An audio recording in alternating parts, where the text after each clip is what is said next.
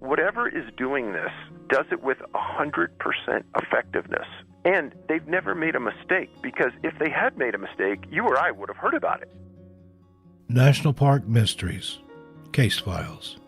In the United States National Park System alone, there are more than 84 million acres of preserved woods, deserts, mountains, and other wilderness, so it's no surprise that in the past 100 years there have been a number of cases of reported missing persons. But what's most disturbing is these numbers are increasing at an alarming rate, and the circumstances behind these disappearances are beyond bizarre. Today we'll discuss 10 of the strangest disappearances in our national parks. Number 10. Kyle Brittain. 27-year-old Kyle Brittain was last seen on August 20th, 2019, as he was heading into Hpus Valley State Park for a hike. Hawaii County firefighters have been searching the area ever since. Prior to his disappearance, Kyle told his father that he was headed to Hpus Valley for a day hike. The area Kyle was going to hike in is well maintained and is hiked frequently by others. Kyle's cell phone last pinged around noon, August 30th, 2019. His vehicle was parked at the trail's entrance, but his keys couldn't be found. His father, attorney Steve Brittain, said his son is an experienced hiker. He's been hiking since he was 3, so this is not a new adventure for him. It rained on the day that Kyle disappeared, so his family said there was a possibility that he'd slipped and gotten injured in the valley. They said there's also very little cell service in the area, which would explain why his phone stopped pinging. Search teams have been looking for Kyle by land and air. They've also grown in size, having added helicopters, dogs, and rescuers. Kyle's father is offering a reward for any information that leads to resolution. As of December 2018, the search for Kyle is still active, but limited, and there have been no leads. Number 9. Kiara Henry. 23-year-old Kiara Henry was reported missing July 26, 2019, after the vehicle she'd rented in Maui was found abandoned in Waianapanapa State Park in Hana, Hawaii. Kiara was last seen on surveillance video on July 21st at 2 p.m., departing Hertz Rent-A-Car alone, where she rented a car for just one night. It appears her intended destination was Waianapanapa State Park, a place she'd visited 2 days earlier on a tour and reportedly loved. The car's mileage indicates it was driven from the rental car agency to the park. While it could have stopped along the Hana Highway path, mileage shows it did not veer from the route. The same day Kiara rented the car, she attempted to make a hotel reservation in Kihei, starting the next day, from July 22nd to 29th, and she also booked a flight home on July 29th, 2019. By all accounts, it appears she planned on being in Hana for just one night, returning to Kihei the next day, and then flying back to her home in San Diego. We have not been able to find a hotel or camping reservations in Hana for that night, although it is possible she planned to find one when she arrived, or maybe she planned to sleep in her car, stated Kiara's family on a Facebook post. Kiara's phone was last used on Wi-Fi at 11:04 a.m. the day she disappeared. Park officials tell us her car was noticed on July 23rd, and it was officially called in as abandoned on July 25th. It was towed back to the rental agency on July 26th. Kiara's credit card had been used almost daily since her trip began, both as a credit card and as an ATM card, which she used to take out small amounts of cash every few days. Her small black backpack, car key, and rose gold iPhone have not been found. Her cell goes straight to voicemail and has not been used since the morning of her disappearance. Police and community search efforts in the Waianapanapa Park and surrounding areas have so far been unsuccessful. We would like to thank the Maui search and rescue members for their tenacious efforts in trying to locate Kiara, stated Kiara's family in a Facebook post. Kiara's family announced that a $10,000 reward is being offered for information leading to her whereabouts. Despite ongoing searches, Kiara remains missing, and there have been no leads in her disappearance. Number 8. Daniel Raza. 35-year-old Daniel Raza disappeared on August 25, 2019, while hiking Mount Charleston in Nevada, also known as the Spring Mountains National Recreation Area. The information regarding Daniel's disappearance is limited, but here's what is known. Daniel was spotted over the week at various trails, but he had not returned to his car. When Daniel did not return to his car, search and rescue volunteers engaged in an active search to locate him. In addition to search and rescue, the Las Vegas Metropolitan Police and the Air Force 34th Squadron, which is based at Nellis Air Force Base, along with several hikers and 4x4 drivers, also joined in the search for Daniel. We found out later that he had actually gone up to the visitor center and purchased quite a bit of food, a coat, gloves, and a couple of other items that gave us hope that we bought some time, said Scott Hayes of Red Rock Search and Rescue. Among the items that Daniel purchased were the following: a blue, lightweight nylon backpack, an LED lantern with a blue shade top, and a blue and black base. Black or dark gray Landway brand jacket with Spring Mountain and black embroidery, a khaki-colored boonie-type hat with Spring Mountains embroidered on it, a rustic wooden hiking stick, several bottles of bottled water, First Street and Kirkland brands. In addition, he purchased food and gloves. It should be noted that none of these items were located during the searches for Daniel. In October 2019, search and rescue volunteers were put on standby. Volunteers would redeploy if new details came to light regarding Daniel's whereabouts. Number 7. John Clinton Walker. John Walker was 48 years old at the time of his disappearance on November 11, 2014.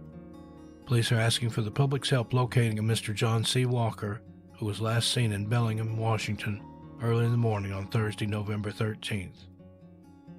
John is an avid hiker who was last seen by his landlord and roommate leaving his home on November 11, 2014 at 6 a.m. John's vehicle, a white 1997 Chevrolet Lumina, was located on Brittain Road near his home, where he would often leave his car to walk to a bus stop on Sunset Drive. He would frequently leave his vehicle to this bus stop near his home to take public transportation to reach hiking destinations. It is believed he went hiking that day in a remote wooded area based on his interest in hiking and surveillance video showing him exiting a public transportation bus on a road leading to remote wooded areas in the foothills of Mount Baker and into the Snoqualmie National Forest. At the time of his disappearance, John was wearing a black beanie and an orange vest. He may also have had a forest green backpack with him. He has blonde hair, long on the sides and balding at the top, and blue eyes. There is no search and rescue information available currently regarding John's case. Number 6. Nicholas Hpus. 22-year-old Nicholas, or Nick Hpus, was last seen on April 1, 2019. Nick's parents reported him missing to Appleton Police on April 1, 2019. At the time of his disappearance, his white German Shepherd named Samantha was with him.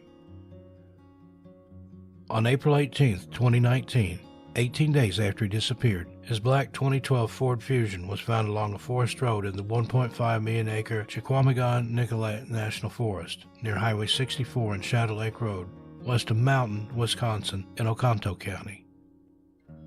It looked like it had been there for some time. There was some snow on it, apparently from the snow that fell April 11th, said the Appleton Police in a Facebook post. A tarp and camping gear were found near Nick's vehicle, and his dog's unclasped collar was found a half-mile away. 3 deputies checked the immediate area until dark. Deputies returned with search dogs on April 19th and 20th and searched a wider area. Nick's parents describe him as follows: hometown of Appleton, Wisconsin, age 22, white male, 6 feet tall, 200 pounds, normal build.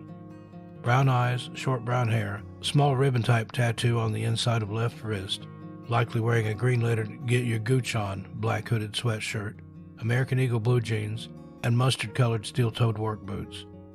Nick was accompanied by Samantha, his white German Shepherd, 65 pounds, brown eyes, spayed, not chipped. Number 5. Joseph Wilford Barrett. 42-year-old Joseph, or Joe Barrett, was last seen on his home video surveillance system on July 12, 2019. He was shown on camera to be having a very heated discussion around 5:30 p.m. July 12. The neighbors sent the cops over to his house for a welfare check at 8:30 p.m. and Joe was not there. At 2:45 a.m. July 13, 2019, police pinged his phone around O'Hare National Forest in Montgomery County, North Carolina. Around the same time, cops were able to get Joe on the phone, and he said he was okay and that his car was having some trouble and that he was waiting for a friend to take him home. At some point, he stopped responding to text messages from his friends. Early morning on July 14th at around 4:18 a.m., police found his car off the road between the airport and a 24-hour store. Joe's 2012 dark blue Buick Enclave had gone off the road down a very steep hill and had been abandoned at the scene. Joe's accident was reported to police, and they arrived at the scene within 15 minutes, but Joe was nowhere to be found. Inside the car, he left his wallet, which contained all his credit cards and driver's license. He also left his cell phone, $453 in cash, and the car keys were still in the ignition. Police were able to tell by the GPS that Joe went into Spencer, Virginia, then went west, and it appeared like he was driving aimlessly, turning down roads just to turn around again, and so forth, then eventually started going east for some reason. They have surveillance video of him in Virginia, but the police are not disclosing as to what is on the surveillance. Authorities sent out search and rescue, but a detailed record of what took place is not available. As of December 2019, Joe remains missing, and there's not been any updates on his case. Number 4. Jason Lee Lovelady. Jason Lovelady was 38 years old at the time of his disappearance on October 5, 2013. Jason went missing while picking pine cones with his mother and stepfather near Baker Lake on Forest Service Road 12 on the Elbow Lake Trailhead in the Mount Baker Snoqualmie National Forest. He went on ahead of his parents and was not seen again. He had a 3-gallon plastic white bucket with him, was wearing a red and black flannel shirt, light green shorts, and brown ankle-high work boots. An extensive search of the area turned up no sign of him or his bucket. The Whatcom County Sheriff's Office is handling the investigation and said that no foul play is suspected, but his disappearance is considered suspicious.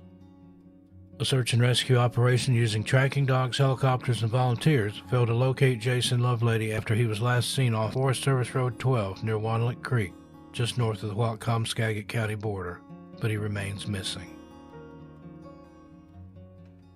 Number 3. Nate Ashby. 22-year-old Nate Ashby was last seen on July 31, 2019, in Warrenton, Missouri. Nate and his white 1994 Chevy Silverado extended cab are both missing, and there have been no sightings of Nate or his pickup truck since the morning he left home. Even though Nate's disappearance is not near a national park or forest, I wanted to include his case within this episode. It's very rare to have both a person and their vehicle go missing, and considering this is in the area where others have gone missing, and it's also surrounded by woods, it made sense to add it. With that said, there have been a number of searches for Nate, but no clues have surfaced, and Nate remains missing. Number 2. Garen Kirk. At the time of his disappearance, Garen Kirk was 31 years old. He left home on December 3, 2014, to hike in the Mount Hood National Forest with plans to return December 6th. However, on this occasion, he didn't leave family members with any details.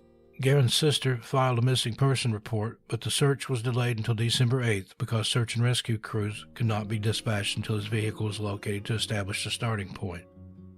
His vehicle was found in the parking lot at Frog Lake Campground off US 26 by a family member. It was at that point that the search focused on that area and the heavily wooded areas nearby. Police were able to ping his cell phone and locate it east of Frog Lake, heading in a southwesterly direction. That route would have brought him from Clackamas County into Wasco County, so jurisdiction for the search switched over to the Wasco County Sheriff's Office. Searches included Pacific Northwest Search and Rescue, Mountain Wave Emergency Communications, Clackamas County Sheriff's Search and Rescue, Multnomah County Search and Rescue, Klickitat County Sheriff's Office, Lake County Search and Rescue, Wallowa County Sheriff's Search and Rescue, Clatsop County Sheriff's Office, the Salvation Army, Trauma Intervention Program, and businesses in Government Camp, Zigzag, Welch's, and Sandy, plus Bud's Towing of Oregon City and the Milwaukee Presbyterian Church. Despite the search efforts, no trace of Garen has been found. It was strange that his cell phone was pinging to the southwest of Frog Lake in the direction of Clear Lake, but search efforts seemed to focus on the area to the northeast in the area of Twin Lakes, unless the media misreported the location. To this day, Brian and Annette Kirk and siblings keep his memory alive at the Facebook page in loving memory of Garen Kirk. Number 1. Melvin Mel Nadel. Melvin Nadel was 61 at the time of his disappearance on September 6, 2009. He was last seen bow hunting with 2 friends in the Elk Mountain area in the Santa Fe National Forest near Pecos, New Mexico. He took a .44 special revolver and a camouflage print Martin bow with black and white zebra-striped arrows with him. At 4:30 p.m., Mel left the campsite, telling his friends he would not travel far and would be back by nightfall, but he never returned and was never seen or heard from again. He left his 2001 Jeep Cherokee near the campsite with most of his gear locked inside, including his backpack, cell phone, and GPS unit. He normally carried the GPS with him while he hunted to keep from getting lost. On Wednesday, September 9, 2009, a snowstorm moved into the Pecos area, and the search was called off and then restarted the next day. Heat-sensing equipped helicopters were never used because the Santa Fe Police Department claimed that none were available at the time of the search. Mel's footprints were found by search dogs during the initial stages of the search, but the prints led 50 to 100 yards away from the camp down a trail. After this point, the sniffer dogs could find no trace of a scent. During a subsequent search that was performed on September 13, 2009, which included members of his family, the scent was found by police dogs along the Pecos River, but was quickly lost, just like the initial search. You've got to look at the evidence. And the evidence says that around these scenes and from where these people have disappeared, there's no tracks, there's no scent. So how is something getting out of that area without leaving behind evidence they were even there? And that doesn't make any sense. Number 10. Terrence Woods. 27-year-old Terrence Woods was last seen at the Penman Mine near Oro Grande, Idaho on October 5, 2018. At the time of his disappearance, Terrence had been working with a British film crew on a documentary about abandoned gold mines in Idaho County. According to the film crew, Terrence had been acting strange on the day he disappeared. Terrence was last seen when he suddenly jumped off a steep drop and started running away. Some members with the film crew tried to run after him, but they quickly lost sight of Terrence, and their efforts to locate him were unsuccessful. The sheriff's department took immediate action and had crews searching from the air and ground. Despite an extensive search and expanded search area, Terrence remains missing. Number 9. Connie Johnson. 76-year-old Connie Johnson, along with her border collie Ace, were last seen on Fog Mountain near Big Rock, Idaho on October 5, 2018. The area of Fog Mountain is very remote and is only accessible by horseback or by foot. Connie was a cook for the hunting campground, and she had arrived early to the campsite prior to the other hunters. The last communication with Connie was between a group of hunters who were traveling to the remote campsite. When they made radio contact with Connie, they were unable to understand what she was saying. When the hunters finally arrived to the camp the next day, they were unable to locate her. Connie was a well-trained outdoors woman who had previously worked as a U.S. Forest Service ranger, and she frequently led young people in groups on tours of the backcountry. The Idaho County Sheriff's Office was notified and search efforts were organized. In addition to Idaho County personnel, the Forest Service, the U.S. Air Service, and backcountry rescue helicopter assisted in the search. The search was called off on October 16, 2018. 3 weeks later, Connie's dog Ace turned up at the Moose Creek Ranger Station around 15 miles from the camp, but without Connie. As of December 2019, Connie remains missing, and there have not been any updates. In a bizarre coincidence, Terrence Woods, who was mentioned prior to this case, went missing on the same day and just a few miles away from where Connie disappeared. Number 8. Floyd Roberts III. 52-year-old Floyd Roberts was last seen on June 17, 2016. Floyd became separated from a group of companions during extreme heat conditions at approximately 4:45 p.m. The group had planned a 9-day hike on the Hpus Plateau that would exit the canyon via Separation Canyon. He was last seen near Kelly Tank, heading towards Trail Canyon / 214 Mile Canyon in the Shanley Spring area, towards the river, but may have descended into 209 Mile Canyon. The National Park Service conducted a 6-day search effort, but found no clues to guide them on a direction where to continue searching. Floyd's friends and family members have also conducted searches for Floyd, but their searches yielded no new information. In addition, flyers with Floyd's picture and description remain posted at various South Rim locations and in the search area at Grand Canyon Parashant National Monument. Number 7. Drake Kramer. 21-year-old Drake Kramer was last seen on February 1st, 2015, in the vicinity of Bright Angel Lodge on the south rim of the Grand Canyon National Park. Drake stayed the night as a guest at the Bright Angel Lodge and checked out the next morning. Prior to Drake's disappearance, he sent his family a bizarre text message that stated he had to give his body to Mother Earth. Drake's parents believe that the text message may have just been a reference to a need to escape to the outdoors. It was very unlike him to travel to the wilderness alone, but he had been to the Grand Canyon area 2 or 3 times before. However, he was very experienced in the outdoors. Park rangers, search and rescue teams searched the South Rim area from Hermit's Rest on the west side to Grandview on the east for around 6 days. The Park Service said, quote, "Teams of searchers have walked miles along the canyon rim, searched heavily forested areas, utilized dog teams, performed several over-the-rim technical searches, and conducted multiple aerial reconnaissance missions to support ground searchers," end quote. But the search was to no avail. Despite nearly 5 years later and continued searches, Drake remains missing. Number 6. Morgan Heimer. 22-year-old Morgan Heimer was last seen on June 2, 2015, in the vicinity of Pumpkin Springs in the Grand Canyon National Park. At the time of his disappearance, Morgan was working as a commercial guide for a rafting company. The group was on day 6 of an 8-day trip on the Colorado River when he went missing. A member of Morgan's group stated that he last saw Morgan standing at the river's edge. He said when he turned to face Morgan moments later, Morgan had simply vanished. Park rangers and search and rescue teams searched the river and the land around Pumpkin Springs, followed by an extended search to Diamond Creek, about 12 miles west of Pumpkin Springs. All the members who were with Morgan's group were interviewed, but no new information came to light. Despite nearly 5 years later and continued searches, Morgan remains missing. Number 5. Jason Knapp. 20-year-old Jason Knapp was last seen in his residence in University Terrace Apartments at Clemson University in South Carolina on April 11, 1998. When family and friends were unable to contact him, a missing persons report was filed.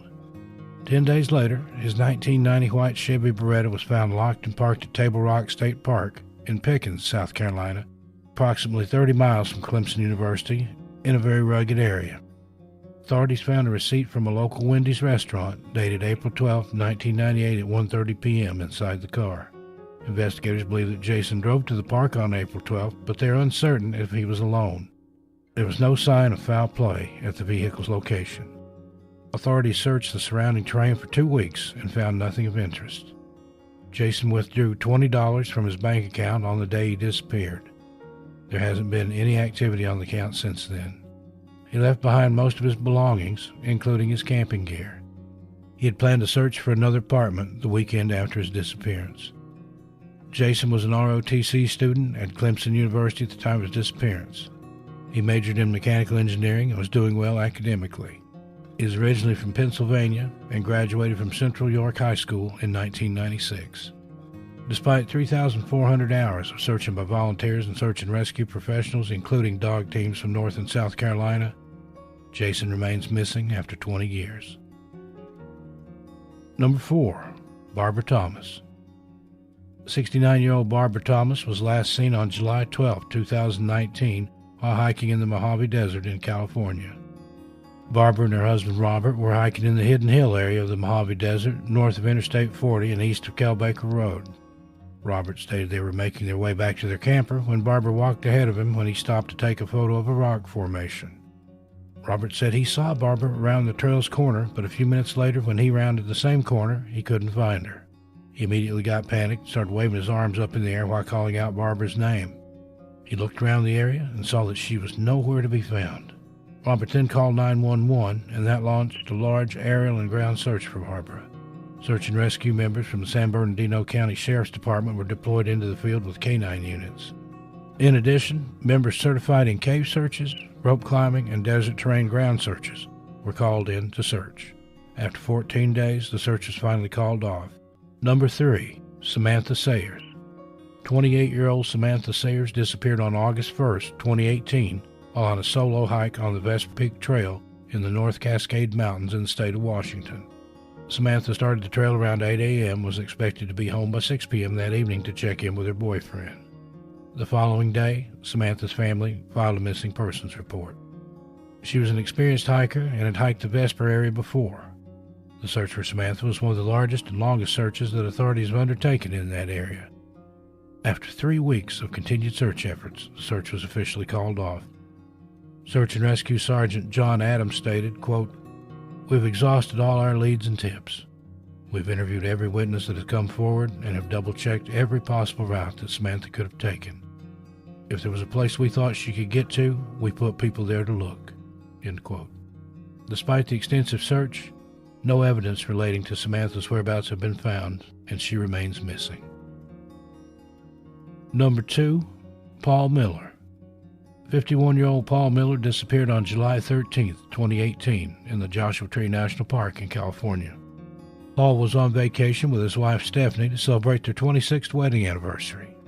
As they were getting ready to leave their hotel room in 29 Palms, Paul told his wife that he wanted to go out on one last hike in hopes of photographing some of the bighorn sheep that are native to the area. Paul left the hotel alone at around 9 a.m. and drove to the 49 Palms Oasis Trail in Joshua Tree National Park. Paul promised Stephanie that he would be back later that morning. Stephanie wanted to go with Paul, but due to time constraints pressuring them on their last day, she decided to stay at the hotel and pack.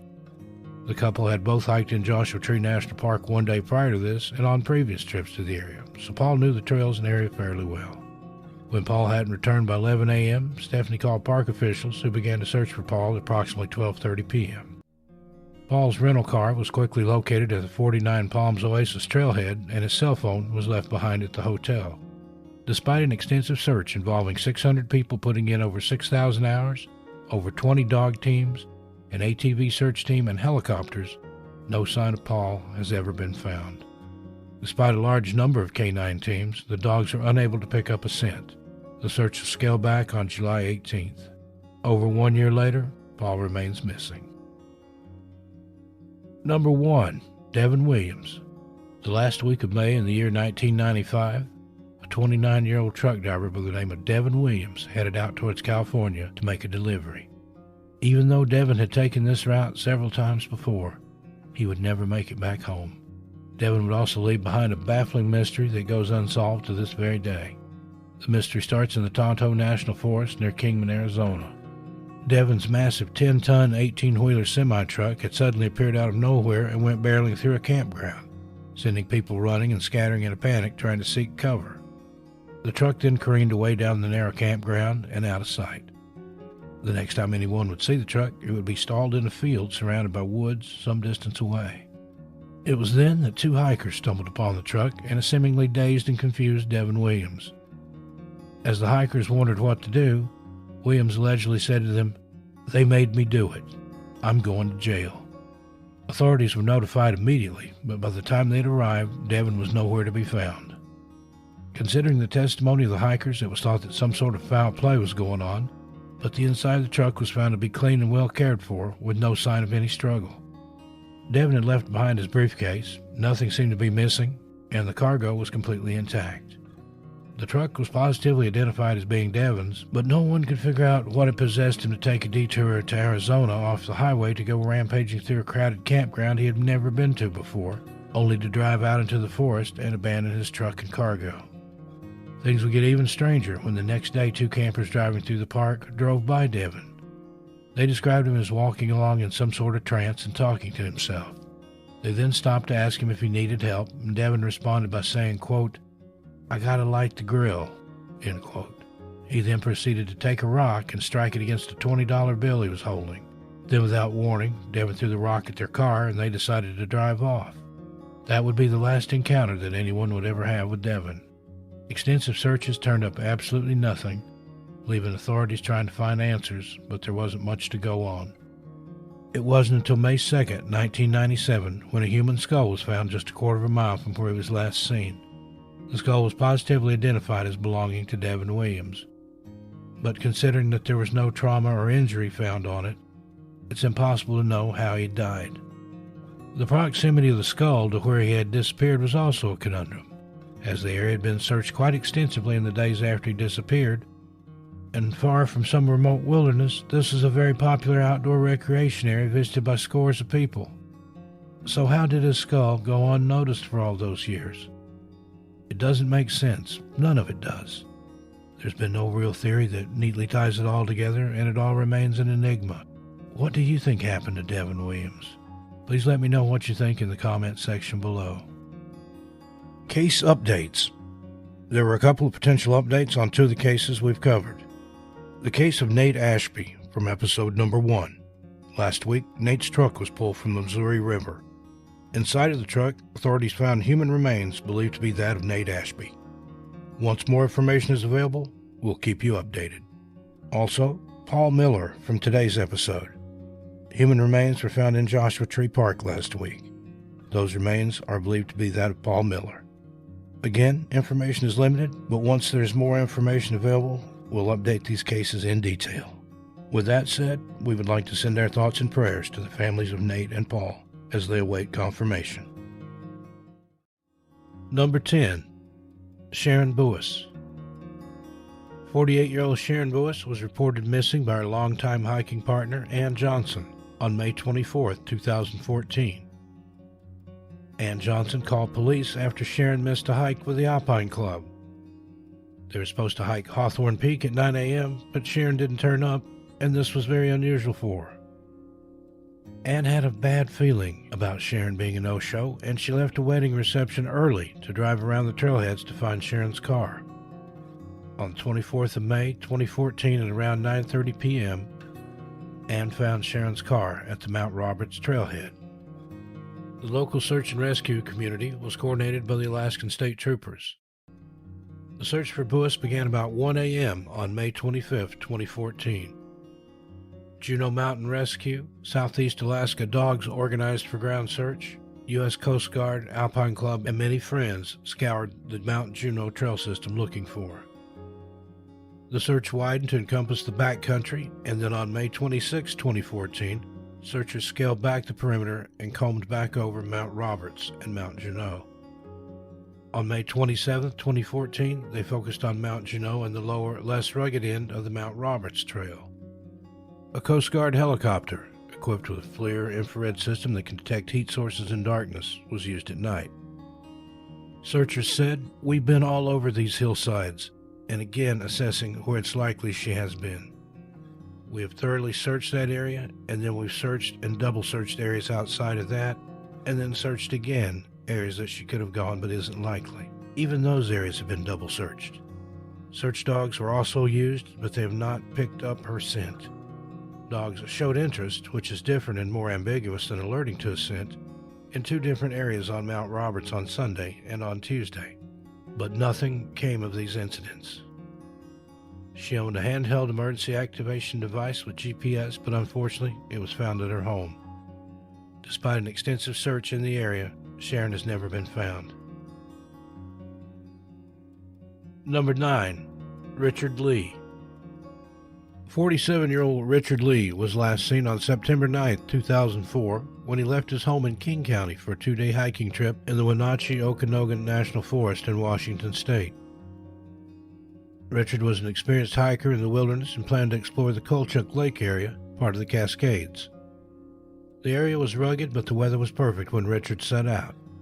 During the 2 days, he phoned his brother using a cell phone to tell him all was well. On September 11, 2004, Richard failed to return to his home in King County, and the authorities were eventually informed of his disappearance on Saturday the 15th by his wife, who wasn't initially concerned when he didn't return home on the 11th. Searchers quickly set up a 70-square-mile search area focusing on Lake Stewart, Kulchuk Lake, and the Enchantment Lakes to the southwest of Leavenworth. Unfortunately, up to 8 inches of snow fell in the area at the same time, making the efforts of the search and rescue teams more difficult. 3 planes from the State Department of Transportation were used, and Chelan County mountain rescue crews were assisted by volunteers from King, Yakima, and Kittitas counties. Searchers found Richard's car and eventually his campsite while off the trail. His kit, like his sleeping bag and food, was found in a tree to prevent bears getting to it. But nothing else relating to Richard Lee was ever located. No body, bones, equipment, clothing, or signs of a struggle or blood associated with an animal attack. There are reports by some searchers that they had an uncomfortable feeling around Richard's camp, but weren't specific on why. Number 8. Eric Lewis. 57-year-old Eric Lewis was reported missing near the top of Mount Rainier while mountain climbing July 1st, 2010. Eric vanished when he became separated from his two climbing companions. He went missing when they discovered that he had unclipped from the climbing rope at 14,000 feet and suddenly disappeared. The three-man team was ascending the Gibraltar Ledges route and encountered bad weather with high wind and visibility of as little as 5 feet. According to park officials, the climber in the lead, Don Storms, stopped and was joined by the second climber on the rope, Trevor Lane. As they waited for Eric to join them, who was last on the rope, reeling it in, they discovered only a coil of rope with a knot. They had caught glimpses of him on the rope just moments before and immediately searched the slope below them. They proceeded to the summit ridge in case he had skirted around them. Then they returned to Camp Muir, the climbing high camp at 10,200 feet, and reported the incident to climbing rangers. A team of climbers searched the Nisqually Icefall and Gibraltar Chute area, and a Chinook helicopter flew climbing areas it seems possible he could have ended up in. Climbing ranger Tom Payne and 2 mountain guides climbed to the summit looking for Eric on late Thursday, the day of the disappearance. The day after, the search expanded, with more than 40 people involved. Ground searchers included National Park Service climbing rangers, climbing guides from Rainier Mountaineering Incorporated, Alpine Ascents International, and International Mountain Guides, as well as volunteers from Olympic Mountain Rescue. Park rangers aboard a military Chinook helicopter from Fort Lewis and a commercial helicopter from Northwest Helicopters searched from the air. Searchers did locate Eric's backpack, climbing harness, and snow shovel at 13,600 feet, and a small snow cave at 13,800 feet. He did not have a sleeping bag, tent, food, or down jacket with him. Incident Commander Glenn Kessler said at the time, "The search area is high elevation glacial terrain and demands a high level of technical skill. The odds of finding the missing climber alive must be weighed against the risk to searchers operating in such hazardous conditions. We've thoroughly searched the areas where we're likely to find Eric Lewis and believe it's now time to scale back. Normal patrols of the mountain with a vigilant eye toward finding clues pertaining to the missing climber will continue." Why did Eric cut himself from the rope? Why has his body never been found? To this day, there are no answers, and he is yet to be discovered. Number 7. Matthew Green. 39-year-old Matthew Green was last heard from on July 16, 2013, when he called his parents and an automotive repair shop to check on progress and exchange text messages with friends. Matthew was a high school mathematics teacher in Nazareth, Pennsylvania, and lived in Bethlehem, and was a very experienced hiker and outdoorsman. Matthew arrived in the area of the eastern Sierra Mountains in Yosemite National Park on June 27, 2013, to climb with friends. But when his Subaru car broke down, they continued on while he stayed behind at a campground called Shady Rest near Mammoth Lake to wait for repairs. The last contact was on July 16, when he called his parents and the car repair shop to check on progress and exchange text messages with some of his friends. At the campsite, authorities found some of his gear missing and a guidebook with pages torn out of it. Friends said he often tore out the pages for hikes he wanted to go on, and when he completed them, he would put them back in his book.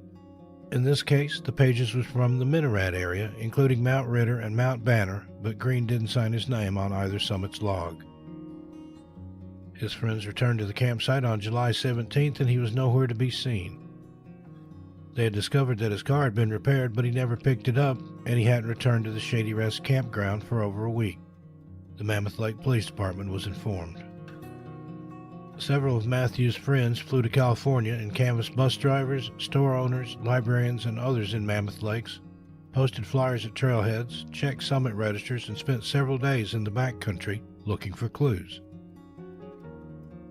The search has gone airborne, too, with a helicopter flying over the rugged terrain and one of Green's friends shooting high-resolution video from a private plane. California search and rescue personnel have also volunteered their time. Despite this extensive search, no trace of Matthew was found. Number 6. Jared Negret. 13-year-old Jared Negret was a Boy Scout who was on his first overnight backpacking trip. He was last seen on Friday, 19th of July, 1991 at about 6 p.m. when he fell behind his fellow scouts on a hike to the summit of the 11,500-foot Mount San Gorgonio in the San Bernardino National Forest, Southern California.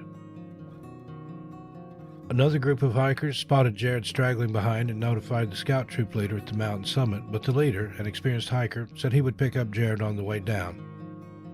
When the leader finally decided to descend the mountain, Jared was nowhere to be seen. As soon as the troop leader realized that Jared had disappeared, he accompanied his 5 other scouts back to the base camp and then hiked about 5 miles in the dark to get help. San Bernardino County Sheriff's deputies, along with search and rescue teams from as far away as Sierra Madre and San Dimas, began searching a 130 square mile area of the San Gorgonio wilderness, a rocky, tree-lined terrain. Within 3 days, their search was focused on a 6 square mile area where a footprint believed to match one of Jared's high-top tennis shoes was found. Searchers also discovered beef jerky and candy wrappers believed to have been dropped by the scout, and most importantly, his camera was located. On the film roll were 12 pictures. Most of the photos were landscape scenes apparently taken before Jared went missing, but the final picture on the roll of film was a photograph of the scout's eyes and nose, taken with the aid of the camera's flash, possibly at night after he disappeared. Family members said it appeared Jared had pointed the camera at his face and snapped the picture. It seemed possible that the boy had lost the camera while sliding down a portion of the mountainside. At least 70 officers, some of whom were lifted by a helicopter into the forest, and horseback riders as well as helicopters with infrared were deployed. Over the next 2 weeks, as many as 3,000 people had logged 45,000 hours scouring 50 square miles of the San Bernardino National Forest from Angeles Oaks to Whitewater Canyon. Almost 30 years later, no other clues to Jared's disappearance have surfaced, and he remains missing. Number 5. Joe Doan. 68-year-old Joe Doan was last seen on Monday, November 8, 2010, before he headed to the Mount Pelee trailhead. He went for a solo hike without leaving an itinerary with anyone, and as a result, no one realized that he was missing until a week later.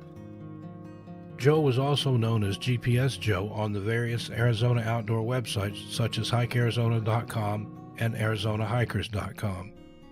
He posted regularly on those sites and was a keen hiker. He profiled the trails he explored on his website with pictures and descriptions, www.gpsjoe.net, which is now sadly defunct. His car was found at the Mount Pelee trailhead northeast of Phoenix and close to Payson. Friends said Joe was interested in finding an off-trail route to summit Sheep Mountain on the Mazatzal Divide TR-23.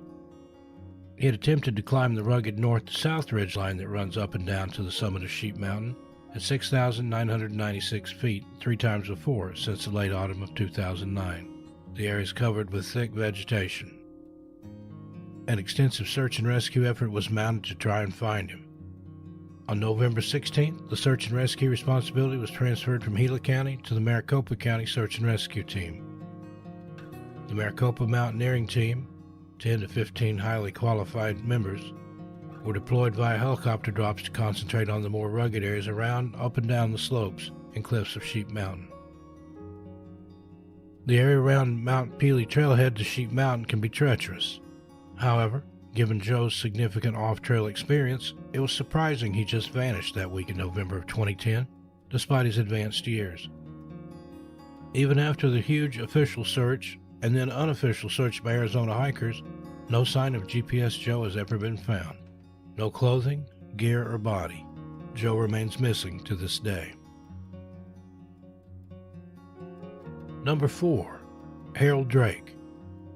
76-year-old Harold Drake was last seen on July 8, 2015, when he told a friend that he was going on a long hike while they were camping together in the Pfeiffer Big Sur State Park in Monterey County, California.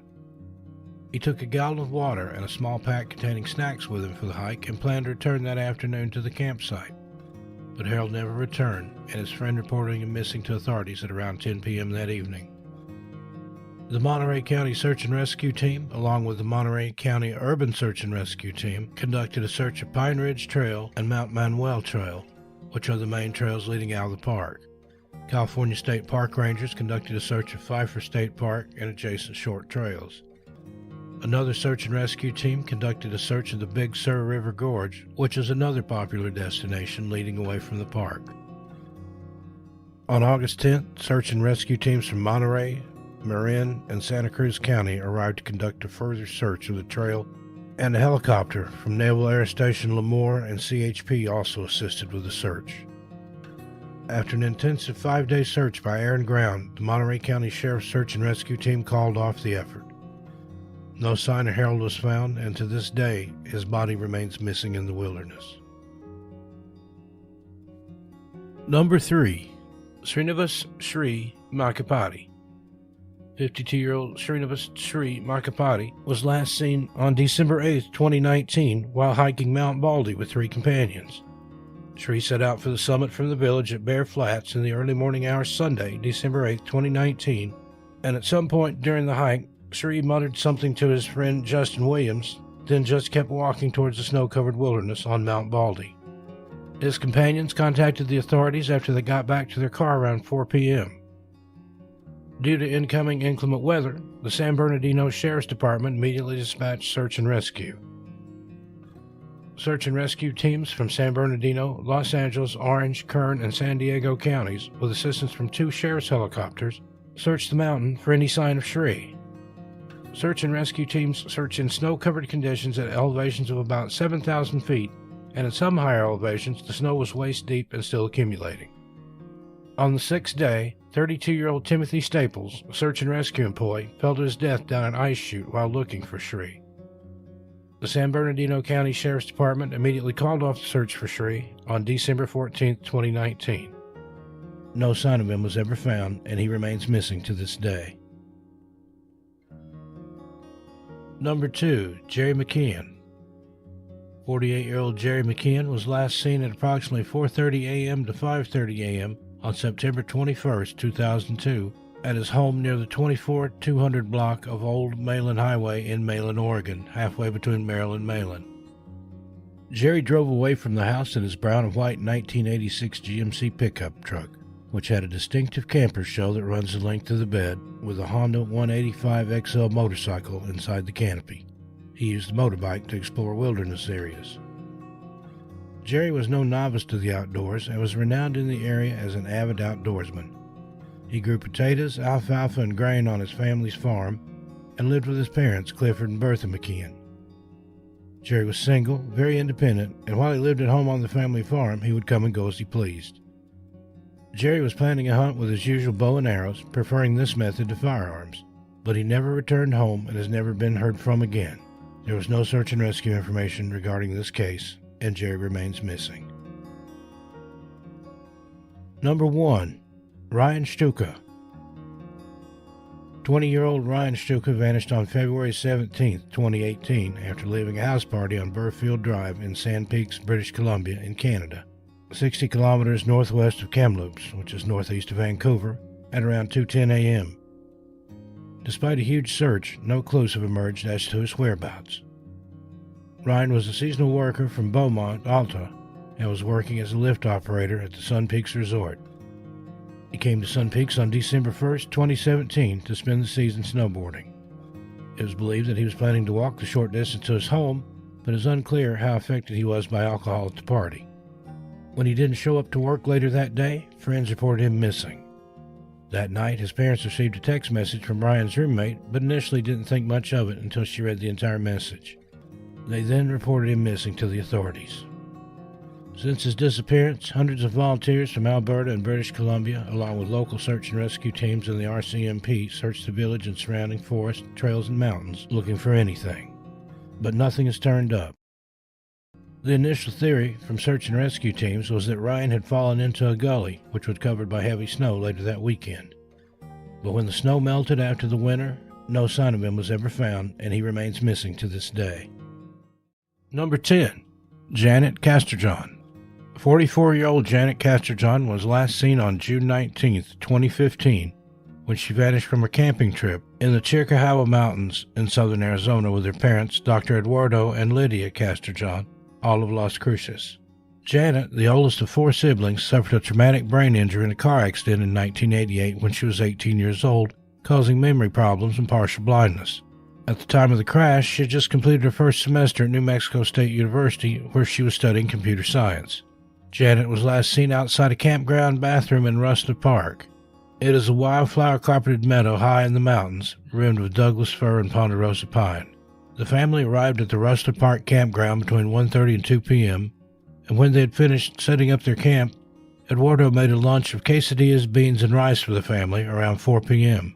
Janet and her mother then walked about 1,000 feet from their motorhome down a curved path to the pay station, where Janet deposited the payment envelope.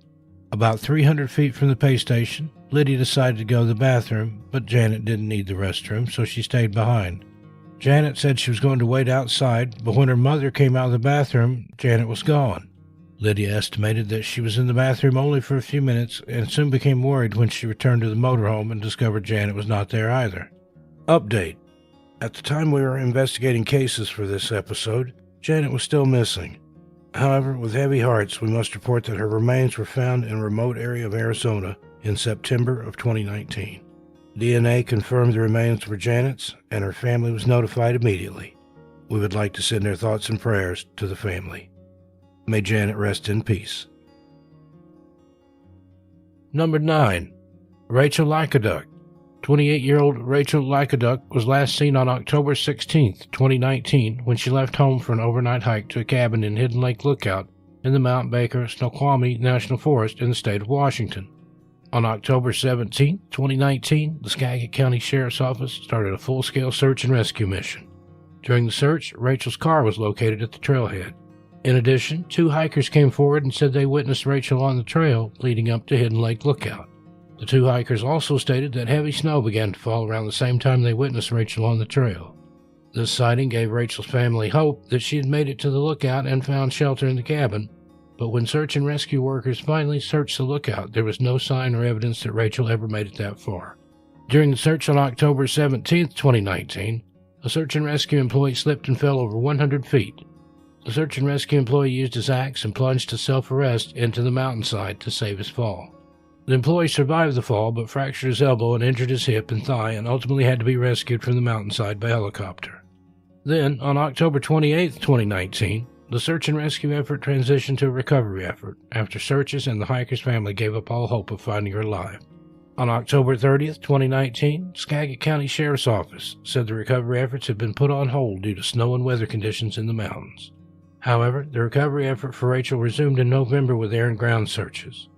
On November 10th, the recovery efforts for Rachel were completely called off.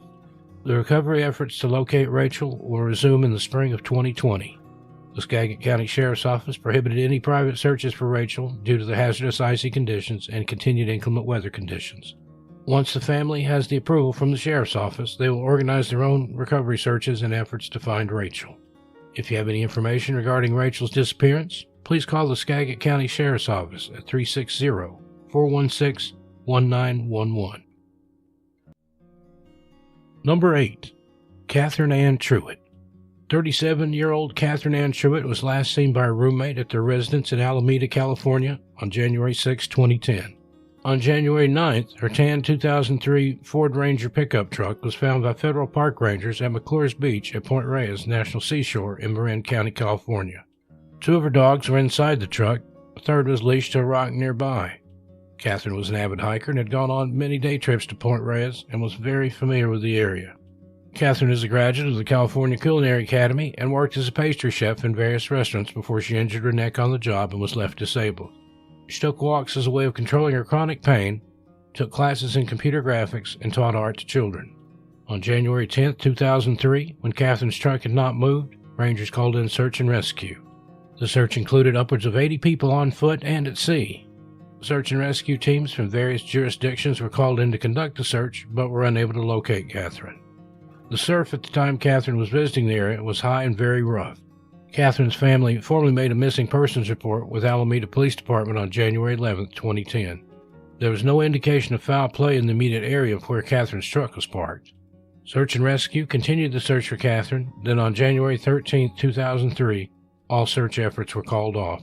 Park officials believe that Catherine got into a mishap while hiking at the park, or may have been swept to sea during the high tide and rough seas. Foul play is not suspected, and 10 years later, Catherine remains missing. If you have any information regarding Catherine Ann Truitt's disappearance, please call the Alameda Police at 510-337-8340 or the National Park Service at 415-464-5170. Number 7. Christopher Chris Sylvia.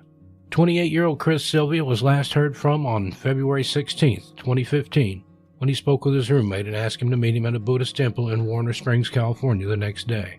Chris's roommate went to the designated spot at the agreed-upon time, but Chris never showed up.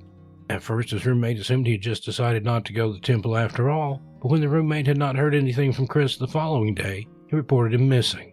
Chris left his home on February 13, 2015, and his goal was to hike the Pacific Crest Trail from Anza Borrego in Riverside County, California, south to Campo, near the U.S.-Mexican border in San Diego County, California. He left on his trip wearing green camouflage pants, a dark fleece jacket, and brown hiking boots. More than 30 volunteers from various agencies gave their time and skills to help in the search. Search crews included people from Los Angeles, San Bernardino, Riverside, and Orange counties. Other hikers found his identification, sleeping bag, backpack, and other belongings lying in an open area near the temple. Chris' mother, Nancy Sylvia, said, "He is an experienced outdoorsman, and it will be uncharacteristic for him to go hiking alone or to leave his gear behind." The San Diego County Sheriff's Department said Chris' disappearance is not a criminal investigation. Multiple searches of the area turned up no sign of Chris, and he remains missing.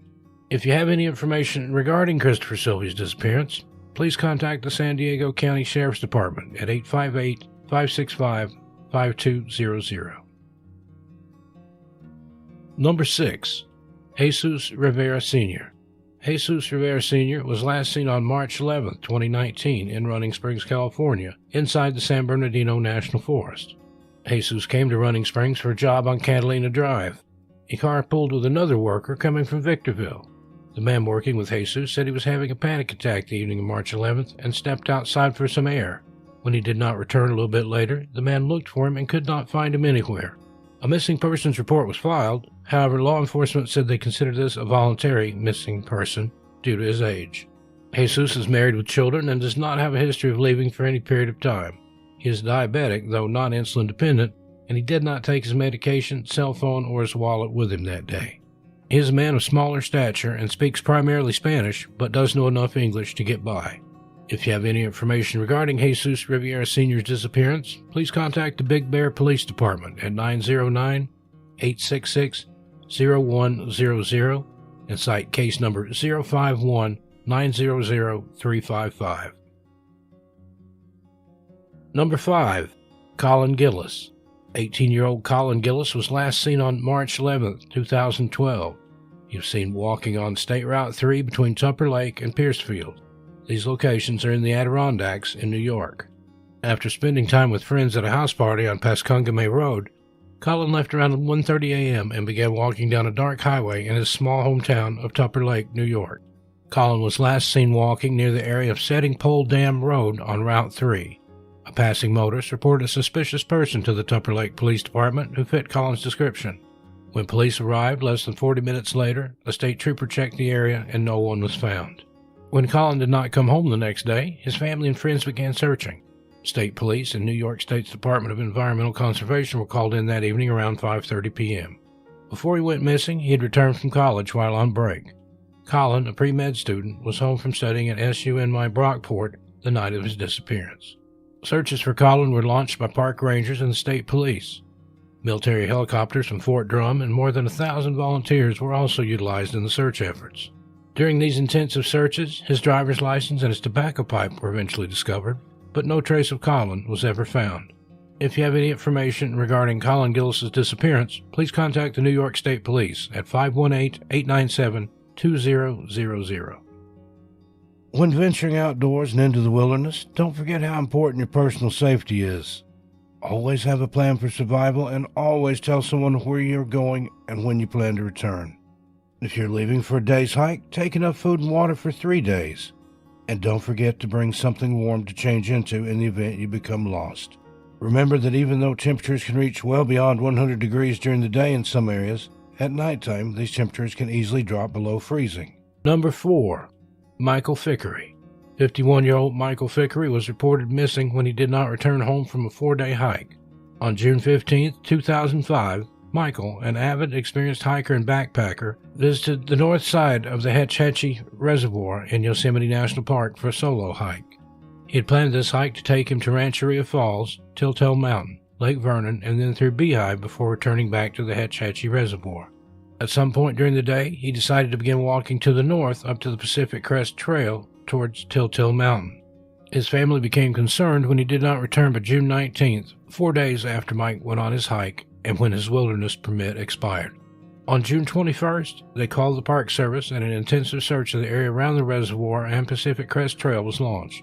However, all that was found was a backpack near Telltale Mountain just off the trail, containing a topographical map, a camera, and a bottle of water. The search and rescue operation involved personnel from 5 counties with aircraft and tracker dogs. Apart from the pack, nothing else was found. Nearly 15 years later, Michael remains missing. If you have information regarding the disappearance of Michael Fickery, please contact Hpus Ranger Station at 209-379-1928. Number 3. George Pinka. 30-year-old George Pinka disappeared on July 17, 2011, while hiking at the Upper Yosemite Falls in Yosemite National Park. George was from Hawthorne, California, and was visiting the national park with his church group of 80 people, of which around 20 people were walking the Upper Yosemite Fall Trail that day. The group separated at the top, with the hikers going back down at their own pace. George likely fell behind the main group. George's friends assumed he had hiked back to the Yosemite Valley floor earlier and didn't report him missing until 9 p.m. George completely vanished off the trail. He was last seen wearing gray sweatpants with white stripes, a black t-shirt that says D&B across the chest, or a black tank top and gray-blue running shoes. He was carrying a blue cloth bag and some limited food and water. Initial search efforts began that same evening, and a full-scale search and rescue operation was initiated on Saturday morning, June 18th. Around 105 search and rescue personnel from around the state were deployed, along with helicopters and 6 search dogs, including Yosemite National Park Search and Rescue, Inyo County, Mono County, Mariposa County, Marin County, Fresno County, Tuolumne County, China Lake, Los Angeles County, Nevada County, Sierra Madre, Yosemite Search and Rescue dog teams, Sequoia and Kings Canyon National Parks, and California Explorer Search and Rescue. On June 23, 2011, search efforts transitioned to a limited continuous search. After nearly 1 week of extensive searching, park rangers did not find any clues as to George's whereabouts. In nearly 9 years since George vanished, none of his belongings have turned up and George remains missing. If you have any information regarding George Pinka's disappearance, please contact the National Park Service at 888-653-0009.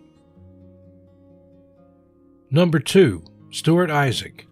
48-year-old Stuart Isaac was last seen in mid-September 2010 when he parked his black 2009 Lexus IS250 sedan at Craig Pass, 8 miles east of the Old Faithful Geyser on Yellowstone National Park's Grand Loop Road in Wyoming.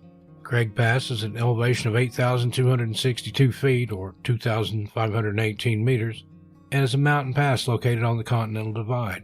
The small Isa Lake is located just west of the pass on Grand Loop Road and is noted for striding the Continental Divide and draining into 2 different watersheds, the Atlantic via the Missouri River and the Pacific via the Snake River. Stewart's car was found abandoned during a routine patrol of the parking area on the evening of September 26th by the National Park Service. A search was started immediately, but repeated ground and air searches failed to find any clues or any sign of Stewart. One of Stewart's former high school classmates, Matt Sue Evans, spoke to Stewart on September 24, 2010 at around 6:30 p.m. her time in Guam, which would have been about 3:30 a.m. in Maryland. She said that this last 2-hour phone call, during which Isaac said he was on his way to Yellowstone, was kind of odd. I was kind of surprised to hear from him because he seldom made calls. We text each other and we do email. Now, I know that he's missing, but why would he call me 2 days before something happened? Stewart was not an experienced hiker or outdoorsman. Why did he decide to go to Yellowstone National Park that day in September 2010? A hike that went wrong or something more sinister? Unfortunately, there was little coverage of this missing persons case in the media, and Isaac remains missing. If you have any information regarding Stuart Isaac's disappearance, please contact Yellowstone National Park's 24-hour communications center at 307-344-7381. Number 1. Thomas Siebold. 31-year-old Thomas Siebold went missing in the Alaska wilderness during a solo adventure near the end of September in 2012. Thomas traveled to Alaska in June 2012 to put years of survivalist training into practice in the state's backcountry. A native of Germany, Thomas had spent the previous 6 years teaching and training at Three Rivers Drum Outdoor School, a survivalist school that teaches Native American values along with weather forecasting, shelter building, and primitive hunting and gathering techniques. He spent much of his time under the tutelage of the school's founder, Tamarack Song, who described Siebold as a very experienced outdoorsman and a wandering spirit. To make the trip to the Arctic, Siebold had taken a 6-month leave of absence from the outdoor school. Thomas began his trip at an Alaskan native fish camp in the southeastern part of the state, and from there traveled north along the Tanana River near Fairbanks, all while living on the land. By September 2012, Thomas had arrived in the northwest Alaska village of Ambler. From there, he trekked about 30 miles up the Ambler River to the cabin home of a woman and her 13-year-old son, whom his mentor at the outdoor school had put him in touch with. On September 27th, Thomas said goodbye and headed off into the gates of the Arctic. That was the last time he was ever seen. He was expected to be back in touch between the end of October and the beginning of November, with November 10th being the cutoff date to catch his flight back to Wisconsin on November 15th. It is clear that something happened which prevented Thomas from following his plans of trekking 30 miles to the town of Kobuk, where he would have taken his plane back to Fairbanks and then on to Wisconsin. Alaska State Police were alerted on November 11th, 2012, when he failed to show for the flight, and they quickly focused their search near the confluence of the Ambler River and Ulaniak Creek, where they believe Siebold may have built a base camp. Searchers immediately launched a search and were initially confident in finding him, as he had camped alone in extreme northern wintertime climates before, including reindeer hunts in Norway and minus 25 below Fahrenheit temperatures. Thomas was highly trained in primitive survival skills, including building snow shelters, ice safety, making fire, and orienteering without map or compass. Troopers found Thomas's diary in the cabin, and the last entry was October 7th, where he stated he was preparing to go on a several-day exploration. The troopers found no evidence of being at the cabin after that approximate date. In the diary, he described his hiking and camping higher up in the mountains, exploring for a potential campsite. He also talked about cleaning and preparing wood at the cabin for the colder weather ahead, which suggested he was planning to return to the cabin. The search and rescue team inspected the cabin and found that he had taken most of his gear, including at least .22 caliber rifle and enough meat and provisions to last him for a while, but found no sign to guide them to his whereabouts. Due to the severe weather conditions, minus 23 degrees Fahrenheit, the short daylight hours, and remoteness of the area, the search faced logistical issues in getting planes to the target areas. Snowmobiles were not able to be used in the search area because there were only 3 inches of snow on the mountainous terrain at that time. On November 20th, the Alaska State Troopers put everything into one last effort to find Thomas. Up until then, they had been flying a 2-seater Super Cub, a slow-flying plane which was ideal for the valleys, but it had trouble negotiating the winds in the highlands, which is where Thomas was drawn to. They used a Piper Navajo, a 6-seater, so they can put 4 or 5 spotters up in the air. After 3 days of searching, one plane found a circle drawn on a gravel bar far up the Ambler River, 8 miles north of Ulaniak Creek. They landed and checked out whether it could be the O from SOS, yet found no indication that the circle was connected to Siebold. Thomas could have made the sign for himself to mark a place where he left provisions. Because the circle has such strong meaning to Thomas, it seems more than possible that he etched the sign. The plane returned to the site a day later to explore the surrounding area for more clues and to take photos. After 6 flights over 13 days, the troopers suspended their search on November 24th as temperatures hit minus 35 degrees Fahrenheit. But the task was taken up by family and friends after they had read about successful rescues of others who survived in Arctic conditions for up to 49 days without food, equipment, or training, and Thomas had at least some of all 3. The family and friends contracted privately with 2 of the bush pilots previously employed by the troopers. If you have any information regarding Thomas Siebold's disappearance, please contact Alaska State Troopers Kotzebue office at 907-442-3222. Number 10. Ronald Scott Gray. On September 23, 2008, 62-year-old Ronald Scott Gray, a U.S. Marine Corps veteran and a retired Massachusetts State Police captain, went missing during an elk hunting trip in the Nez Perce National Forest, Idaho. Ronald's friend, whom he was hunting with, had to leave, and Ronald decided that he would stay in the woods and hunt on his own for a few more days. Ronald was supposed to meet up with friends in the Selway area of the Nez Perce National Forest that day, but he never arrived. Ronald was reported missing on September 26, 2008, and was last known to be hunting in the Bitterroot Selway area from a remote camp on Mirror Lake Ridge in the Nez Perce National Forest. There have been unconfirmed reports of a radio transmission in which Ronald mentions that he injured his knee and was trying to get back to camp. Ronald never made it back to camp. Ronald was in good health at the time of his disappearance. He had visited the area twice before and was somewhat familiar with the terrain. He apparently visited the supply cache before he vanished. An extensive search of the forest turned up no sign of him, and to this day he remains missing. Number 9. Gordon Sago. On August 14, 2016, 50-year-old Gordon Sago was last seen when he ventured ahead of his two friends while running on Mount Cheam Trail near Chilliwack, Canada. Gordon was an experienced trail runner and was said to be in very peak athletic shape at the time of his disappearance. It's believed Gordon disappeared on or near Baby Monday Peak in the Cheam Mountain Range in Canada. Gordon was familiar with the area and knew the terrain well. He had a cell phone with him at the time of his disappearance, but there was no cell phone reception in the area where he was hiking. Search teams from Chilliwack, Lions Bay, and Surrey all contributed to searching the area. The search also involved ground teams, helicopters, drones, and police dogs, but no trace of Gordon was ever found, and he remains missing. Number 8. Roger Sawyer. 67-year-old Roger Sawyer was last seen at a remote campground in the Flamingo area at Everglades National Park in Monroe County, Florida, on March 5, 2011. Roger's from Oregon and had taken a cross-country trip with his family in a motorhome. Some of Roger's relatives went to the visitor center, leaving Roger and his wife behind. Roger and his wife were in different areas of the campground at the time he went missing. He was last seen at the beach at approximately 6 p.m. By 8:30 p.m., everyone had returned to the mobile home except Roger, and his loved ones alerted authorities. An extensive search of the area turned up no indication of Roger's whereabouts, and it isn't clear whether he became lost or something else caused his disappearance. His family describes him as an experienced outdoorsman. Nearly 9 years have passed, and Roger remains among the missing. Number 7. James Taylor Wall. This case has very limited information, but what we do know is that 30-year-old James Taylor Wall was last seen on January 25, 2015, at his residence on County Road 2 in Double Springs, Alabama. James may have been involved in a serious physical altercation around the time of his disappearance, but again, the information regarding the case is very limited.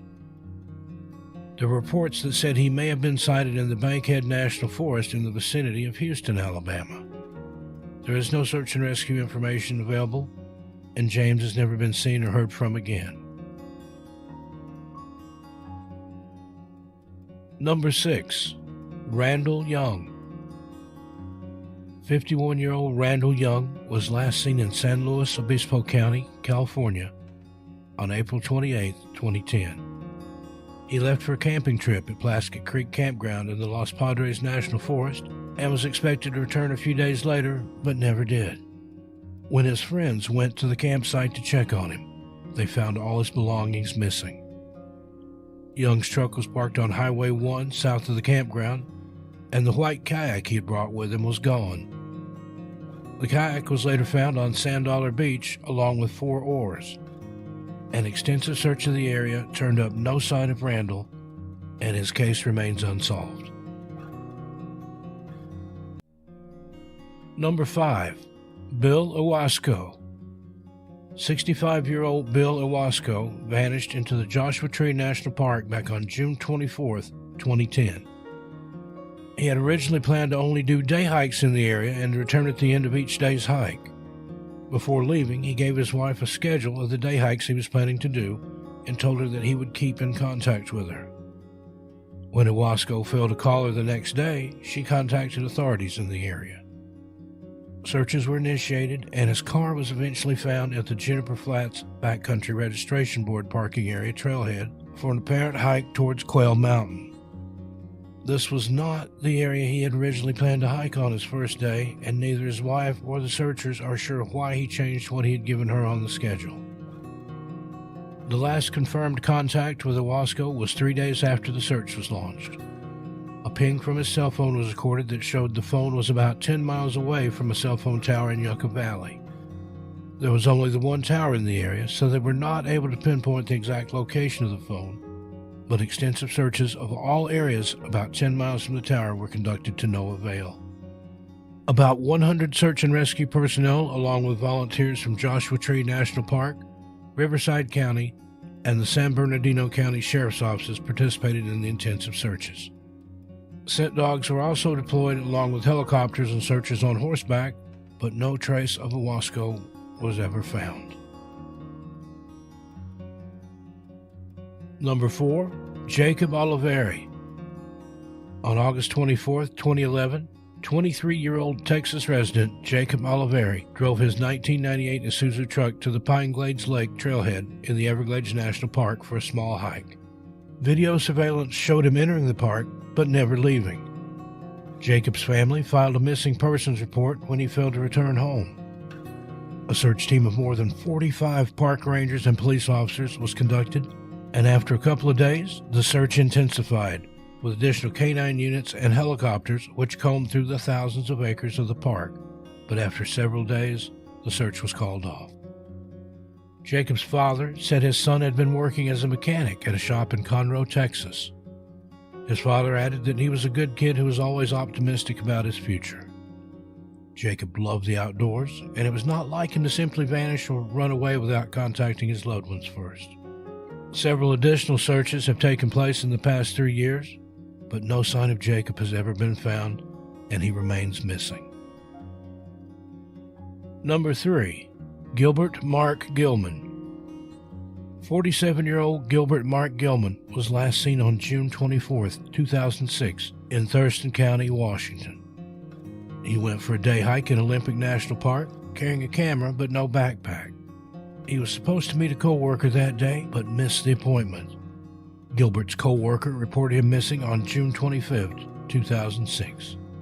Gilbert's silver 2005 Ford Thunderbird convertible was found at Staircase Ranger Station off State Route 101 in the Olympic National Park a few days after his disappearance. Authorities believe the car had been there since the day he was last seen. Olympic National Park has extremely rugged terrain with dense forest and steep, rocky hills. At the time of his disappearance, Gilbert was in good health and had good survival skills from his military training. Gilbert was also, at the time of his disappearance, the deputy director of the Washington State Pension Fund. He formerly worked as a military interrogator and took assignments in counterterrorism and counterintelligence. He had also worked with the United Nations and was very active in politics. He had traveled to many places around the world, including Belgium, the United Kingdom, China, Panama, Israel, Kuwait, Somalia, and Iraq. He moved to Washington from New York shortly before his disappearance. Gilbert's mother believes he may have decided to become a spy for the United States government and disappeared as a result. However, there is no evidence to support this theory. Searchers spent 10 days looking for any clue of Gilbert in the Staircase area. They used tracking dogs, helicopters, and a plane equipped with heat-seeking equipment, along with 62 searchers on the ground. There have been a number of disappearances in the Staircase hiking area, all of which, including Gilbert's, remain unsolved. Number 2, Justin Richardson. 13-year-old Justin Richardson was last seen in Kaibab National Forest in Arizona on June 29, 2001. Justin, along with 3 friends who were all between the ages of 18 and 21, had gone into an area a few miles south of Grand Canyon National Park and 5 miles west of Moqui Lodge, which has since been torn down. It's believed that Justin and his friends were under the influence the day he went missing. Justin and his 3 friends got separated, and 2 of them got lost. Justin and another friend went to Tucson, Arizona, and asked another friend to help look for the missing pair. In the meantime, the 2 missing ones were located by Grand Canyon Railway employees south of Tucson, Arizona, but Justin didn't know this. Justin and another of his friends returned to the Kaibab National Forest at a spot 5 miles from Tucson and 15 miles from where their friends had been found sometime earlier. His companion went to sleep at 9 a.m., and when he woke up at 5 p.m., Justin was gone. Justin had been to the area 4 times before he disappeared and was very familiar with the area. He'd never gotten lost before. Authorities aren't sure whether he did, in fact, lose track of his surroundings. He had run away from home once before, and it's possible he tried to do so again and was picked up hitchhiking by a passing motorist. An extensive search and rescue operation took place, but no sign of Justin was ever found. We have included the age progression picture of what Justin could look like today. Number 1. Carl Landers. 69-year-old experienced climber, runner, and hiker Carl Landers was last seen on May 22, 1999. Carl disappeared on Mount Shasta while hiking with friends. The group of friends were camping at a location called 50/50, a place on the mountain where climbers can stop and rest before reaching the summit. According to his friends, Carl complained of feeling poorly and left ahead of them to get a head start toward Lake Helen. When Carl's friends arrived at Lake Helen, they asked a ranger if he had seen anyone passing through on his way to the mountain. The ranger replied that he had only seen one person. At this point, Carl's friends believed the ranger saw Carl, so they tried to catch up to that person, but subsequently discovered the person they were in pursuit of was way too fast to be Carl. In addition, the person was wearing different clothes than what Carl was last seen wearing. At this point, Carl's friends headed back to 50/50 in hopes that Carl would be there. But when they arrived, Carl was nowhere to be found. Carl's friends reported him missing, but search and rescue would not start until the next morning on May 23, 1999. The Siskiyou County Sheriff's Department immediately set out on a search with the National Guard covering the air using infrared helicopter, and the U.S. Rangers volunteered to cover the ground on foot and skis, but no trace of Carl was ever found. The area from which Carl disappeared is a very large open area. There would be no way for him to have left the area without being noticed. So where did he go? What happened to all his gear? This case is very bizarre, if not for the simple fact that there was nowhere for him to go, yet he simply vanished. Number 10. Michael Heron. 51-year-old Michael was last seen on August 23, 2008. Michael lived in Maryville, Tennessee at the end of Bell Branch Road in Happy Valley. Michael was a contractor with 2 sons in their early 20s. His parents lived in an adjacent property and enjoyed living in the Smoky Mountains National Park. Michael's parents lived on the northern edge of the park, and Michael liked to head over to their property to mow the lawn. That was exactly what Michael's intentions were the day he went missing. Michael's truck with a trailered mower in the back was parked at the end of his driveway, as he was prone to do. Before heading over, Michael emptied his pockets of his keys, money clip, wallet, cell phone, and his gun, which he left on the counter. Michael then walked out to the garage and hopped on the ATV, driving back up his street.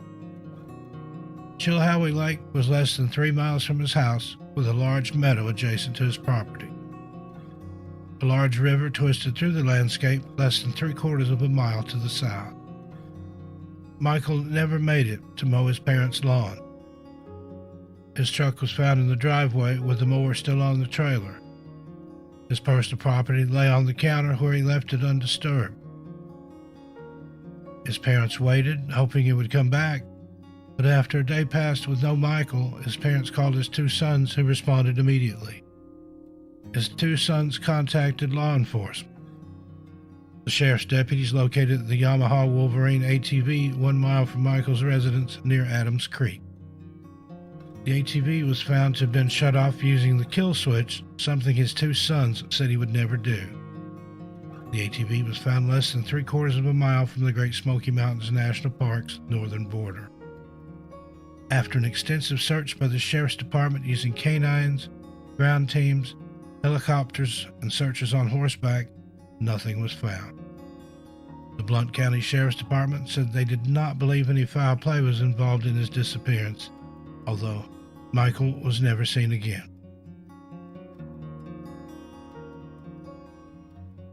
Number 9, Joe Cluley.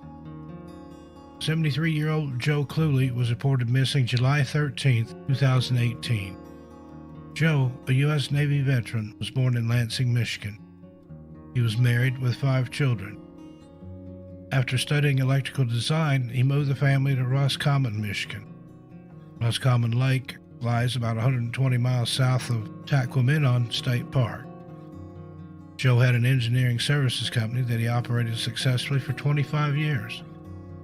Joe and his wife Lorraine spent their winters in Panama, Florida, and would go north to the Higgins Lake area on the lower peninsula of Michigan. The family owned a 2-room log cabin built in the 1920s, located near the Whitefish Township on the northern bank of the Tahquamenon River. The cabin was without running water or electricity.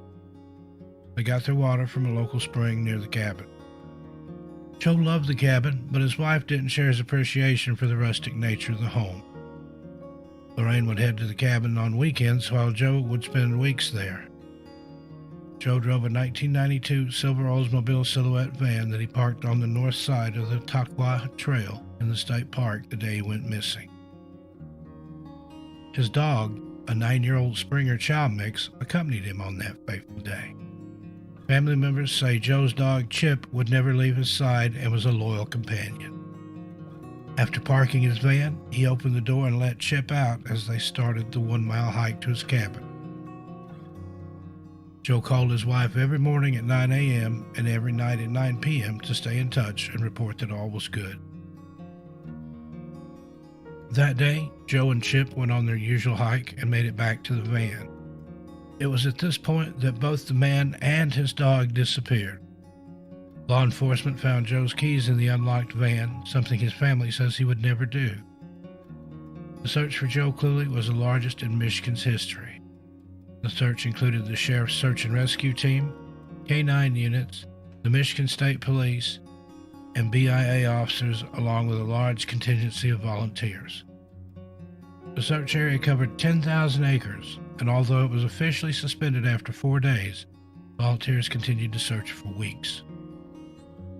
Oddly enough, less than a month later, the family dog Chip was found sitting at the front door of the cabin. A bit thinner, but otherwise in good health. The dog did not look as though it had been in the forest for several weeks, and Chip didn't bark for 3 days after his return to the cabin, something very unlike the dog's normal behavior.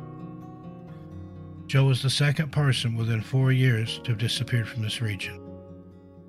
He was never seen again. Number 8. Larry Davenport. 20-year-old Larry Davenport disappeared on July 17th of 1983 in the Roan Mountain State Park in North Carolina. Larry was on a camping trip with friends. Roan Mountains straddle North Carolina and Tennessee and are part of the same mountain range as the Great Smoky Mountains. Larry was seated at a wooden table with friends when he got up and headed into the woods. His friends assumed he was going into the woods to relieve himself. Larry never returned. His friends called in the park rangers, and for 3 days searchers looked for Larry, but found no evidence of where he could have gone. 3 days later, and 8 miles from the campsite, Larry was found naked and hallucinating. He had no idea what happened and had a curtain wrapped around his shoulder that he said he had gotten from an abandoned cabin. He was incoherent and had scratches over his entire body.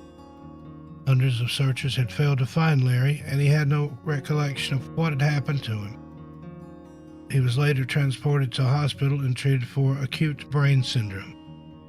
Larry was the second individual this had happened to in the same park in a 2-week time span. Both males, both found naked and hallucinating.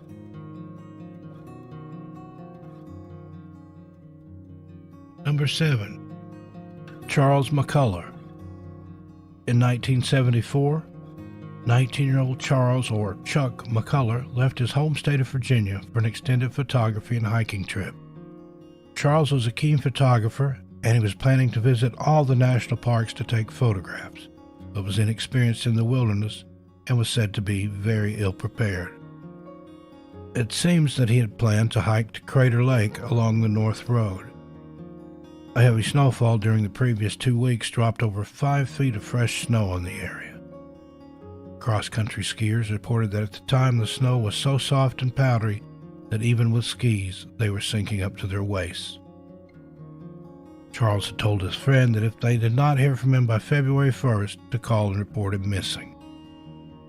When Charles failed to call his friends, they filed a missing person report. Immediately, an extensive air and ground search of the northern section of the park was started, but no clues as to Charles' disappearance were uncovered. A year later, 2 hikers from Texas took a wrong turn and ended up in a remote canyon when they stumbled upon an old, dirty, ripped backpack in a place called Bybee Creek. The hikers called in the park rangers, and one of the seasonal rangers remembered the description of Charles' backpack. So another search took place in the area where the backpack was found, and the very next day, Charles' remains were located. The skeletal remains were described as bizarre. There were foot bones in the socks, but Charles' jeans were empty except for the broken off ends of his shin bones sticking up. Strangely, the jeans were unbuttoned and the belt buckle left undone. The rest of him was simply gone, as if he had just melted away. The official cause of death was determined to be natural causes. Number 6. Michael Malinowski. 37-year-old Michael Malinowski was last seen on October 24, 1996, in the Gaines, Pennsylvania area. The area is very close to Pine Creek Gorge, which is known as Pennsylvania's Grand Canyon. Michael was attending a psychology conference at the time of his disappearance. Michael was a clinical psychologist with an ex-wife and son who both lived in San Francisco. Michael was staying at a lodge near Gaines, Pennsylvania, and had stayed there in the past, so he was familiar with the area. The lodge was surrounded by state and federal land and was originally built back in the 1930s. Michael checked into the lodge, turned on the heater, and settled in for the night. He was scheduled to stay a second night, but never showed up. After a cleaning person noticed he'd left all his belongings in the room and the bed wasn't made, they called the police. Michael's 1995 Nissan Sentra was found parked at the head of a trail on November 2nd. The trail was an access point to the Barber Rock overlook of the Pine Creek Gorge. Along with a box of half-eaten snacks, a pair of hiking boots were found on the floor of the Nissan. His cell phone was in a backpack on the seat, but he was nowhere to be found. Tioga County law enforcement immediately began a search using volunteers, search and rescue team, helicopters, and canines. However, no evidence was found. The search for Michael was the largest and most expensive in the history of Tioga County. There was never any activity on any of Michael's credit cards or his social security number following his disappearance, and his son says he was never heard from again. Number 5, Trini Gibson. Trini Gibson was 16 years old when she disappeared from the Great Smoky Mountains National Park on October 8, 1976. A group of students from Bearden High School set out for a hike in the national park. There were 40 students in all, and they were hiking the Appalachian Trail from Andrews Bald to Clingman's Dome. Trini Gibson was part of the group of students taking the hike. Trini had been hiking with different groups throughout the day, chatting with one group before moving on to the next as they made their way along the route. At around 3 p.m., Trini was with a group that was positioned about a half mile from the Clingman's Dome parking area. It was around this time that Trini disappeared. The area where she was last seen was on an established trail with an expanse of dense forest lying to the sides. There would be no reason to step off the trail into this hazardous area. The weather for that evening of October 8, 1976 produced strong winds and heavy rain, while temperatures dropped into the 30s. By all descriptions, Trini was athletic, very responsible, and not the type to run away. One of the people on the trip described being about 200 feet from Trini when she saw her lean over to look at something on the side of the trail and then disappeared to the right of the trail. A student that was hiking with Trini when she disappeared described how she was on the trail when I last saw her. I checked the area where Trini was last seen. No trail leading off, very rough, small stream, brush and trees. Yelled but no answer. The National Park Service and law enforcement followed up on every conceivable angle. Trini was never seen again. On one of my live streams on this channel, I had a guest, Laura Rist, who's considered by many to be the expert on the Trini Gibson disappearance. If you'd like more information, have a look for that live stream on the channel. It's worth a listen. Number 4, Carol Van Hulla. 3-year-old Carol Van Hulla went missing on June 28, 1959, in the Dickinson County picnic grounds in Michigan. The Van Hullas had 4 daughters and took them to the Dickinson County picnic grounds at Norway Lake for an afternoon of outdoor fun. Carol's mother was readying the group for dinner when she noticed Carol was missing. After a quick search, law enforcement was notified. A large-scale search was conducted using 500 searchers, a helicopter, and canines. Although the canines picked up on her scent, they would then lose it. About 13 hours into the search and rescue team could hear a faint cry from a child. In an area heavily laden with swamp and underbrush, authorities found Carol. The previous September, a 4-year-old boy had vanished under similar circumstances, but he was found dead of exposure 4 days after he went missing. Carol was taken to a hospital with scratches and signs of exposure. Number 3, Elsie Davis. 24-year-old Elsie Davis disappeared from Howe Hill, Maine, in July of 1911. Elsie was an organist at a church in Bethel, Maine, when she went missing on Sunday, July 30th, 1911. Elsie had played for the morning services at the church and then headed home in Howe Hill. Around noon that Sunday, Elsie disappeared. Initially, her parents thought she may have walked into the woods behind their house. A search ensued. Over 800 people volunteered in the search. Desperate to find their daughter after 3 days of searching, the Davises received a handwritten note from a psychic who stated that Elsie would be found, but that she would be in a tree and that searchers needed to look up. On the afternoon of the 5th day of the search, searchers combed through very rugged terrain 3 miles into the woods. They found personal belongings of Elsie scattered around the area. After hearing a noise, they looked up and found Elsie about 20 feet up in a tree with little clothing. Elsie was brought down and seemed incoherent. She had no recollection of what happened after she left the church. Through all the questioning, law enforcement was unable to get any information as to how she survived the 5 days in the woods. She had no memories of what happened. Number 2, John Long. John Long was 58 when he went missing in Ely, Minnesota on April 10, 1963. John was a logger and had been working at the Tamara Timber Company near Echo Trail. John left that day to go on a hike along the Moose River to watch spawning fish. For protection, John had brought along his .22 caliber rifle. He never returned, so his fellow workers went to search for him. After coming up empty-handed, the workers notified the local law enforcement. A 4-day search was organized by the sheriff's department using planes and search teams on foot, but John was never located. Number 1, Milda McQuillan. Milda McQuillan was 72 years old at the time of her disappearance. Milda vanished while driving her pea green 2-door 1968 Dodge on East Bad Medicine Lake Road on the outskirts of Ponsford, Minnesota. Recent rain had made the unpaved roads muddy, and a few miles into the 18-mile trip, McQuillan's car stalled. The postal carrier she knew helped her get it started again.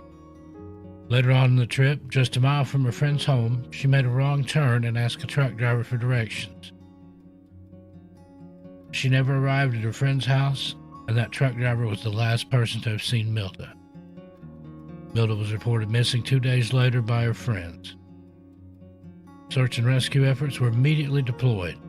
Then, 3 days later, her car was found abandoned, stuck in the mud on an unused logging road, approximately 100 feet off East Bad Medicine Lake Road, 30 miles west of Detroit Lakes, Minnesota. Then, after another 3 days had passed, 52 members of the National Guard were deployed to search the same area and found her scarf and a belt hanging from bush in plain sight. The area where Milda vanished was in a heavily wooded, swampy area about 20 minutes from Maplewood State Park. Milda has not been seen or heard from since. Number 10. Brendan Nippon. 37-year-old Brendan Nippon was last seen on September 27, 2020, near the Snow Lake Trailhead at Snoqualmie Pass in the Mount Baker Snoqualmie National Forest located in Washington State. Brandon and his dog, a mixed breed named Seta, are said to have hiked in the area every single week, and it's believed that they were headed to Gem Lake. The entire trip to Gem Lake is 11 miles and is rated difficult with a 2,670-foot elevation gain. On September 28, 2020, Brendan's mother reported him missing when he didn't return as expected. A search and rescue effort by the King County Sheriff's Department and King County rescue teams was immediately started. In addition, 366 search and rescue volunteers joined the search looking for any sign of Brendan or his dog. Brendan is a 37-year-old white male with brown hair and brown eyes. His height is approximately 5 foot 9 inches tall, and he weighs around 170 pounds. Unfortunately, on October 5, 2020, King County rescue teams suspended their search after 2,000 hours of searching. The search involved ground teams, helicopters, drones, and police dogs, but no trace of Brendan or his dog was ever found, and they both remain missing. Number 9. Alexander Pish. 35-year-old Alexander Pish of Discovery Bay, California, vanished on October 8, 2020, after setting up an easel for a painting along Diablo Lake in the North Cascades National Park, located in Washington State. Alex was last seen by park visitors near the Colonial Creek campground on the shores of the lake.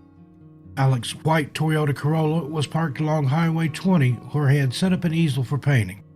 On October 10, 2020, a National Park Service employee noticed that the car and the easel were still there in the same location, with no indication that Alex was in the area. Upon investigation of the surrounding area, the easel and canvas Alex had been using was still standing. The canvas on the easel had a half-painted image of the surrounding landscape. Alex is described as a 35-year-old white male with brown hair, but at the time of his disappearance he had a shaved head. His height is approximately 6 feet 1 inches tall, and he weighs around 160 pounds. Park rangers began searching for Alex on October 10, 2020. Field searchers worked the area near Colonial Creek Campground and Diablo Lake. Approximately 20 people were in the field looking for Alex. Search efforts continued through October 14, 2020, but no sign of Alex ever surfaced. As of the making of this video, search efforts are now minimal. Number 8. Michael Bryson.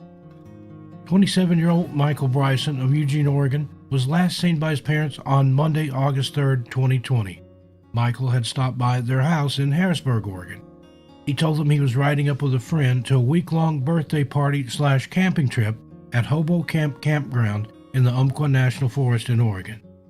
We know he was up there Monday and Tuesday, and that the DJ at this party, that was actually a rave, invited him up on stage to do a set. But by the next morning, he was gone, said Parrish Bryson. According to Detective Richard Smith with the Lane County Sheriff's Office, it was 4:30 a.m. on August 5, 2020, when Michael reportedly wandered away from a group of friends at the campground in an unknown direction. He added that Michael had left his camping gear behind, his phone was powered off, and he hasn't accessed his bank account since. Michael's parents weren't alerted to their son's disappearance until the next day at 5 p.m. They immediately drove to the area where Lane County Sheriff's Office Search and Rescue had already deployed search teams to search by land and water. For days, hundreds of volunteers showed up to scour miles of heavily wooded wilderness in the area. They searched on foot, on horseback, and with drones, but there was no trace of Michael.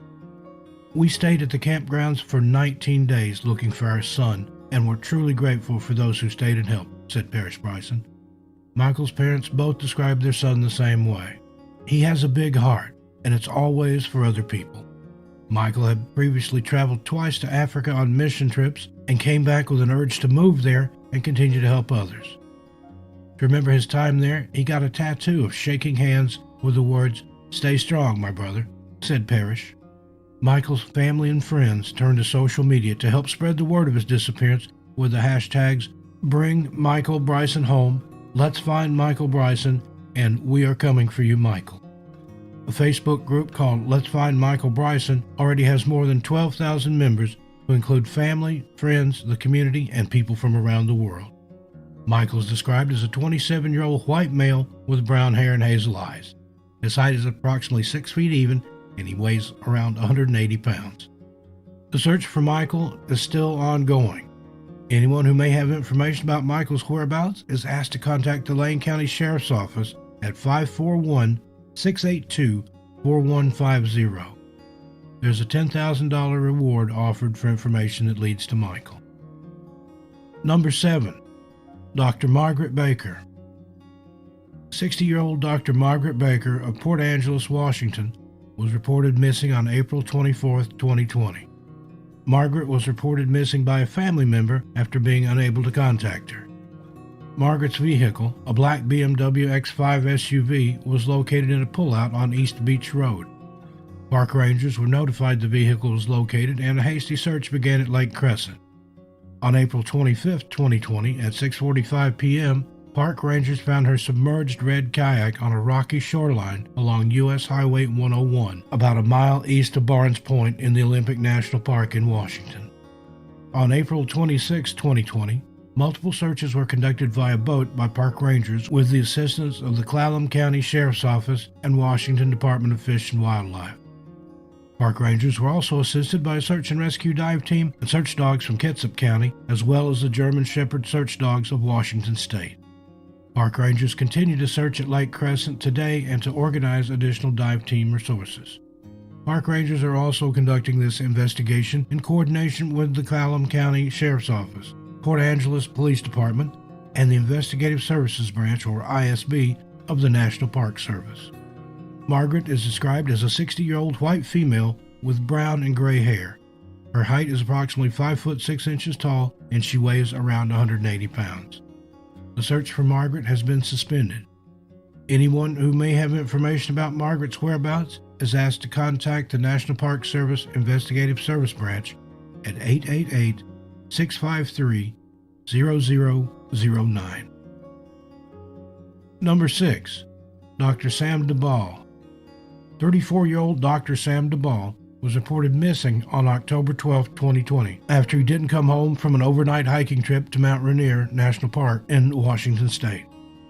Sam was last known to be hiking the Mother Mountain Loop out of the Mowich Trailhead.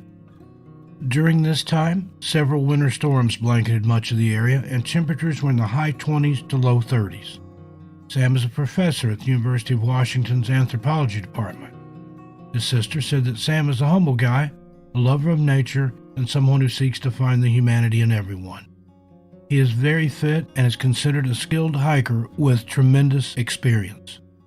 For the first 9 days, a group including park rangers, volunteer hikers, and helicopter crews from the National Park Service and U.S. Air Force searched for Sam on the ground and by air.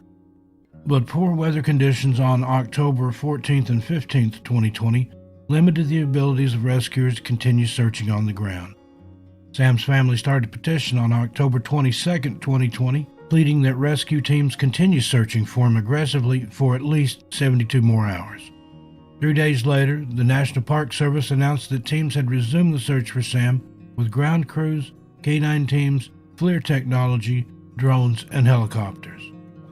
Mount Rainier National Park has seen a record number of searches this year, with more than 60 so far.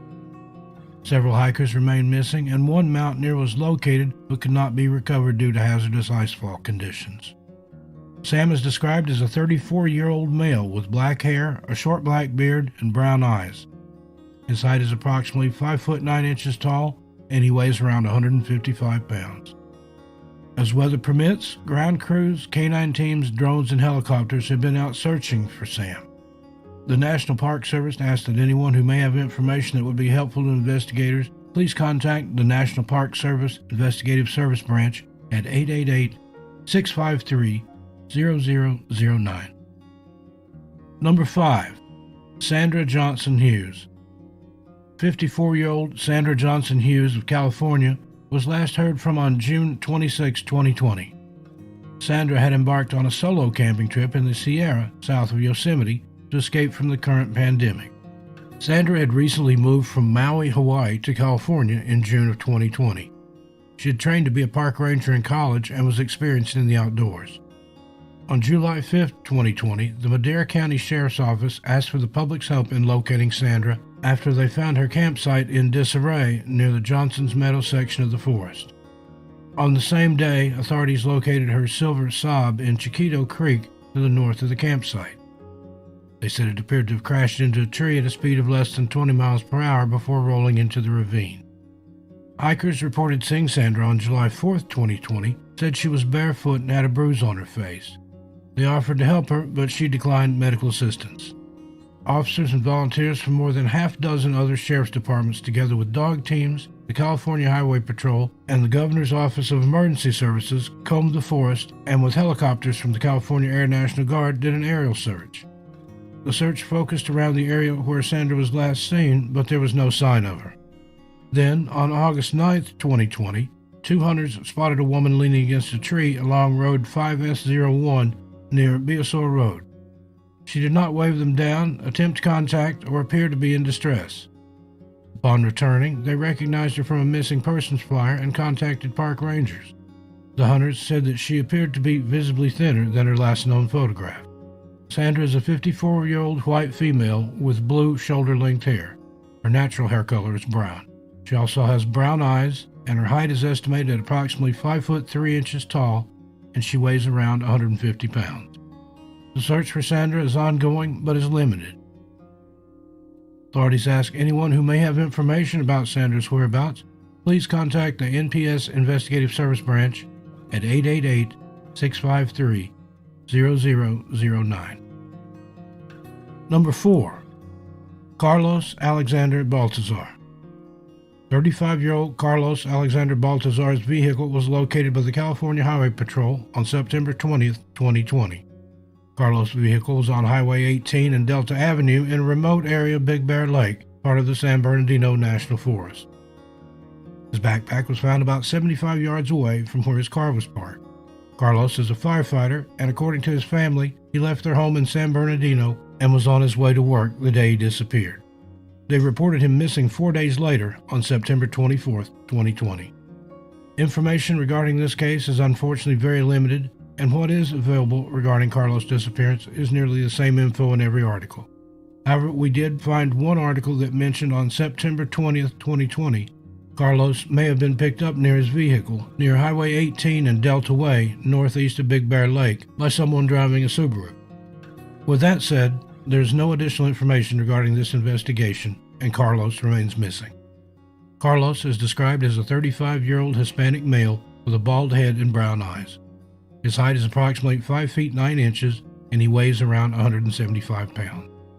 Deputies are asking anyone who was in the area of Highway 18 and Delta Way on September 20th to contact the Big Bear Sheriff's Station at 909-866-0100 or the Sheriff's Dispatch at 909-866-7581. Number 3. Shelby Campbell.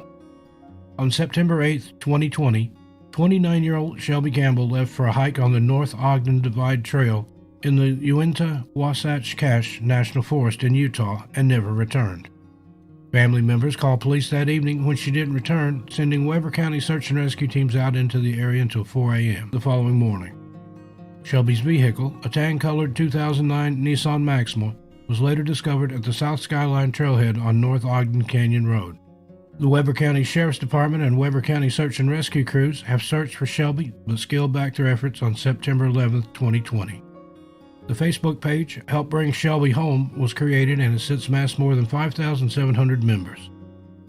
According to this Facebook page, evidence Shelby left behind gave the family reason to believe she made plans to go up there but potentially did not have plans to return.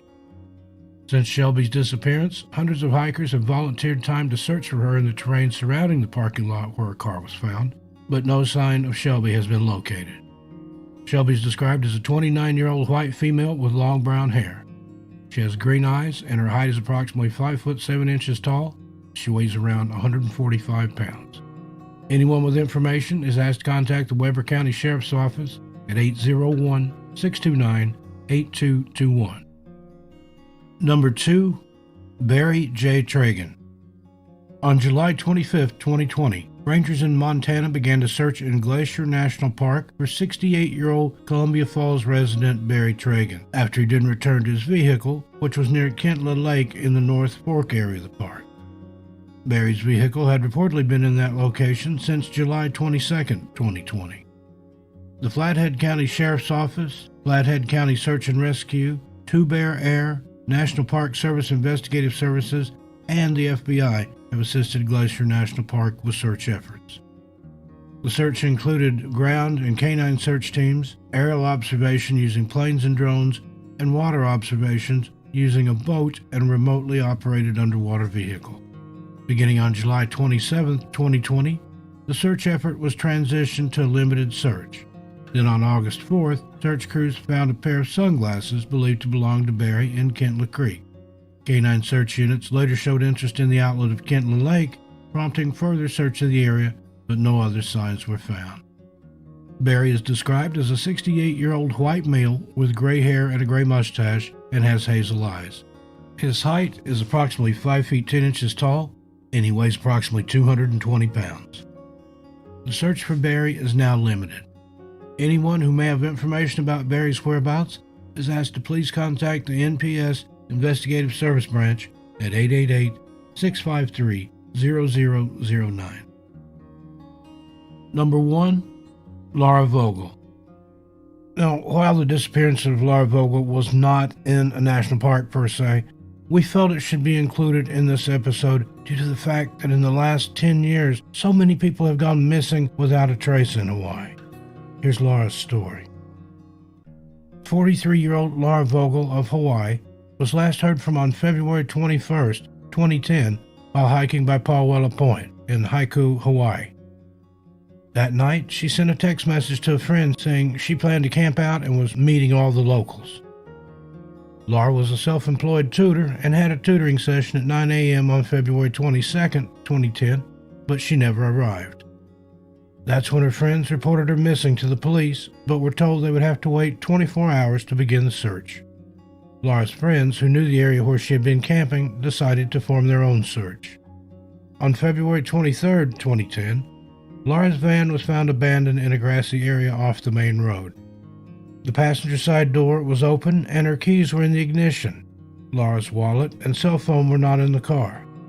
While searching in the area where her van was located, her friends found the back cover of Laura's cell phone. That was enough evidence to finally get the police to investigate. According to investigators, the van was parked near a transient camp where a group of homeless people live out of their cars. Police say they have spoken to everyone living in and around that area and have come up with nothing. Police also searched for days through heavy vegetation and steep cliffs and found no evidence of foul play or an accident. However, her friends see this differently and feel something happened to her. Laura was 43 years old at the time of her disappearance. She's described as a white female with long blonde hair. She has blue eyes and is approximately 5 foot 8 inches tall and weighs around 140 pounds. The investigation into Laura's whereabouts is still active. If you have any information, please call the Maui Police Department at 808-244-6425 and refer to case number 10-14126. Number 10, Jacob Reynolds. 28-year-old Jacob Reynolds, along with 3 of his friends, Glenn Lauder, Mitch Adams, and Ryan Stone, disappeared on March 13, 1997, from the Estrella Mountain Regional Park area of Arizona.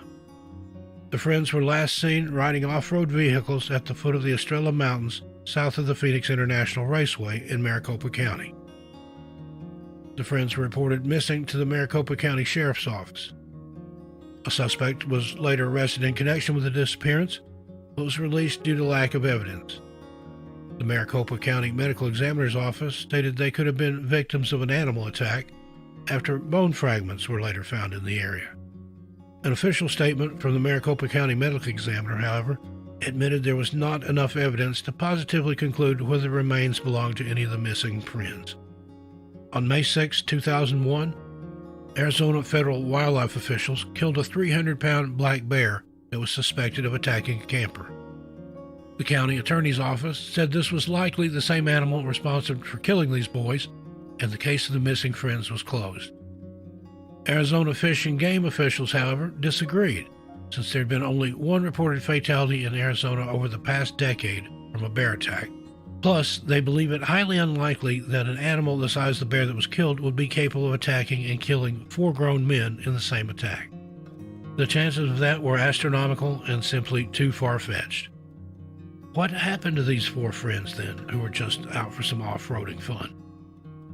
Now, around the time of their disappearance in 1997, there were large numbers of reports from people all around the Phoenix area that they had seen UFOs in the sky.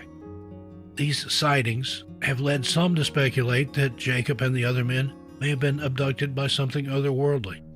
What do you think happened? The families of the 4 missing friends are asking for the public's help in finding out what happened to their loved ones so they can get some closure. Anyone having any information regarding their case is encouraged to contact the Arizona Division of Missing Persons on the web at www.maricopamissing.com or call toll-free at 1-855-2-FIND-THEM. As of April 2021, Jacob, Glenn, Mitch, and Ryan remain missing, and there have been no further updates. Number 9, James Pruitt. 70-year-old James Pruitt went missing on February 28, 2019, from the Rocky Mountain National Park. He's described as a white male standing 5 foot 6 inches tall and weighed 150 pounds. James had blue eyes and brown/gray hair. He was believed to have been wearing a dark blue jacket, a red-orange beanie-style hat, and blue jeans, and was also carrying a small camera bag with a Nikon Coolpix 900 camera. James left from his car in the Glacier Gorge parking lot on February 28th for a day hike to an unknown destination. U.S. Park Rangers located his vehicle on March 3 and determined that although it had been parked overnight, no permit was registered for the car. Park Rangers contacted James' family, who advised him that Pruitt had no intentions of staying overnight in the park and that they had last heard from him on February 28th. The National Park Service initiated extensive search efforts. The search area covered approximately 15 square miles. There were concentrated efforts in multiple heavily forested areas, and searchers encountered chest-deep snow in numerous places. Dozens of searchers, a dog team, and multiple agencies all assisted in the search and rescue efforts. On Tuesday, March 5th, a multi-mission aircraft, MMA, from Colorado assisted the search and rescue with fixed-wing aerial observation, but nothing was found. Due to lack of evidence to go on, coupled with extreme winter conditions, with more than 2 feet of snow having fallen in recent days, the search entered limited continuous operations on March 11th. Additional searches were conducted on multiple occasions during the summer and fall of 2019, and on Wednesday, October 9, around 50 Rocky Mountain National Park search and rescue team members were involved in an area search which concentrated on off-the-trail areas in the Prospect Canyon drainage and the Glacier Gorge drainage, which are above Jewel Lake. 5 separate teams conducted grid searches in areas populated with thick timber, downed trees, shrubbery, tall grasses, and many streams. Despite these numerous search efforts, no trace of James was ever found. As of this recording in April 2021, James remains missing, and there have been no further updates. Number 8, Saeed Emadi.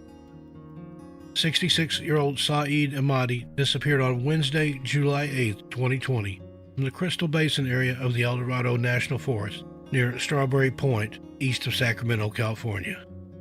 Saeed was camping with friends at the Ice House Reservoir off Highway 50. Saeed was wearing a hat, headphones, button-down shirt, shorts, and tennis shoes. He stood 6 foot 2 inches tall and weighed about 190 pounds. He was diabetic, and it's unlikely that he had his medication with him. Although he was in good physical shape with day hiking experience, he was not familiar with the heavily wooded terrain and was not an experienced climber. He and his friends went for a hike near Strawberry Point, but Saeed became separated from the group while crossing the southern fork of Silver Creek. Saeed called his friends from his cell phone at about 3:30 p.m. and told them he was on a hill near a road and that the lake was below him. His friends immediately called authorities. Saeed did not make any further calls to the group. A search was organized with a group of around 70 law enforcement officers and volunteers who searched the area with no luck, according to Sergeant Anthony Principe. For about the first 10 days that Saeed went missing, search crews were operating around the clock. Sergeant Anthony said, "In that area, there's a mess of wilderness, and it's a big open area." He also said that the sheriff's office reduced the search to a limited ongoing one after so many days of searching and coming up empty. Saeed's son, Bijan Emadi, said that search crews believe they found a print of his father's shoe, which was located about a mile from where he was last seen. "My dad buys everything at Costco," he said, so we contacted Costco for any shoes he had bought in the last year. We were able to send that to the search and rescue team, and they were able to determine a match to the shoe print pretty quickly. In mid-July, additional footprints were found near Granite Springs Road, more than a mile away from Strawberry Point. The family was initially hopeful the match would lead to a rescue, but unfortunately the clue led nowhere, despite search and rescue crews from 19 counties using helicopters and drones. The National Guard and California Highway Patrol helicopters joined the search, but there was still no sign of Saeed or his belongings. How did Saeed disappear so quickly and remain missing, despite such extensive search efforts? Saeed's family said they believe he's a fighter, and they're hopeful the plentiful supply of water in the area has helped him survive. The family has offered a $10,000 reward for information that helps locate Saeed. As of this recording in April of 2021, Saeed remains missing, and there have been no further updates. Number 7. Mark Sinclair. 66-year-old Mark Sinclair disappeared on July 8, 2019, from Glacier National Park in Montana. Mark was semi-retired and was living in Whitefish, Montana at the time of his disappearance. He was briefly employed at Glacier National Park as a visitor services assistant earlier that summer. Before moving out to Montana, Mark was a prominent figure in the Vermont environmental community and had served as the director of the Vermont Conservation Law Foundation for many years. Mark also later became the vice president of the Clean Energy Group in Vermont. Paul Burns, the executive director of the Vermont Public Interest Research Group, said that Mark was the best kind of ally. Paul wrote in an email, "He was incredibly smart and hardworking, but also generous, kind, and quick with a smile. He cared about people and the beautiful places he fought so hard to protect. It's heartbreaking to wake up each day now and think of him as missing." On July 8th, the day Mark went missing, he was seen by Logan Pass visitor staff around 2:30 p.m. He was leaving the parking lot and headed toward Highline Trail.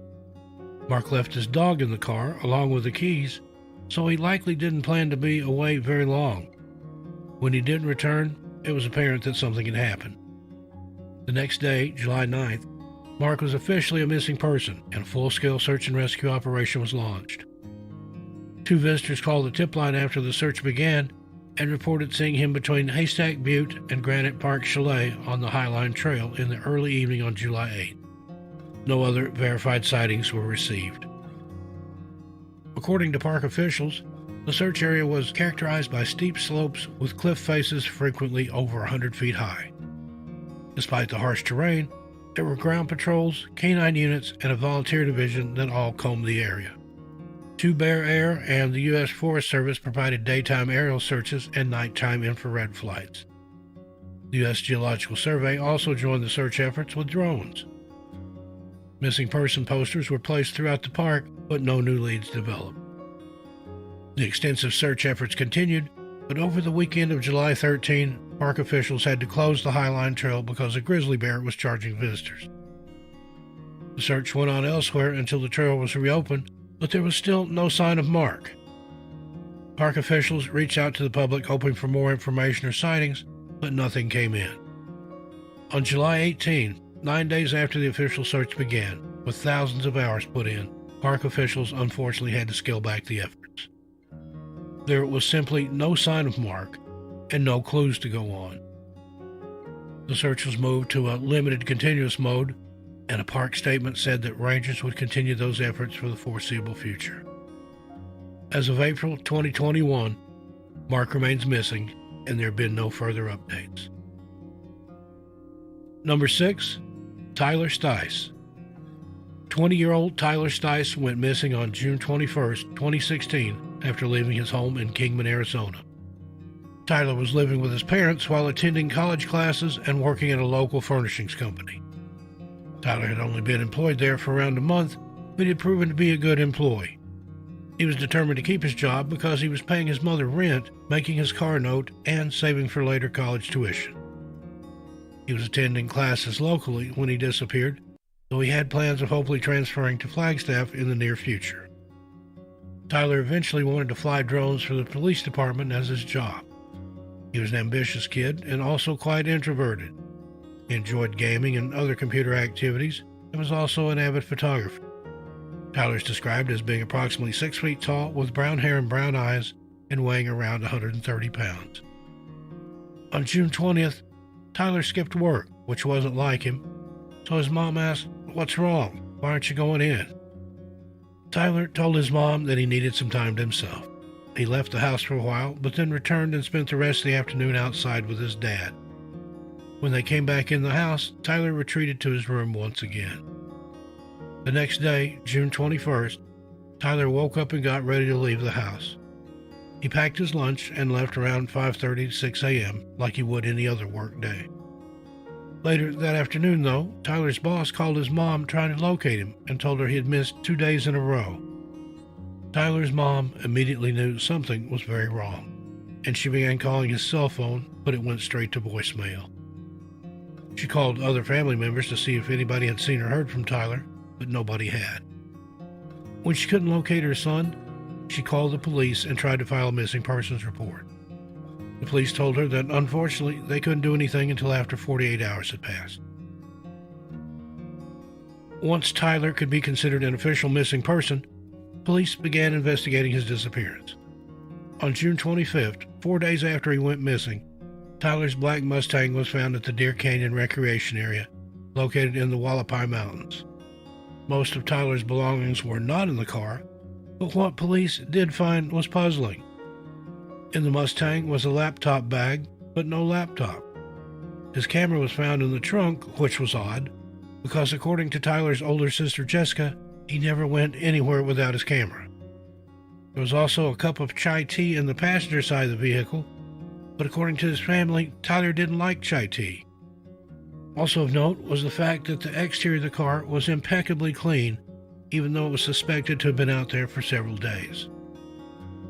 After the discovery of Tyler's car, his family was even more concerned. According to them, Tyler wasn't really an outdoorsy person, so none of the findings made any sense. Search and rescue canines were brought in, and they tracked Tyler's scent through the woods and into a nearby Girl Scout camp, about a mile away from the car, and then back out of the woods to a main road. The route was searched, but no further signs of Tyler were found. The investigation behind Tyler's disappearance deepened, and authorities began digging up any information they could on his recent history. Another shocking discovery was made. Tyler was on video surveillance June 19th, just 2 days before his disappearance, buying a .22 caliber rifle at a local Walmart. He then went to a second unidentified store and bought corresponding ammo for the weapon. Tyler's family was further confused by this, as Tyler didn't like hunting, hiking, or anything of the like. The .22's location is unknown, but police believe it to be in his possession when he left. No further evidence was found pertaining to Tyler's case or whereabouts, and he is considered an endangered missing person. As of April 2021, Tyler remains missing, and there have been no further updates. Number 5, John Devine. 73-year-old John Devine went missing on September 7, 1997, from Olympic National Park in Washington State. John was said to have been an experienced hiker and intended to climb Mount Baldy in Olympic National Forest using the rugged Maynard Burn Trail. When John failed to show up after the hike as planned, family reported him missing to the authorities. A search and rescue operation was launched that included officials as well as volunteers. During the search, a rescue helicopter crashed, killing 3 people and injuring 5 others at the 5,000-foot level of Mount Baldy, 20 miles south of Port Angeles. It fell shortly after taking off from the mountainside to do an aerial search. On top of this tragedy, authorities said the chances of finding John alive had dropped significantly as snow and a bitter cold front swept through. The mountainous area was already steep and rugged with dense shrubbery, so the weather conditions further complicated the search efforts. Nevertheless, the search went on and included 4 canines. The last time John was seen was on Gray Wolf's Ridge on the park's north side. No additional sightings were reported. The search continued for a week, but no evidence was found. As of April 2021, John remains missing, and there have been no further updates. Number 4, Paul Michael Lemaitre. 65-year-old Michael Lemaitre disappeared on July 4, 2012, while competing in the Mount Marathon race in Seward, Alaska, which lies south of Anchorage. This event was Michael's first time competing in the Mount Marathon race. 2012 was the 85th running of the Mount Marathon, which has become a major event in Alaska. There are a limited number of entries, with around 90% of the participants being returnees, and a lottery system is in place to help determine who gets the coveted entries. Participants are required to run up the mountainside surrounded by thick forests and creeks. The race spans over 3.1 to 3.5 miles depending on the individual's route. Starting in downtown Seward, racers run a half mile to the bottom of Mount Marathon, then scramble about 2,900 vertical feet up muddy cliffs before getting to race point. The participants go downhill over snow and rock fields, waterfalls, and cliff facings until they reach the finish line back on the streets of Seward. Tim Liebling had warned the racers during the safety conversations prior to the race, "If you have not been up that mountain before, you should consider going home right now, and you should not be in this race." Michael, however, was undeterred. He was a fit and healthy person, having been a regular visitor to the gym and completed a 12K event only a month earlier. So, despite the warning, he chose to continue. The second wave of the race, which Michael was in, had started at 3:15 p.m. Around 5:45 p.m., Tom Walsh, who was a race steward, saw Michael ascending to the turnaround point about 200 feet from the top of Mount Marathon. Michael was wearing black shorts, a black t-shirt, and a black headband.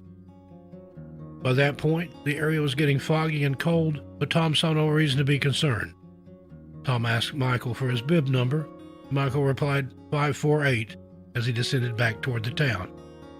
Tom texted race officials that bib number 548 would be home in about an hour and a half. Hours later, search and rescue teams were called to the scene to search for Michael around 8 p.m. when his wife, Peggy, called and reported that Michael hadn't returned. Temperatures were falling and there was worsening rain in the area. By 2 a.m., an Alaska State Troopers helicopter equipped with infrared radar was scanning the mountainside. Searchers were worried that if he wasn't already injured, Michael probably had hypothermia due to his clothing, likely exhaustion, and the freezing weather conditions. On July 5, the next morning, the 210th Rescue Squadron of the Alaska Air National Guard, which specialized in searching for downed aircraft and missing hikers, arrived with an HH-60 Ave Hawk helicopter to provide another infrared scan. A team of up to 60 searchers also scoured the mountain, including the other side away from the race course. There was no sign of Michael anywhere. 4 days after Michael disappeared, the official search was called off, though the Seward Volunteer Fire Department kept looking. A cadaver dog was sent into the area, but found nothing, and friends had helped pay for the taking and analysis of high-resolution photographs of the mountain. These endeavors turned up empty-handed as well. It was as if Michael had just walked off the mountainside and had disappeared from the face of the earth. Mountain rescue experts, firemen, state troopers, search dogs, and Michael's family and friends spent thousands of combined hours searching the area without a single clue ever being found. Even after the official search was called off, volunteers continued to search the mountain, including Michael's daughter, Mary Ann, who said, "Seward has so much meaning to my dad. So here he is, looking out.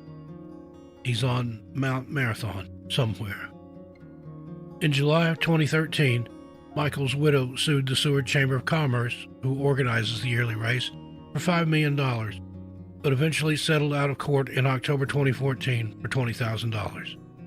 Race organizers implemented a number of new safety measures in 2013 following Michael's disappearance, including mandatory signed statements from runners that they've completed training runs on the course, a 1-hour time limit for racers to reach the summit, and sweeps of the mountain by volunteers after each wave of the race concludes. These efforts will hopefully keep another tragedy like Michael's from happening. As of April 2021, Michael remains missing, and there have been no further updates. Number 3, Jeffrey Kirkwood. 53-year-old Jeffrey Kirkwood was last seen on April 16, 2015, by a sheriff's deputy who had incidental contact with him. Jeffrey initially disappeared while on a camping trip in the Buena Vista Valley in Nevada near Fencemaker Canyon. According to his family, Jeffrey had intended to live off the land in isolated frontier-type areas and had already safely done so in other states during the months prior to visiting Buena Vista Valley. It's unclear how long he planned to live off the land. When Jeffrey was initially reported missing, search crews from Washoe and Churchill counties joined Pershing County crews to assist in the search for Jeffrey. The Nevada Civil Air Patrol flew during the searches but were unable to locate him. Some of Jeffrey's belongings were reported found in an abandoned building. One of the findings included a notebook that Jeffrey had apparently kept updated. His journal entries continued until Monday, July 27, 2015, when they abruptly stopped. There were also reports of several bloody tissues being found in conjunction with Jeffrey's other belongings. Could he have been ill and that's why he was staying away from people? Local ranchers had noticed that Jeffrey would leave his camp for a few days and then would return. There was bad weather in the area, which included heavy rainfall, and ranchers reported that Jeffrey hadn't been seen for several days. An article later stated, Jeffrey's body was found in December, but the cause of his death was unable to be determined. However, efforts to confirm the validity of the report that his body was found have waned, and no reliable news reports confirming whether Jeffrey's remains were actually located have surfaced. There have also been no public statements by law enforcement officials, and there's been no report from a coroner that his body was examined for a cause of death. Until such confirmations can be made, Jeffrey will still be considered a missing person. As of April 2021, Jeffrey officially remains missing, and there have been no further updates. Number 2, Doug Pierce. 86-year-old Doug Pierce disappeared on April 21, 2005, from Mariposa County in California while on a solo camping trip. Doug was in excellent shape for his age, both physically and mentally, and it wasn't unusual for him to take trips alone. On this particular trip, he had planned to go camping near Shut-Eye Peak. It is unknown what happened on the trip that caused Doug to go missing. A few days after his disappearance, Doug's 90s model Ford Ranger was found stuck in mud and partially burned on Chowchilla Mountain Road near Summit Camp. Search and rescue operations were organized and conducted by the Mariposa County Sheriff's Office. The areas surrounding his truck, as well as the local campgrounds, were thoroughly searched, but no trace of Doug was to be found. Authorities stated that the vehicle appeared to have caught fire accidentally, and they theorized that Pierce became lost when he tried to walk out of the mountains after abandoning his vehicle. There is no evidence to support any theory, however, and no possibilities can be ruled out at this time. Although he'd already retired from being a nuclear and chemical engineer, Doug was scheduled to do volunteer work at both Woodland Elementary and Mariposa Middle Schools the day after he disappeared. Of course, he didn't show up to either place. Doug was said to be a dedicated volunteer who was well liked among students and often worked a 50 to 60-hour schedule. He sometimes went by the name Grandpa Doug, and his disappearance was a profound loss for his community. As of April 2021, Doug remains missing, and there have been no further updates. Number 1, Joseph Lee Wood, Jr. 34-year-old Joseph Wood disappeared on July 8, 1999, from Mount Rainier National Park in Washington State. At the time of his disappearance, Joe was a writer and book editor in New York City. He worked at a nonprofit called The New Press, a publishing house in Manhattan. As an editor of The New Press, Joe was also one of the only half a dozen African-American editors in the business at that time. He was on his way to many more accomplishments, no doubt. Joe was born and raised in the Williamsbridge part of the Bronx. He had made Eagle Scout, the highest ranking attainable through the Boy Scouts of America, and he loved the outdoors. Joe also liked going to jazz clubs, eating sushi, and writing, and was even starting to write his own fiction. He was educated at Riverdale Country School and later Yale University. After Yale, Joe had started shooting a documentary about African American students at the Ivy League institution. Jacqueline Glover, who worked with him on the documentary project, said a scene he really seemed to like was when one student who was searching to get his haircut had to go to the black neighborhood. It was this great scene, being in those two worlds. Joe had flown to Seattle, Washington on July 7th to attend Unity 99, a national conference of minority journalists. It was at the first such gathering, held in Atlanta in 1994, that Joe had met Somini Singh Gupta, a reporter for the New York Times. They ended up living together for several years.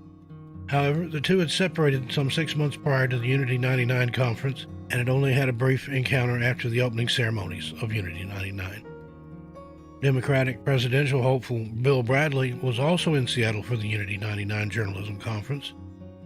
Joe was one of 8 African-American journalists to sit down for breakfast with Mr. Bradley at the Westin Seattle Hotel on July 8th, and it was said that Joe had jumped right into asking the toughest questions. This willingness to address the difficult issues head-on is what helped shape his career as an African-American cultural critic in the predominantly white precincts of New York's publishing worlds. Joe had even edited an anthology titled Malcolm X in Our Own Image, as well as written major features for Rolling Stone and Vibe magazines about actor Denzel Washington and musician Sly Stone. During his stay in Washington, Joe wanted to visit Mount Rainier National Park. Bird watching was a lifelong passion of Joe's, so he planned to do some hiking and birding at the park. After attending the conference on July 8, he drove himself to the mountain and parked his rental car in a lot at the base.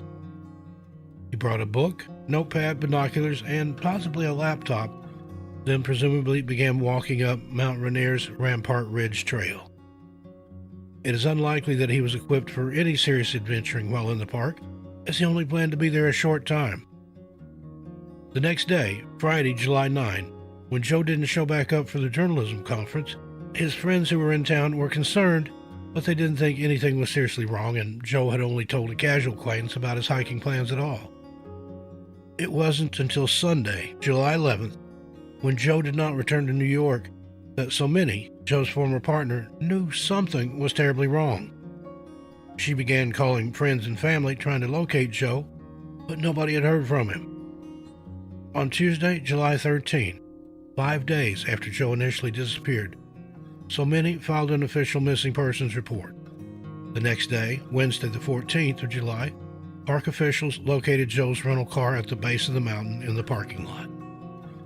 Rangers immediately began searching for Joe upon this discovery. According to a receipt found, Joe had entered the park at 12:29 p.m. on Thursday, July 8. Although he lacked more sophisticated hiking gear, a receipt found with Joe's belongings showed that he had purchased a windbreaker in Seattle. This, at least, was some good news. However, according to Joe's friends, he had a heart condition that had just been diagnosed in October of '98 after he had a fainting spell at an airport, and Joe was considering getting a pacemaker because of the event.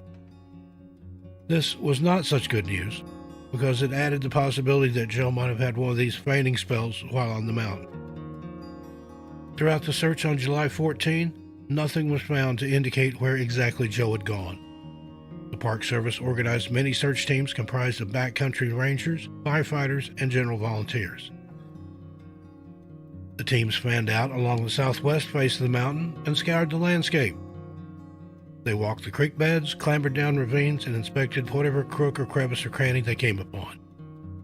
Meanwhile, K-9 search and rescue teams covered the hiking trails, and helicopters performed aerial searches. The specific issue with this search operation was, during the winter of 98 and 99, Mount Rainier had been blanketed by the third heaviest snowfall in its recorded history. This meant that, on the warmer, sunny couple of days after Joe's disappearance, as much as 2 feet, or just over 60 centimeters, of snow had quickly melted, washing away any tracks or scent that Joe might have left while on the mountain. Nevertheless, the search continued, coming up empty. On Thursday, July 15th, the last known person to have interacted with Joe came forward with the first and only lead in Joe's disappearance. He was another hiker named Bruce Galmond, who had met Joe around 4 p.m. at an elevation of about 4,800 feet, or 1.5 kilometers. There was around 2 feet of snow on the ground, but up ahead where Joe was headed, there was snow as high as 8 feet. Joe chatted with Bruce about the birds he had seen on his hike so far, and Bruce warned Joe about an unstable snow bridge a little ways up the trail, but Joe assured him that he was going to turn around soon. The strangers parted ways at that point, and Bruce continued down the mountain and left the park. On Friday, July 16th, there was a rainfall in the area that lowered temperatures, especially at significant elevations. This weather shift made the search more dangerous. Nevertheless, the search continued. On July 17th, Saturday, Joe's father, Joe Sr., his mother, Elizabeth, and his sister, Pamela, arrived at Mount Rainier. By that point, search and rescue leaders weren't hopeful that Joe would have been able to survive the 10 days since his disappearance alone in the wilderness. Phone calls had come into the park offices from the Washington State Governor, Gary Locke, as well as the White House press office in regards to Joe's disappearance. Park rangers decided to extend the search another day, citing improving weather conditions. Still, no evidence of Joe was found despite the extensive efforts. Sunday, July 18, an emotionally difficult meeting was held, in which rangers explained why they were scaling back the official search and rescue operation. The rangers believed that Joe had suffered from a horrible accident, or perhaps a medical emergency, and there had been no trace of him after hundreds of hours of location efforts. They unfortunately didn't believe he was alive and on the move, since hypothermia would have certainly set in without proper equipment and shelter. And they figured if he had a falling accident, searchers would have found him lying on the ground. Instead, they found absolutely nothing. There were no signs of a struggle, no equipment was found, nothing. It was as if Joe had simply vanished. Rangers pointed to the mountain's various dangers being the likely cause of Joe's disappearance. 2 other men had also been lost on Mount Rainier so far that year. A park spokesperson named Maria Gillett said that rangers would send a helicopter and canine teams back up the mountain once the snow melted. Otherwise, the official search was concluded. Joe's family and friends were understandably devastated. Many people had even gotten together to hire a private investigator, but nothing conclusive was ever found. Everybody wanted answers, of course, but there was absolutely nothing to go on. All they could do was mourn and hope and wait for any further evidence to emerge. A final search was conducted in September of '99, and again, no trace of any evidence of Joe was found. After the final search, Joe Wood was listed as the 65th person to go missing on Mount Rainier without being found. As of April 8, 2021, Joe remains missing, and there have been no further updates. Number 10, Tom Simonseth. 66-year-old Tom Simonseth was last seen on May 22, 2021, in North Cascades National Park, located in Cedro Woolley, Skagit County, Washington. According to friends and family, Tom left on the morning of May 22nd, telling his wife that he would be hiking up the Hidden Lake Trail. However, by 7 p.m., Tom still hadn't arrived home, and Tom's wife, Rose, called in the help of a friend, Mike Woodmansey, to help look for him. Tom had taken up hiking in the past 18 months, and it had quickly become his new retirement hobby, according to those closest to him, and he often hiked with Mike Woodmansey and another close friend, Mark Nelson. Tom had been invited to hike with Mike and Mark on the weekend that he disappeared, but he had declined, opting to go alone. When Tom hadn't returned home, Rose contacted Mike to go up onto the trail and see if he could spot him, thinking he may have gotten lost or injured. However, as the hours passed and the darkness drew in, Mike knew that Tom's chances of survival were slim. He told Fox 13 he was absolutely not prepared to be out overnight. He just had day hiking equipment, so that's why we had to jump on it and get out there. Between 10 p.m. and 12 midnight, Mike and Mark scoured the Hidden Lake Trail, but found no sign of Tom. They slept on the ground and resumed their search at 4 a.m. As the morning sunlight slowly crept through the trees, they knew that they needed help, and the Skagit County Sheriff's Office were called, and Tom was officially reported missing. The Skagit County Sheriff's Office, accompanied by a Skagit County Search and Rescue, searched for Tom until May 31st, 2021, when the search was officially called off due to treacherous terrain and avalanche danger. Despite this, Tom's family still haven't given up hope and have set up a GoFundMe page to help the search continue. Number 9. Adrian Alonzo Smith. 49-year-old Adrian Alonzo Smith was last seen on January 9th, 2021, after a friend dropped him off at the Drift Creek Falls trailhead in Cieslaw National Forest, Oregon. The friend who dropped him off said that Adrian had a backpack and a hammock and planned to hike to other locations and stay overnight in the park. On January 20th, 2021, Adrian did not show up for his scheduled pickup, and that's when his friends and family began to worry. Adrian was reported missing, and search and rescue teams were dispatched to the trail but found no sign of him during the initial investigation. 2 weeks later, authorities discovered what they believed to be his campsite. However, no other personal items were recovered from the scene. Despite the use of drones, sniffer dogs, and cell phone tracking, authorities have been unable to find any trace of Adrian. One disturbing tip came into search and rescue teams in the days following Adrian's disappearance. One witness claimed to have seen Adrian shirtless in the cold in the days after he had gone missing, creating a very worrying scenario for friends and family. The search was temporarily called off at the end of January due to heavy snowfall and bad weather. Adrian is described as a white male, 6 foot tall, and 170 pounds, with brown shoulder-length hair and multiple tattoos, including a tattoo of wings on his back. Authorities are asking for anyone with information to contact them on 541-270-3400 or 541-265-0777. Number 8. Josh Hall.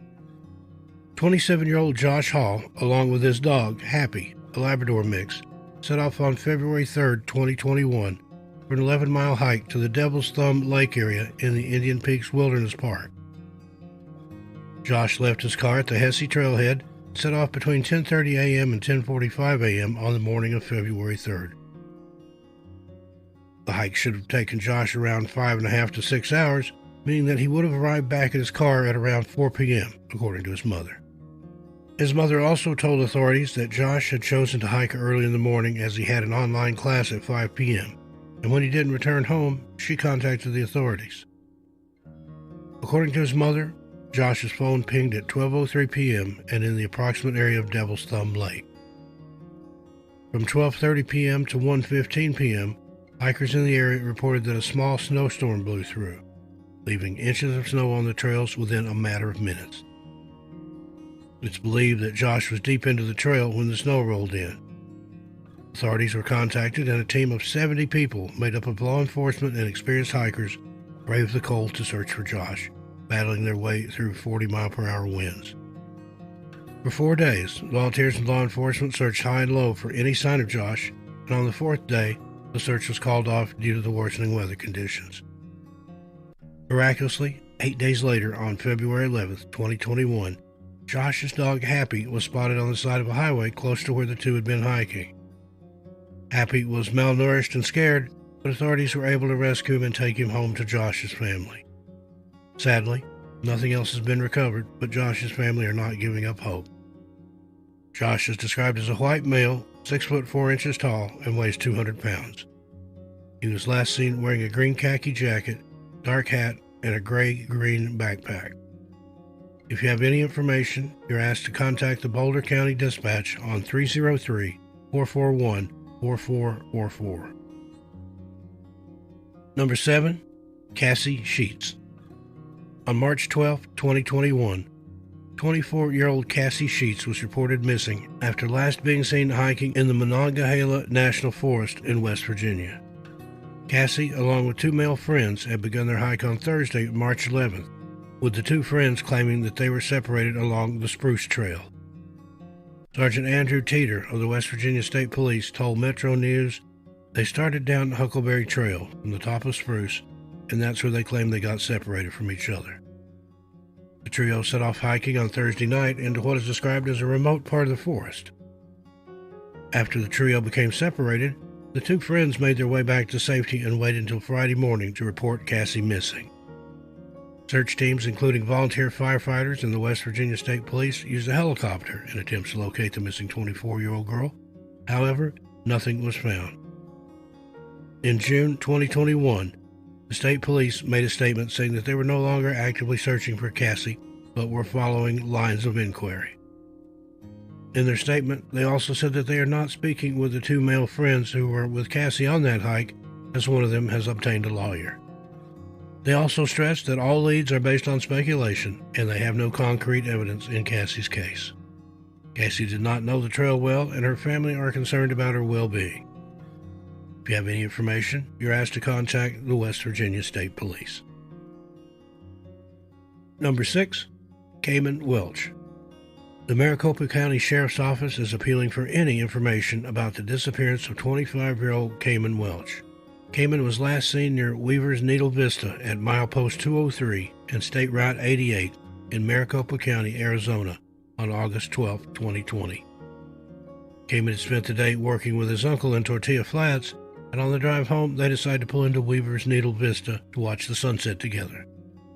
According to Cayman's uncle, he told him he wanted to watch the sunset from the Needle. He proceeded to get out of the car, walk into the Tonto National Forest, and promptly disappeared. Tonto National Forest spans a whopping 2,873,200 acres and is the 5th largest national forest in the United States. The forest offers a wide variety of scenery from desert flats to pine forest, making it the perfect destination no matter what you're looking for. Cayman walked into the Tonto National Forest wearing nothing but a black Ghostbusters t-shirt, black jeans, black prescription glasses, and army boots. He didn't take any food or water with him, and he was in no way equipped to deal with the sweltering temperatures that reached approximately 110 degrees in the area that day. When Cayman didn't return home, his family reported him missing, and an investigation was quickly launched. Despite searches using sniffer dogs, horses, drones, helicopters, and countless volunteers, no sign of Cayman was found. Cayman's family were also worried for his well-being as he suffered from depression and was in the process of seeking help. Cayman is described as a white male with brown hair and hazel eyes. He is 6 foot tall, 200 pounds, and has full-sleeve tattoos on his arms and also has gauged-out earlobes. Cayman's family haven't given up hope, and if you have any information, you're asked to contact the Maricopa County Sheriff's Office on 602-876-8477. Number 5. Samuel Martinez. 23-year-old Samuel Martinez left his home in Nebraska on May 12, 2021, headed for Kauai, Hawaii. We know that Samuel safely boarded his flight from Nebraska to Kauai and landed that day. Samuel had embarked on the trip with the intention of hiking and camping around the island, with his return flight booked for May 25, 2021. May 25th came, and when Samuel didn't board his flight to go home, his family became concerned. After contacting authorities in Kauai, their investigation uncovered that the last confirmed sighting of the 23-year-old had been on May 14, 2021, and since that date, there was no activity on his phone or on his bank cards. Authorities began their search after Samuel was reported missing, using helicopters to navigate their way around the island. However, by June 3rd, this search was suspended. According to one source, searches with dogs and drones are due to continue in the near future. Samuel's family made an official statement to Omaha reporters saying, "Please keep Samuel in your prayers and with these kind people as they search." Samuel is 23 years old and is described as a white male, 6 foot tall, 180 pounds. He has brown hair and brown eyes. Anyone with any information is urged to contact the Kauai Police on 808-241-1711. Number 4. Stanley Shushanoff. 68-year-old Stanley Shushanoff was last seen by his wife, Dolores, on May 19, 2021. Dolores told news stations that on that morning, Stanley was leaving to take a hike near the Sandy McNabb camping area in Sheep River Provincial Park, Alberta, Canada. The Sheep River Provincial Park spans 60.2 kilometers, and according to the website albertaparks.ca, visitors can hike, ski, and ice skate during their stay. Dolores told globalnews.ca, "I went to the door with him and I gave him a kiss and I said, 'Stay extremely safe.'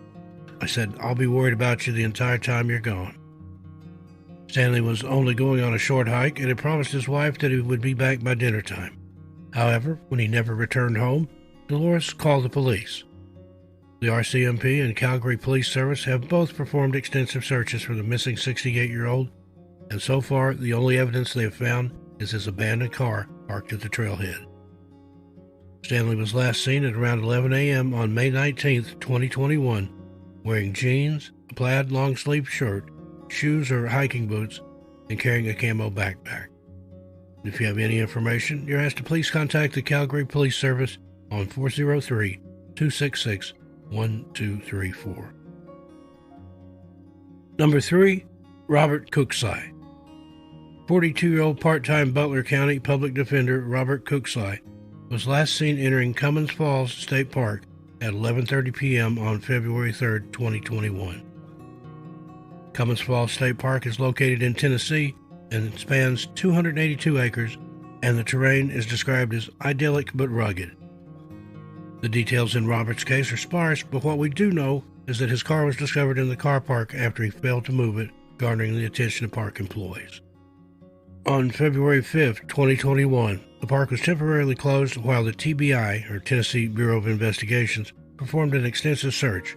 However, they came out empty-handed. The park was then reopened to the public on Sunday, 7th of February, 2021. According to one article, Robert's ability to practice law was suspended by the Ohio Supreme Court on January 8, 2021, after he failed to respond to a formal complaint. There have been few updates in Robert's case. However, the TBI is appealing for anyone with information to please come forward. Robert is described as a white male with brown hair and brown eyes. He weighs 160 pounds and was last seen wearing dark pants and a gray hoodie. If you believe you have some information, you are asked to please contact the TBI on 1-800-TBI-FIND, F-I-N-D. Number 2, Damon Ness. 30-year-old Damon Ness was last seen on October 20th, 2020, while visiting the Nipmuc National Park in the Northern Territory, Australia. On that day, Damon went for a walk alone in the national park and was never seen again, prompting 28 police officers, park rangers, and countless volunteers to begin the search for him. Damon set off on his walk with nothing but his phone and his car keys, with Superintendent Shane telling the Daily Mail, "He doesn't have his wallet. We have that. We know he doesn't have his hotel key. We've got that as well.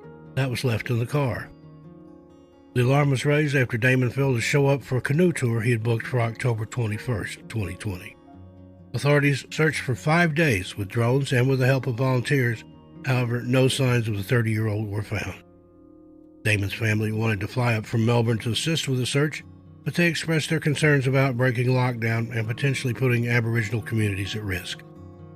Damon's social media has not been updated since October of 2020, and Australian authorities are appealing to anyone with information to contact him. Number 1. Rob Martin.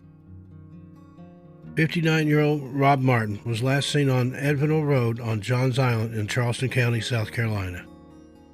Johns Island is the largest island in South Carolina and is known for its agriculture and angel oak, a tree that is estimated to be possibly 1,500 years old. The details in Rod's case are extremely limited, but it is important that we spread awareness about this case and help bring him home. According to the Charleston County Sheriff's Office, Rod was last seen on foot on January 10, 2021, wearing a burgundy jacket with an orange lining. He is described as a white male, 6 foot tall, 200 pounds. He has gray hair, hazel eyes, and is well known in the Johns Island area. According to an article written on January 10, 2021, foul play is not suspected at this time, and the Charleston County Sheriff's Office needs your help in locating Rod. If you have any information, you're asked to please contact them on 843-743-7200. Number 10. Sean McLaughlin. 27-year-old Sean McLaughlin was last seen on June 8, 2021, by another hiker who told police that he saw a man fitting Sean's description in the park. Sean had recently moved from his home in Dublin, Ireland, to Jackson, Wyoming, and was working to help support his adventures. Sean's last moments are contested and accounts differ. An article written by the Irish Times wrote that the witness last saw Sean near the Surprise Lake Junction heading into Garnet Canyon, whereas another article written by the Independent claims the witness last saw Sean on the south side of the Bradley-Taggart Moraine and that he was headed towards Taggart Lane.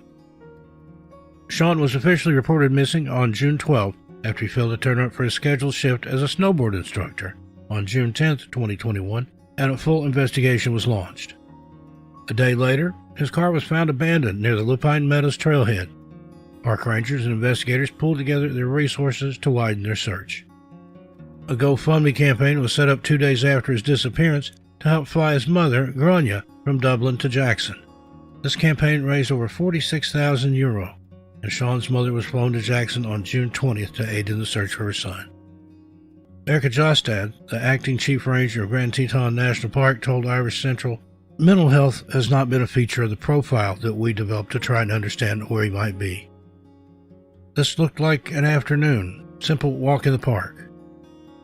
We're trying to keep a really open mind about where he might have gone, so we're looking in all the possible places."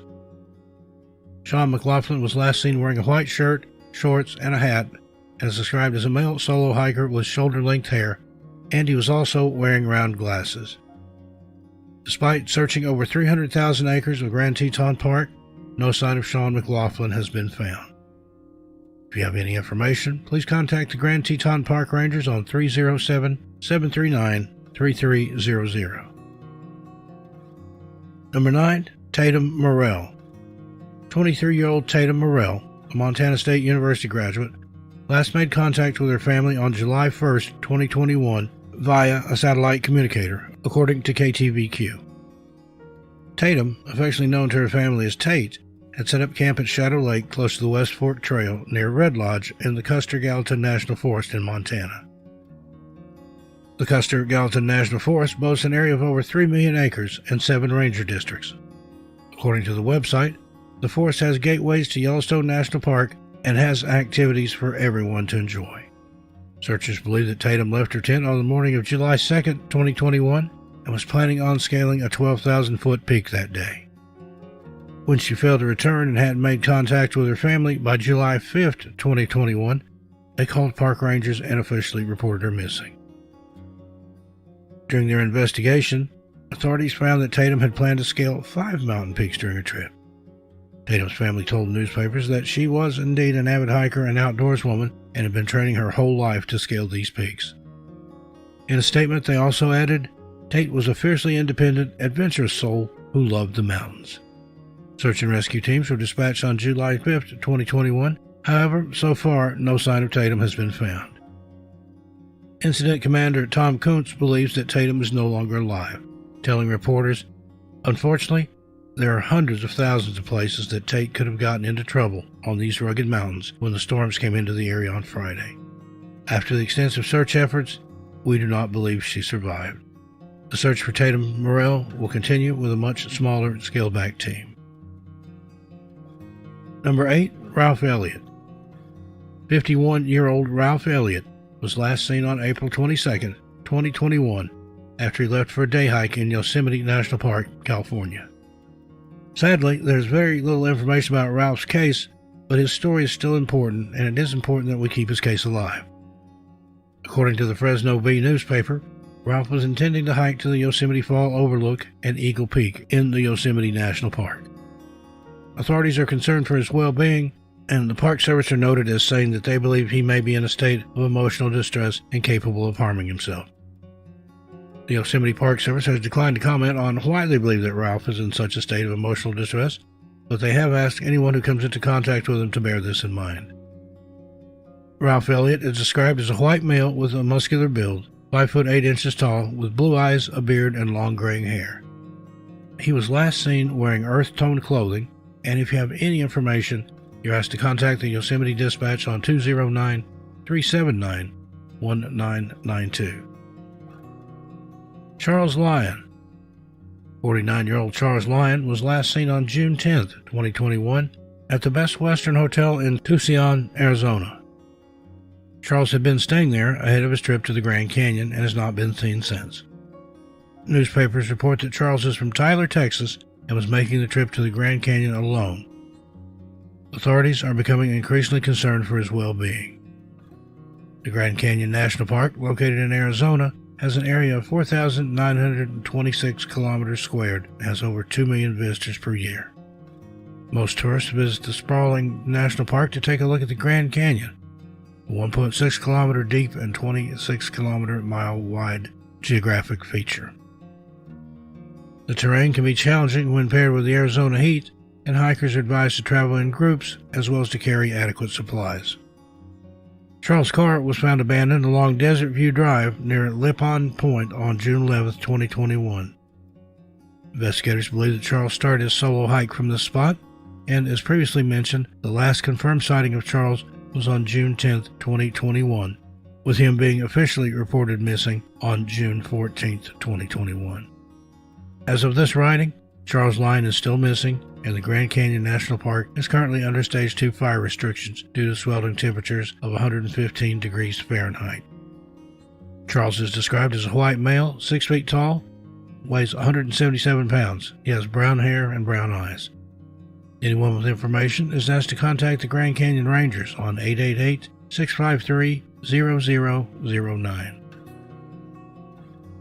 Number 6, Sean Higgins. On October 14, 2016, Sean Higgins, along with his 21-year-old son Trevor and Trevor's uncle, no name was provided for the uncle, headed out to the Shasta Costa drainage in the Bear Camp area in Oregon for a day of hunting. The three men had no idea of the tragedy that was about to unfold them that day, and to them, it started out just like any other hunting trip they had been on. Sean and Trevor agreed to go their separate ways and meet back at the car later on in the day to discuss today's activities and to collect Trevor's uncle. Again, this is Sean's brother. His name was never given in the reports. The men parted ways, not knowing it would be the last time they would ever see Sean alive. Sean's wife, Stephanie, told NBC News Sean was on a footpath that ran alongside a road. He's an outdoorsman who knew the area, and he knew Trevor was waiting for him. It doesn't make any sense that he didn't make it out that evening. On the day of his disappearance, Sean had left his backpack and GPS device behind as he was only hunting a short distance away from the car. As we said, Sean was a very experienced outdoorsman and knew the area well, according to his family. In his mind, there was no reason to take it. When Sean failed to return to the truck, Trevor and Trevor's uncle knew that something was very, very wrong. They split up and immediately began searching for him. However, during this search, Trevor also got lost. Sean had passed down his wealth of knowledge to his son, and Trevor was able to make a shelter and wait out the night. Sean's brother, Trevor's uncle, raised the alarm after Trevor also failed to return to the truck. Now, with two missing family members, he called the authorities and a wide-scale search began. Thankfully, on the fourth day of the search and rescue operation, Trevor was found 2.5 miles away. Trevor had suffered severe hypothermia due to the cold and wet conditions, but was otherwise okay. Sadly, neither Trevor nor the search and rescue teams found any sign of Sean. Crews utilized drones, helicopters, and dog units, but still, they found nothing. And by October 25th, the search had officially been suspended. As of this writing in 2021, Sean Higgins is still missing, and authorities are no closer to solving the case. Number 5. Daleen Pua.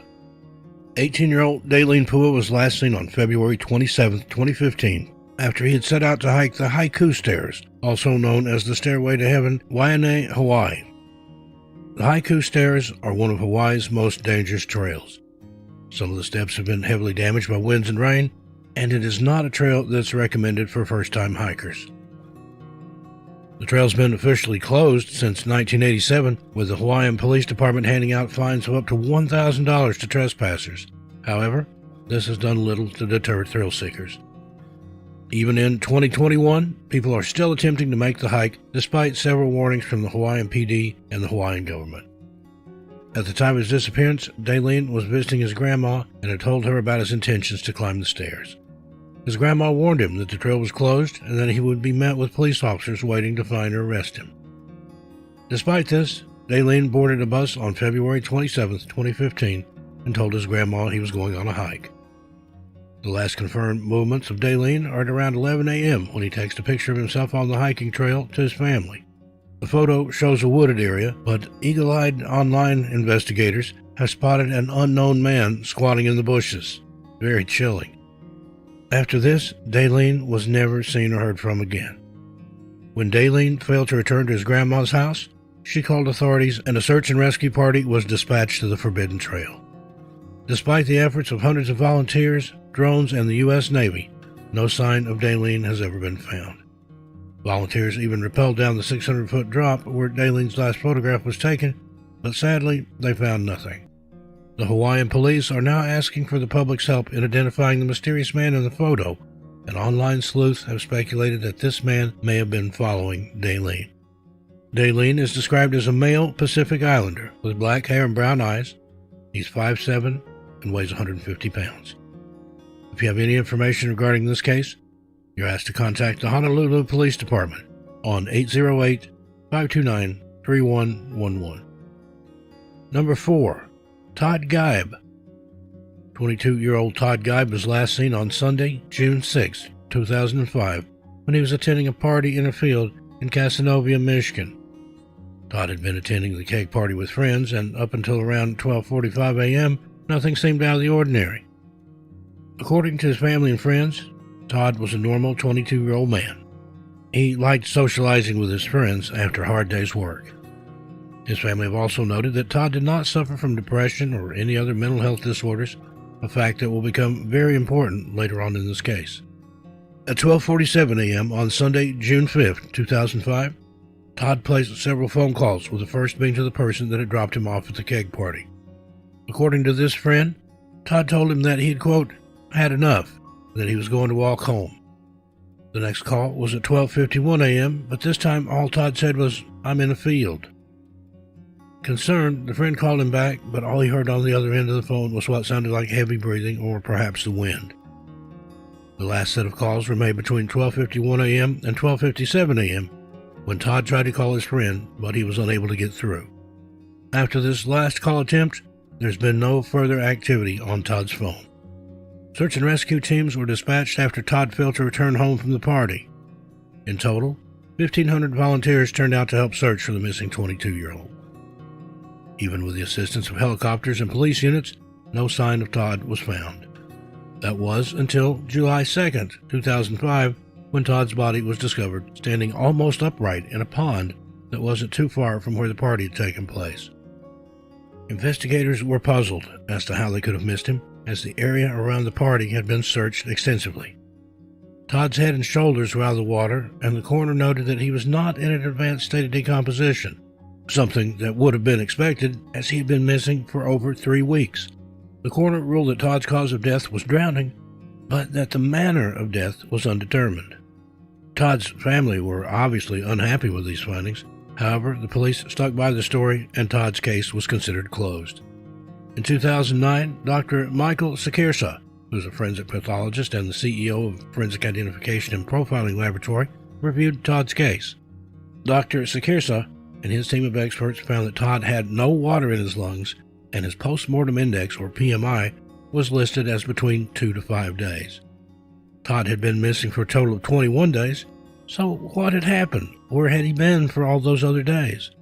Now, alcohol and antidepressant medication were found in Todd's system, and after consulting with family members and checking health records, it was found that Todd had not been prescribed such medication. As of the recording of this episode, Todd's case is still closed and the mystery remains. Many people believe that Todd fell victim to the infamous smiley face killer or killers. However, the Michigan State Police have declined to comment. If you have any information regarding this case, you're asked to contact the Michigan State Police on 517-284-3745. Number 3, Jeffrey John Zoltowski. 23-year-old Jeffrey John Zoltowski was last seen on March 31st, 1993, as he was hiking in the Wailua Valley in Molokai, Hawaii. Jeffrey was a student at the Wayne State University in Detroit, and when he wasn't studying, he spent his time volunteering at the Veterans Hospital and various soup kitchens throughout the Detroit area. According to those closest to Jeffrey, he was loved by everyone and was a popular football player in high school. On the 31st of March, 1993, while hiking, Jeffrey signaled a Department of Land and Natural Resources helicopter to come and pick him up from his location. He told the crew on board that his feet were severely blistered and bleeding, and that he felt he was physically unable to make the 14-mile trek back into the city. The pilot dismissed Jeffrey, telling him that he would not take him back as it wasn't a life-threatening emergency. He did, however, take Jeffrey's backpack and told him that he would leave it in the service yard for him. For 41 days, Jeffrey's 60-pound backpack laid unclaimed in the yard before he was finally reported missing. There is no information as to whether search and rescue teams were sent to look for Jeffrey, and his disappearance was pushed to the side. In 2001, a woman reported seeing a man matching Jeffrey's description begging for money outside of a homeless shelter in Honolulu. This sighting has never been verified, and people at the shelter said they did not recognize Jeffrey when they were shown a picture of him. As of this recording, in 2021, Jeffrey is still missing, and it seems there's little being done to find him by law enforcement. Number 2, Kenny Veach. 47-year-old Kenny Veach mysteriously disappeared in the Mojave Desert in Nevada on November 14, 2014. Kenny was hiking near Area 51 and was looking for cave systems and mine shafts. Kenny has uploaded several videos to his YouTube channel under the username SnakeBitMcGee, where he describes entering a cave with an M-shaped opening. He wrote in one comment, "That ain't nothing. I'm a long-distance hiker. One time during one of my hikes out by Nellis Air Force Base, I found a hidden cave. The entrance to the cave was shaped like a perfect capital M. I always enter every cave I find, but as I began to enter this particular cave, my whole body began to vibrate. Suddenly, I became very scared and hightailed it out of there. That was one of the strangest things that ever happened to me." Now, these videos gained popularity following his mysterious disappearance, and in these videos, he does indeed talk about how his whole body vibrated and he felt scared upon entering this mysterious M cave. Armed with a gun and a camera this time, Kenny headed back out to the M cave on November 10th, 2014, hoping to get a better look inside. However, Kenny never returned home. Although he was a very experienced hiker and outdoorsman, Kenny rarely took a map or GPS device with him on his hikes. According to his family, on the day of his disappearance, he told them that he would only be gone for a short overnight trip, but then when he didn't return home, they immediately called the police.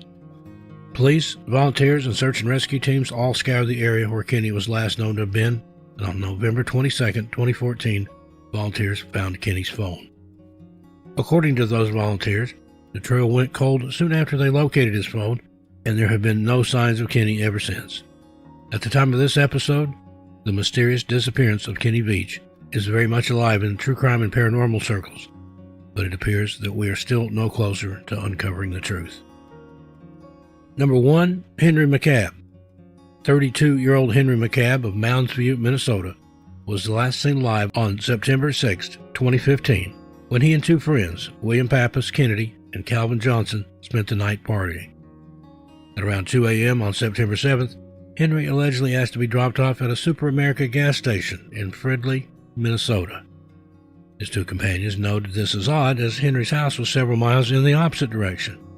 Nonetheless, they honored his wishes and dropped him off at the gas station. The two friends also took Henry's wallet and keys from him earlier in the night to prevent him from buying any more drinks, as he was apparently very intoxicated. At 2:28 a.m., Henry's wife received a disturbing phone call from her husband. Henry was screaming down the phone, saying that someone had shot him before the call disconnected. Henry tried to call his wife again, however, he was met with her voicemail as she was trying to call Henry's brother, Tim. The creepy voicemail captured high-pitched moaning and growling sounds, along with Henry screaming. Some of the audio is hard to pick out due to low call quality, however, but at the end of the voicemail, a male voice can be heard saying, "Stop it," before the voicemail disconnects. It's a voicemail unlike anything you've ever heard before. There are 2 minutes worth of noises, bizarre ones, but very little actual talking. Authorities confirmed the disturbing middle-of-the-night call came from Henry McCabe's cell phone. It was Labor Day, September 7th at 2:28 in the morning. McCabe's worried wife heard the message. His and my cell phone connected. Minnesota Community Policing Services is a nonprofit agency and acts as a go-between with police and the Liberian community. The leader is trying to help the family make some sense of this recording. The growls turned to high-pitched moans. Like he's moaning in pain. Like moaning in pain. The tortured grunts suddenly stop. There is silence. Then someone, either Henry or another person, says, "Stop it." I try to picture where he was, what it might have been like, what circumstances would have made him sound like that. The voicemail is in stark contrast to other articulate recordings of McCabe speaking at an event. He's a state auditor. What is the justification? What is the right thing to do?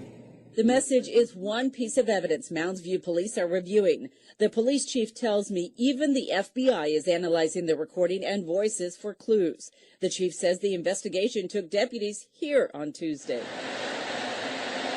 To Rice Creek Park, which borders New Brighton, Mounds View, and Fridley, all areas where McCabe was reported seen or a cell phone ping placed him. Ramsey County Water Patrol searched, but came up empty. When Henry's wife reported these calls, police began the search for Henry. They searched Spring Lake Park and New Brighton, as the calls that Henry made pinged from these cell phone towers. Despite an extensive search by land and air, there was no trace of Henry to be found, and the investigation went cold. Then, on November 2nd, 2015, Henry's body was discovered in Rush Lake, New Brighton, Minnesota. There were no gunshot wounds to Henry's body, and his cause of death was ruled as drowning. Obviously, Henry's family do not agree with this verdict and believe that the voicemail is proof that Henry met with some sort of foul play that night. Some people even believe that what Henry encountered was not even human. If you have any information, you are asked to contact the Ramsey County Sheriff's Office on 651-767-0640.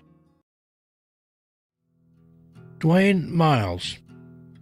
On October 19th, 2021, 78-year-old Dwayne Miles told friends he was planning on going on a day hike and would be hiking off-trail south of the Graves Creek campground and exit near Graves Creek Corral in Olympic National Park.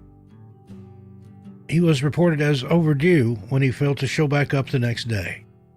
He was last seen on October 19th at the Graves Creek trailhead wearing black rain pants and a camouflage jacket. He was known to carry a dark-colored backpack. Dwayne is 5 feet 9 inches tall, weighs 185 pounds, and has blue eyes. He is described as a fit and very skilled hiker who often travels alone off-trail looking for shed elk antlers.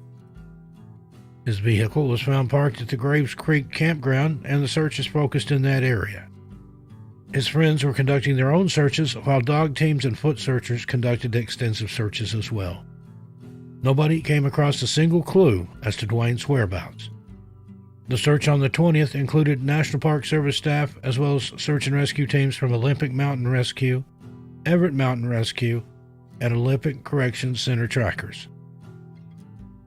Another search began late on Saturday the 22nd with a quick look around the area near his car.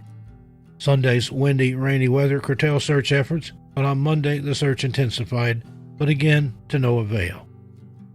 Anyone who has visited the Graves Creek area since October 19th, or who has any information regarding Dwayne Miles' whereabouts, has to please call 888-653-0009. Kim Crumbo and Mark O'Neill. Mark O'Neill, 67, of Chimacum, Washington, and Kim Crumbo, 74, of Ogden, Utah, both retired from the National Park Service, were reported missing by a family member on September 19, 2021, after they failed to return from their 4-night backcountry trip. On Sunday, September 19, park crews located a vacant campsite with gear on the south side of Shoshone Lake, as well as a canoe, paddle, personal flotation devices, and other personal belongings on the east shore of the lake, the National Park Service said. Despite Mark's body being found the next day, and after an autopsy concluded he had died of hypothermia, Kim's whereabouts are still unknown. Yellowstone National Park officials have confirmed that the search for Kim is now being called a recovery mission, as the authorities say they are looking for remains at this point. Kim Crumbo, a former Navy SEAL, spent 2 decades working as a river ranger, park ranger, and wilderness coordinator in Grand Canyon National Park. He was a member of the Potawatomi tribe and a board member of the Rewilding Institute, a conservation program. He was also a frequent contributor to the Salt Lake Tribune, which reported he was known for writing letters to the editor about protecting wolves, wild horses, and the environment.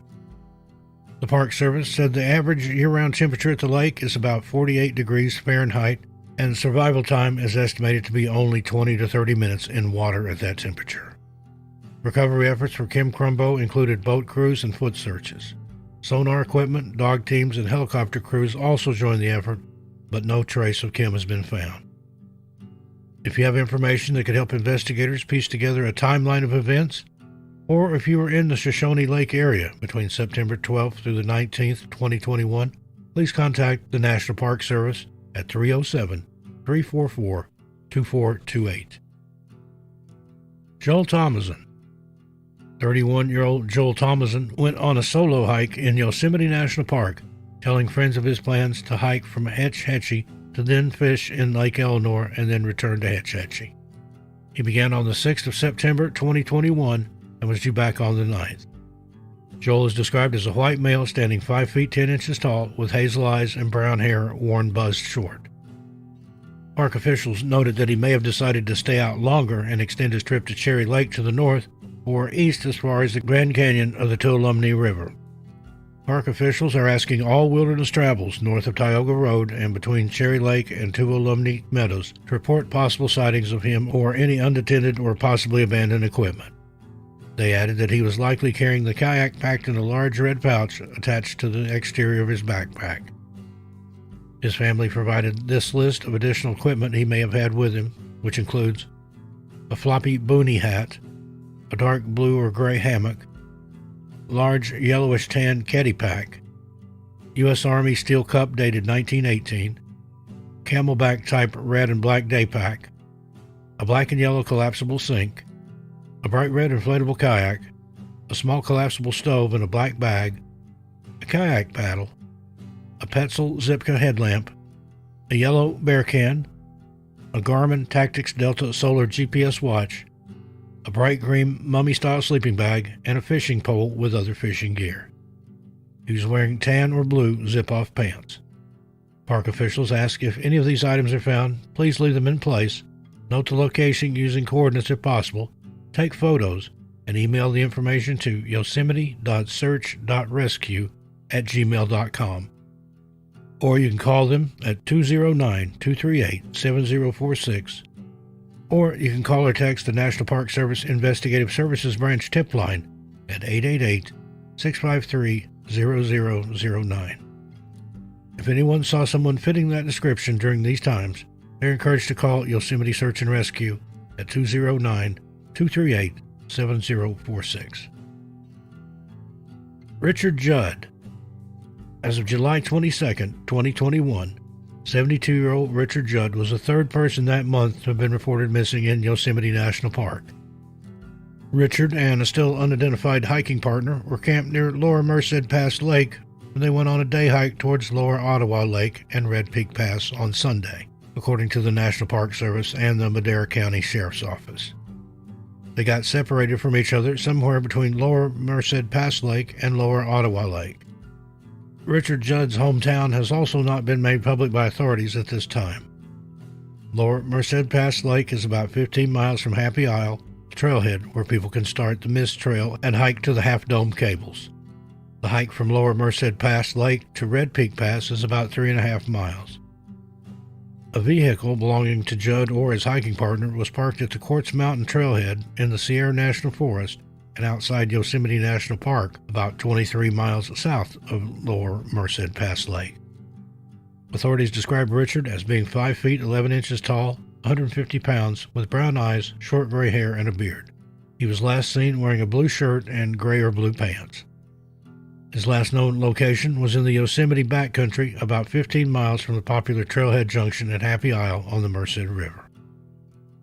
Anyone with any information is urged to call or text the National Park Service Investigative Services Branch tip line at 888-653-0009. Yosemite National Park averaged between 16 and 17 fatalities per year from 2014 to 2019, according to Park Service statistics. Over that same span of time, Yosemite search and rescue personnel conducted an average of 240 missions annually.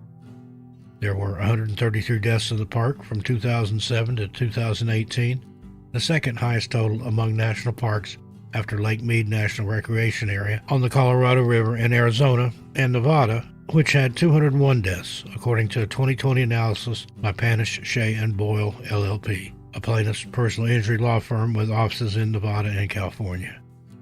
Yosemite was the 14th most deadly national park during the same time span when factoring in the number of visitors, with 28.01 deaths per 10 million visits. Stephen Van Pelt. Just after 11:30 a.m. on July 23rd, the Sheriff's Office received information about a climber, identified as Stephen Van Pelt, 33, of Salem, who had fallen during his descent on Mount Jefferson. Deputies learned the climber had fallen among extreme mountain terrain. A witness described losing sight of him after he fell several hundred feet. The Sheriff's Office said resources, including 6 mountain rescue teams, searched for Stephen over the last several days among the extreme mountainous terrain with glacier drifts, falling rocks, and debris. The decision to suspend the search was announced a few days later. The Sheriff's Office said the Van Pelt family is aware of the decision and have been conducting their own searches. The Linn County Sheriff's Office was assisted by Marion County Sheriff's Office, Benton County Sheriff's Office, Corvallis Mountain Rescue, Eugene Mountain Rescue, Deschutes Mountain Rescue, Portland Mountain Rescue, Hood River Mountain Rescue, Oregon United Emergency Management, Oregon Emergency Management, United States Army National Guard, Air Force Reserve 304th, Life Flight, Idaho Fire Department, Detroit Fire Department, Amateur Radio Emergency Services, and the United States Forestry Service. There is a bit of a strange twist here. The witness claimed to have seen Stephen fall, but lost sight of him after several hundred feet, as previously stated. But if that's the case, whether they lost sight of him or not, they know where they had seen him and led the police and search teams to that exact spot almost immediately. So, why haven't they been able to find his remains? Why was there no sign of anyone at all ever falling in that area? No disturbance of the land below whatsoever. This witness's statement is the reason this started and ended as a recovery mission and not a search for a live and missing person. There have been no updates or answers in this case since July when it all happened, and the National Park Service and other authorities have been very tight-lipped. Mount Jefferson, which stands at 10,495 feet, is the second tallest mountain in Oregon after Mount Hood, and the only major volcanic center in the U.S. portion of the Cascade Range that hasn't erupted in the past 10,000 years. Ellis Bodine. On July 15, 2021, a 4-year-old boy named Ellis Bodine is believed to have gone missing sometime in the evening hours while with his family in the Jean Lafitte National Historical Park and Reserve in Louisiana, United States. The child is believed to have fallen into the water of a murky and swampy canal. His mother immediately dove in to try and save her son, but to no avail, as she seems to have lost sight of him almost immediately in the dirty water. Authorities almost immediately began building a dam to start draining the canal in search of Ellis' remains, and the Jefferson Parish Sheriff's Office said the dam would take 1 day to be completed. However, with the dam completed and after 6 days of relentless searching with no results, the underwater search was called off. The decision came after a temporary earthen dam built to help drain a 500-foot section of the swamp had been a complete failure when the dam broke. "We knew this dam wasn't an Army Corps of Engineers project," Sheriff Joseph Lapinto with the JPSO said. "I think we accomplished a lot more than I would have ever expected." Officials had hoped that draining the area would give them a better chance to find the 4-year-old's body in the dark and debris-choked water. "We always knew it was a long shot," Sheriff Joseph Lapinto said of the canal draining plan. "It wasn't a Corps of Engineers designed product. We utilized the equipment we had in front of us and the volunteers we had in place to put a good plan together. I think we accomplished a lot." The search would continue in a way, as it was stated by authorities involved that it would be a passive one from that point on. This meant the authorities would still keep boats in the water looking for disturbances in the duckweed and on the surface, but will not be employing active techniques such as sonar equipment or divers unless we see something that indicates they are needed. "During active operations, we typically have divers in the water constantly searching along with the sonar equipment when it's available," said the Jefferson Parish Sheriff's Office. During the active search, the authorities and search teams were able to check alligator dens using the sonar equipment. "Our job is to put the pieces together and figure out the whole picture. This is one that I would love to put all the pieces together to find the child," Sheriff Lapinto said. "We've exhausted a lot of options. Our investigation goes where it leads us. If the naysayers say the body is not in here, prove me wrong. We will continue the investigation as much as we can," the sheriff said. "Even though there is no real closure, a memorial sits at the site remembering Ellis, a boy who the community truly proved through all their hard work how much they care about him." 6 days after the boy fell into the water and the extensive and grueling searches began, the crews cleared out and everything was expected to go back to normal, or as normal as possible. A family friend said that Ellis loved to play with toilet paper and Kleenex. She also said he was such a happy-go-lucky child who loved Mickey Mouse and the movie Frozen. John Davis. On October 24, 2021, a 48-year-old man named John Davis from Humboldt County, California, was hunting and hiking with his son when he disappeared during some unusually heavy rains which had hit the area that night. John was last seen in the early morning hours near Highway 162 at the 8 Mile Bridge near Covello. On October 27th, the next day, authorities found his dog, but there was no trace of John himself anywhere. Search teams started out on that exact 8 Mile Bridge in the hopes of finding him alive and well. Family and friends requested the help of the community at large, and particularly asking anyone who lives in the area where he was last seen to look at any surveillance footage they may have, and also to try and remember if they've seen John or anything suspicious or out of place.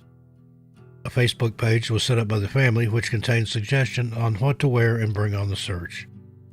It urges everyone who would like to search is asked to wear reflectors, download the Onyx map, and bring walkie-talkies.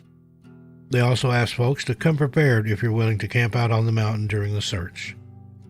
The page also states, rain is supposed to hit Monday, so far as only Monday, so bring rain gear if you plan on coming out that day.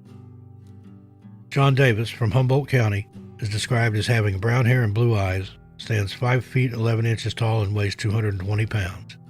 He was last seen wearing a camouflage rain jacket and neon green pants with reflective stripes. The Mendocino County Sheriff's Department requests that anyone with any information, please call them at 707-463-4086. Lester Youngs Whitmire. Lester Youngs Whitmire, 65, was last seen a few miles east of Oak Ridge near McCready Hot Springs in June. He was staying in the area and had spoken to a family member on or about June 18th of 2021. He was reported missing on July 2nd. Whitmire's belongings and vehicle were located in the Willamette National Forest east of Oak Ridge.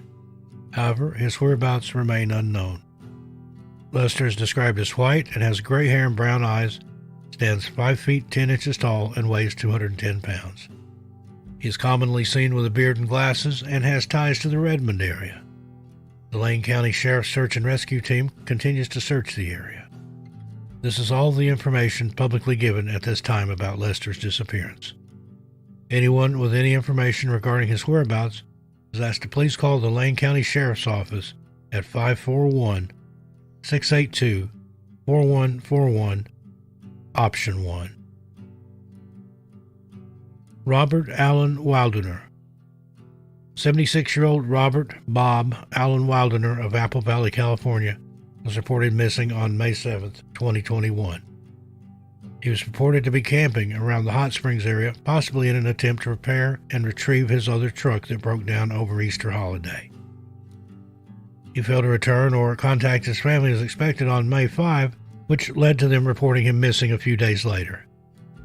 Saline Valley, where Bob was supposedly going to visit and spend some time, is in a remote area of the national park, with the 55-mile drive from Big Pine taking close to 3 hours because of the rugged road. His keys and cell phone were found in his truck at his campsite, a broken-down Ford F-240/350 long bed. Inyo County Search and Rescue has been scouring the area near and around Saline Valley for any sign of Bob, but nothing has been discovered at all as to where he could have gone or what could have happened to him. Both ground teams and aerial reconnaissance helped out in the search as well. One member of a social media group described his usual attire as always wearing a baseball cap to protect his bald head, white facial hair, most likely wearing shorts, a t-shirt, and flip-flops. Probably has a backpack with him or a robe that he would wear from the hot springs.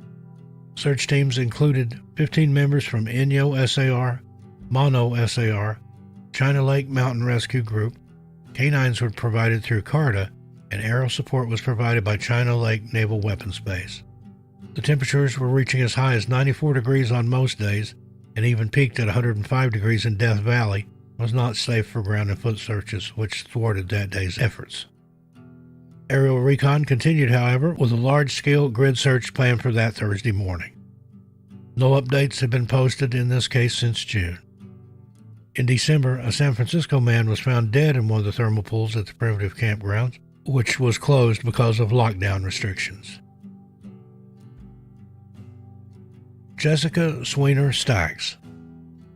It's been almost a year, and the fate of 28-year-old Jessica Sweener Stacks is still unknown. She was reported as missing just after 10 p.m. Friday, January 1st, 2021. Jessica and an unnamed male companion launched a boat in the Tallahatchie River that morning at County Road 46. The two planned to float downstream in the little aluminum boat when the water was high. People often shoot wild hogs from the river, but it's unclear if that's what she and her male companion planned to do. Jessica later got out of the boat, but there's no information as to why she did this or where she went. Authorities were notified about 10 p.m. that night after she failed to turn back up. About 50 people were originally searching for her. The number later dwindled to about a dozen. The searchers included 2 game wardens from Itawamba County, members of the Union County Search and Rescue, and the Union County Sheriff's Department, as well as an MHP helicopter and a thermal imaging drone. Authorities searched until around 3 a.m. January 2nd, and then resumed the search the next morning and into the night. On Sunday, officials searched all day until dark. The search area included an area from County Road 46 at the Tallahatchie River Bridge on Mississippi Highway 30 West in Etta.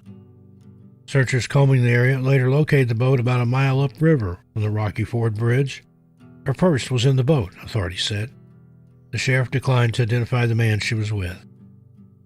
Jessica left several footprints behind near the river, but she hasn't been seen since leaving the boat. Her boots were later found. They had been cut off of her. Her coat and gloves were found near her boots. She didn't have her cell phone with her at the time she left the boat. It was later located and turned in. Jessica had 3 children who are now being raised by a relative of hers who lives in Texas. Anyone with any information about this strange disappearance is asked to call the Lyon County Sheriff's Department. This is the most recent information in the case, and it's worth saying here that the Rocky Ford Bridge is known for being very haunted and has had many tragedies, both unexplained and otherwise, happening on, near, and around it. Joshua Samiski. 41-year-old Joshua Samiski was going through a rough patch in late 2019. He was struggling with addiction and had recently been kicked out of his father's home. After having nowhere else to stay, Joshua took to staying in his car and traveling around, looking for a floor or a sofa to crash on. In early October, his mother, Janie Marvin, deposited $3,000 into his bank account after he told her that he needed the money to help a woman he had met. The woman in question has not been named, and we will be referring to her as Miss X for the duration of this episode. On October 7th, an Olympic Park ranger picked Joshua up and dropped him off in the Shadow Mountain region of the Olympic National Park. According to Missing NPF, Joshua wasn't carrying any supplies and wasn't wearing suitable clothing to go hiking or camping. The ranger also noticed that Joshua was barefoot and warned him against camping as it wouldn't have been safe. The ranger who picked Joshua up reported that he offered Joshua assistance multiple times, but each time Joshua refused. Unable to be convinced, Joshua stepped out of the ranger's car and wandered into the wilderness of Olympic National Park, barefoot and unprepared. Just before he disappeared, Joshua sent a cryptic message to his father saying, "I've given all my belongings to this person, Miss X, and I'm in trouble. They want me gone. I need a getaway car quick." In the messages, Joshua told his father that he was in Port Angeles, Washington, and needed an evacuation ASAP. However, when his parents arrived, there was no sign of him. After they failed to make contact with him, Joshua was officially reported missing, and the Olympic Park Rangers began their search. In the ensuing weeks, the Olympic Park Service and the Port Angeles Police Department used ground and air crews to look for Joshua, but there was no sign of him. His family were distraught and made multiple appeals for anyone with information to come forward. Then, a few weeks after Joshua had disappeared, his mother, Janie, made a shocking discovery. While looking for her son, Janie found Miss X driving Joshua's car and found that she had been using his debit card. Also in her possession were his phone, ID, and wallet, along with 3 letters supposedly written by Joshua, signing over all of his worldly possessions to her.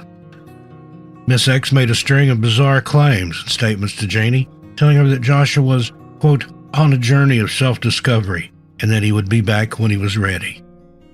Now, this did little to calm Janie's nerves, and only compounded her fears that something terrible had happened to Joshua. This bizarre claim was backed up by an apparent sighting of Joshua at the Burger King in Sequim, Washington. According to official reports, the witness claims to have approached Joshua and asked him if he was the man featured on the missing persons posters around town. He replied that he was, but that he didn't want to speak to his family or go home. Not wanting to press the matter any further, the witness left him alone and contacted the police.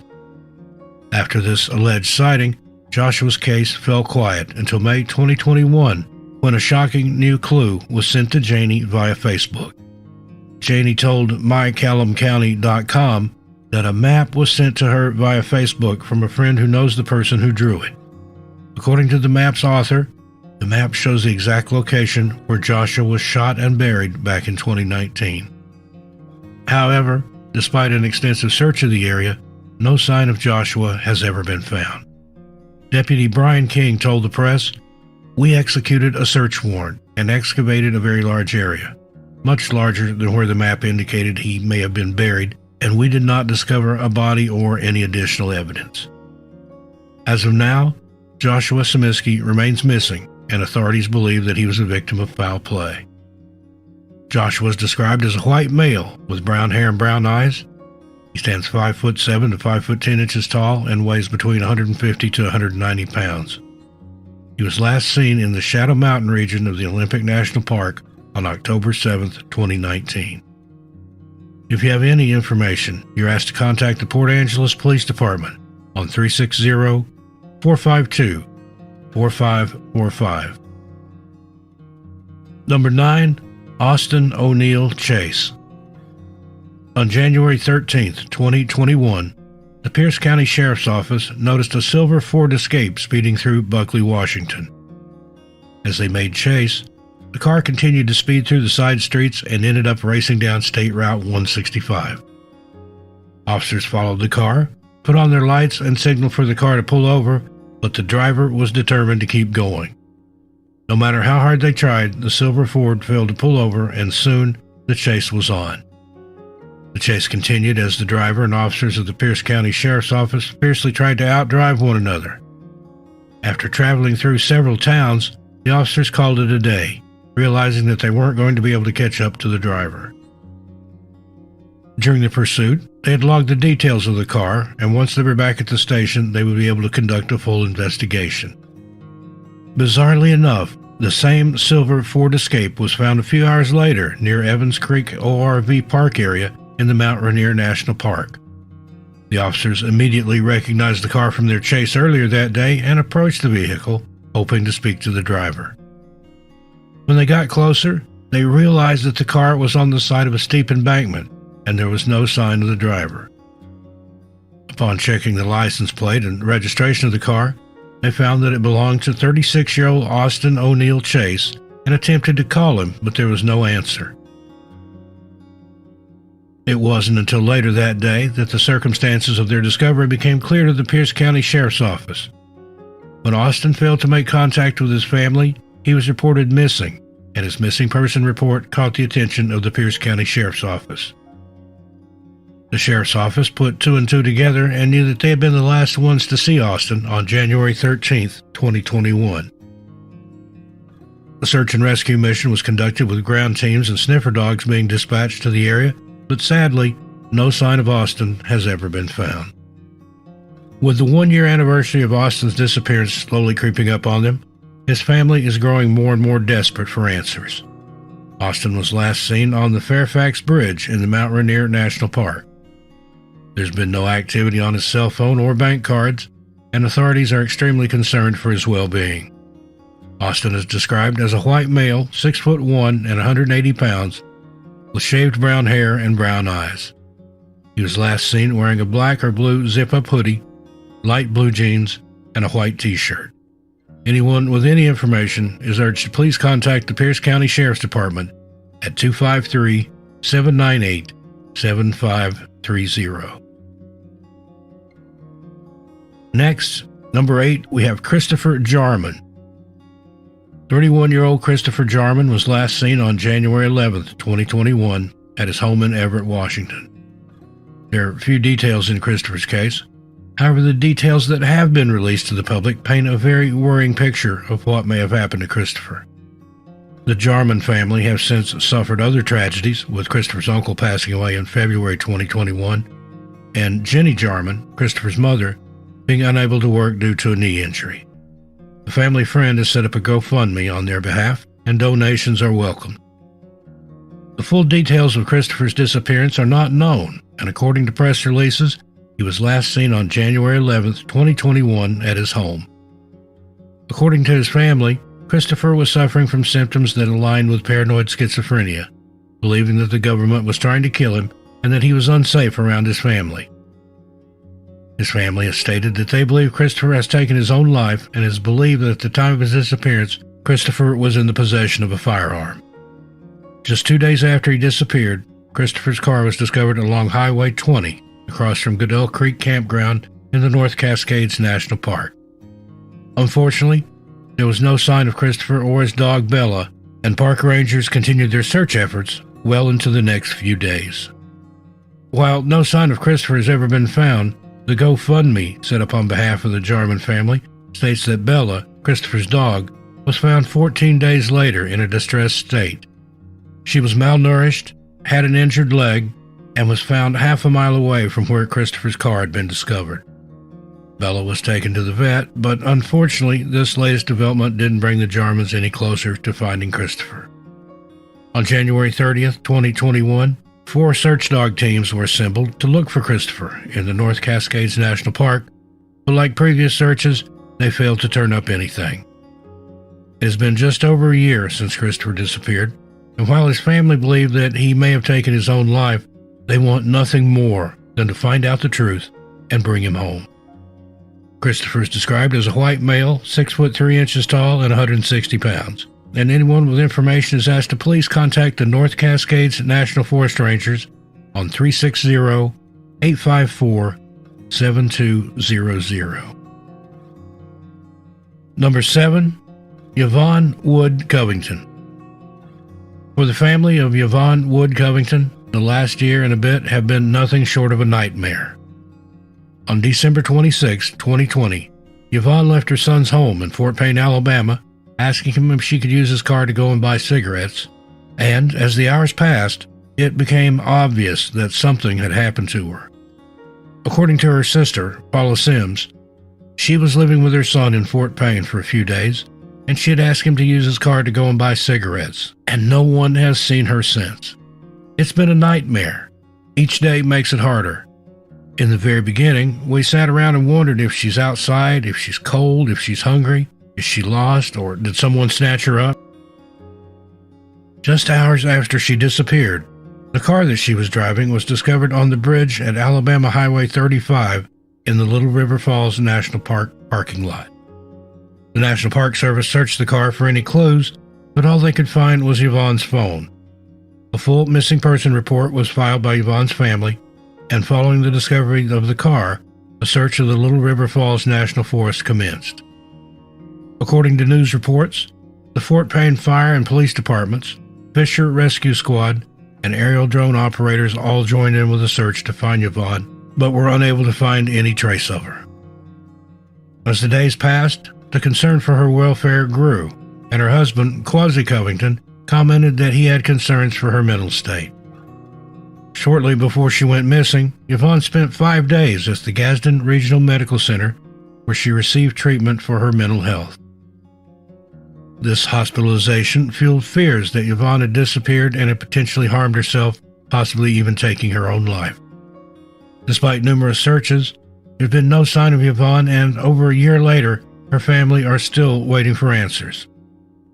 Yvonne's sister Paula told 48 WAFF, "I feel like they are doing everything they can do, and I do think they are making efforts, but it's just what you do next after you've searched all that ground." Anyone with any information about Yvonne's disappearance or whereabouts is asked to contact the Fort Payne Police Department at 256-845-1414. Next up, number 6, Vincent G. 25-year-old Vincent G. had a promising future ahead of him. In his LinkedIn bio, he described himself as a responsible, motivated, and team-oriented individual. Bilingual in English and Indonesian, with an intermediate understanding of Chinese and conversational Japanese. At the time of his disappearance, Vincent was working at West Seattle Foods and had recently finished his master's degree in business administration. By all accounts, Vincent's future was promising, and it was beginning to flourish right before his eyes.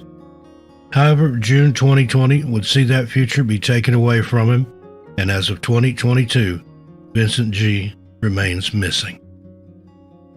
According to the Missing NPF website, Vincent was last seen on June 19, 2020, hiking the Van Trump Trail towards Mildred Point in the Mount Rainier National Park. It appears that Vincent had entered the park in the days beforehand and had previously hiked the Alta Vista Trail. When Vincent failed to return home that same evening, he was reported missing and an investigation was opened. The Pierce County Sheriff's Office, along with the National Park Service, worked together in a joint effort to locate Vincent. However, they found no sign of him.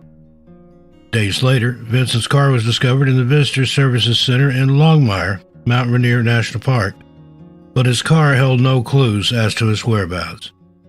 Bizarrely, 2 other men, Matthew Bunker and Talal Sabah, also disappeared in the Mount Rainier National Park around the same time as Vincent. The bodies of Talal and Matthew were both recovered in June 2020 and August 2020, respectively. Talal's cause of death has not been released, while it's been determined that Bunker fell while climbing. For Vincent's family and friends, their search continues. According to Vincent's father, in October 2020, K-9 units were assembled to try and locate Vincent and help the numerous volunteers and police officers in their search. As of this day in 2022, there have been no further updates in Vincent's case, and his family are desperate for answers. Vincent G. is described as an Indonesian male, 5 foot 5 inches tall, with black hair and brown eyes. He was last seen wearing a blue t-shirt, black pants, and was carrying a dark blue drawstring bag. Anyone with any information is asked to contact Patty Wold of the Mount Rainier National Park Service at 360-569-6701. Number 5, Ian Eccles. 41-year-old Ian Eccles had planned to spend Sunday the 17th of May 2020 turkey hunting with his friend deep in the Okanagan-Wenatchee National Forest. Ian and his friend had gone turkey hunting together before and had thoroughly enjoyed themselves, so much so that they had agreed to meet in the same spot again for another trip. As Ian's friend pulled into Spur 130 off Forest Service Road 9738, he was waiting to be greeted by Ian's beaming smile. However, as he parked his car, he noticed that there was no sign of Ian. His friend had received a text message from him the day before saying that he was in the Liberty area. So where was he now? The concern for Ian's welfare only grew when he failed to show up for work on May 18, 2020, something that was completely out of character for the man. His daughter, 22-year-old Audrey Elkins, told the Seattle Times, "He's not the type of person who says he's going to show up somewhere and not do it." When Ian failed to show up for work, his boss and his friend contacted his ex-girlfriend and his daughter, who in turn filed a missing person report. The search for Ian ensued almost immediately, with officers and volunteers searching the Okanagan-Wenatchee National Forest in the area that Ian was last believed to have been in. Days after Ian was reported missing, searchers discovered Ian's car on Forest Service Road 9738. The rear window had been knocked out, and there was one other thing that puzzled his friends. Someone was driving the car, and that someone was not Ian Eccles. His friends tried to talk to the driver and get as much information as they could, but within minutes the man had ran off, leaving behind Ian's car. Bewildered by what they had just experienced, Ian's friends took a moment before peering inside the car. Their hearts sank when they realized that there was blood all over the interior. Ian's disappearance has now turned into a homicide investigation, and while searching for Ian, the U.S. Forest Service made a very puzzling discovery. Tucked away off Spur Road 130 was a green Ford Expedition that was registered to 80-year-old Nancy Holtz. She had been missing reported on May 13, 2020. Sadly, Nancy's body was found at her home on May 11, 2020, with the lead investigator reporting, because of the state of decomposition and that no signs of trauma were visually seen, no autopsy was performed and she was later cremated. Both Ian's and Nancy's cars had been parked close to each other, and it would later transpire that they were stolen by the same man, George Alcantara Gonzalez. While Alcantara Gonzalez was not charged in connection with Nancy's death, investigators found evidence to connect him to Ian's disappearance. Inside Ian's car, they found blood, along with Alcantara's driving license, and within Nancy's car, they found 2 guns, a parking pass that was registered to Ian, and Ian's blood-stained sleeping bag. Those who had discovered Ian's car also positively identified Alcantara as the person they saw driving the car. And now the chase was on. What started as a missing persons case had now morphed into a recovery mission and a search for a fugitive. After almost 10 days of hunting him and the involvement of 100 officers, George Alcantara was finally captured and arrested and refused to speak to the police about what happened to Eccles. According to news reports, Alcantara pled guilty to 8 felonies, however has not yet been tried for the murder of Ian Eccles. According to ICE, Alcantara had faced 6 charges between 2017 and 2019 for crimes such as DUI and theft. MissingNPF.com reports that on March 19, 2019, he, meaning Alcantara, was arrested by the Seattle Police Department for 3 counts of failure to comply and detained at the King County Jail. On March 21, 2019, ICE lodged an immigration detainer, but the jail failed to honor it, and he was released back into the community without prior notification to ICE. The case against Alcantara is currently ongoing, and Ian's family are desperate for answers and want nothing more than to know where his body is so they can bring him home and put him to rest. Evidence put forward by investigators suggests that Ian died on the night of May 16, 2020, or in the early morning hours of May 17, 2020. Anyone with any information is urged to come forward and contact the Kittitas County Dispatch Center at 509-925-8534.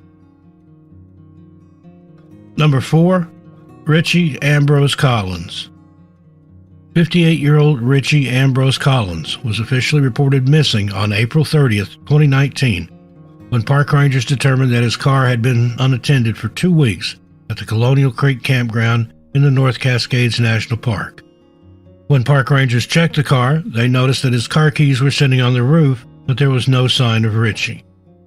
There's a limited amount of information out there about Richie's disappearance, and his daughter, Brittain, has been instrumental in keeping her father's case alive.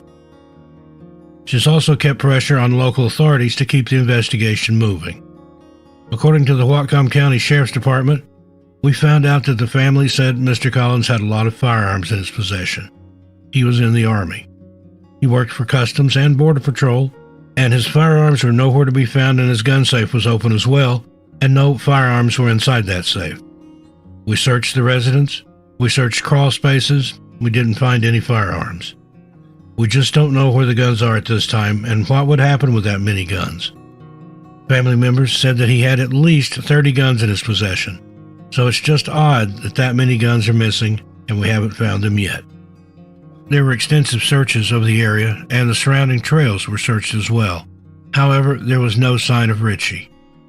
The most frequent update in Richie's case comes from Brittain, his daughter, who runs the Facebook page Missing Richie Collins.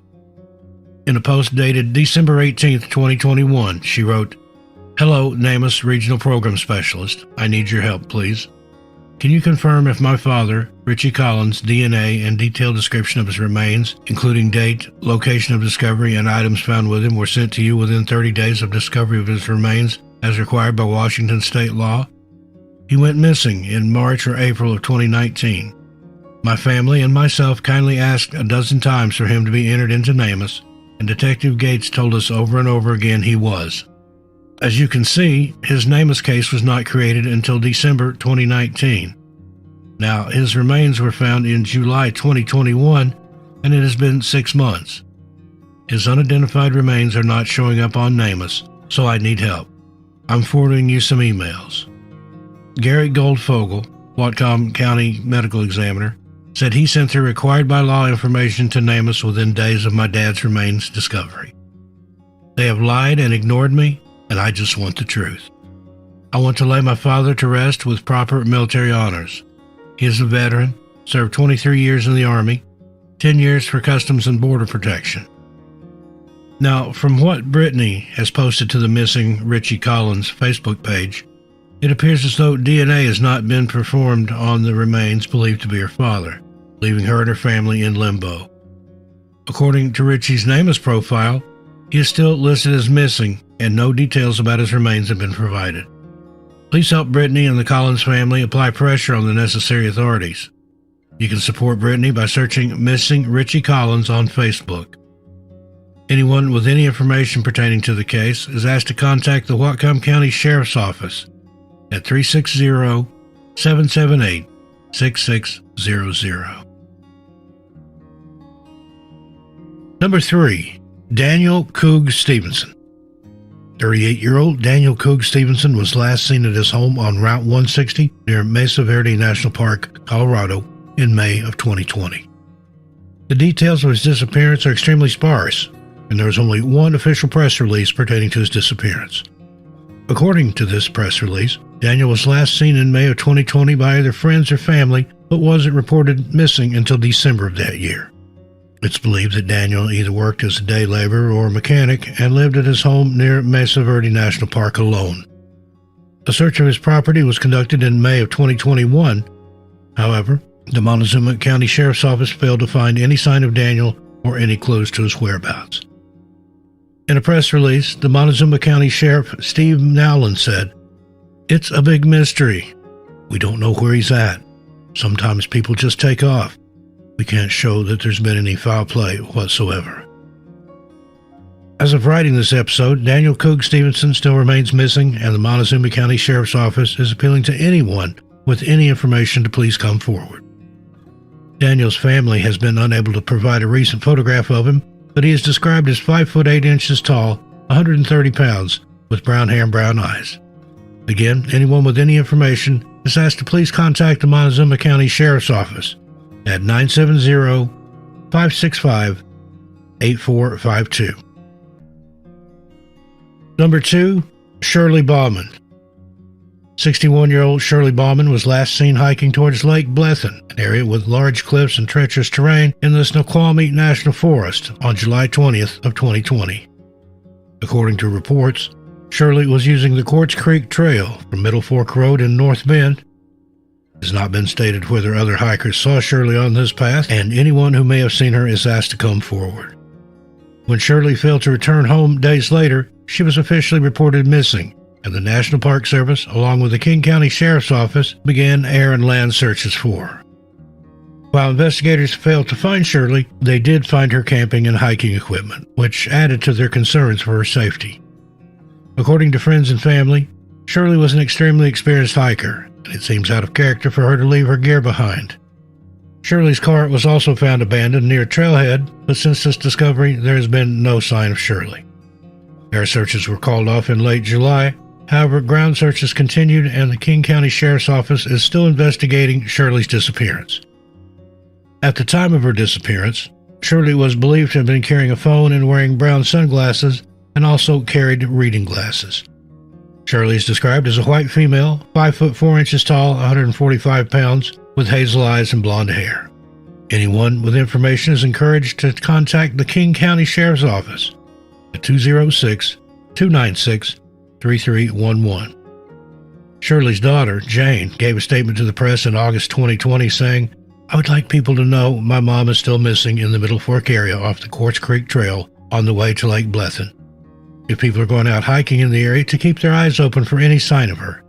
She is my best friend, and I just want her home. I know she is still out there somewhere. She can't just vanish." A beloved person in the community, people saw her almost every day working with the flowers at Ace Hardware, riding her bike, or walking the Snoqualmie Valley Trail. She loved to help the homeless community, buying them sleeping bags or ground mats, even tents. I know she is missed by many.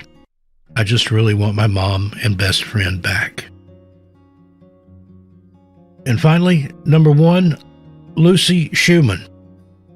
48-year-old Lucy Schumann was reported missing on September 19, 2019, by the owner of the rental property she was staying in at Coral Bay, St. John, Virgin Islands, when she failed to check out as planned. Upon entering the property, the owner found all of her belongings, but there was no sign of Lucy, which prompted him to phone the police and report her missing. A preliminary search showed that Lucy had left her backpack and passport in the rental apartment, and it's theorized that she went hiking in the Virgin Islands National Forest and possibly encountered trouble while out on her hike. The Virgin Islands Police Department quickly began their search for Lucy, searching on land and in the water for her.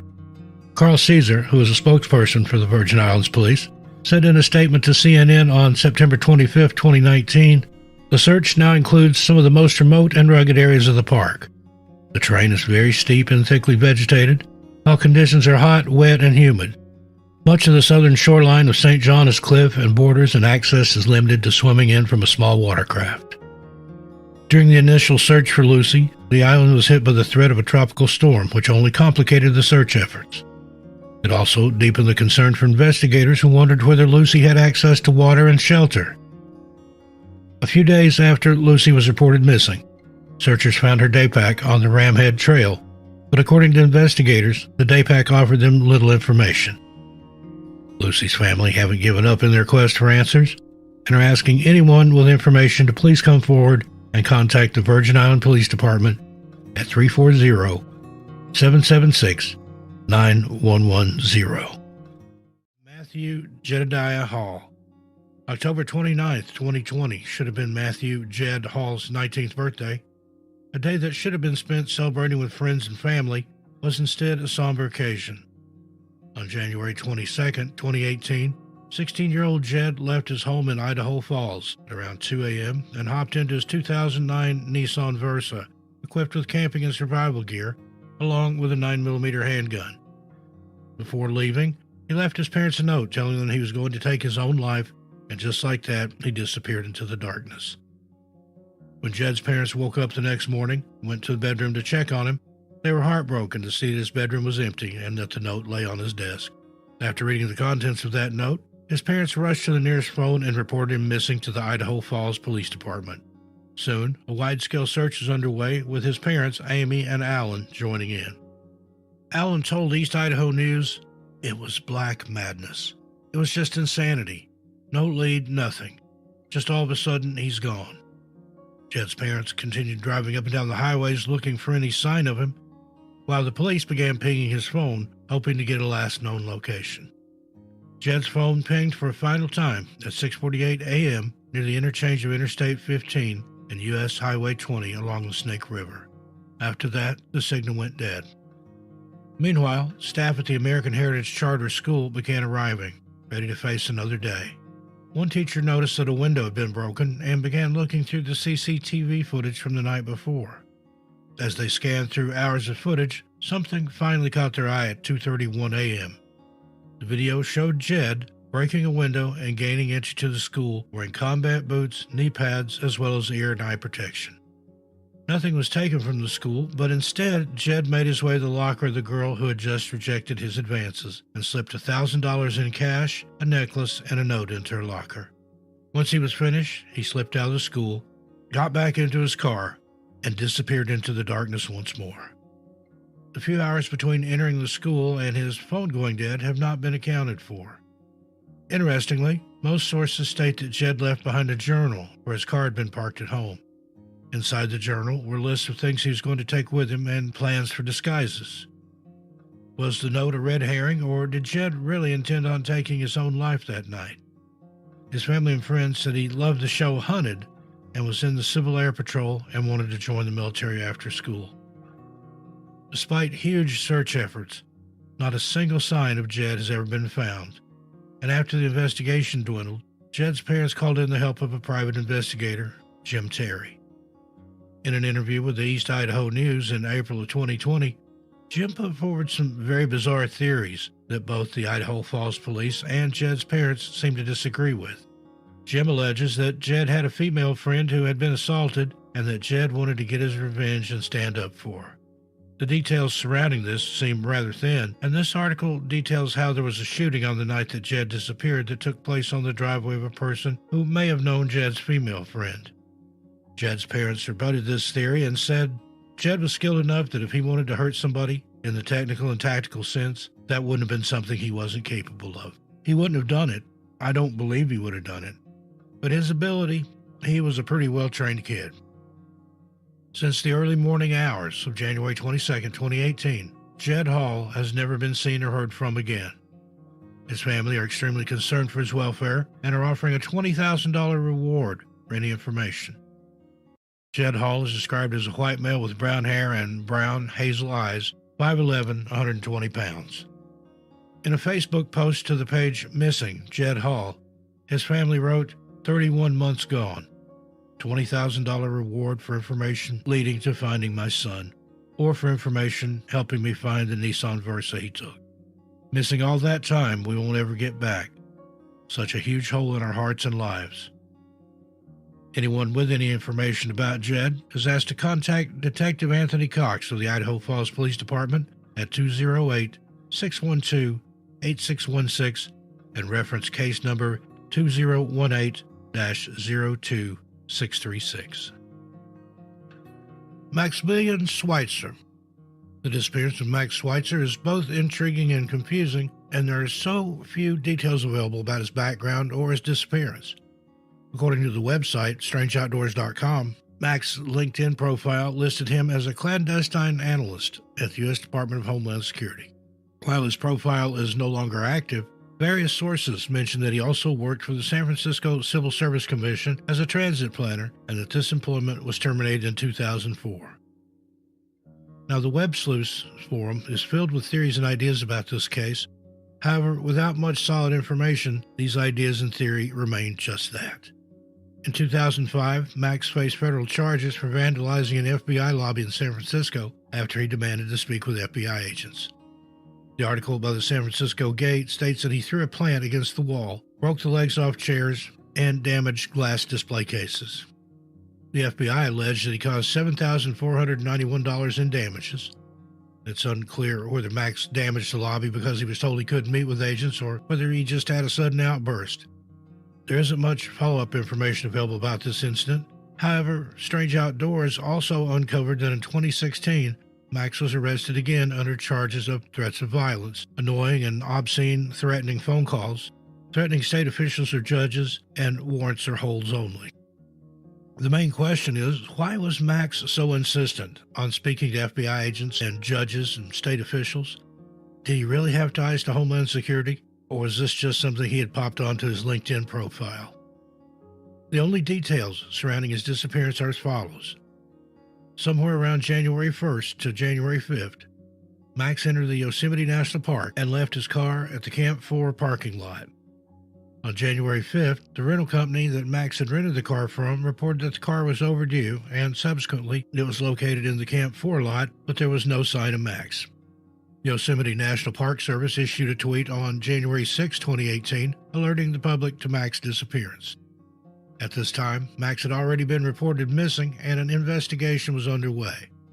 As previously mentioned, the details surrounding his disappearance are incredibly sparse, and there are no mentions of any searches that were conducted.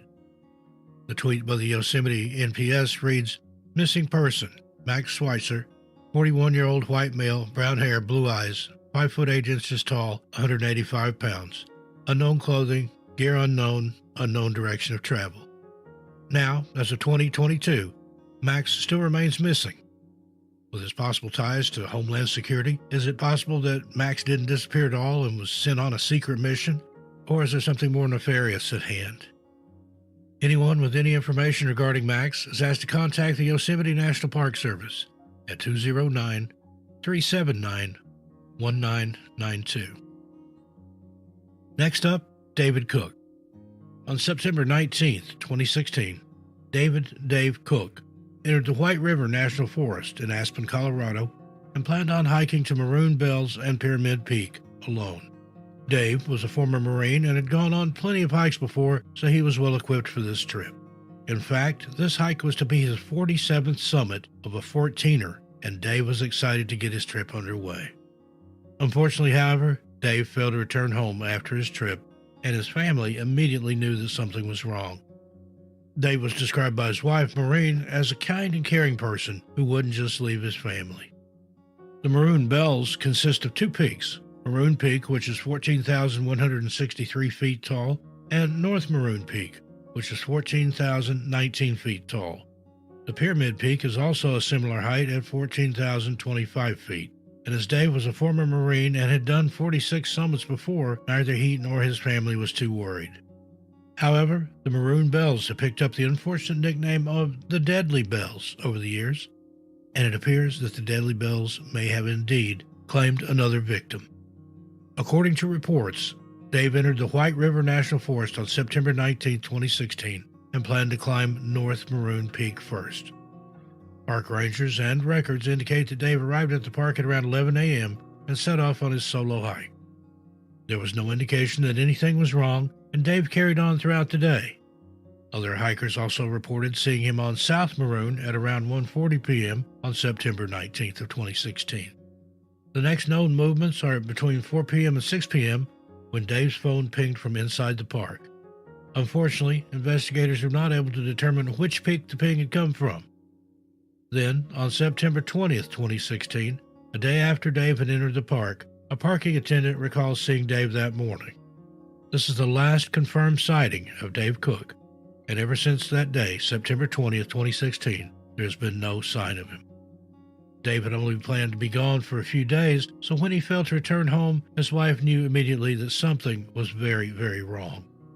When she was unable to get a hold of him, she called the park rangers and contacted the Mcken County Sheriff's Office to report her husband missing. The Mcken County Sheriff's Office sprang into action and began their search for Dave on foot and by air. Mountain Rescue Aspen, an all-volunteer nonprofit organization, also joined in for the search, utilizing the tools and expertise they had at hand. Unfortunately, despite their best efforts, no sign of Dave could be located, and the search was called off after a few days due to bad weather and heavy snowfall. Investigators later searched Dave's car for any clues and found that his map for Pyramid Peak was still in his car. According to the Facebook page, Find Dave Cook, his map for Pyramid Peak was still in the car, although perhaps he just forgot the map. Dave did not have his crampons with him, but he did have microspikes. Search and Rescue and the Mcken County Sheriff's Office did a good job searching.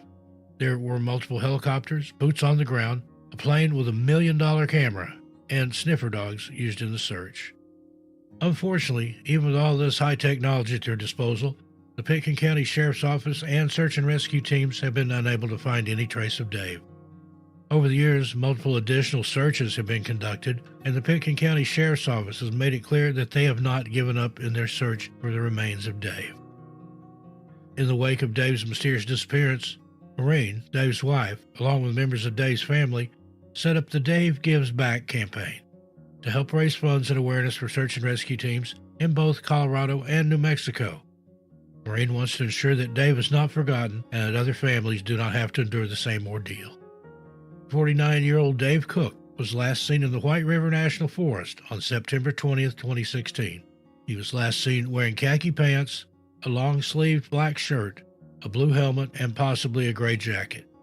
Anyone with any information is asked to please contact the Mcken County Sheriff's Office at 970-920-5300.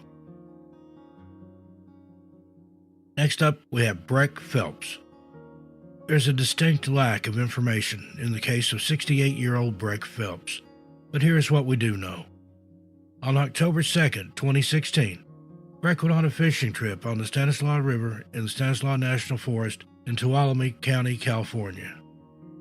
Unfortunately, Breck never returned to the shore and has been missing ever since. According to reports, Breck's friend found his 2007 Nissan Versa parked along Highway 108, close to the Donnell Vista Point. The Donnell Vista Point is a trail in the Stanislaus National Forest that gives way to some of the most beautiful views in the park.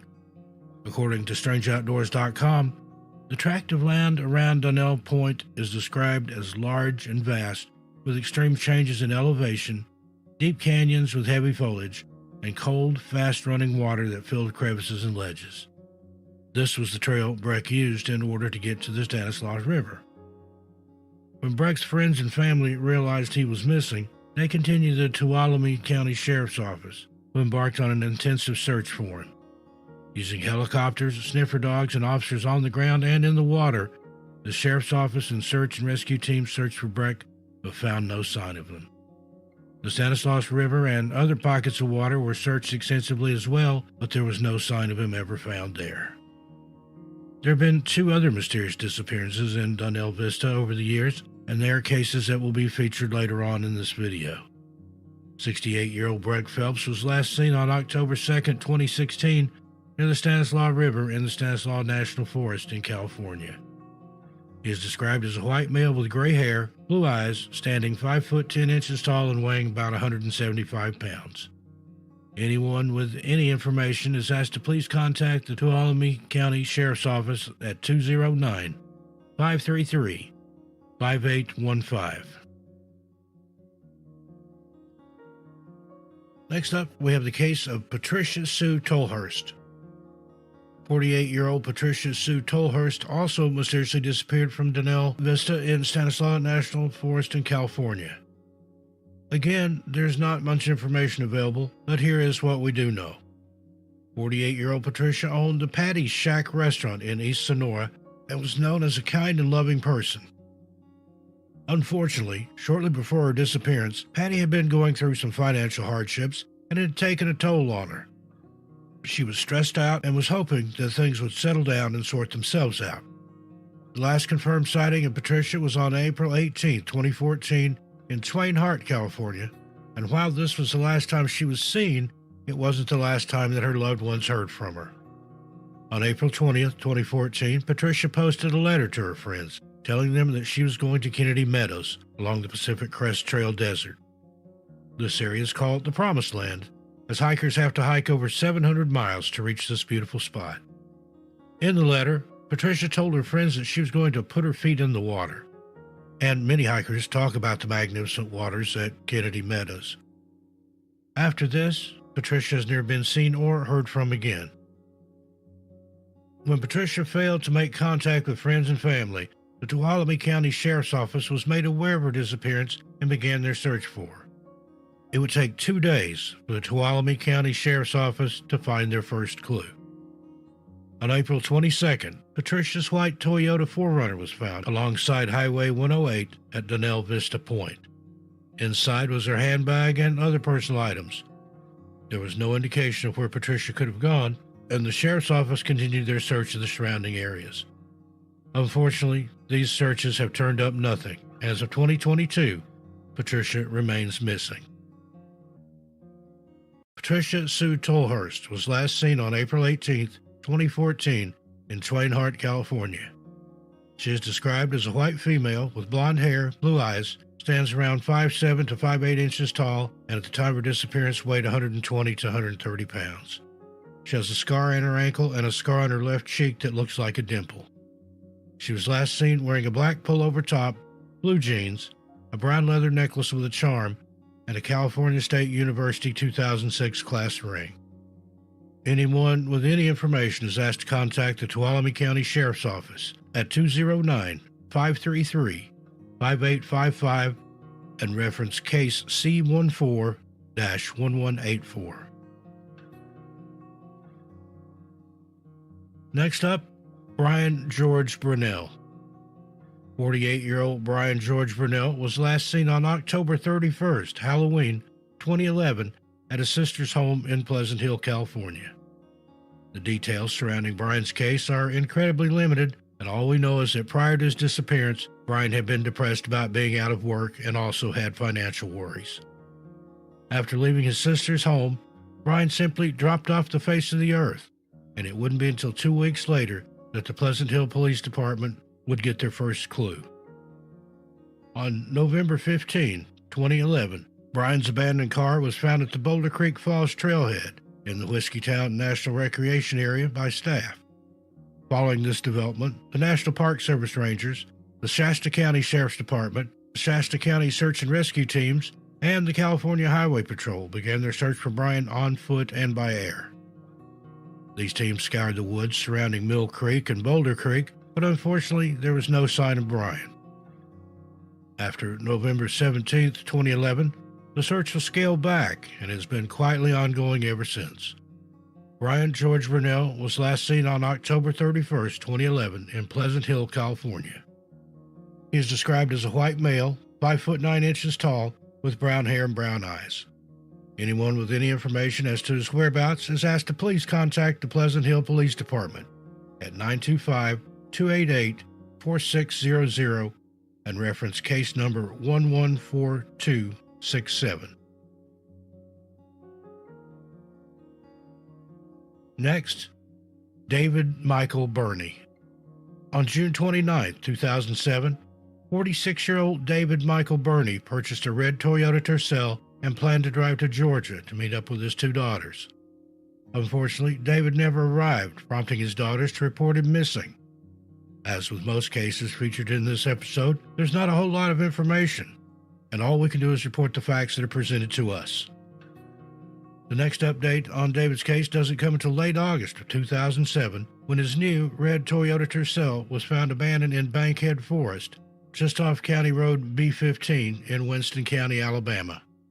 After talking to locals, the Coleman County Sheriff's Office learned that David had last been seen at the Jet Pep gas station on Highway 157 in Battleground, Alabama, on June 29, 2007. After that, David seems to have just disappeared, has not been seen or heard from since. According to locals, David's car may have been there since July 7, 2007, and wasn't reported or properly noted until over a month later. According to the Charlie Project, the red Toyota Tercel was out of gas and the battery was missing. But apart from that, there was no signs of a struggle or any indication that anything untoward had happened. Sadly, David left behind 6 children and other family members who are all desperate for answers. His profile on the Charlie Project reads, David's mother, sister, and 6 children all stated he would not have left of his own accord, and they think he may have met with foul play. They stated he had enemies who could have harmed him.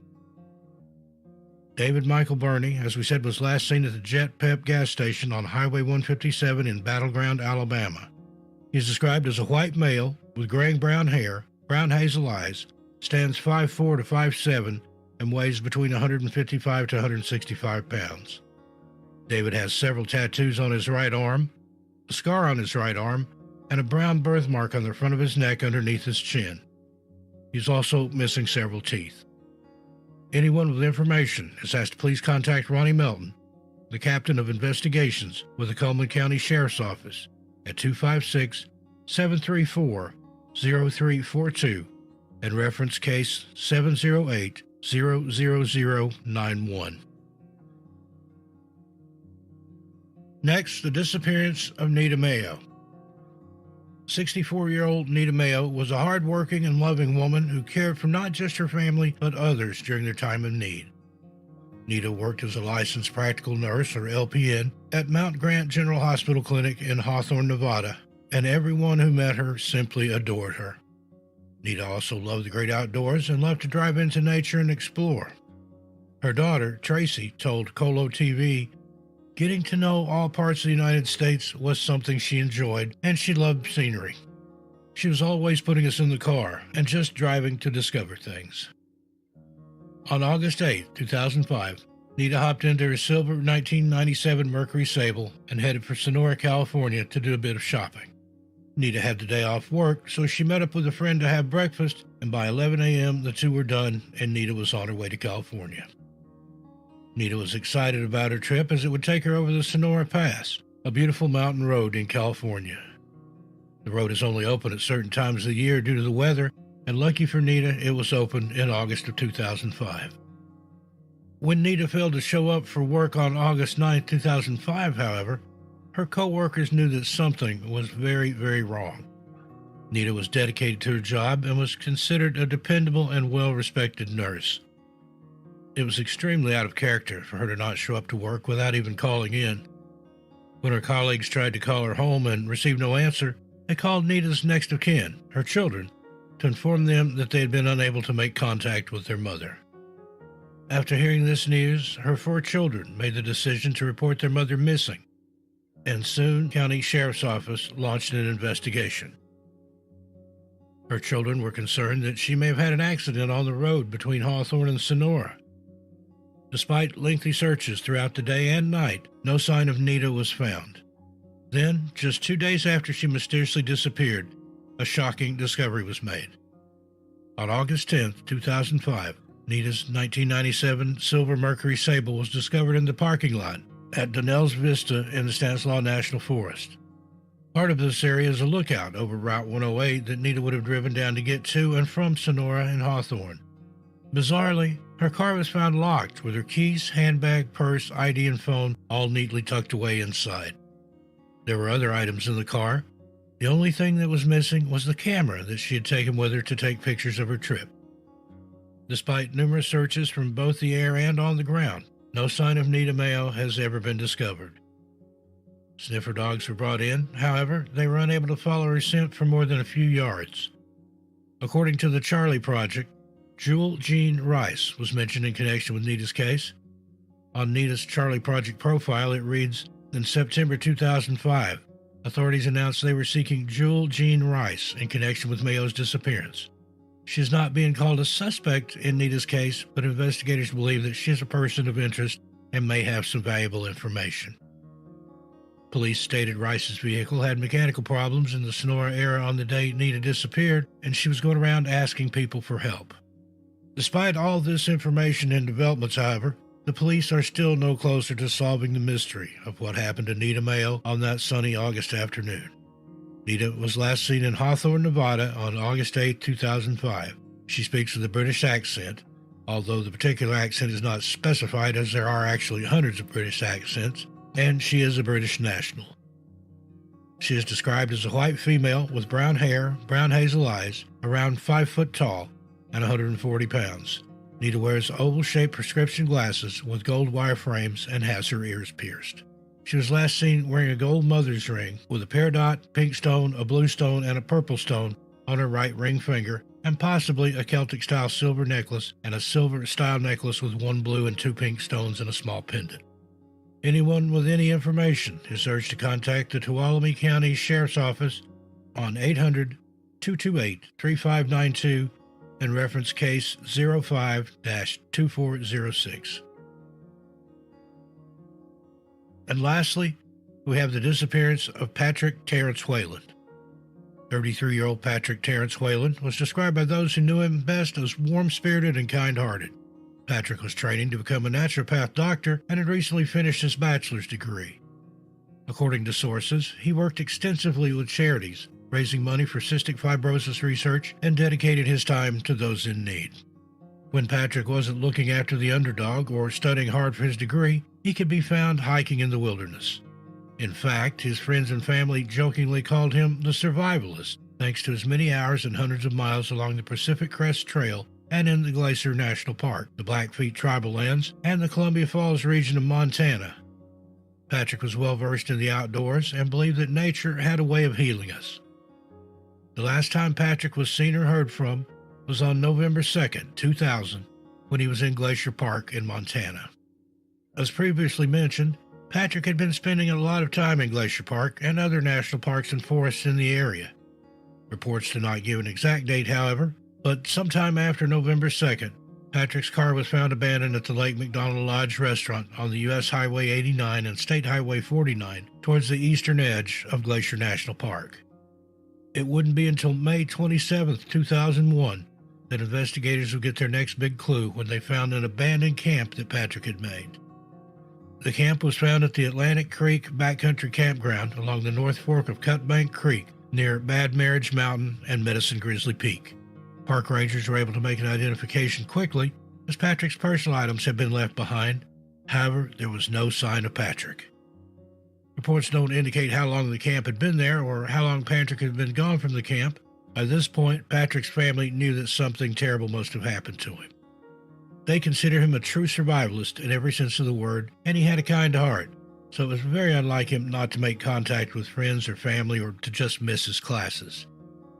Unfortunately, extensive searches of all the areas mentioned previously have turned up nothing. However, his family are still holding out hope that one day Patrick will walk through the front door and that they will be reunited again. In 2008, his family held a vigil in honor of his memory, and since then have continued fighting for answers. Patrick Terrence Wayland was last seen on November 2, 2000, in Glacier Park, Montana. He was originally from Cleveland, Ohio, but was living in Portland, Oregon at the time of his disappearance. Patrick is described as a white male with blonde hair, hazel eyes. He stood 6 feet tall and weighed about 155 pounds. The Charlie Project notes, according to his family, Patrick was displaying signs of mental illness, including obsessive behavior and paranoia at the time of his disappearance. He may have been wearing a short-sleeved shirt and blue jeans, and he also wore wireframe glasses. Anyone with any information is asked to contact Park Ranger Joe Fowler at Glacier National Park at 406-732-7700 and reference case 06-0401 MIP, or the Glacier County Sheriff's Office at 406-873-2711. Bryce Dunphy. In February 2022, 22-year-old Bryce Dunphy moved from Indianapolis to the city of Portage, Indiana, and was looking for work. Those who knew Bryce described him as a goofy, funny person who looked after his friends and family. Unfortunately, on that day, February 21st of 2020, the unthinkable happened while Bryce was out walking on the ice at West Beach in the Indiana Dunes National Park. Bryce, along with some friends, were walking across the ice when the ice gave way under his feet. Bryce, unfortunately, fell into the freezing waters below, and search and rescue teams are still desperately searching for him, although now it's search and recovery. Travis Waugh, who was with Bryce at the time, told Fox 32 Chicago, "We didn't know it was going to fall. We didn't even see the signs walking up. It was a mistake that happened, and we're heartbroken. I tried to grab him 9 or 10 times, but the waves were too strong. Every time I'd grab him, it just slammed right back into the wall. And by the time they got out here, he was already drifted away." Search and rescue teams, along with the police, were immediately dispatched to the area following the call. However, bad weather and rough conditions on the water made it almost impossible for them to look for Bryce. Recovery efforts have continued since February 21, 2022, and now the Indiana Conservation Officers, Portage Fire Department, Porter Fire Department, Lake County Sheriff's Department, Ogden Dunes Fire Department, Indiana Dunes National Park Rangers, and the United States Coast Guard have all joined in the search for Bryce. For his family, all they want is to know what happened to their bright and happy Bryce.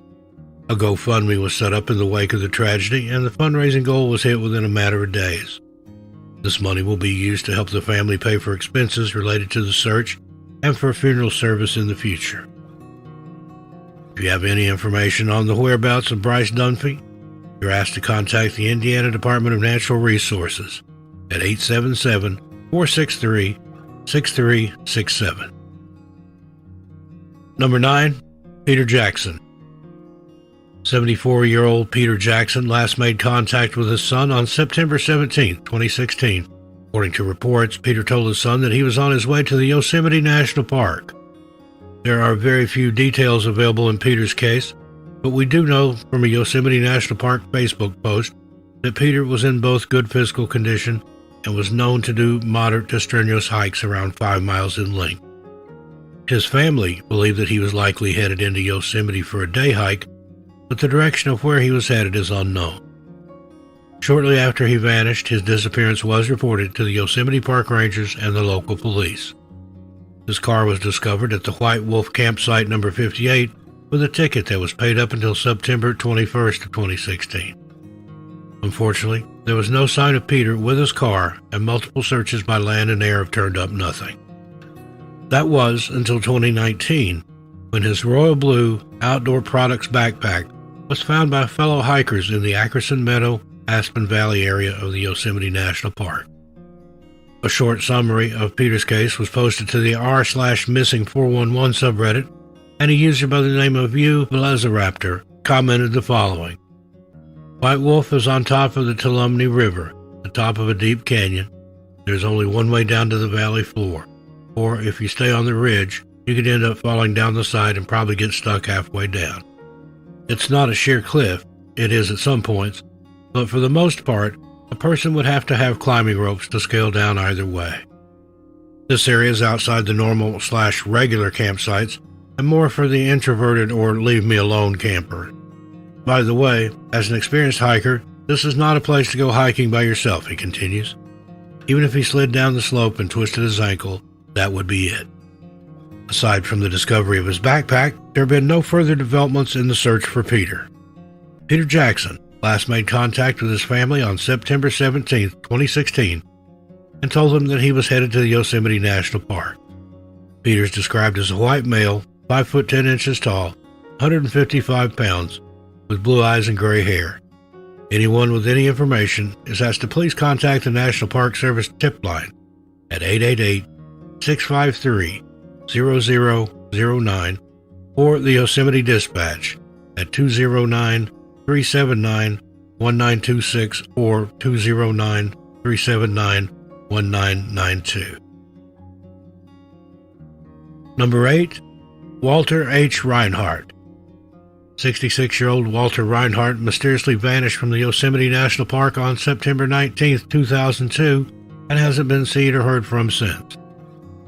Walter had served 2 tours of duty in Vietnam and also worked as a sheriff's deputy in Virginia following his military service.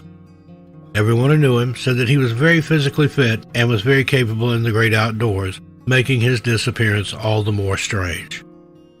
His family noticed that it was very out of character for him to leave without making contact, so when he walked into the Yosemite National Park and never walked out again, they knew that something was terribly wrong. Walter's car was later found, with some reports stating it was discovered on September 30, 2002, while other reports stated October 2, 2002, at the White Wolf Trailhead. Authorities believe that that is where Walter was heading. In an article for the LA Times, it was disclosed that Walter had left his Swiss Army knife in his car. This article also details how Walter's credit card was last used on September 19, 2002, purchased gas from a gas station just 15 miles from the White Wolf trailhead. The last confirmed sighting of Walter is believed to have been at around 9 a.m. on September 19, 2002, by a park employee closing down a lodge in the White Wolf area of the park. According to the LA Times, he remembered a fellow with a German alpine hat asking directions that morning to a lake a few miles up the trail. Since then, there's been no sign of Walter Reinhardt, and multiple search efforts have turned up nothing. His family told investigators that Walter was extremely tough and was more than capable of making it in the rough terrain, even if he did like to hike alone. Authorities do not believe that Walter is a victim of foul play and suspect that he either got lost or was injured during his hike. His sons say that he is in very good physical condition and has no medical conditions and doesn't take any medications. Walter is described as a white male with graying-brown hair, 5 foot 8 inches tall and 145 pounds. He was possibly last seen wearing a gray felt alpine hat, leather hiking boots, and carrying a large fanny pack. Anyone with any information as to his whereabouts is asked to please contact the National Park Service at 888-653-0009 or the Yosemite National Park Communications Center at 209-379-1992. Number 7. Ruth Ann Rupert. When 49-year-old Ruth Ann Rupert attended the Yosemite Medical Clinic in Curry Village on August 14, 2000, no one had any idea that it would be the last time she would ever be seen alive. According to reports, Ruth Ann had planned to go on a hike with a backpacking group. However, due to her medical incident, she was forced to postpone and seek treatment. After receiving the undisclosed treatment, it appears that Ruth Ann set off on a day hike from Yosemite Falls to the Foresta area of the park. Her NamUs profile states, on August 14, she had stated that she planned to hike in to catch up to a backcountry hiking group, which had left that morning, but would turn around and exit the backcountry if she could not catch up to them by 4 p.m. The medical staff would be the last people to see Ruth Ann alive, and after she failed to make it out of the park rangers and surrounding police forces were made aware of her disappearance. Ruth Ann's disappearance is particularly strange due to the lack of details that are available, and it appears as if she walked into the Yosemite National Park and simply disappeared into thin air. Search and rescue crews have attempted to locate Ruth Ann, but so far the search has been fruitless. The only clue in Ruth Ann's case came in 2008 when her backpack was found in the Fireplace Creek drainage. This creek is along the route that Ruth Ann would have taken to get to Foresta. However, nothing else has ever been found. Ruth Ann Rupert is described as a white female with brown hair and brown eyes, standing 5 foot 5 inches tall and weighing about 140 pounds. Ruth Ann has a prosthetic left eye and was believed to have been hiking from Yosemite Falls to Foresta on August 14, 2000. Anyone with information is asked to please contact the National Park Service at 888-653-0009. Number 6. Thelma Pauline Melton. The disappearance of Thelma Pauline Melton has continued to baffle investigators and online sleuths alike for many years. On September 25, 1981, Thelma, who was known to her friends as Polly, set off on a hike in the Great Smoky Mountains National Park with 2 of her female friends named Red and Trula. While Thelma lived in Jacksonville, Florida for most of the year with her husband Bob, the 2 also owned a trailer in the Deep Creek campground in the Great Smoky Mountains National Park where they would stay for a few months of the year.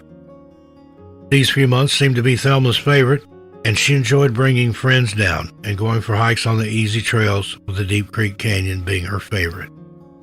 On September 25, 1981, Thelma and her friends set off down the trail at around 3 p.m., while Bob and the others stayed at the trailer. The trail was a nice, leisurely walk for the 3 companions, and they took it slow, as Thelma was known to be a slow walker. But about an hour into the walk, something changed. Thelma suddenly began to speed up and was quickly out of their sight. The path that Thelma had taken eventually led back to the campsite where her trailer was, so her friends just assumed that they would catch up with her there. However, when the 2 arrived at the trailer, Thelma was nowhere to be seen.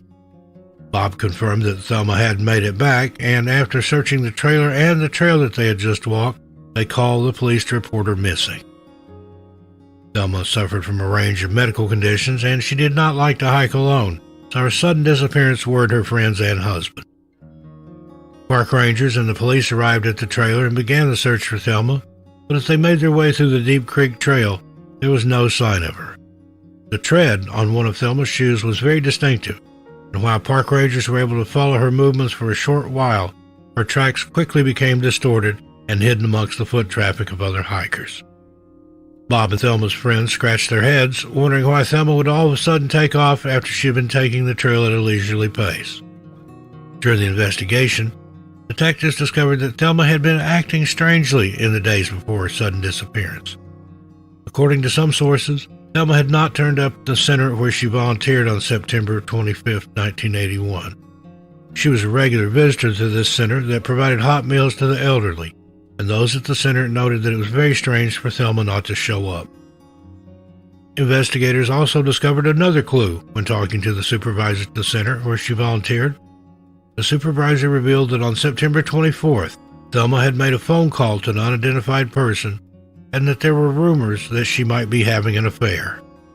These rumors had never been substantiated, but some people theorized that the phone call placed by Thelma on the day before she disappeared has something to do with her disappearance.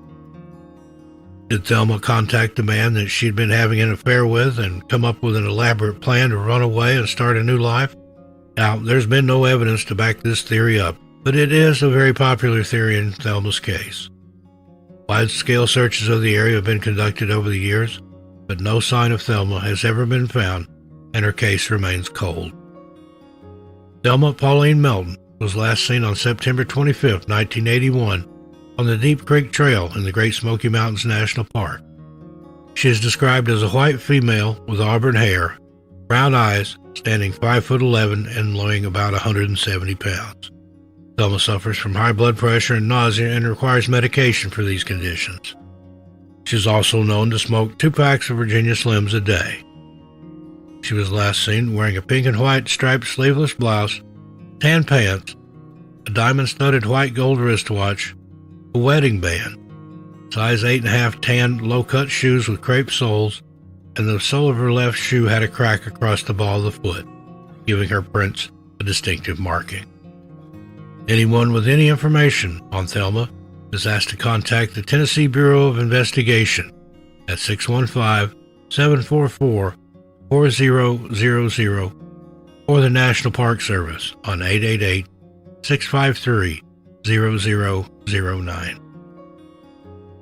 Number 5, Joe Halpern. 22-year-old Joe Halpern was an accomplished and talented young man and was enrolled as a graduate student of astronomy at the University of Chicago in 1933. While not studying hard for his degree, Joe could not be found at the observatory where he worked in Wisconsin, and he also enjoyed math, chemistry, and chess. The world was truly his oyster, and for Joe, his life was just beginning. However, one hike would change all that, and 89 years later, his family are still searching for him. On August 15th, 1933, Joe set off to begin his hike in the Rocky Mountains National Park near Taylor Peak. Joe and his friend, Joseph Garrick, had been camping in the park, and Joe was keen to get going on the hike near Taylor Peak. Joseph decided to stay at the campsite, leaving Joe to hike alone. The two said their goodbyes, not knowing it would be the last time that they would ever see each other. As the day passed and Joe still hadn't returned to the campsite, Joseph became more and more concerned for his friend's welfare. And by the end of the day, he reported him missing to the park rangers and local police department. Park rangers and the police began their search for Joe, but a large snowstorm hindered their efforts, and as the snow fell on the Rocky Mountains, the concern for Joe's welfare grew. Despite a number of searches, nothing was ever found of Joe, and the authorities determined that he had likely perished due to exposure. Joe's family have not given up looking for their loved one, and while now in 2022, authorities are not actively looking for him, a familial DNA sample has been obtained to aid in his identification should his remains be found. Following his disappearance, investigators began to receive several possible sightings of Joe in such faraway places as Phoenix, Arizona, Alliance, Nebraska, and Detroit, Michigan. None of these sightings have ever been confirmed, and it's likely they were just a case of mistaken identity. Joe Halpern was last seen on August 15, 1933, and while almost 90 years has elapsed since his disappearance, his friends and family are determined to find the truth. Joe is described as a white male with brown hair, brown eyes, 5 foot 8 inches tall, 165 pounds. His right eye is crossed, and there's also a scar above that eye. The Charlie Project notes that Joe may have used the alias Louis Hollenbuck, and that he was also fluent in French and German. He was last seen wearing a light blue or white shirt with blue stripes, light brown pants, and heavy shoes. He was also carrying an army knapsack. Anyone with any information is asked to please contact the Colorado Bureau of Investigation at 303-239-5764 or the Glendale Police Department at 303-759-1511. Number 4, Stacy Arras. 14-year-old Stacy Ann Arras mysteriously vanished from the Yosemite National Park in July 1981 when she was visiting with her father and 6 others. On July 27, 1981, the group comprised of Stacy, her father, and 6 others rode in on horseback to the cabins at the Sunrise High Sierra Camp in the park. The views were spectacular, and everyone took a moment to take in the beauty around them before getting off their horses and heading to the cabins to freshen up. But Stacy didn't want to rest, however. Instead, she wanted to hike down to the lake armed with her camera to take some photos. Stacy asked her father to come with her, but he declined. According to newspaper reports and information released in a FOIA from the National Park Service, a 77-year-old man who was part of the group that Stacy and her father was traveling with offered to accompany her down the short trail. Those at the cabins watched as Stacy and the man walked down the hill and onto the trail toward the lake. Just short of the lake, the man stopped to take a rest, but Stacy carried on, determined to get pictures of the water. That was when Stacy disappeared behind some trees on her way to the lake. She was out of sight of everyone, and when 10 or so minutes had passed and she hadn't returned, they all rushed to look for her. The trail was only 1.5 miles long, and Stacy had been accompanied by an adult, so how could she have disappeared in such a short space of time? The Yosemite Park Rangers were alerted to Stacy's disappearance, and they quickly sprang into action, calling in the help of helicopters and search dogs, along with dozens of concerned volunteers who were at the camp.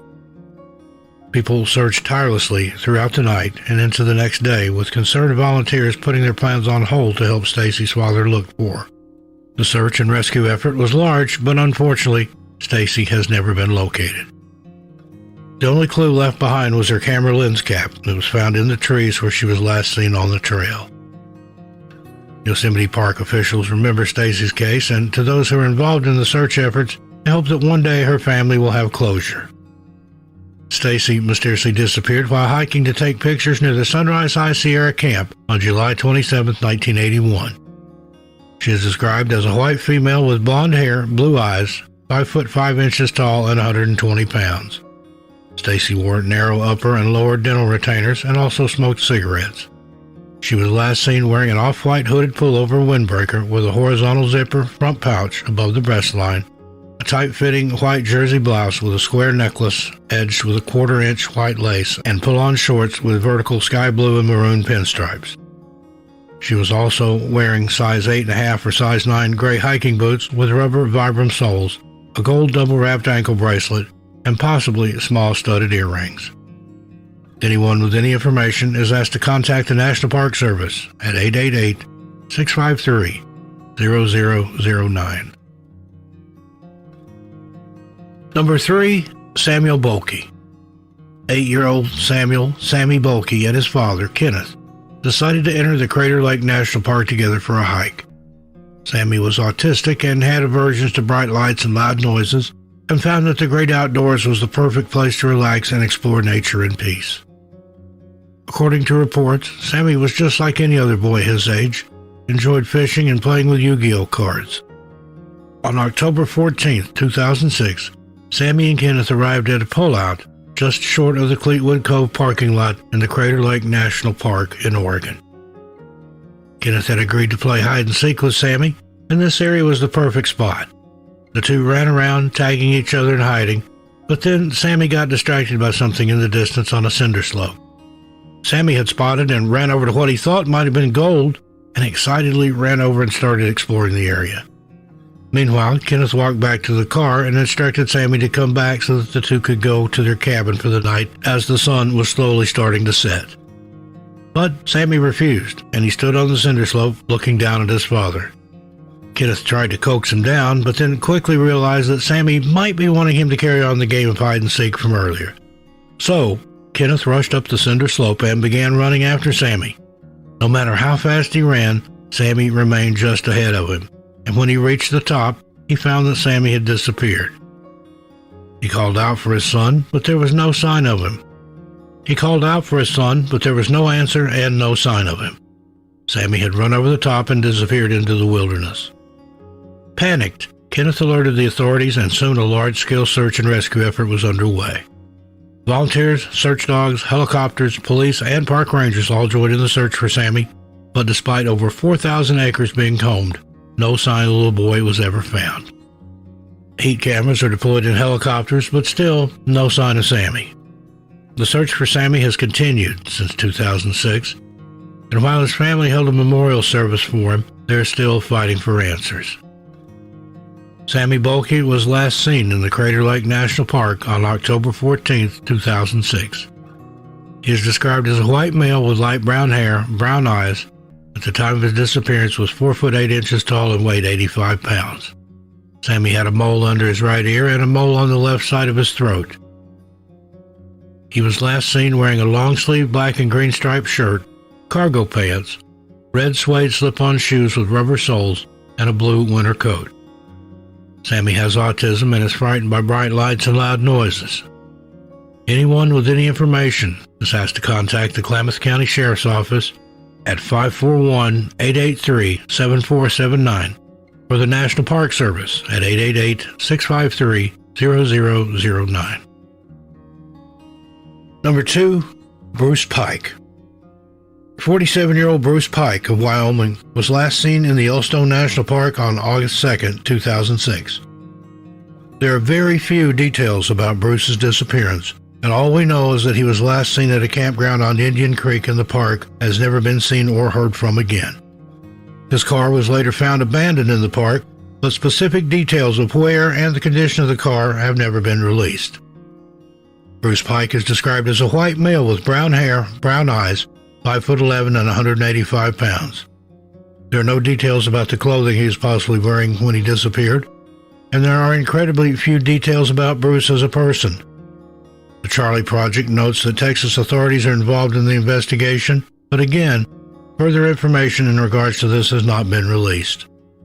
Anyone with information about Bruce Pike's whereabouts is asked to please contact the National Park Service at 888-653-0009 or the Texas Department of Public Safety at 800-346-3234. And number 1, Dikran Nadjian. Armenian Brit Dikran Nadjian was taking a well-earned holiday to the United States in July of 1972. Dikran was a medical student at the esteemed Cambridge University, and after the stress of studying and exams, he needed a holiday to help him blow off some steam. So, he packed his bags and headed for the United States to explore what the U.S. had to offer. He planned to travel to several places in the U.S., including Florida, but Florida would have to wait until he had finished his trip to the infamous Yosemite National Park in California. On July 24, 1972, Dikran entered the Yosemite National Park, taking in its beauty and getting ready to brag about the sights to his friend back home in England. Unfortunately, this trip to Yosemite would be his last, and after asking an attendant how to get to Half Dome, Dikran has never been seen or heard from again. There are few details in the case, and the authorities presume that he either got lost or became injured during his hike. After Dikran was reported missing, search and rescue crews scoured the area but found no sign of the Armenian Brit. There have been no personal belongings and no clues found to help investigators figure out what happened to Dikran, and his case has since gone cold. Dikran Nadjian, also known as Dick to his friends, is described as a white male with brown hair, brown eyes, 5'6" to 5'11", and 150 to 182 pounds. He has a dark mole on the back of his right hand and speaks with a very thick British accent. although the specific accent isn't listed, as the UK has many distinctive accents. He was last seen wearing a red, white, and blue short-sleeve polo shirt with the word VOTE on it, light blue bell-bottoms, desert boots with beige canvas tops, a black belt, an orange Omega Seamaster watch, and large mod-style sunglasses. Negret was also carrying his 35mm Pentax camera with a zoom lens and a strap. Anyone with any information is asked to contact the Yosemite National Park Service at 209-379-1992. Number 10, Alberto Salonis. 85-year-old Alberto Salonis of Weiser, Idaho, packed his fishing gear, 2 fishing rods, and jumped into his 2008 Nissan Frontier pickup truck and headed for Hell's Canyon in Idaho on January 17, 2022. Now, Hell's Canyon spans parts of Idaho, Oregon, and Washington, and is within the bounds of the Wallowa-Whitman National Forest. According to the U.S. Forest Service, this national showcase holds 6,582,488 acres of beauty and adventure. From world-class whitewater rafting, spectacular mountain peaks, and vast reaches of remote wilderness for hiking or horseback riding. Hell's Canyon also holds the title of being North America's deepest river gorge, and it attracts hundreds of visitors each year looking to get that little slice of paradise. Alberto was one of these people, but unfortunately, Alberto never returned. When 6 p.m. rolled around and he still hadn't returned home, his family alerted the authorities, who sprang into action. Given his age, it was clear that something bad had likely happened to him. The search and rescue crews began their search efforts shortly after he was reported missing. The Baker County Sheriff's Office and the Washington County Sheriff's Office, along with other search and rescue personnel, began combing through Hell's Canyon, looking for any sign of Alberto. Searchers found one troubling clue: his fishing rods. According to reports, the immediate vicinity was searched, and investigators found his fishing rods, with one of them still having a line in the water. They also checked nearby hotels and areas where he may have been resting, but found no sign of him. Searches of local towns also showed up no sign of Alberto, and concerns for his well-being grew as the sun set. Their fears were worsened when at 9:07 p.m. that night, they found Alberto's 2008 Nissan Frontier in the parking lot of the Hell's Canyon Visitor Center. This caused the search for Alberto to intensify, and the next morning, investigators found the next piece of the puzzle. On the rocks, about 200 feet from the docks, they found a felt, short-brimmed hat that was later confirmed to be Alberto's. Investigators were now working on the assumption that Alberto fell in the water and drowned. They called in extra assistance to search the waters. Incredibly, IPC, the Idaho Power Company, offered up its services and deployed a vehicle with an underwater camera with sonar equipment to help in the search for Alberto. However, even with this underwater camera and sonar equipment, no sign of Alberto was found, and investigators discovered themselves back at square one. Official reports state that they believe that Alberto fell into the water and drowned.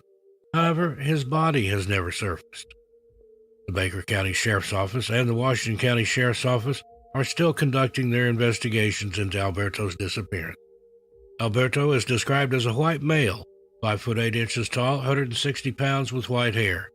His family are desperate for answers, and anyone with any information is asked to please contact the Baker County Sheriff's Office at 541-523-6415 or the Washington County Sheriff's Office at 208-414-2121. Number 9, Ona Hovatter. There are few details surrounding the disappearance of 64-year-old Ona O.J. Hovatter, but it is still important that we get his story out there in the hopes that someone may know something. According to news reports, the Tucker County Office of Emergency Management was alerted to O.J.'s disappearance at around 9 p.m. on October 3, 2021. Emergency services were informed that O.J. had disappeared while in the Fernau Experimental Forest area in the Monongahela National Forest. A search and rescue effort was conducted, and during that search, they found O.J.'s car near the Turkey Run Trail, but no other information has been released thus far. Scent dogs, search and rescue experts, and the Parsons Volunteer Fire Department have all joined in. However, no sign of O.J. has been found. OJ's disappearance is troubling not just because of the lack of detail about him as a person, but the lack of details in regards to the search. The Tucker County officials and the Parsons Volunteer Fire Service are continuing to search for the man, but there have been no updates as of April 2022. His family did tell investigators that at the time of his disappearance, OJ was not carrying any food, water, or medication. OJ is described as a white male with a slim build and salt and pepper hair. Anyone with any information is asked to please contact the Tucker County Communications Center at 304-478-2187. Number 8, William Anthony Ott. 65-year-old William Anthony Ott was last seen on April 5, 2012, when he was dropped off near the Mohawk Canyon and the Hualapai Reservation in the Grand Canyon National Park. According to NamUs, William, who goes by Bill, was on a 3-week solo hike through the park and reservation, and friends and family were not concerned as Bill is a very experienced hiker. Before he left, he packed adequate supplies and also took a GPS tracker with him. Unfortunately, authorities have never released where they've been able to use this GPS data to locate him. As April came to an end and Bill still hadn't returned home, his relatives began to grow concerned. Bill had not taken his phone with him, opting instead to take a handheld GPS. His family waited, hoping that he had gotten caught up in his hike, but unfortunately, by May 10, 2012, Bill was officially reported missing and the search and rescue effort began in earnest. Investigators began combing through the reservation and surrounding areas and came across some potential witnesses. According to reports, either a river company or another company may have seen Bill hiking down the Colorado River. This sighting has not been confirmed, however. Those who are familiar with that area of the park speculate that perhaps Bill was walking to find food, water, or to speak with a park ranger. Another article also notes that Bill may have hitchhiked back to the Flagstaff area of the park, but there have been no reports of a man hitchhiking in the area that matches his description. His friends and family, along with investigators, are desperately hoping that one day they'll have answers to what happened to Bill Ott. Bill was last seen on April 5, 2012, near the Mohawk Canyon, as described as a white male with brown hair, blue eyes, standing 5 foot 10 inches tall and weighs 180 pounds. He was last seen carrying a gray backpack with a black top and blue trim. Anyone with any information is asked to please contact the Coconino County Sheriff's Office at 928-774-4523 and quote case number S12-01697. Number 7, Derek Joseph Luking. 24-year-old Derek Joseph Luking was known to his friends and family as a lover of survivalist shows and camping, and it wasn't unusual for him to spend his time absorbed in shows like Man vs. Wild and other fare from Bear Grylls. While Derek enjoyed spending time outdoors, it was out of character for him to miss work and not to keep in contact with his family, so when he failed to show up for his work shift on March 15, 2012, alarm bells went off.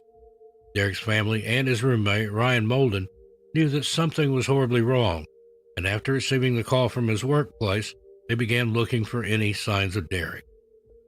Everyone hoped that Derek had gone out on another one of his ventures and that he would be back soon, but days quickly turned into weeks without any word from him.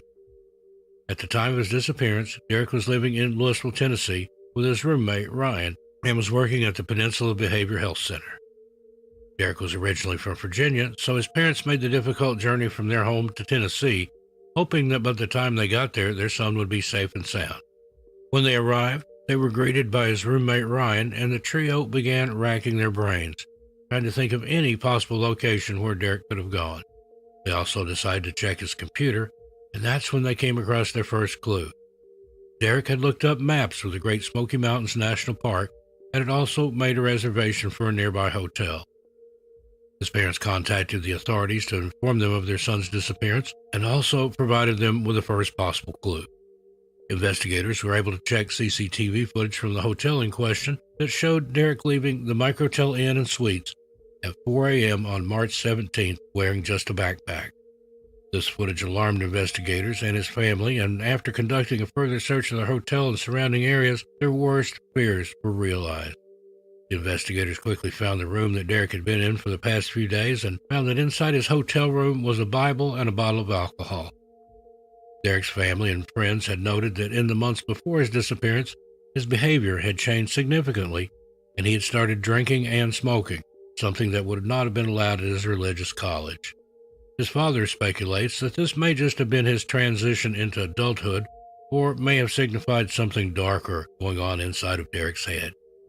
After finding the hotel room where Derek had been staying, investigators also discovered that Derek had purchased almost $1,000 worth of camping equipment from a Bass Pro Shop, Smoky Mountain Knife Works, and a Coleman store.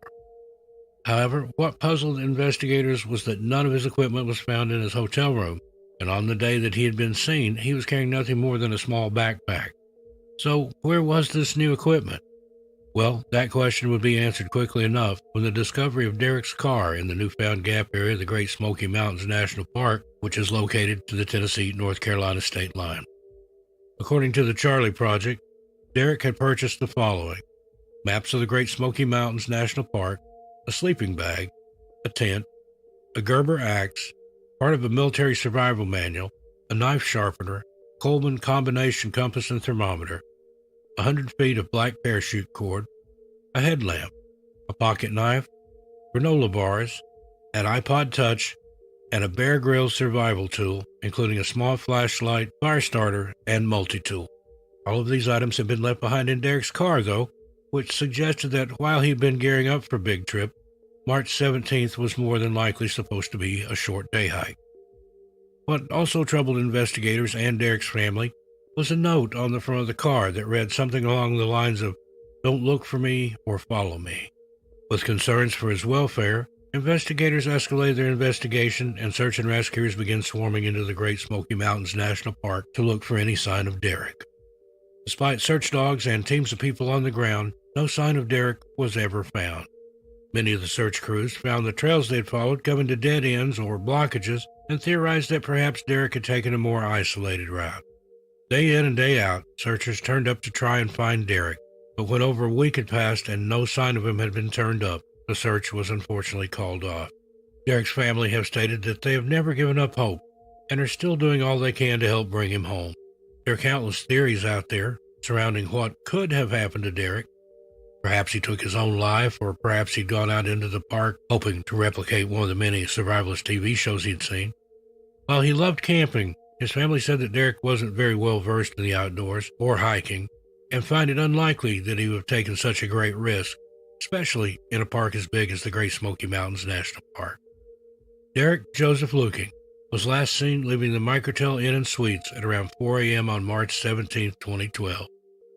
He is described as a white male with brown hair, hazel eyes, stands approximately 5'11" tall, and weighed between 215 and 225 pounds.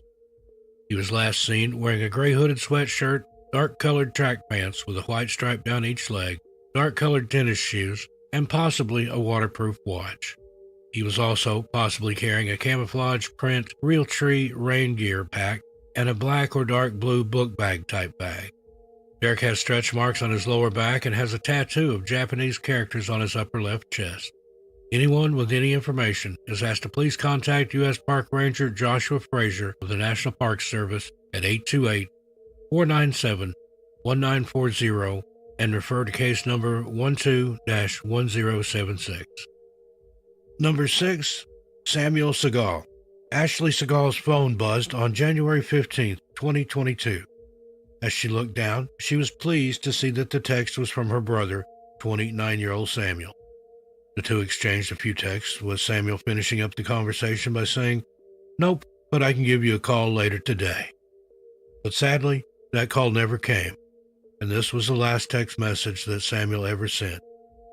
After this message, he was not seen or heard from since.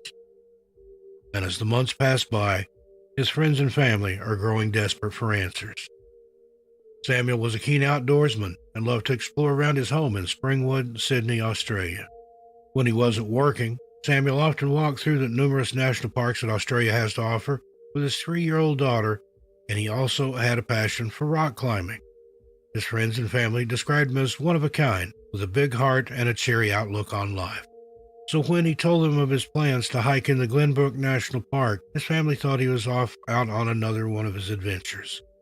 CCTV footage from January 15, 2022 shows Samuel entering the park, and this is the last confirmed sighting of him. Samuel was in the Blue Mountains area, but his exact route and plans have not been disclosed. When he failed to return his sister's subsequent texts and calls, his family became worried, and on January 23, 2022, they filed a missing persons report after he had failed to contact any of them. Ashley later told 7 News Australia, "Everything seemed normal. I didn't suspect anything out of character. Throughout the week, I tried to reach out to him again, but couldn't get through. By the next weekend, though, I was quite worried because he hadn't gotten back to me at all, and then we found out he didn't turn up to work, and that's when we really became concerned." Following this report, the New South Wales Police, Blue Mountain Police Area Command, and State Emergency Services sprang into action and began their search for Samuel in earnest. As their search commenced, investigators found Samuel's 2021 Toyota Hilux in the Jelly Bean Pool parking lot, but no sign of Samuel. A further search of the park was conducted by the Emergency Services and the New South Wales Police. However, this search turned up nothing. Multiple searches have since been conducted, but no one has been able to find any sign of Samuel. Detective Chief Inspector Scott Makapa with the New South Wales Police told the Daily Mail that they never give up searching for a missing person and that the investigation into Samuel's disappearance will continue until he is found, one way or the other. He also added that there had been no activity on Samuel's phone or bank accounts since his disappearance, and that the police do not suspect any suspicious activity. In the wake of Samuel's sudden disappearance, his boss, Phil Dixon, started a movement called Walk It Off, which gives men a chance to meet, walk, and discuss mental health in a safe environment. In a Facebook post on March 12, 2022, Ashley wrote, "On Saturday, 12 March 2022, we celebrated Sam's 30th birthday. It is difficult to piece together the right words to describe who Sam is because we have our own unique bond with him. However, over the many stories shared over the weekend, it's incredibly clear the profound impact he had on so many. He is truly one of a kind. Although we don't know where Sam is still here. He will continue to live in our hearts and through his most beautiful little girl." Samuel Segal was last seen entering the Glenbrook National Park on January 15, 2022, and has not been seen or heard from since. Samuel is described as a white male with brown hair, brown eyes, standing about 5 foot 9 inches tall with a slim build.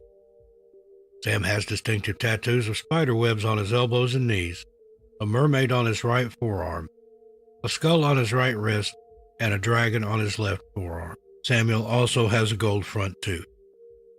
Anyone with any information is asked to please contact the Springwood Police Station at 02-4751-0299 or Crime Stoppers Australia at 1-800-333-000.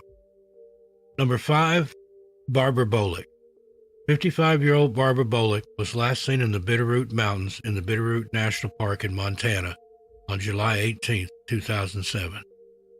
Barbara was a keen hiker and loved the great outdoors. However, her husband had recently suffered a heart attack and wasn't able to hike. That did little to dissuade Barbara, though, and instead she went with her husband's cousin and the husband's cousin's friend, Jim Ramaker. According to sources, the two men had traveled from California to visit Barbara and her husband and also wanted to take in the sights that Montana had to offer. This included a hike to the Bear Creek Overlook, and the two had been looking forward to this hike as part of their trip. As the morning of July 18, 2007 rolled around, Barbara prepared herself for the hike and waited for the two men to get up and get ready. That morning, her husband's cousin was too hungover to hike, so Barbara and Jim hopped into her car and set off on the hike with just the two of them. As previously mentioned, Barbara was a keen hiker and outdoors person, so she was well equipped for the hike. Along with the necessary supplies, Barbara also packed her .357 Magnum pistol just in case she encountered any unfriendly animals along the way. At around 9 a.m., the two set off, headed for the Bitterroot National Park. As Barbara bid farewell to her husband, neither of them knew that it would be the last time they would ever see each other. According to Jim, the friend, the two entered the park and headed for the Bear Creek Overlook, and at some time between 11:30 a.m. and 1 p.m., the two reached their destination, and Jim stopped for a moment to take in the scenery.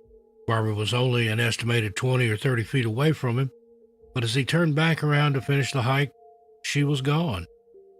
Jim looked everywhere for Barbara, but after failing to find her, he returned home and informed her husband of her disappearance. The Ravalli County Sheriff's Office was made aware of her disappearance, and along with search and rescue teams, began their search for Barbara. During the initial investigation, Jim revealed that Barbara had spoken to 2 young men while on the trail, a fact that was backed up by other hikers that had seen her along the trail that day. According to Jim, the 2 men were in their early 20s. One of them was dark-skinned with black hair, and the other had a medium complexion with reddish hair. The 2 men were athletic, clean-cut, and were accompanied by a black mixed-breed dog with white markings and floppy ears. Investigators also discovered that the 2 men that Barbara allegedly spoke to may have been traveling in a light-colored, older model Chevrolet S10 SUV with Missoula County, Montana license plate. Composite sketches were made of the 2 men in question, and a reward was offered to anyone who could identify them and give the county sheriff's office more information to work with. Despite a cash reward being offered, the 2 men have never been identified and therefore have never been questioned by the authorities. Witnesses could not recall seeing Barbara speaking to the 2 young men, but they have confirmed that they were on the trail. From the get-go, Jim was not named as a suspect or person of interest, and the county sheriff's office does not think that Jim was involved, although others disagree. The 2 men are also not considered to be suspects and are merely persons of interest who may be able to offer investigators further insight into Barbara's disappearance. According to reports, Barbara's bank account and phone have been inactive since she disappeared, ruling out the theory that she disappeared of her own volition. She also left behind many of her personal belongings, such as her ID and passport, which would have made it hard for her to start fresh. Barbara's husband also told the media and investigators that Barbara was afraid of heights, so it's unlikely that she wandered too close to the edge and tumbled off. Extensive searches have been carried out in the area, but so far, investigators have found no sign of Barbara. Barbara Bullock was last seen on July 18, 2007, at the Bear Creek Overlook in the Bitterroot National Park in Montana. She is described as a white female with red hair, brown eyes, standing an even 5 feet tall, and weighs 115 pounds. Barbara's ears are pierced, and she also wears glasses. She was last seen wearing a pastel-colored t-shirt and tan shorts. Anyone with information is asked to please contact Detective Dave Potter of the Ravalli County Sheriff's Office at 406-375-4061 and reference case number 08033129. Number 4, Jonathan O.J. Jonathan O.J. was known to his work colleagues at the L.A. County Sheriff's Office as a hardworking and dedicated employee. Jonathan had worked with the Sheriff's Office for the last 15 years, some sources say 18, and would often work the night shift without complaining about the unsociable hours. Jonathan was made of tough stuff and had served in the U.S. Army Special Forces unit as a paratrooper before joining the Sheriff's Office. Nobody in the Sheriff's Department nor in the K-9 unit where Jonathan worked doubted that he could handle the job and was able to handle whatever was thrown at him. These details make Jonathan's disappearance all the more mysterious and troubling, and June 11, 2022 will mark the 24th anniversary of this tragic event.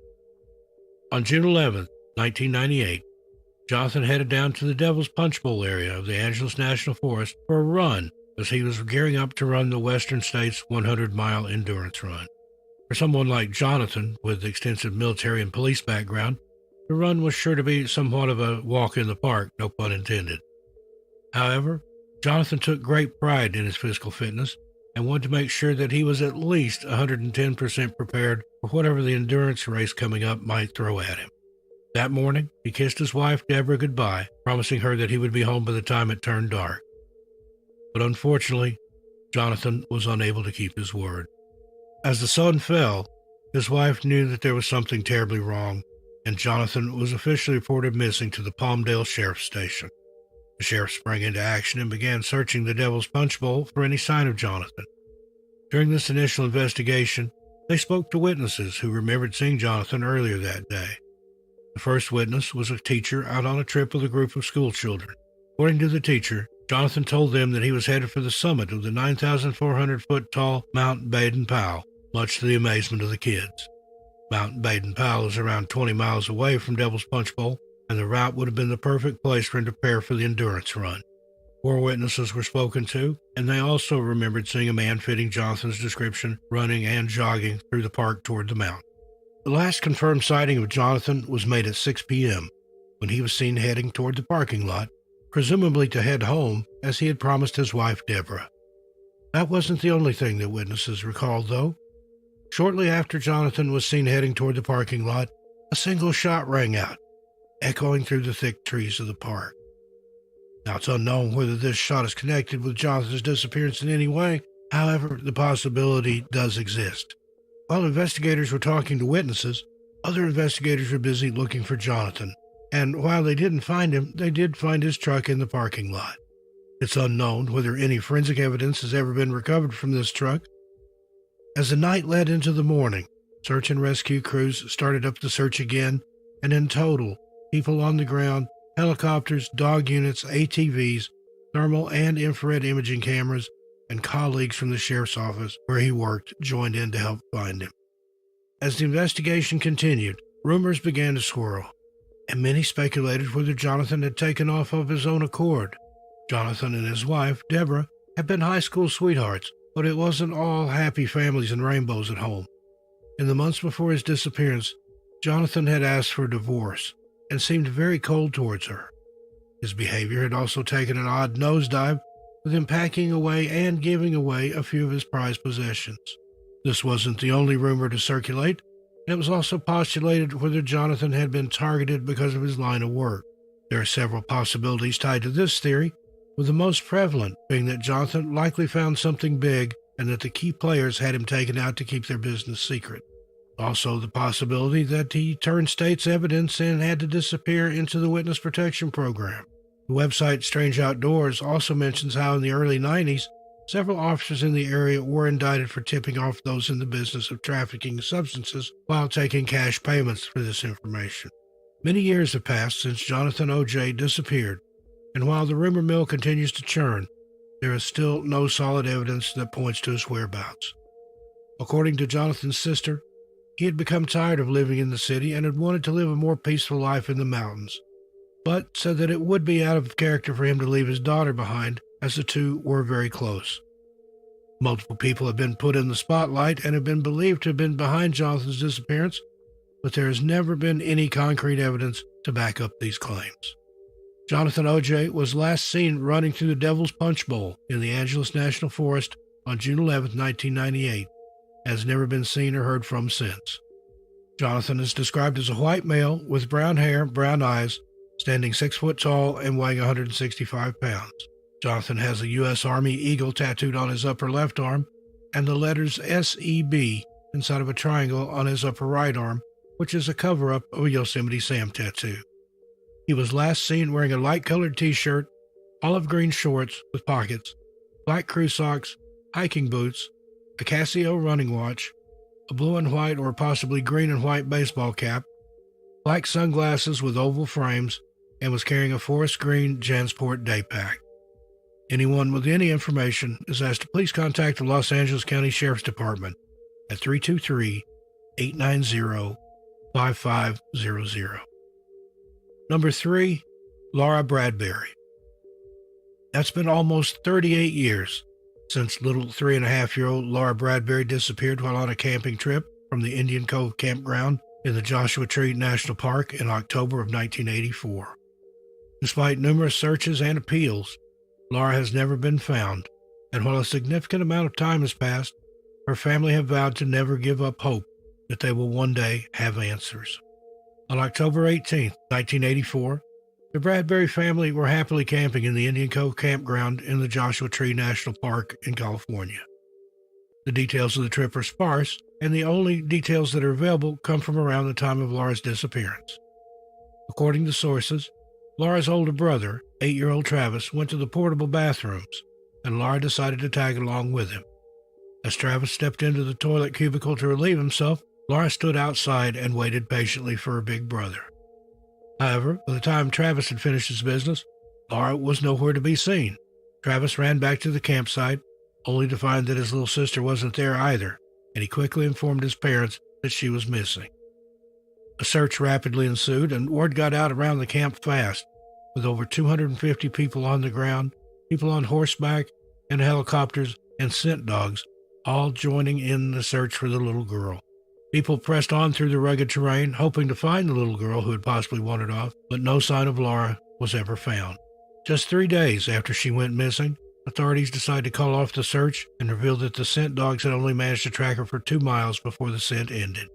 Investigators were of the opinion that Laura had likely been abducted and did not give any reasoning for the search being called off after just 3 days other than this.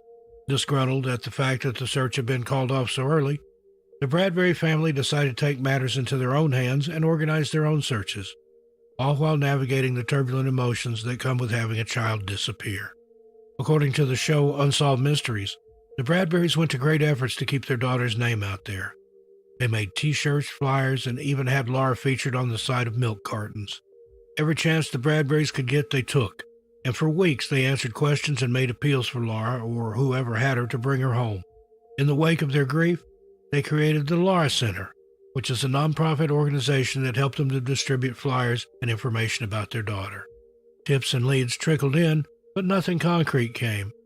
That was until one tipster led them to a possible suspect description.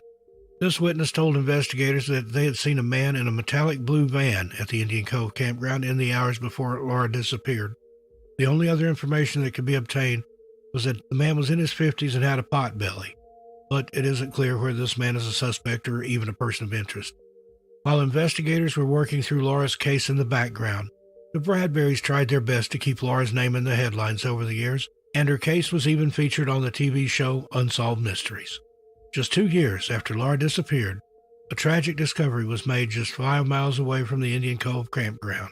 A skull and other partial human remains were found, and while DNA testing was undertaken in 1990, it wouldn't be until 2010 that the Bradbury family would know with certainty that they belonged to Laura. The coroner's office could not determine a cause of death, and her father had to step through several legal loopholes, including having DNA tests reperformed in order to claim the remains to give them a proper burial. Unfortunately, there have been no updates in Laura's case, and the police have no suspects and very few leads. The San Bernardino Sheriff's Office and Laura Bradley's family are desperately seeking any new leads and tips, and hopefully 2022 is the year that Laura's case will be solved. If you have any information, no matter how small or insignificant it may seem, please contact the San Bernardino Sheriff's Office at 909-888-5916. Someone out there knows what happened.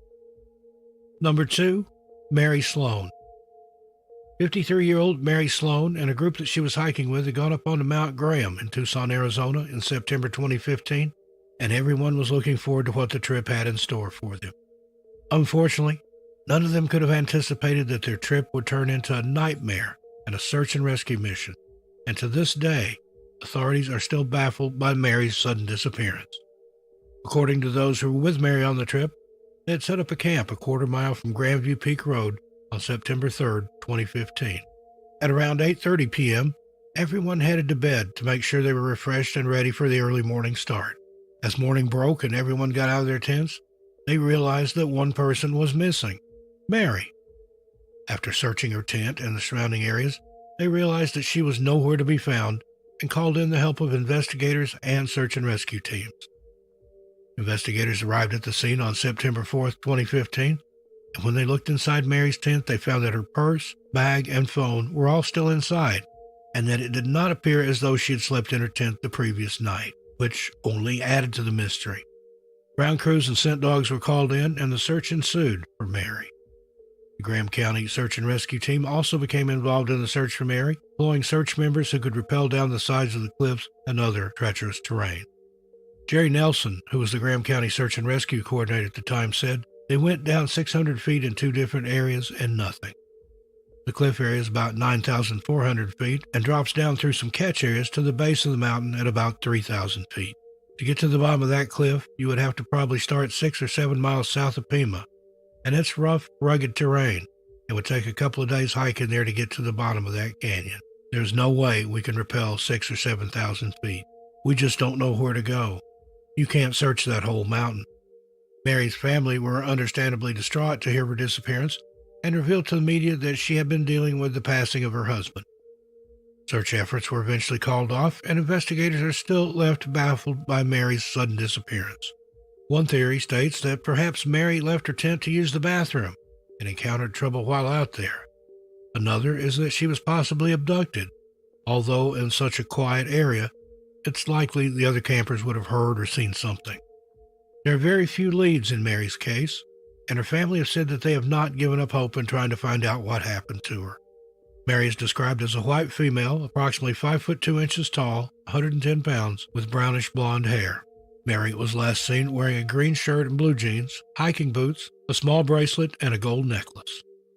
Anyone with any information as to Mary or her whereabouts is asked to contact the Graham County Sheriff's Office at 928-428-3141 or on 928-428-0808 and reference case number GCSO 15-013006.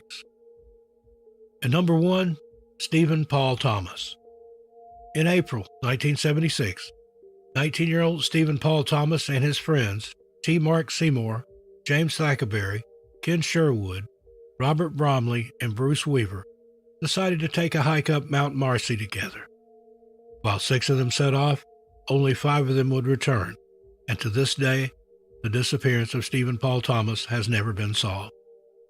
According to the 5 men that were with Stephen on April 12, 1976, they had made it just 2 miles short of the summit and decided that it was a good place to set up camp for the night. The group had been hiking for quite a while, and with snow on the ground and freezing temperatures accompanied by a bitter wind, they were all very much ready for a rest. Well, that was apart from one person, Stephen. While the others set up camp, Stephen asked if anyone wanted to come with him on a walk, to which the 5 men declined. It had already been a difficult day walking through the wind and snow, and the last thing any of them wanted to do was stay out in the cold and physically exert themselves even more. Stephen wasn't fazed by going for a walk alone. He drank some tea, put away his cup, and happily set off down the trail, telling his friends he would be back shortly. According to these friends, they just assumed that he wanted to get a head start on what the journey tomorrow would entail, and had no idea that hours later they would be starting a search party for him. As the sun began to set and darkness fell, the 5 men became concerned that Stephen still hadn't returned from his walk. He had left with nothing but his pocket knife and was not suitably dressed, nor had the equipment to be gone for the night in such conditions. Their concern grew as the wind speeds picked up even more and the temperatures plummeted. The group had initially set out looking for Stephen, but the harsh winds had forced them back to safety in the warmth of their tents. As the night progressed, they decided to get some rest and to wait for the Arctic winds to blow over and that they would continue looking for him in the next morning, hoping that he had managed to shelter somewhere for the night. When morning came, no sign of Stephen. They once again set off down the trail looking for him, but there was just no sign. When later interviewed by investigators, the group told them that they spent the initial hours following Stephen's disappearance looking for him themselves, as they believed that their time would be best used that way. It would take them hours of hiking to find the nearest ranger and decide that those hours would be best spent trying to find their freezing friend. However, after failing to uncover any sign of him, they hiked to find the nearest park ranger and alerted him of the situation. A few minimal searches by land and helicopter were performed, and after Stephen's family put pressure on agencies, additional searches were also undertaken, but no sign of Stephen has ever been found. Human remains were discovered in July of 1976. However, these were later determined to belong to another missing hiker. Stephen's family have never given up, and despite agencies dragging their heels in the search for their brother, his siblings, Marilyn Ireland and Bob Thomas, have traversed Mount Marcy countless times over the years looking for any clue or sign of their brother. There are a few theories in Stephen's case, and one that is often mentioned in online articles is the fact that Stephen possibly planned his own disappearance. According to some sources, a cassette tape was found in Stephen's car after his disappearance, and his brother Bob said that the cassette tape contained a bizarre song with the words, "All you hear is the blowing, the lonely wind." Is this enough evidence for one to assume that Stephen either took his own life or maybe ran away to start a new one? The other theory is that Stephen succumbed to the elements after being caught out in the bitterly cold weather. As previously mentioned, he had left the camp without adequate clothing or supplies, and it's very likely this is what happened to him. Stephen was last seen on April 12, 1976, as described as a white male with brown hair, brown eyes, standing 6 foot tall and weighing 190 pounds. He was last seen wearing faded blue jeans, a brown leather belt, yellow rubber gloves, a t-shirt, white undergarments, a blue parka, a yellow raincoat, and boots. Anyone with any information regarding Stephen or his whereabouts is asked to contact the New York State Police at 518-897-2000. Number 10, Bryce Dunphy. In February 2022, 22-year-old Bryce Dunphy moved from Indianapolis to the city of Portage, Indiana, and was looking for work. Those who knew Bryce described him as a goofy, funny person who looked after his friends and family. Unfortunately, on that day, February 21st of 2020, the unthinkable happened while Bryce was out walking on the ice at West Beach in the Indiana Dunes National Park. Bryce, along with some friends, were walking across the ice when the ice gave way under his feet. Bryce, unfortunately, fell into the freezing waters below, and search and rescue teams are still desperately searching for him, although now it's search and recovery. Travis Waugh, who was with Bryce at the time, told Fox 32 Chicago, "We didn't know it was going to fall. We didn't even see the signs walking up. It was a mistake that happened, and we're heartbroken. I tried to grab him 9 or 10 times, but the waves were too strong. Every time I'd grab him, it just slammed right back into the wall. And by the time they got out here, he was already drifted away."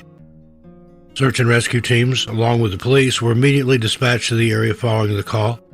However, bad weather and rough conditions on the water made it almost impossible for them to look for Bryce.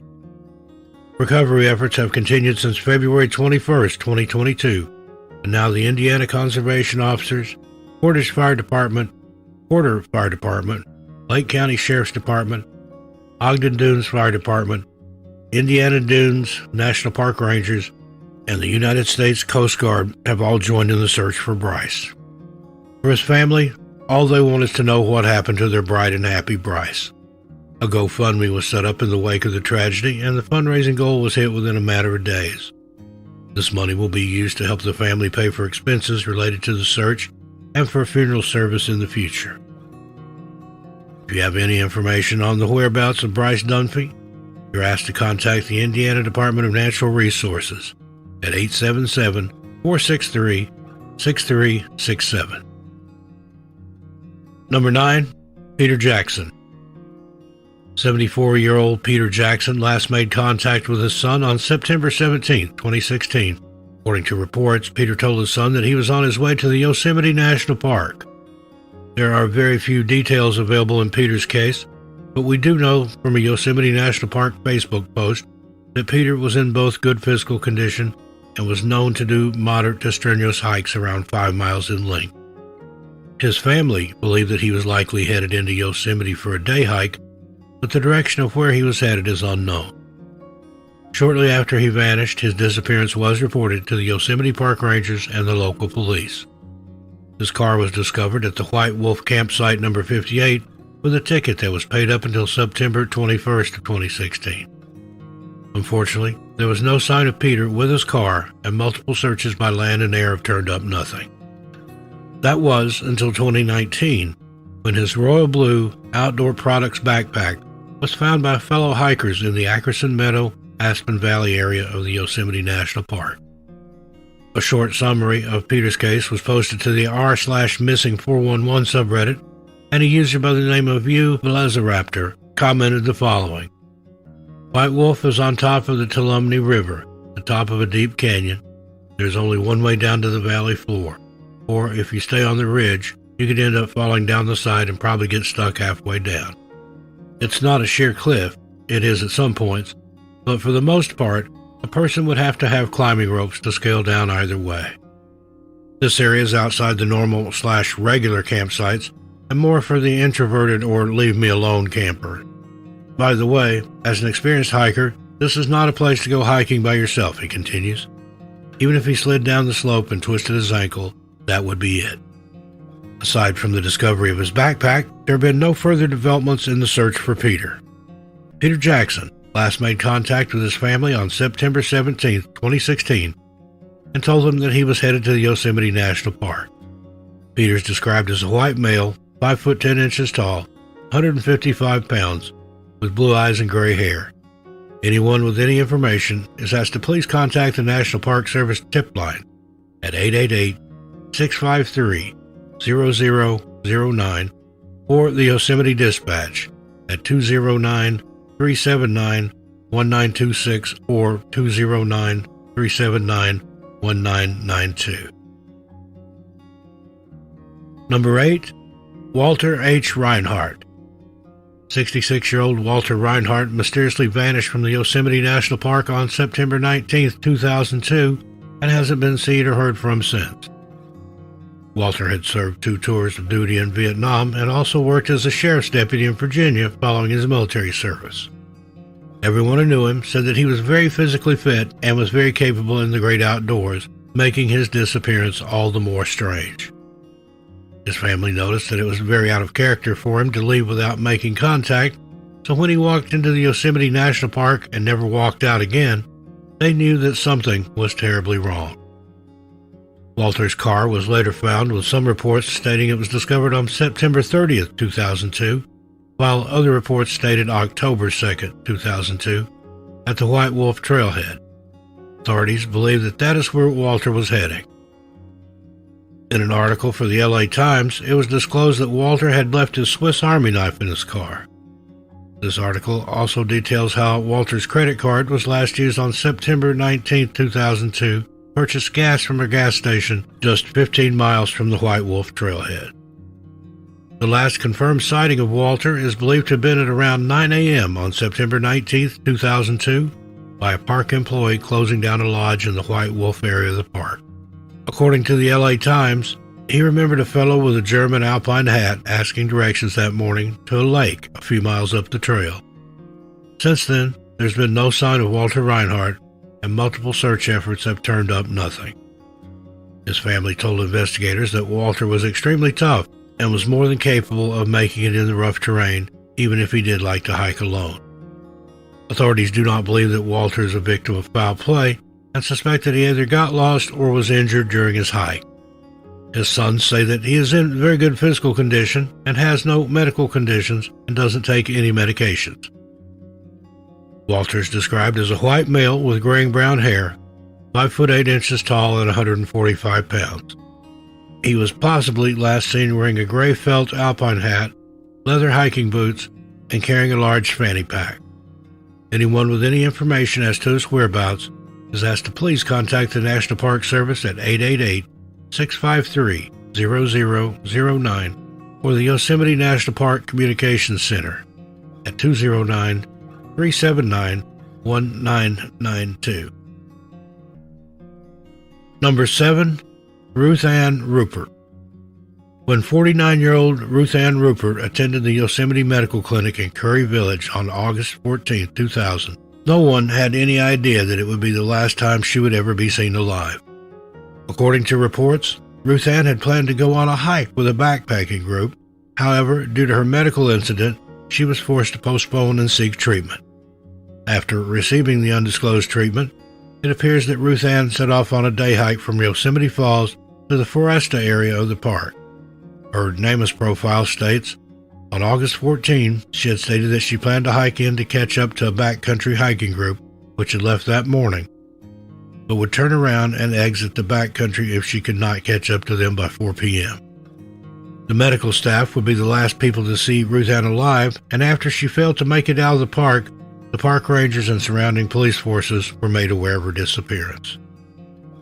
Ruth Ann's disappearance is particularly strange due to the lack of details that are available, and it appears as if she walked into the Yosemite National Park and simply disappeared into thin air.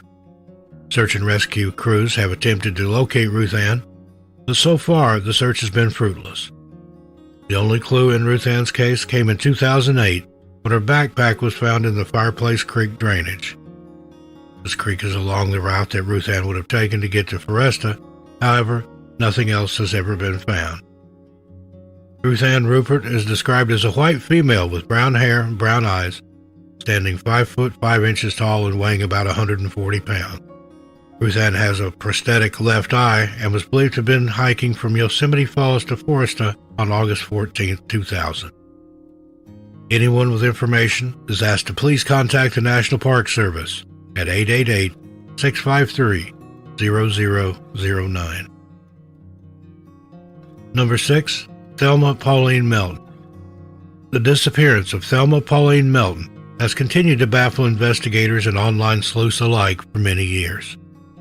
On September 25, 1981, Thelma, who was known to her friends as Polly, set off on a hike in the Great Smoky Mountains National Park with two of her female friends named Red and Trula. While Thelma lived in Jacksonville, Florida for most of the year with her husband Bob, the two also owned a trailer in the Deep Creek campground in the Great Smoky Mountains National Park where they would stay for a few months of the year. These few months seemed to be Thelma's favorite, and she enjoyed bringing friends down and going for hikes on the easy trails, with the Deep Creek Canyon being her favorite. On September 25, 1981, Thelma and her friends set off down the trail at around 3 p.m., while Bob and the others stayed at the trailer. The trail was a nice, leisurely walk for the three companions, and they took it slow, as Thelma was known to be a slow walker. But about an hour into the walk, something changed. Thelma suddenly began to speed up and was quickly out of their sight. The path that Thelma had taken eventually led back to the campsite where her trailer was, so her friends just assumed that they would catch up with her there. However, when the two arrived at the trailer, Thelma was nowhere to be seen. Bob confirmed that Thelma hadn't made it back, and after searching the trailer and the trail that they had just walked, they called the police to report her missing. Thelma suffered from a range of medical conditions, and she did not like to hike alone, so her sudden disappearance worried her friends and husband. Park rangers and the police arrived at the trailer and began the search for Thelma, but as they made their way through the Deep Creek Trail, there was no sign of her. The tread on one of Thelma's shoes was very distinctive, and while park rangers were able to follow her movements for a short while, her tracks quickly became distorted and hidden amongst the foot traffic of other hikers. Bob and Thelma's friends scratched their heads, wondering why Thelma would all of a sudden take off after she had been taking the trail at a leisurely pace. During the investigation, detectives discovered that Thelma had been acting strangely in the days before her sudden disappearance. According to some sources, Thelma had not turned up at the center where she volunteered on September 25, 1981. She was a regular visitor to this center that provided hot meals to the elderly, and those at the center noted that it was very strange for Thelma not to show up. Investigators also discovered another clue when talking to the supervisor at the center where she volunteered. The supervisor revealed that on September 24th, Thelma had made a phone call to an unidentified person, and that there were rumors that she might be having an affair. These rumors had never been substantiated, but some people theorized that the phone call placed by Thelma on the day before she disappeared has something to do with her disappearance. Did Thelma contact the man that she'd been having an affair with and come up with an elaborate plan to run away and start a new life? Now, there's been no evidence to back this theory up, but it is a very popular theory in Thelma's case. Wide-scale searches of the area have been conducted over the years, but no sign of Thelma has ever been found, and her case remains cold. Thelma Pauline Melton was last seen on September 25, 1981, on the Deep Creek Trail in the Great Smoky Mountains National Park. She is described as a white female with auburn hair, brown eyes, standing 5'11" and weighing about 170 pounds. Thelma suffers from high blood pressure and nausea and requires medication for these conditions.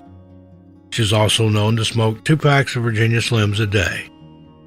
She was last seen wearing a pink and white striped sleeveless blouse, tan pants, a diamond-studded white gold wristwatch, a wedding band, size 8.5 tan low-cut shoes with crepe soles, and the sole of her left shoe had a crack across the ball of the foot, giving her prints a distinctive marking.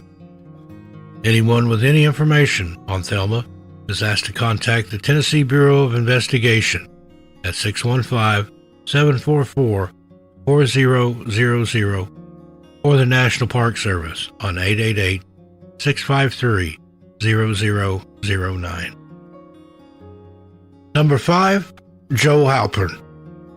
22-year-old Joe Halpern was an accomplished and talented young man and was enrolled as a graduate student of astronomy at the University of Chicago in 1933. While not studying hard for his degree, Joe could not be found at the observatory where he worked in Wisconsin, and he also enjoyed math, chemistry, and chess. The world was truly his oyster, and for Joe, his life was just beginning. However, one hike would change all that, and 89 years later, his family are still searching for him. On August 15th, 1933, Joe set off to begin his hike in the Rocky Mountains National Park near Taylor Peak. Joe and his friend, Joseph Garrick, had been camping in the park, and Joe was keen to get going on the hike near Taylor Peak. Joseph decided to stay at the campsite, leaving Joe to hike alone. The two said their goodbyes, not knowing it would be the last time that they would ever see each other. As the day passed and Joe still hadn't returned to the campsite, Joseph became more and more concerned for his friend's welfare. And by the end of the day, he reported him missing to the park rangers and local police department. Park rangers and the police began their search for Joe, but a large snowstorm hindered their efforts, and as the snow fell on the Rocky Mountains, the concern for Joe's welfare grew. Despite a number of searches, nothing was ever found of Joe, and the authorities determined that he had likely perished due to exposure. Joe's family have not given up looking for their loved one, and while now in 2022, authorities are not actively looking for him, a familial DNA sample has been obtained to aid in his identification should his remains be found. Following his disappearance, investigators began to receive several possible sightings of Joe in such faraway places as Phoenix, Arizona, Alliance, Nebraska, and Detroit, Michigan. None of these sightings have ever been confirmed, and it's likely they were just a case of mistaken identity. Joe Halpern was last seen on August 15, 1933, and while almost 90 years has elapsed since his disappearance, his friends and family are determined to find the truth. Joe is described as a white male with brown hair, brown eyes, 5 foot 8 inches tall, 165 pounds. His right eye is crossed, and there's also a scar above that eye. The Charlie Project notes that Joe may have used the alias Louis Hollenbuck, and that he was also fluent in French and German. He was last seen wearing a light blue or white shirt with blue stripes, light brown pants, and heavy shoes. He was also carrying an army knapsack. Anyone with any information is asked to please contact the Colorado Bureau of Investigation at 303-239-5764 or the Glendale Police Department at 303-759-1511. Number 4, Stacy Arras. 14-year-old Stacy Ann Arras mysteriously vanished from the Yosemite National Park in July 1981 when she was visiting with her father and 6 others. On July 27, 1981, the group comprised of Stacy, her father, and 6 others rode in on horseback to the cabins at the Sunrise High Sierra Camp in the park. The views were spectacular, and everyone took a moment to take in the beauty around them before getting off their horses and heading to the cabins to freshen up. But Stacy didn't want to rest, however. Instead, she wanted to hike down to the lake armed with her camera to take some photos. Stacy asked her father to come with her, but he declined. According to newspaper reports and information released in a FOIA from the National Park Service, a 77-year-old man who was part of the group that Stacy and her father was traveling with offered to accompany her down the short trail. Those at the cabins watched as Stacy and the man walked down the hill and onto the trail toward the lake. Just short of the lake, the man stopped to take a rest, but Stacy carried on, determined to get pictures of the water. That was when Stacy disappeared behind some trees on her way to the lake. She was out of sight of everyone, and when 10 or so minutes had passed and she hadn't returned, they all rushed to look for her. The trail was only 1.5 miles long, and Stacy had been accompanied by an adult, so how could she have disappeared in such a short space of time? The Yosemite Park Rangers were alerted to Stacy's disappearance, and they quickly sprang into action, calling in the help of helicopters and search dogs, along with dozens of concerned volunteers who were at the camp. People searched tirelessly throughout the night and into the next day, with concerned volunteers putting their plans on hold to help Stacy's father look for her. The search and rescue effort was large, but unfortunately, Stacy has never been located. The only clue left behind was her camera lens cap that was found in the trees where she was last seen on the trail. Yosemite Park officials remember Stacy's case, and to those who are involved in the search efforts, they hope that one day her family will have closure. Stacy mysteriously disappeared while hiking to take pictures near the Sunrise High Sierra Camp on July 27, 1981. She is described as a white female with blonde hair, blue eyes, 5 foot 5 inches tall, and 120 pounds. Stacy wore narrow upper and lower dental retainers and also smoked cigarettes. She was last seen wearing an off-white hooded pullover windbreaker with a horizontal zipper front pouch above the breastline, a tight-fitting white jersey blouse with a square necklace edged with a quarter-inch white lace, and pull-on shorts with vertical sky blue and maroon pinstripes. She was also wearing size 8.5 or size 9 gray hiking boots with rubber Vibram soles, a gold double-wrapped ankle bracelet, and possibly small studded earrings. Anyone with any information is asked to contact the National Park Service at 888-653-0009. Number 3, Samuel Bulkey. 8-year-old Sammy Bulkey and his father, Kenneth, decided to enter the Crater Lake National Park together for a hike. Sammy was autistic and had aversions to bright lights and loud noises, and found that the great outdoors was the perfect place to relax and explore nature in peace. According to reports, Sammy was just like any other boy his age, enjoyed fishing and playing with Yu-Gi-Oh cards. On October 14, 2006, Sammy and Kenneth arrived at a pullout just short of the Cleetwood Cove parking lot in the Crater Lake National Park in Oregon. Kenneth had agreed to play hide-and-seek with Sammy, and this area was the perfect spot. The two ran around, tagging each other and hiding, but then Sammy got distracted by something in the distance on a cinder slope. Sammy had spotted and ran over to what he thought might have been gold, and excitedly ran over and started exploring the area. Meanwhile, Kenneth walked back to the car and instructed Sammy to come back so that the two could go to their cabin for the night as the sun was slowly starting to set. But Sammy refused, and he stood on the cinder slope looking down at his father.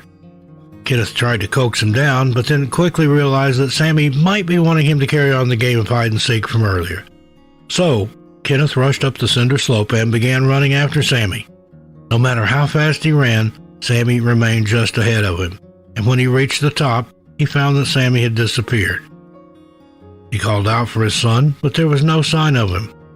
He called out for his son, but there was no answer and no sign of him. Sammy had run over the top and disappeared into the wilderness. Panicked, Kenneth alerted the authorities, and soon a large-scale search and rescue effort was underway. Volunteers, search dogs, helicopters, police, and park rangers all joined in the search for Sammy, but despite over 4,000 acres being combed, no sign of the little boy was ever found. Heat cameras are deployed in helicopters, but still no sign of Sammy. The search for Sammy has continued since 2006, and while his family held a memorial service for him, they're still fighting for answers. Sammy Bulkey was last seen in the Crater Lake National Park on October 14, 2006. He is described as a white male with light brown hair, brown eyes. At the time of his disappearance was 4 foot 8 inches tall and weighed 85 pounds. Sammy had a mole under his right ear and a mole on the left side of his throat. He was last seen wearing a long-sleeved black and green striped shirt, cargo pants, red suede slip-on shoes with rubber soles, and a blue winter coat. Sammy has autism and is frightened by bright lights and loud noises. Anyone with any information is asked to contact the Klamath County Sheriff's Office at 541-883-7479 or the National Park Service at 888-653-0009. Number 2, Bruce Pike.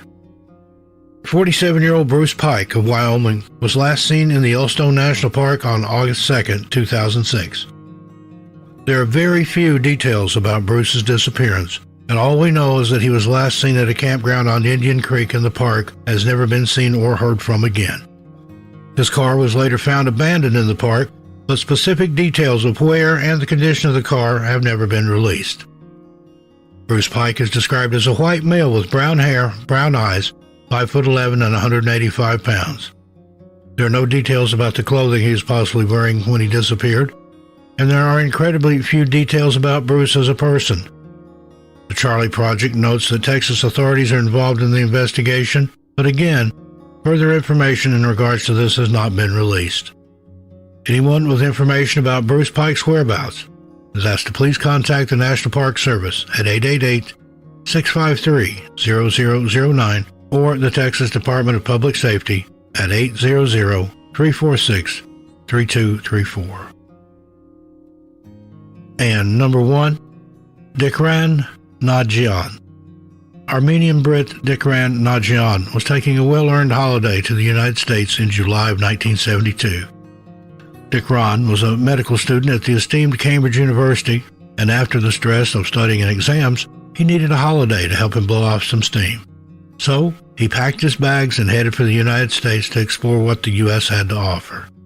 He planned to travel to several places in the U.S., including Florida, but Florida would have to wait until he had finished his trip to the infamous Yosemite National Park in California. On July 24, 1972, Dikran entered the Yosemite National Park, taking in its beauty and getting ready to brag about the sights to his friend back home in England. Unfortunately, this trip to Yosemite would be his last, and after asking an attendant how to get to Half Dome, Dikran has never been seen or heard from again. There are few details in the case, and the authorities presume that he either got lost or became injured during his hike. After Dikran was reported missing, search and rescue crews scoured the area but found no sign of the Armenian Brit. There have been no personal belongings and no clues found to help investigators figure out what happened to Dikran, and his case has since gone cold. Dikran Nagian, also known as Dick to his friends, is described as a white male with brown hair, brown eyes, 5'6" to 5'11", and 150 to 182 pounds. He has a dark mole on the back of his right hand and speaks with a very thick British accent, although the specific accent isn't listed, as the UK has many distinctive accents. He was last seen wearing a red, white, and blue short-sleeved polo shirt with the word VOTE on it, light blue bell-bottoms, desert boots with beige canvas tops, a black belt, an orange Omega Seamaster watch, and large mod-style sunglasses. Dikran was also carrying his 35mm Pentax camera with a zoom lens and a strap. Anyone with any information is asked to contact the Yosemite National Park Service at 209-379-1992. Number 10, Jeannie Hesselschwart. Jeannie Hesselschwart was a 37-year-old social worker from Arlington, Massachusetts, who had dedicated much of her life to helping others. In July 1995, she and her boyfriend, Mike Monahan, decided to take a well-earned break, which saw them heading to the Yosemite National Park. Unfortunately, this trip would quickly turn into a living nightmare for Mike and Jeannie's family, and while her body was eventually found, they still did not have all the answers in the case. On July 9, 1995, well, folks, Jeannie there you have it. Hopped into their car and headed to the Yosemite National Park. Unsolved. Driving down highways and turning through intersections and rugged roads finally led them to Glacier Point, which is close to Summit Meadow. With the sun shining and plenty of nature to explore, Mike and Jeannie went their separate ways, walking off in different directions to take a look at whatever they wanted. This arrangement suited the couple, and they had agreed to meet back at their car once they were finished. The walks were only meant to be short, with Mike picking up his binoculars while Jeannie set off in a separate direction. Around 15 minutes had passed, and Mike decided that it was time to get back into their car to carry on their journey. As he neared the car, he saw that Jeannie wasn't there. He waited at the car, thinking that Jeannie would appear at any moment from her short walk, but as minutes turned into hours, there was no sign of Jeannie, and Mike knew that something was amiss. Panicked, but not yet wanting to alert authorities, Mike searched the area himself, pulling in the help of other hikers and asking those in the area if they had seen his girlfriend. Unfortunately, no one had, and 2 hours later, Mike approached the Yosemite Park Rangers and alerted them of Jeannie's disappearance. This report was taken seriously, and within hours of the report being made, helicopters had descended from the skies and sniffer dogs and their handlers were carefully combing through the park. Mike watched on as search crews and volunteers looked for his girlfriend. By all accounts, the two had shared a happy relationship and had lived in Arlington for several years. Jeannie also had a good relationship with her roommate, Vicky Fortino. Her disappearance came as a massive shock to Mike, and the next clue in Jeannie's case would only further traumatize him. As mentioned, sniffer dogs were brought in to help track Jeannie's scent, and these dogs hit on Jeannie's scent almost immediately and circled back around to the road where her car had been parked. The dog handlers had a bizarre reaction to this discovery. Instead of theorizing that perhaps her scent was not strong enough or that other factors were at play, they jumped straight to the idea of foul play. Moreover, they began to point the finger at Mike in the initial hours of the investigation, even though there was no solid evidence whatsoever to prove or disprove this theory. Why the dog handlers jumped immediately to the conclusion of murder is something that we'll never know, But this idea that Mike, or another person possibly, was somehow involved in Jenny's disappearance has persisted to this day, especially social media sites, internet forums, and other places where armchair web sleuths like to congregate. With the idea and instance from some that foul play was involved in Jenny's disappearance, the park rangers wasted no time in calling the FBI to join the investigation. While park rangers and FBI agents were processing the details, teams on the ground and in the air continued to look for Jenny, and in fact, this search turned into the largest search in Yosemite's history. Search and rescue teams, tracker dogs, volunteers, park rangers, police, FBI, and even paratroop jumpers were all brought in on the search, and despite hundreds of pairs of eyes surveying the land, no sign of Jenny was found in the park. Mike was thoroughly interviewed by the FBI, as were Jeannie's known associates and friends. The FBI was quickly able to rule out Mike after he passed a polygraph test. As we know, however, though, polygraph tests are not an exact science nor an accurate measure of someone's guilt, and are not even admissible in some courts across the world for various reasons. So, for 2 weeks, the FBI and other agencies scoured the area in which Jeannie was last seen, and all they found were 2 footprints that were believed to have been made by Jeannie's boots. One footprint was near the car, and the other, interestingly, was on the trail of Bridal Veil to Yosemite Valley, which is a very popular and well-traveled trail. So, if Jenny had headed down this popular trail, then what happened to her? At the 2-week mark, the search was officially called off as the FBI and other agencies failed to find any other evidence that could lead them in the right direction. Jeannie's friends and family were dismayed when the search was called off, but her roommate, Vicky, was determined to keep the search effort alive for her friend. In a brave move, Vicky started her own unofficial search, calling in the help of her friend, Maureen McConnell, and the two set about searching for resources and centers that could help them. They settled on the tracking school run by Tom Brown Jr., and after conversations over the phone, Tom turned the case over to a student of his in California who agreed to help Vicky and Maureen. Tom returned to the area that had once been abuzz with FBI activity and decided to take a different path. In an article for wildwoodtracking.com, they described the route and methodology that the trackers used to find Jenny. The article states, "The student called a fellow tracker student who lived near to Yosemite. The student checked out the place where the young woman had disappeared. He found no signs of Jenny, but he did notice that the area consisted of stands of aspen trees. It occurred to him that when the wind blew through the leaves, the resulting noise closely resembled that of a car driving on a paved road. Unfortunately, if one were to search for a road by walking toward the noise, one would be walking away from the true road." The tracker students also studied maps of the area and determined that Jenny would have likely walked somewhere to the right, as writing hand dominance apparently plays a larger role in our decision-making when walking. Despite detailed graphs, maps, and plans being written up and debated, no sign of Jenny was found. The tracking school and those associated agreed that Jenny perhaps went into shock when she noticed she was lost, which would have thrown all rational thoughts out the window. Unofficial searches for Jenny continued, with Vicky and Maureen ever grateful to the efforts of the tracking school and those involved. Trackers continued to scour through different maps and plans of the area, hoping that something would jump out of the page at them. And something did. Using data and techniques learned at the school, they were able to pinpoint a rough and rugged area in the park and even gave investigators the coordinates. However, the investigators were not interested in the least with what these tracking students had to say and quickly dismissed their ideas. Then, on September 3rd, 1995, 2 months after she vanished, Jenny's remains were found by 2 fishermen in a small body of water. The area in which Jenny was eventually found is 3/4 of a mile above Bridal Veil Falls and around 3 miles from where Jenny was last seen. The fisherman who found Jenny later told investigators the area is accessible to anyone other than rock and mountain climbers. It's really rugged. So, this begs the question, how did Jenny end up there, and what had happened to her? Due to the advanced level of decomposition, Jenny was identified via dental records, and unfortunately, the coroner was never able to determine a cause of death, although many believe she may have drowned.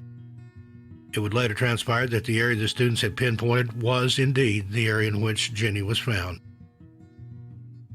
But now that she had been found, the discovery of her remains left investigators with even more questions. Investigators don't believe that Jenny was carried to the area, but they are unable to provide any other theories as to what may have happened to her. Perhaps Jenny went into shock and tried to cross onto a trail in that rugged area. Or did something more sinister happen to her? For almost 27 years now, Jenny's case has remained unsolved, and it's high time that her friends and family get the answers and justice they deserve. If you have any information about Jenny or her disappearance, you're asked to contact the FBI's San Francisco field office at 415-553-7400. Number 9, Carol Turner. 32-year-old Carol Turner was a postgraduate student at the University of New Mexico and loved nothing more than exploring the great outdoors. When she wasn't studying hard for her degree, Carol would often wander into national parks and open areas to get a look at the plants and wildlife around her. Unfortunately, the trip she made to the Organ Pipe Cactus National Monument in January of 1971 would be her last, and ever since then, her disappearance has remained a mystery. On January 31st, 1971, Carol drove to the Organ Pipe Cactus National Monument in Arizona. Carol had a keen interest in plants and flowers, and the monument was the perfect place for Carol, as it is home to many species of wild plants and is the only place in the U.S. where the Organ Pipe cacti grow. As February crept in, Carol was still in the park, and the last confirmed sighting of her came on February 2, 1971. Park ranger recalled speaking to Carol as she had asked them for hiking suggestions and also told them that she was staying in the main visitor campground of the park. Sadly, there's very little information available about Carol's disappearance, and all we do know is that sometime on February 1st or 2nd, Carol hiked up to Bull Pasture in the Ajo Mountains, and that she made that trip again on February 3rd. Unfortunately, Carol never returned from what should have been a day hike, and her absence was noticed immediately. Her car was still parked in the Bull Pasture trailhead parking lot, and the only thing missing were her boots and canteen. Park rangers immediately recognized the car and its owner. After all, she had spoken to them just a day earlier, asking them for hiking recommendations. Tucked neatly under the windshield wiper of the car was a handwritten note from Carol, giving the park rangers very specific instructions. This note, in context with Carol's disappearance, is certainly chilling and makes you wonder whether Carol maybe had a premonition of what was going to happen to her. The note read to the effect, "If my car is still here by February 4th, call park rangers. I am a solo hiker." With her sudden disappearance and this ominous note, park rangers wasted no time in reporting Carol missing, and soon authorities had descended on the area. A wide-scale search was carried out for Carol, but no sign of her has ever been found. Over 3,600 hours were put into the investigation, but it remained fruitless. Volunteers, search and rescue personnel, sheriffs, investigators, and other experts, totaling 64 people, all joined in the search for Carol, but were unable to locate any clues. Carlton Oglesby, the sheriff's lieutenant at the time, told the Ajo Copper News on February 11, 1971, "Everybody, the monument people, our people, Border Patrol, the cells law and order, has worn themselves out looking for this woman. They're all experienced, and they've gone over the whole place with a fine-tooth comb. None of them see how she could have been missed if she's in there." While Carol has not been found, investigators did discover some baffling entries on the trail registers across the park. At the trail log for Bull Pasture, Carol had cryptically written, "Hi, if you have binocs," meaning binoculars, "look for a white shirt or yellow windbreaker across the way and say hello." The other entry read, "I brought the beer. Where were you?" This now begs the question, who was Carol waiting for? Who had she brought the beers for? And why were they meeting on the Bull Pasture Trail? 2022 marks the 51st anniversary of Carol's disappearance, and we are sadly no closer now than we were in 1971 in solving this mystery. In fact, there's an underwhelming lack of information in Carol's case, and she's not been listed with NamUs or other authorities. Anyone with any information, no matter how small or insignificant it may seem, is asked to contact the Organ Pipe Cactus National Park Rangers at 520-387-6849. Number 8, David Barclay Miller. From an early age, David Barclay Miller was a force to be reckoned with. The Washington Post article states, David Miller's parents no more could have kept him out of the wilderness than a fish could be kept out of water or a bird from flight. It's clear that David loved the great outdoors, and this love affair of his with nature would ultimately cost him his life. After graduating from college with a degree in religious studies, Dave decided that his job needed to be an adventurous one. He wasn't the kind of person to sit behind a desk all day. He wanted to get out into the world and experience as much of it as possible. When the phone rang in early 1998, David was over the moon to hear that it was the Sedona U.S. Forest Service offering him a job as a park ranger in the Coconino National Forest. David took the job and was incredibly eager to get started. His family was incredibly proud of him, and it was clear that he had a long and happy career ahead of him. Unfortunately, the promise of a bright future would come to an end on May 19, 1998. On that day, David told his colleagues that he was going for a 2.5-day hike in the Red Rock Secret Mountain Wilderness area in the Coconino National Forest where he worked. David was considered a very experienced hiker, and there were no concerns for his safety as he knew the park well. On that same day, his fellow park rangers saw David at the Beaver Creek Ranger Station, but this was the last time that David Miller was ever seen or heard from. When he failed to return from his trip and returned to work, his colleagues raised the alarm and the search began. The search intensified after David's car was discovered abandoned at the Vultee Arch Trail, but no sign of him has ever been found. As said previously, David was extremely experienced in the wilderness, and authorities believe that he most likely got injured or fell during his hike. With the anniversary of his disappearance fast approaching, his family and friends hope that 2022 will be the year that they finally receive answers.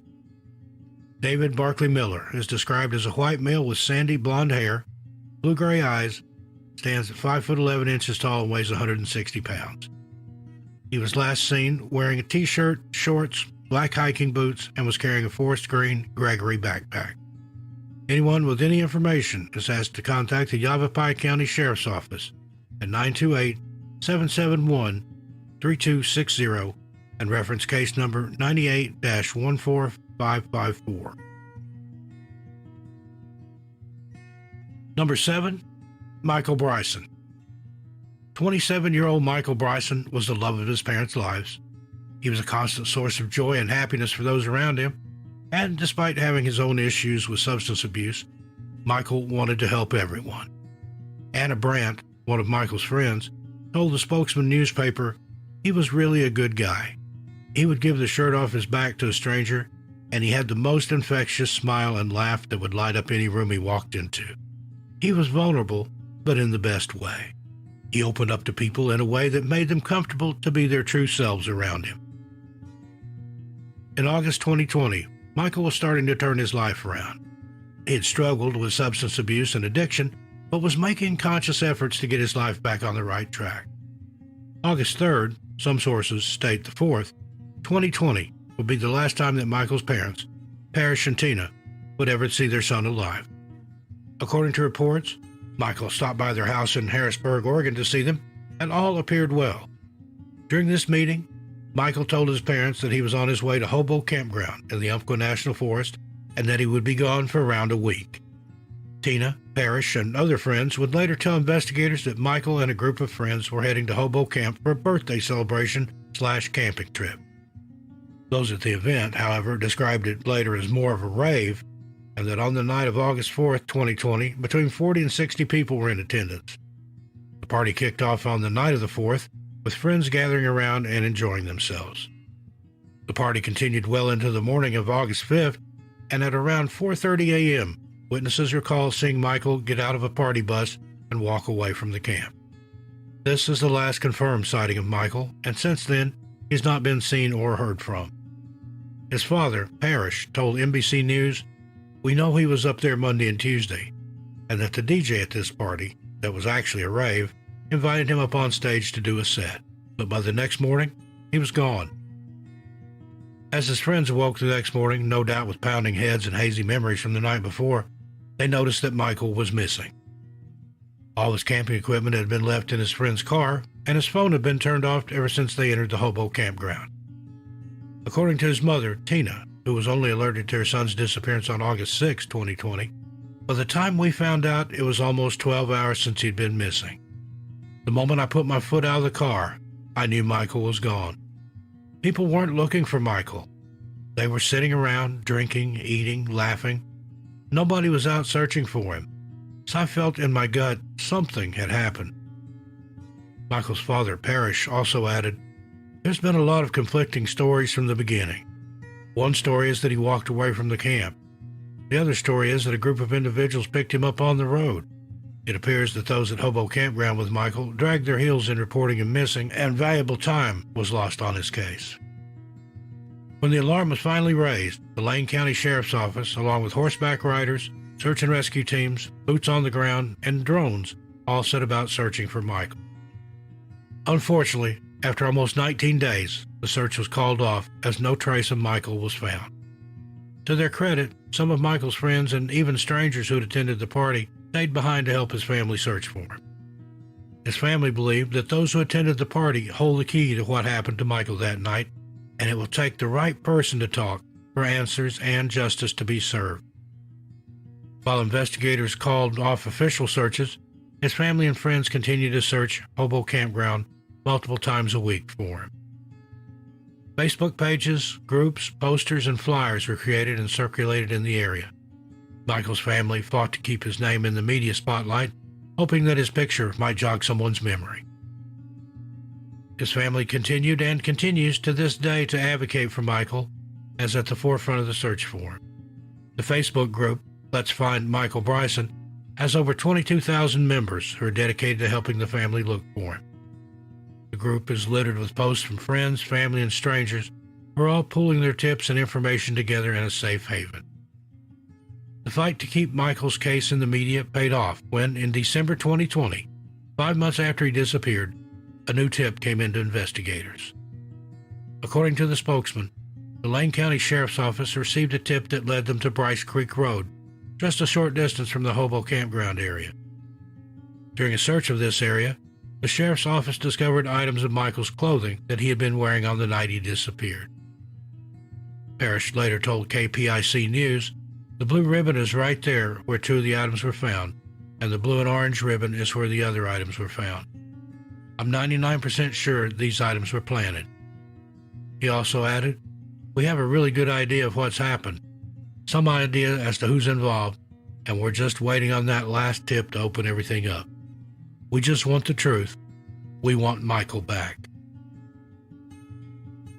2022 will mark 2 years since Michael mysteriously vanished from the Hobo Camp in Mcken National Forest, but his family have not given up on their search for him.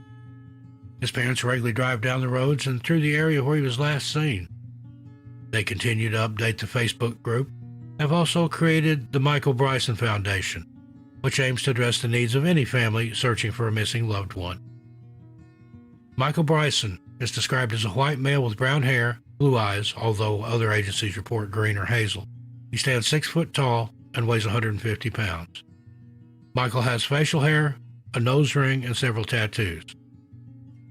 Tattoos include hands shaking in the shape of a heart with "Stay Strong, My Brothers" in cursive writing on his ribcage, a geometric-shaped bear on the back of his arm, an elephant on his right leg, a tree in a diamond shape on the lower left front leg, and a lion face on his left leg. He was last seen wearing a white t-shirt, tan short, and white Crocs with rainbows on them. NBC News also added that he may be wearing a brown corduroy baseball cap. Currently, there's a $10,000 reward in this case, and anyone with any information is asked to contact the Lane County Sheriff's Office at 541-682-4150 and reference case 20-5286. Number 6, Fern Baird. 63-year-old Fern Baird was a successful and well-accomplished woman living in Park City, Utah. Fern had made a comfortable life for herself, working as a realtor and owning her own yoga bag business. Her cousin described her as an outdoorsy woman who loved to ski and took life at a slower pace sometimes. On October 19, 2020, Fern made a trip to the Sawtooth National Forest in Idaho and set out for what should have been a simple day hike. However, Fern failed to return home, and since October 19, 2020, there's been no sign of Fern and she remains missing. At around 1 p.m. on October 19, 2020, Fern signed into the Prairie Creek trailhead in the Prairie Peak area of the Sawtooth National Forest. Fern would never sign out, and what happened to her is a mystery. Upon checking the trail logs, investigators discovered that a group of 5 hikers also entered the trail around the same time as Fern, but they have never been able to track these people down.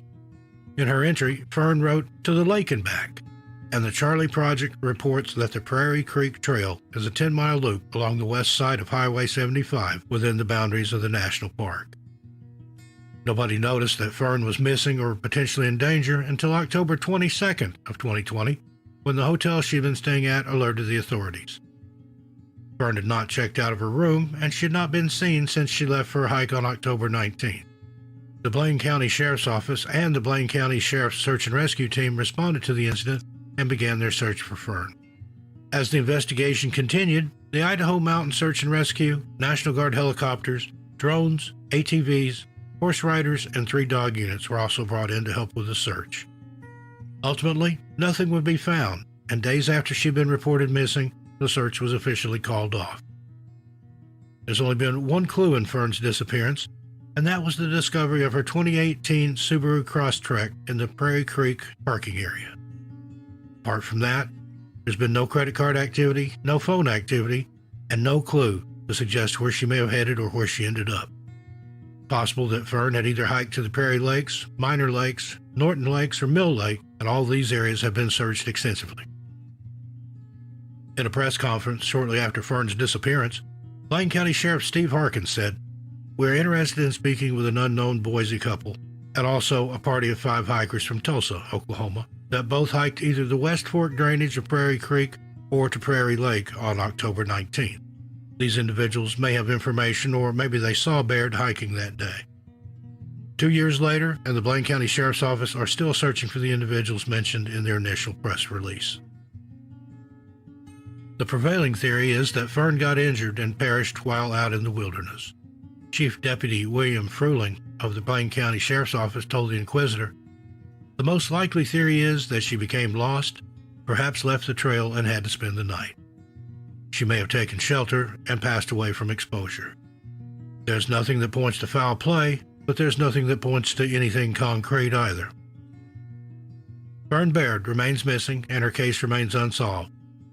Her friends and family have never given up looking for her and have posted a $25,000 reward for information that leads to her whereabouts. Fern is described as a white female with brown, graying hair, brown eyes. She stands 5 foot 5 inches tall and weighs 115 pounds. Fern was last seen wearing a light gray jacket, dark pants, gray gloves, a dark mask, and a dark fanny pack. Anyone with any information is asked to please contact Lieutenant Mike Abade of the Blaine County Sheriff's Office at 208-788-5555 and reference case BCS 2010-006. Number 5, Lucas Renault. On June 18, 2018, 20-year-old Lucas Renault called his mother, Magali, wishing her a happy birthday. Magali now cherishes this call, as this is the last time she ever spoke to her son. According to Le Parisien, Lucas, a student at the Chateauneuf-Polo Park, along with 10 other people, planned to hike to the Harrison Waterfalls close to the border of France and Switzerland. This is an extremely popular destination, and from reports, it appears that hundreds of people make the trip to the waterfalls each year. As the group began to walk down the steps to the waterfall, a friend snapped a quick photo of Lucas, holding the dog of one of the hikers in his arms.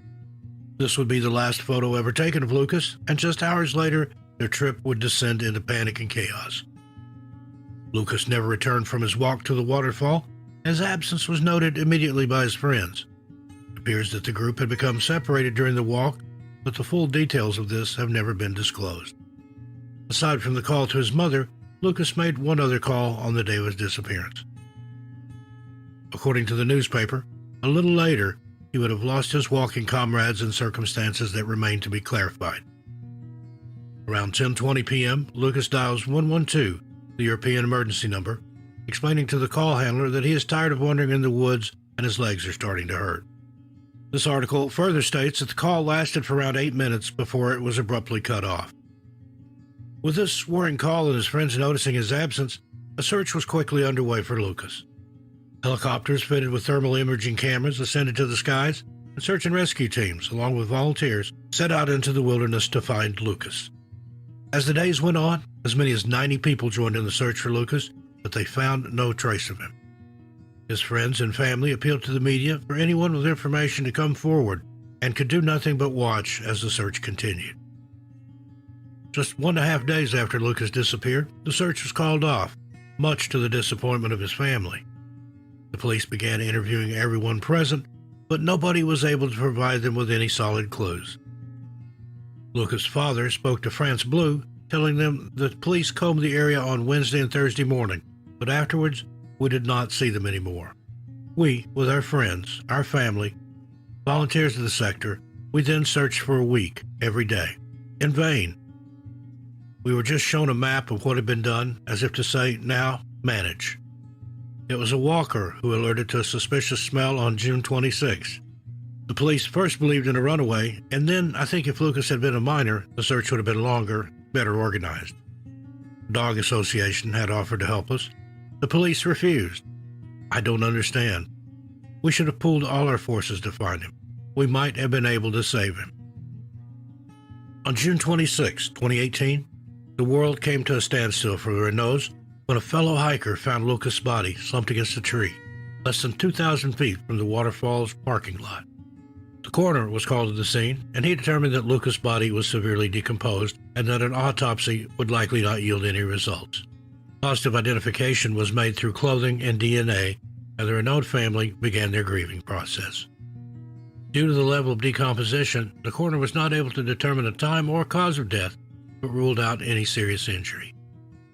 A toxicology test was also run with the results detecting the presence of drug molecules corresponding to a treatment prescribed to Lucas, but within the limits of therapeutic dosage. This, therefore, made it impossible to evaluate the thesis of intoxication. His family, understandably, were incredibly displeased with the investigation into their son's disappearance and eventual passing. His mother gave an interview to France Bleu, telling them, "The police made me listen to the call so that I could identify my son's voice. I was upset. I did not have the force to listen to everything." In the recording, Lucas' call handler does not give him advice, does not ask him the right questions. Instead of telling him not to move, he asks him to try to find a way out. And then it cuts off. Unfortunately, it seems that there is no resolution for Lucas' family. Due to the level of decomposition, his family were not allowed to view him before the burial as his body was, quote, too damaged. Lucas was laid to rest, and now his family are fighting for answers and justice. His family sent letters to the authorities in France, but it appears that those letters were ignored, leading them to file a complaint via a lawyer. His mother has also accused a public prosecutor of withholding the autopsy report from them and other information. Anyone with any information is urged to contact the French police at 0800 004712 or 0384 358600. Number 4, Jeff Haig. 16-year-old Jeff Haig of Morristown, Tennessee, along with 2 other boys, Lee Smith and Stephen Wolf, went on a hike into the Great Smoky Mountains National Park, led by their scout leader Eugene Smith and assistant scout leader Marvin Horner. There was also an additional chaperone, Reverend Pister Lyons, in February 1970. Unfortunately, there's not a lot of information about Jeff other than that he lived with his mother, father, and 3 siblings in Morristown, and that he attended New Concord School. Jeff, along with other boys his age, were involved in Troop 95 of the Explorer Scouts, whose mission was to get young people into the great outdoors and teach them valuable survival skills as well as life lessons along the way. On February 7, 1970, the troop entered the park and made their way through, looking for a suitable place to set up camp for the night. By the next morning, the troop and its leaders were ready to return home. With equipment and the boys in tow, the leaders began retracing their steps and making their way back to the parking lot. While they started with 3 boys, they ended up leaving the park with just 2. According to reports, while they were making the return hike, Jeff stopped at the junction of the Appalachian Trail and Boulevard Trail for a rest. He also planned on waiting for Lee Smith, one of his fellow troop members, who had been following the group at his own pace.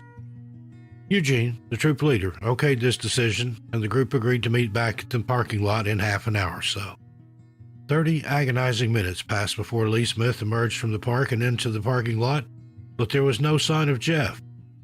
Lee said he hadn't seen Jeff on the trail, and it was then that the leaders knew that Jeff was likely in danger. A large search party was organized, and hundreds of volunteers quickly poured in to find the missing teen. The searchers were joined by sniffer dogs, and the groups carefully combed through the park and the trail junctions for 10 days. Unfortunately, their efforts were hindered when snow began to fall and temperatures plummeted. When the conditions cleared, a horrifying discovery was made. Jeff's body was found, frozen, with his socks removed, one boot missing, and his pants pulled down. To add to the mystery, his hiking bag and equipment were found 1,000 feet away in a river, the contents strewn and scattered about as if someone had been looking for something. The coroner ruled that Jeff had succumbed to exposure, but that didn't explain why articles of clothing were missing or that his pants had been pulled down. Is it possible Jeff became hypothermic and was struck by a paradoxical undressing? This phenomenon can make those who are dangerously cold experience a sudden flash of warmth that makes them take their clothes off to cool down. Since his discovery and funeral, Jeff's case has remained a case of exposure. But how did he end up alone and in a position to perish? What caused him to disappear in such a narrow time frame? And why did nobody see or hear anything? Is Jeff's case a simple one of getting lost and succumbing to the elements? Or is there something darker going on in the Great Smoky Mountains National Park? If you recall, this was only about a year after Dennis Martin disappeared in the Great Smoky Mountains Park, never to be found again. Number 3, Cullen Finnerty. 30-year-old Cullen Finnerty had a whole host of accolades under his belt. He had played for several NFL teams and was drafted by the Baltimore Ravens in 2007 after an incredibly successful college career. There are simply too many honors and awards to mention here, but there is no doubt that Cullen was an exceptionally talented American football star and that both on and off the field, he was going to go far. In 2010, Cullen married his girlfriend, Jennifer, and the couple welcomed 2 children into the world, Caden and McKinley, completing their family. To the outside world, the lives of the Finnertys seemed perfect. Cullen was a football star and had a great family life. But one weekend fishing would turn that upside down and leave the sports world with so many questions that remain unanswered. On May 26, 2013, Cullen said goodbye to his wife and 2 children for what would be the last time. Cullen was dropped off at the Bray Creek State Forest campground and was headed toward the Baldwin River to do a little bit of fishing. At this time, the Finnertys were on vacation, and Cullen wanted to make the most of his trip before they had to return home. He waved goodbye to his family, telling them that he would see them later when they came to collect him. At 10:30 p.m. that night, a distressing 911 call was made to the local police, telling them that Cullen Finnerty was missing. During the call, his family detailed how they had driven back to the campground to pick him up, but there was no sign of him. His boat was there, but there was no Cullen. This immediately sent alarm bells ringing, and within hours, the Bray Creek State Forest was abuzz with police and search and rescue activity. Investigators began talking to his family and digging into his personal life, desperately trying to uncover any clue, and they found a huge one. On the night of his disappearance, Cullen had made 2 phone calls, one to his beloved wife Jennifer and one to his brother-in-law. In the phone call to his wife, Cullen was distressed and paranoid. Jennifer heard rustling in the background, and when she asked him what it was, he told her that he was taking his clothes off. During the call with his wife, Cullen also called out to the man he believed to be 20 feet behind him. Then, the phone call to his brother-in-law at 9:36 p.m. was the last activity on Cullen's phone. And while the call was only 20 seconds long, it included some chilling details. According to the brother-in-law, Cullen told him, "I don't know where I am," and also that he had encountered 2 men on the Baldwin River and that he thought they were following him. According to a New York Times article, this wasn't the first time that Cullen had been overwhelmed by paranoia. As reported by the New York Times, in 2011, Cullen was working in Detroit. And out of the blue, he hopped into his car and drove to Grand Rapids to his older brother Tim's house. He told Tim that he had to leave Detroit abruptly because he was being followed. This behavior worried Tim, and he told the New York Post that it was the only time he had ever seen his brother genuinely scared to death.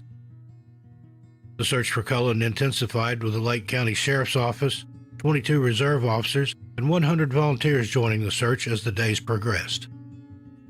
The search came to a screeching halt on May 28, 2013, however, with the discovery of Cullen's body by his parents, who had joined in with the search. According to reports, Cullen was found lying face down with his arms at his sides, wearing the same clothes he had left in on May 26. His family, friends, and associates were devastated by the news. To them, it made no sense.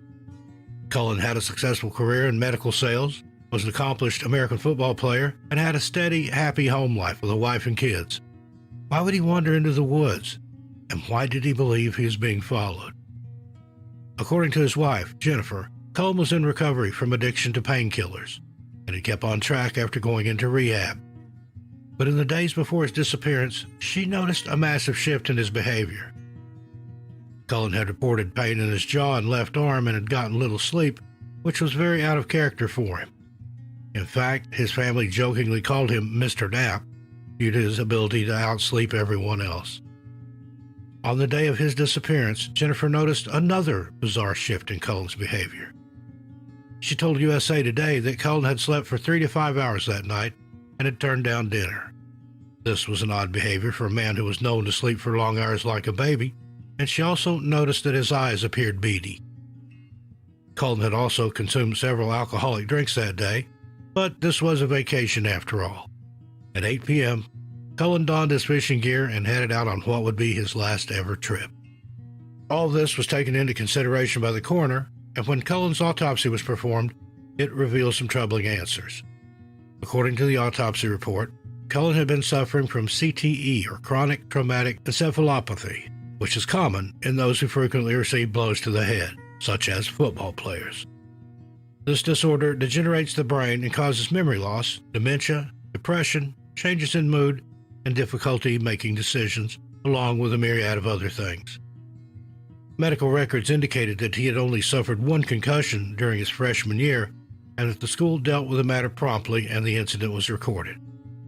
His family later stated that Cullen had probably suffered 4 or 5 more real serious concussions and dozens more smaller ones along the way. His brother had also jokingly called him a meathead during a speech at his wedding and said, "He's lucky he found you because he's no longer getting into bar fights." Cullen also suffered from 2 herniated discs, which led to him being prescribed the prescription painkillers. The coroner also noted in the report that Cullen had a slightly enlarged heart and slightly cloudy lungs, and no trauma or marks to the body. Further going on to state that Cullen Finnerty's anxiety and paranoia in the woods the night of May 26th may have been exacerbated by an elevated level of painkillers and the CTE. Stephen Cole, the Kent County Chief Medical Examiner, would also later tell the press Finnerty became incapacitated before inhaling his own vomit and choking. While it appeared that the Finnertys finally had a conclusion, the Boston University Center for the Study of Traumatic Encephalopathy also made their own conclusions. Cullen's brain was sent to them for further testing, where they determined that the severity of CTE was moderate, and it's highly unlikely that disease alone led to his death. So then what happened to Cullen Finnerty that night? The medical examiner's office noted that the CTE and painkiller toxicity was present in Cullen, but no one has been able to provide the family with any concrete answers. The Boston University Center that studied Cullen's brain made a statement saying CTE possibly affected his judgment, insight, and behavior, but there are other factors, including the use of medications prescribed by his doctor, that most likely contributed to the circumstances surrounding his death. Unfortunately, because of the complexity of his medications and medical status, it is impossible to determine the specific combination of factors that led to his tragic death. So something happened to Cullen Finnerty in the wilderness that brisk May night. But what? Did he have a paranoid episode, or was someone really out to get him? For now, it seems that the case is closed. That is until more evidence comes to light. Number 2, Garrett Bardsley. 12-year-old Garrett Bardsley loved baseball and being in the great outdoors with his father. On August 20th, 2004, Garrett and his father were on a Boy Scout camping trip in the Uinta Mountains in the Uinta-Wasatch Cache National Forest. There were around 7 adults and 18 children on the trip, and it promised to be an exciting outing for all. Children excitedly rushed into the forest where the Uinta Mountains are located and were eager to get going on their hike. After setting up camp and settling in, Garrett, his father, and the rest of the group made their way to Lake Cumberland 1 to do a spot of fishing. Armed with fishing rods, nets, and bait, the group happily walked down the 150 or so yard path that led from their campsite to the lake. During the fishing trip, Garrett got his shoes, socks, and pants wet and complained to his father that they made him uncomfortable. So, Garrett asked his dad if he could walk back to the camp to change his clothes. Garrett's father agreed, but this would be the last time that Garrett Bardsley was ever seen. His father shouted out directions to Garrett, reminding him which forks and directions to take to get to the campsite. According to one report, while Garrett was making his way back to the camp, his father heard someone shouting "Dad," but didn't investigate these shouts. 15 minutes had now passed since Garrett had made the 150-yard trek to the campsite, and he still had not returned. Worried, Garrett's father began searching the path and the campsite, thinking that his son had possibly taken a wrong turn. But there was no sign of him. This is when panic set in, and the gravity of the situation took hold of his father. After speaking to the scouts at the site, Garrett's father discovered that no one had seen him. He quickly put out an alert for his son, and the Summit County Sheriff's Office was called to the scene. The campsite that had once been filled with the laughter of scouts was now eerily quiet, as volunteers and investigators began combing through the area, looking for any sign of the boy. In all, 200 volunteers and search and rescue teams from Cache County, Salt Lake County, Wasatch County, and Duchesne County joined the search for the missing 12-year-old boy. As word spread about his disappearance, horse units were even called in. Despite this huge collaborative effort, no sign of Garrett was discovered. In the days following Garrett's disappearance, only one clue was found: a soggy Nike sock about a half-mile from the campground and the lake. Garrett's mother confirmed to investigators that the sock belonged to her son. However, the Charlie Project interestingly notes, but one of the searchers claimed it was his own. With little evidence to work with, the Summit County Sheriff's Office concluded that it was unlikely that Garrett had been kidnapped, and the search was called off 9 days after he was last seen. His family continued to search for him, employing the help of volunteers and desperately hoping to find any trace of their son. Unfortunately, nothing has ever been found, and investigators believe that Garrett likely got lost on his way to or from the campsite and that he died from exposure. While investigators believe that he perished due to this exposure, this theory would be turned upside down in 2009. According to the park record, a woman came forward in 2009 claiming to have spotted Garrett in Nevada. In fact, she called this tip into the TV show America's Most Wanted, who then passed it on to the police. This anonymous woman claimed that she saw Garrett in a Smith's store in the company of 2 men in July of 2009. It appears that this lead was followed up and CCTV footage was examined, but nothing else has come of this mysterious sighting since. Garrett Bardsley was last seen on August 20, 2004, near the Uinta Mountains in the Uinta-Wasatch National Forest. He is described as a white male with light brown hair, hazel eyes, standing 5 foot tall and weighing 105 pounds. At the time of his disappearance, Garrett no longer had braces, which are often shown on missing posters. His hair was also longer, and he has a birthmark on his right forearm. When last seen, Garrett was wearing a black Quicksilver pullover, reversible Nike sweatpants with one side being red and silky fabric with a black and white stripe, and the other side being black mesh with a red and white stripe, a white t-shirt, Nike ankle socks, and white Converse with black or navy stars on the side. Anyone with any information is urged to contact Lieutenant Alan Sidaway of the Summit County Sheriff's Office at 453-615-3600 and reference case 04L12342. Number 1. Jerika Binks. 24-year-old Jerika Binks was on her way to getting her life back on track. In late 2017, early 2018, Jerika had voluntarily moved into a sober living facility and was responding well to treatment. During her time at the facility, Jerika would take daily runs, sometimes running as far as 10-15 miles at once, and she had also taken up self-defense classes in order to defend herself should the occasion arise.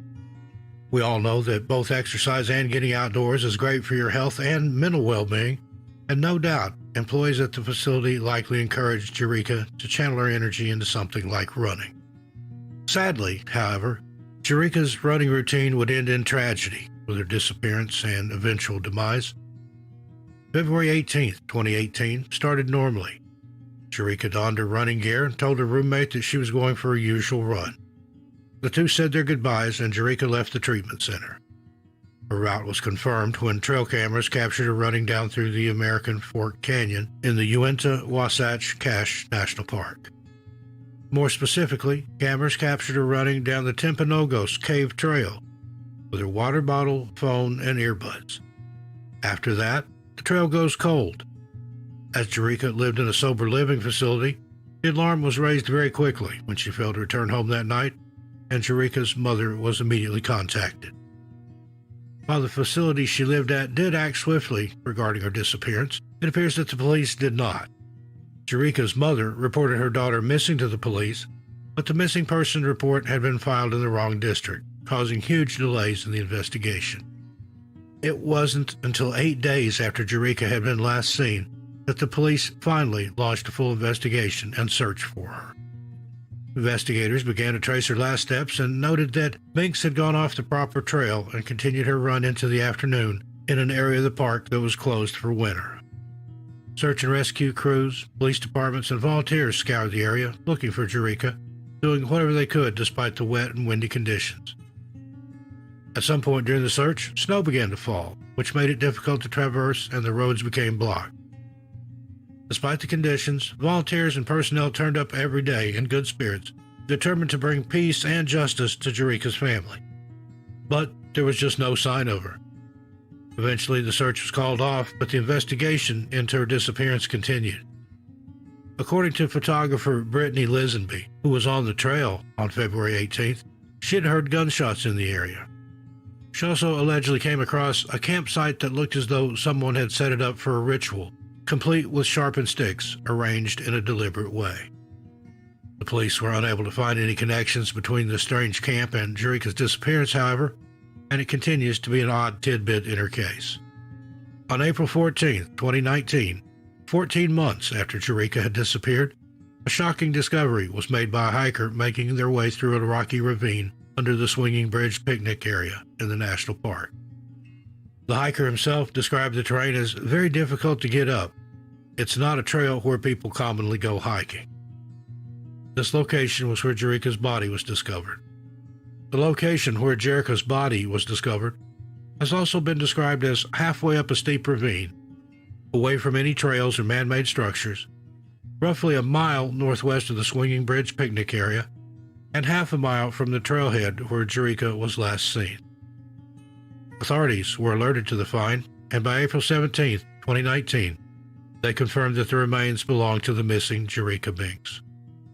The remains were skeletal, and it appears that a cause of death has not been confirmed, although it is believed to have been accidental. According to reports, Eureka had suffered a serious break to both bones in the lower part of one of her legs, although investigators cannot be sure how these injuries were obtained. Since the discovery of her remains in 2019, there's been little movement in the case, with authorities labeling it as an accident, death by misadventure. But how did Eureka end up halfway up a steep ravine? Did she fall or did someone put her there? Hopefully, one day we'll have answers. Number 10, Mitchell Dale Stelling. What should have been a quick and relaxing hike to the Spruce Treehouse in the Mesa Verde National Park in the summer of 2013 quickly transformed into a nightmare for the Stelling family.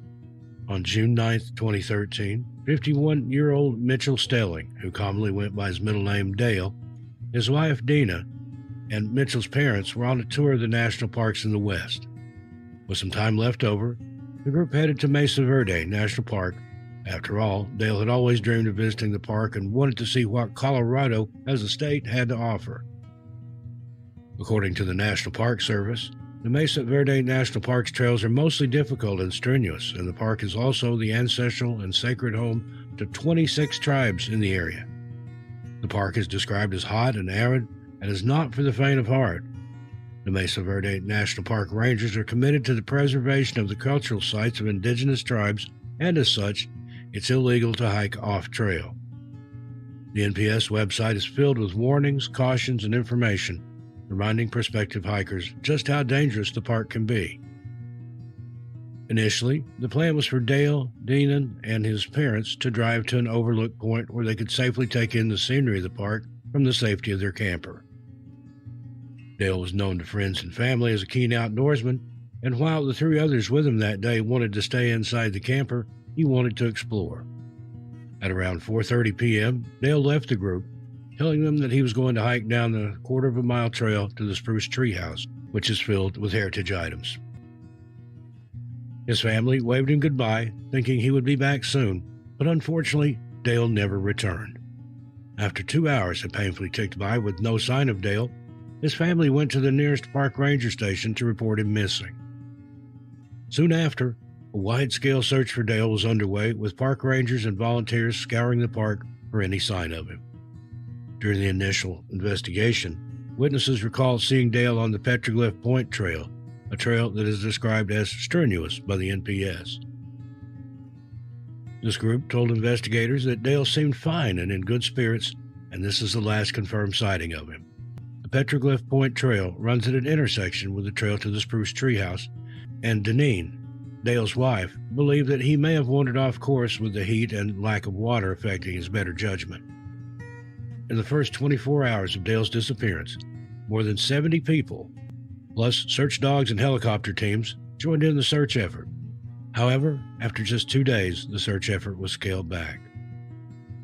Now, this scaling back of the operation understandably upset Dale's family. However, park rangers confirmed that they did continue to search for Dale and hadn't given up, just that the search was being conducted more conservatively.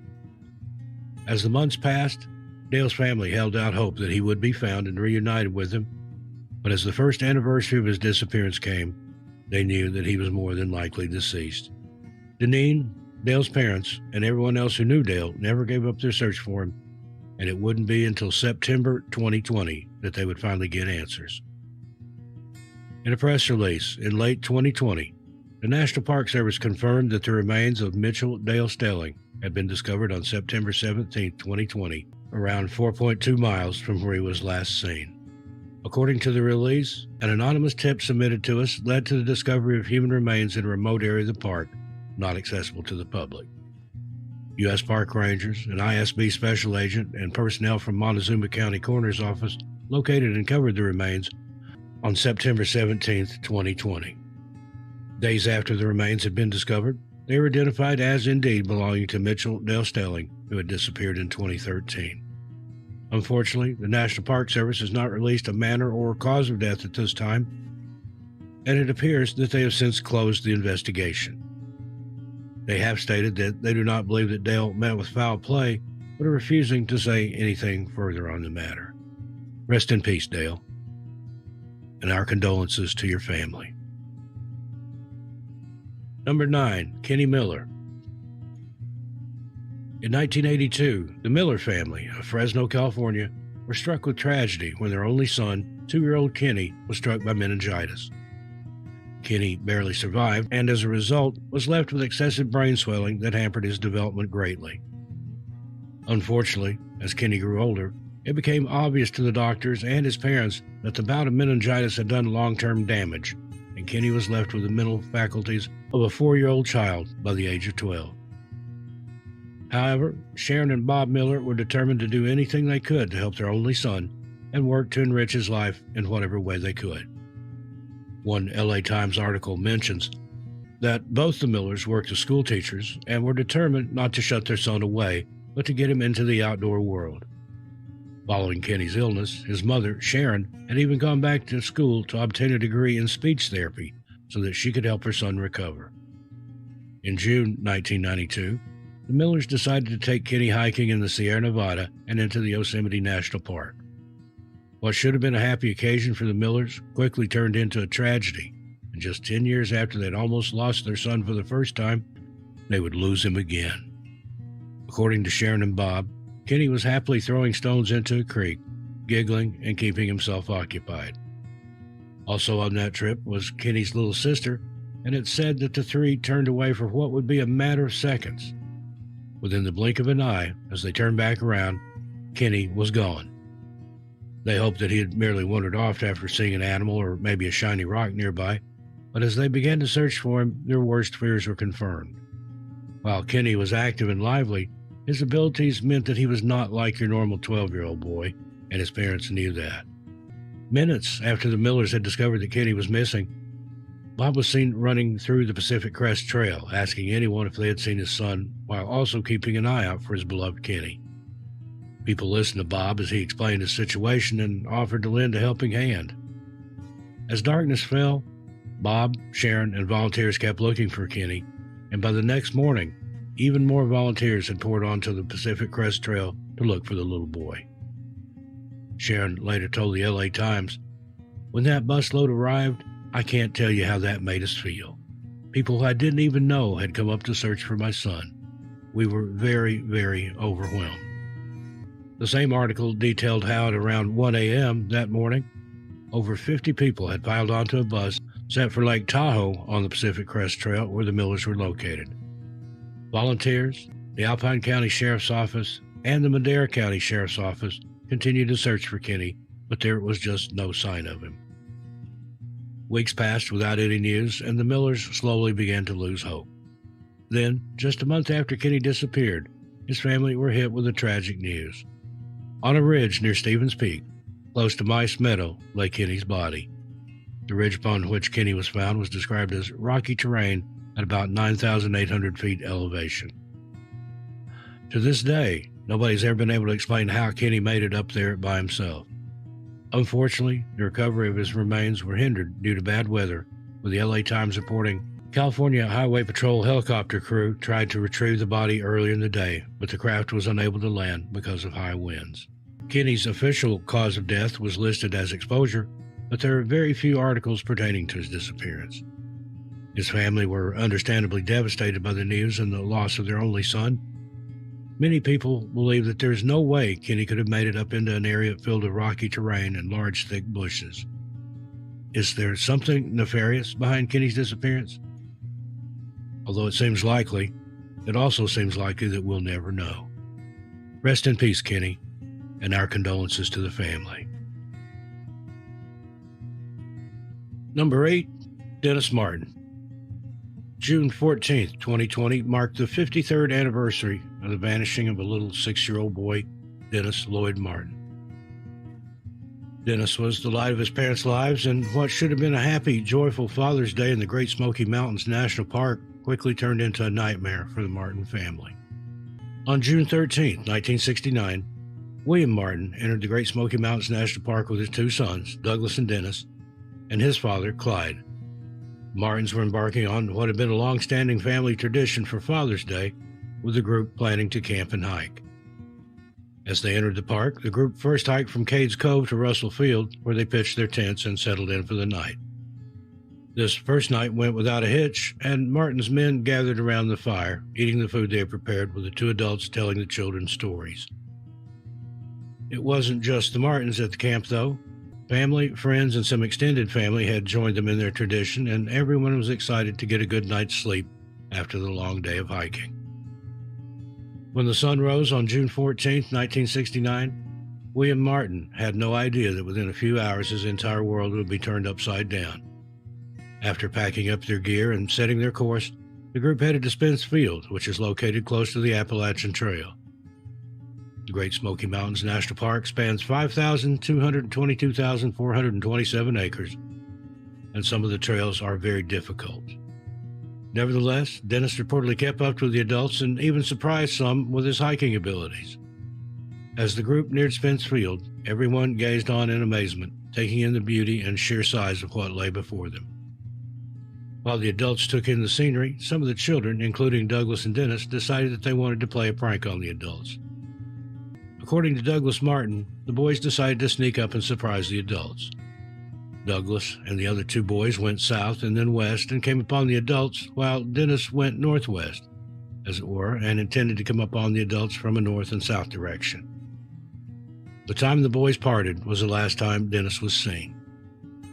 As Dennis split away from his brother, the 2 had no idea it would be the last time they would see each other.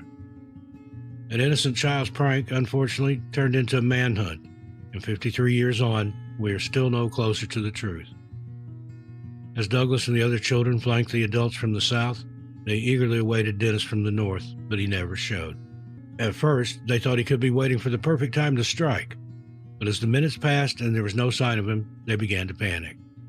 Dennis' absence was immediately noted by the adults in Spence Field, and after listening to the children recall their story, the search for little Dennis began.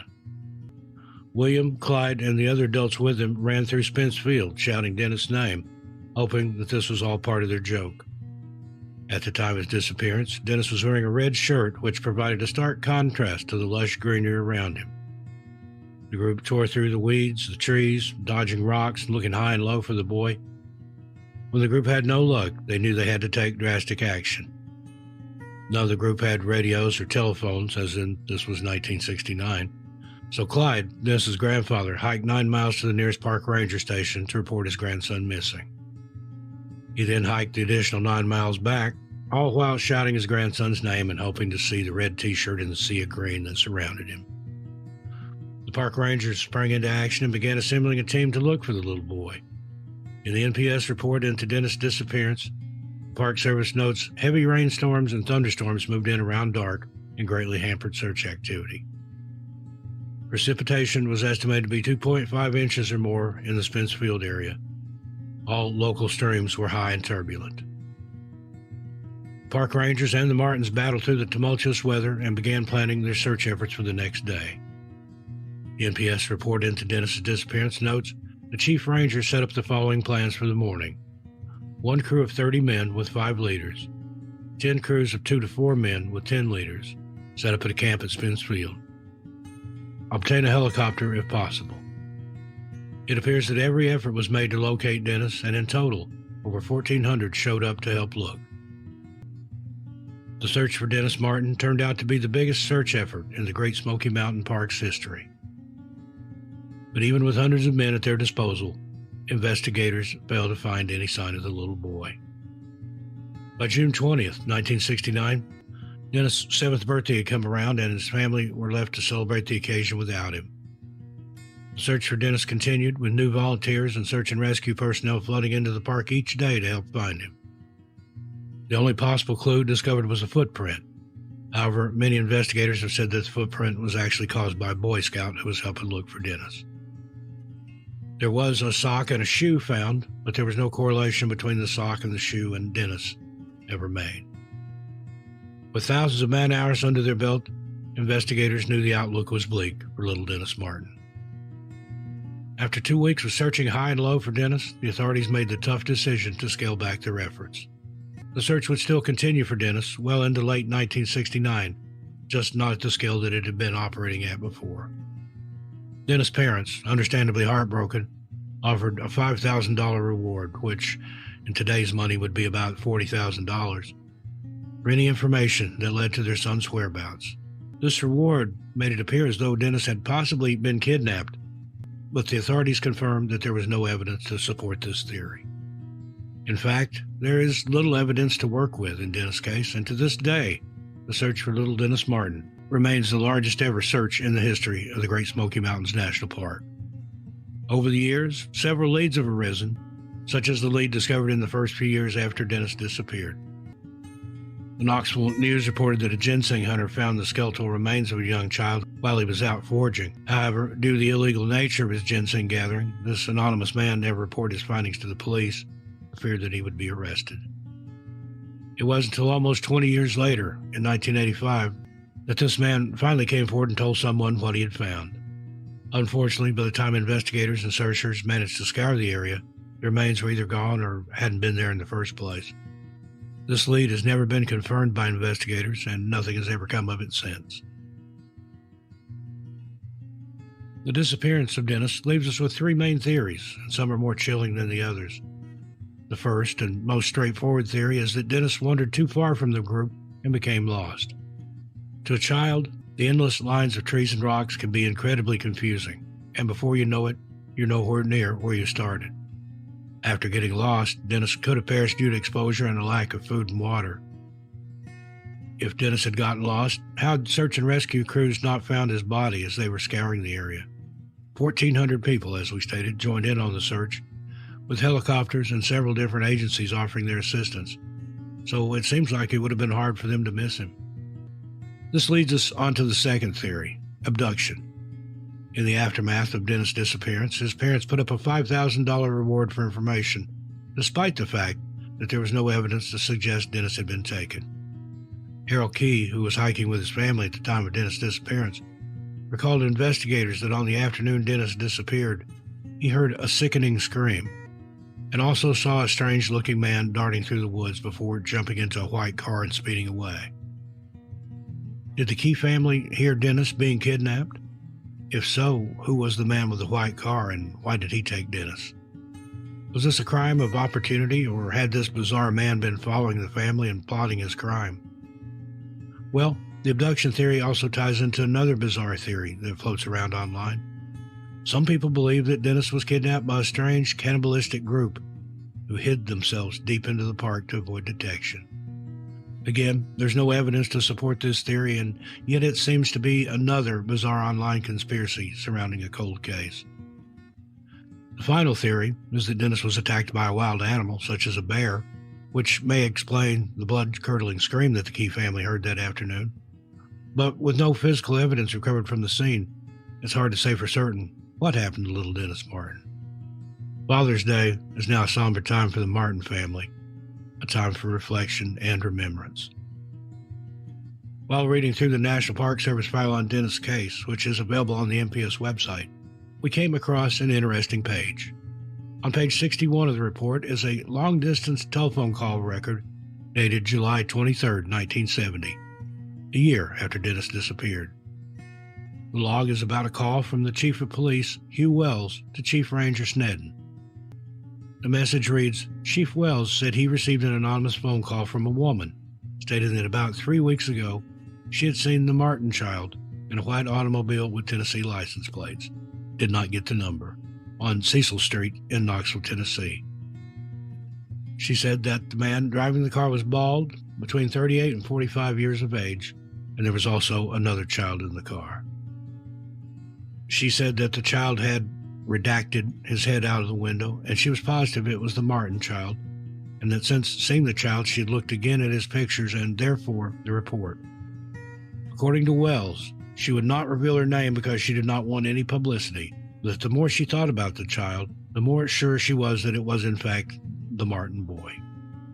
The fate of this lead and the boy that the anonymous woman saw in the car has remained a mystery. 53 years on, and Dennis Martin still remains missing. It's one of the Great Smoky Mountains' most enduring cases, and Dennis' family are desperate that one day they will know the truth of what happened to little Dennis. Anyone with any information is asked to contact the Great Smoky Mountains National Park at 865-436-1230 and reference case number 061469. Just as a side note here, I've followed this case personally since its inception. I was living in Knoxville, Tennessee at the time. I was just about a year younger than Dennis, and it was the first time in my little child mind that I came to grips with the fact that, yes, a child could go missing and never be found. I held out hope for Dennis, scanned the newspapers every day after his disappearance looking for news. Back somewhere I have 2 scrapbooks full of clippings. This case touched me and stayed with me. Dennis, wherever you are, rest in peace. Number 7, Gail Stewart. The case of Gail Stewart is as bizarre as it is unbelievable. On February 14th, 2022, Gail left her home in Coughlin Ranch, Reno, Nevada. There are few details in regards to this disappearance. We don't know where Gail had planned going or why she'd left the house even. When she failed to return home and make contact with her family, however, she was reported missing and a search party was formed. Her friends, family, the local police department, and the Reno Fire Department all sprang into action, desperately looking for any sign of her. Thankfully, within a matter of hours of Gail disappearing, she was found by a friend of her son's on a steep slope on Alum Creek. Gail was found clinging to a tree to ensure that she wouldn't fall down the slope, and a friend of her son had happened upon the slope by chance. Reports indicate that Gail was found in a popular hiking area, and it has still not been determined how or why she'd gotten onto the slope. NBC News reported that after shouting for help, Gail went unresponsive, and medical crews found that she was extremely hypothermic and was suffering from trauma. Gail was retrieved from the tree by the Reno Fire Department and was transferred to the local hospital where she made a full recovery. Her friends and family were extremely grateful for the efforts of everyone involved in the search and rescue mission for Gail, but unfortunately, her story doesn't end here. Just 1 month after Gail was found clinging to a tree, she would mysteriously disappear again.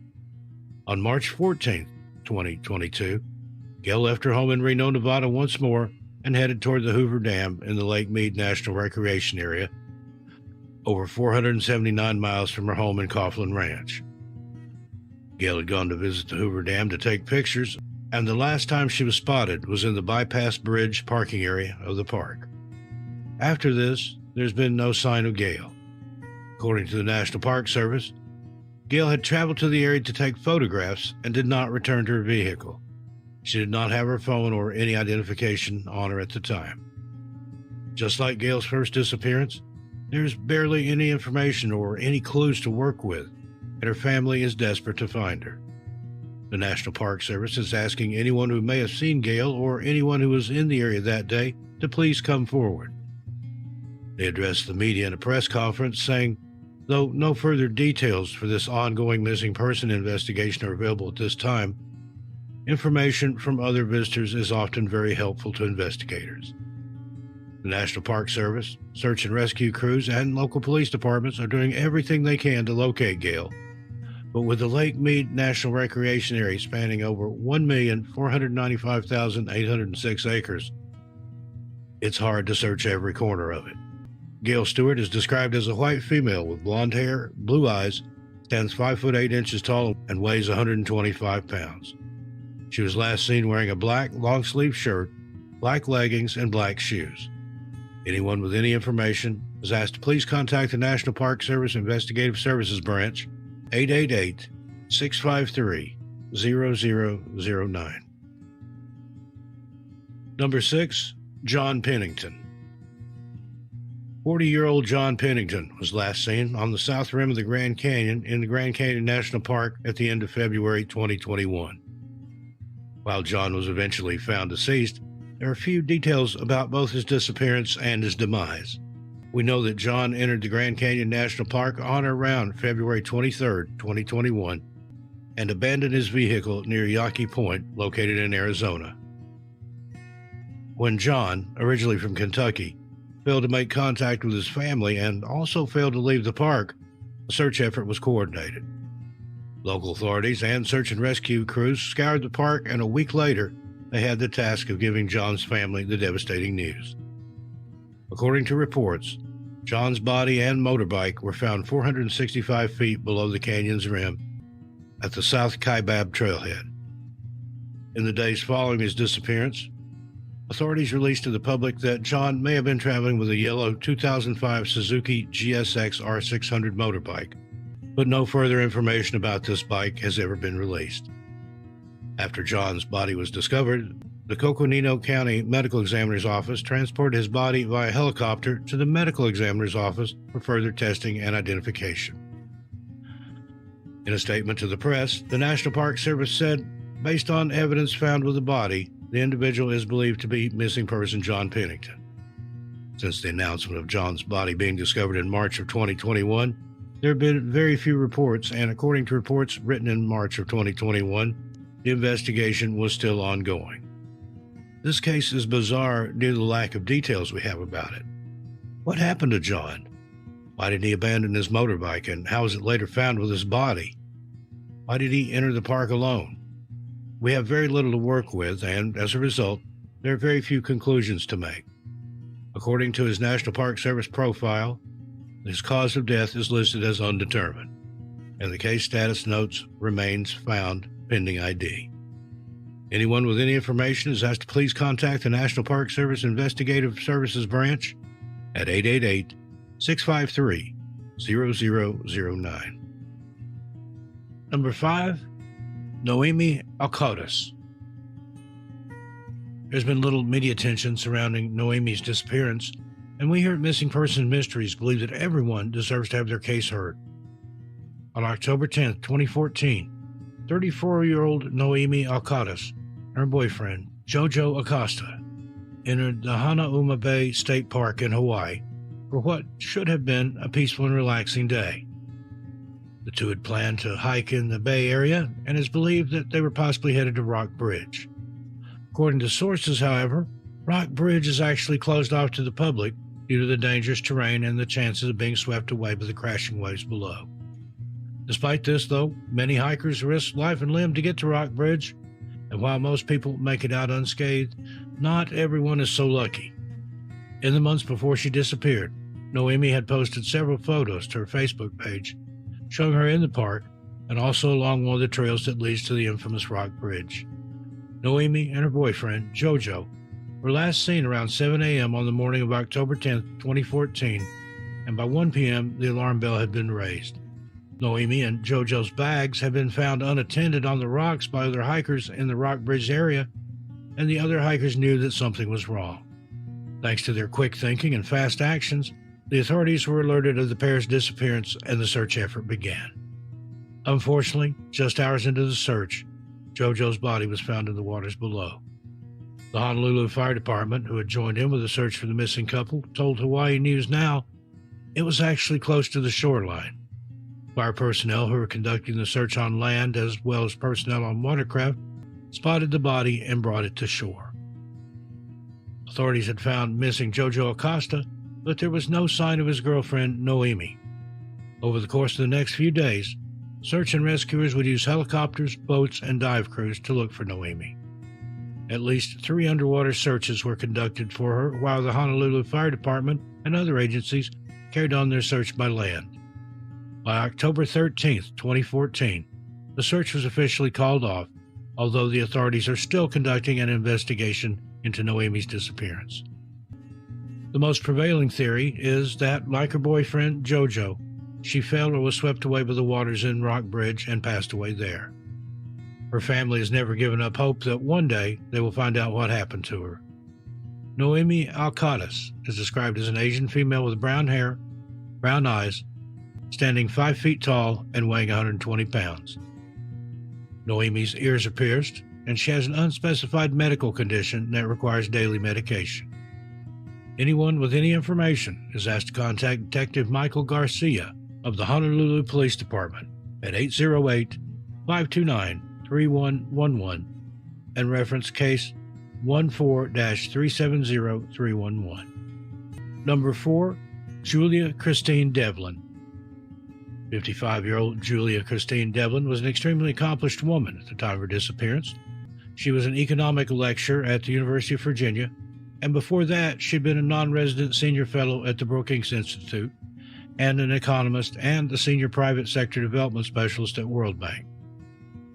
Julia had obtained her bachelor's in economics, an MA in Arab studies with economics, and a doctorate from George Mason University. She was a well-loved and well-respected professor, so when she disappeared in July of 2021, everyone around her was both confused and devastated. Julia was last seen on July 14, 2021, entering the Shenandoah National Park in her white Lexus sedan, and after that, it's as if she simply disappeared. When she failed to turn up at work and failed to make contact with her family, the alarm bell was raised, and a few days after she had last been captured by CCTV entering the park, her car was found wrecked and abandoned on July 17, 2021. The only piece of information to be released in regards to Julia's car is that it was found in the Skyline Drive area in the south of the Shenandoah National Park, and that the car was headed to the other side of a cliff face. With this discovery, investigators knew that they had to find Julia as soon as possible, and the Shenandoah National Park Service, the FBI, National Park Service Investigative Services Branch, and other agencies, departments, and volunteers all began the arduous search for Julia. For almost 10 days, the group scoured the Shenandoah National Park by land and air, looking for any sign of her. Dog teams were brought in, and those on land covered hundreds of miles and racked up hundreds of man-hours. Despite the intense effort to find Julia, no sign of her was found until day 10 of the search.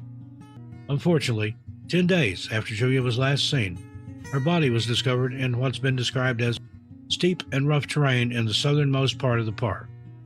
Her remains were tentatively identified at the scene, and one report states that her remains were found a mere 600 meters from where her car had been abandoned and wrecked.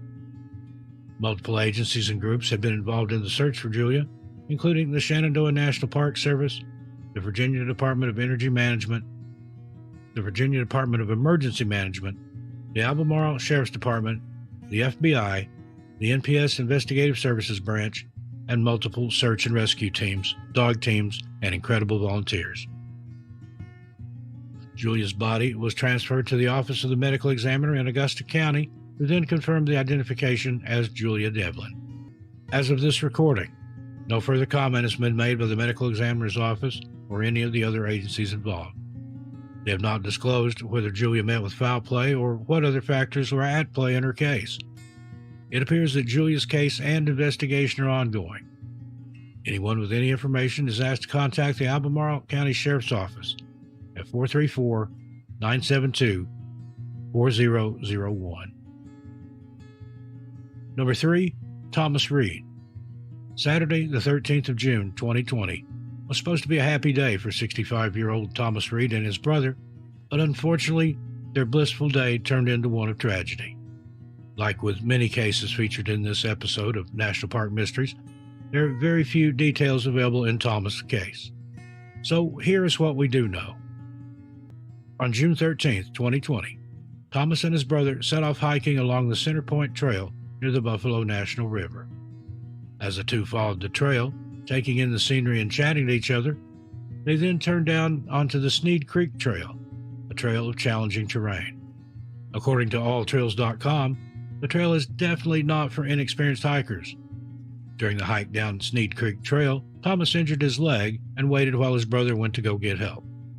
When his brother returned with a ranger, Thomas was nowhere to be found, and the National Park Service was immediately alerted. The Park Service, the Newton County Sheriff's Office, and the Arkansas State Police all joined in on the search for Thomas, searching by land and air, desperately trying to find any sign of the missing hiker.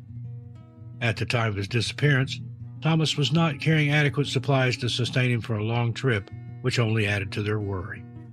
Searchers continued day and night, looking for any sign of Thomas, and then on June 17th, 2020, 4 days after he disappeared, his body was discovered. The full details have never been released, and the Springfield News Leader reported that his body was found a mile off the Sneed Creek Trail in a drainage area. The site was approximately 2.5 miles away from Hemden Hollow Waterfall along the Buffalo River. At this time, no cause of death has been released, and the authorities are keeping very tight-lipped about the entire investigation. Thomas' body was transported to the Arkansas State Crime Laboratory, and it appears that the investigation is ongoing. If you do have any information, you are asked to contact the Newton County Sheriff's Office at 870-446-5124. Number 2, James J. Arthur. 67-year-old James Jim Arthur was a proud U.S. military veteran who mysteriously disappeared while out on a hike in July of 2008. On July 28th of that year, James left his home and headed for the Star Lakes in the Sierra National Forest, just outside of the Yosemite National Park. According to his family, James had planned on heading down to the Star Lakes to do a bit of hiking and fishing before returning home. One hiker who went to Star Lakes said the following about the area: access to Star Lakes is by a combination of driving miles of dirt road and hiking.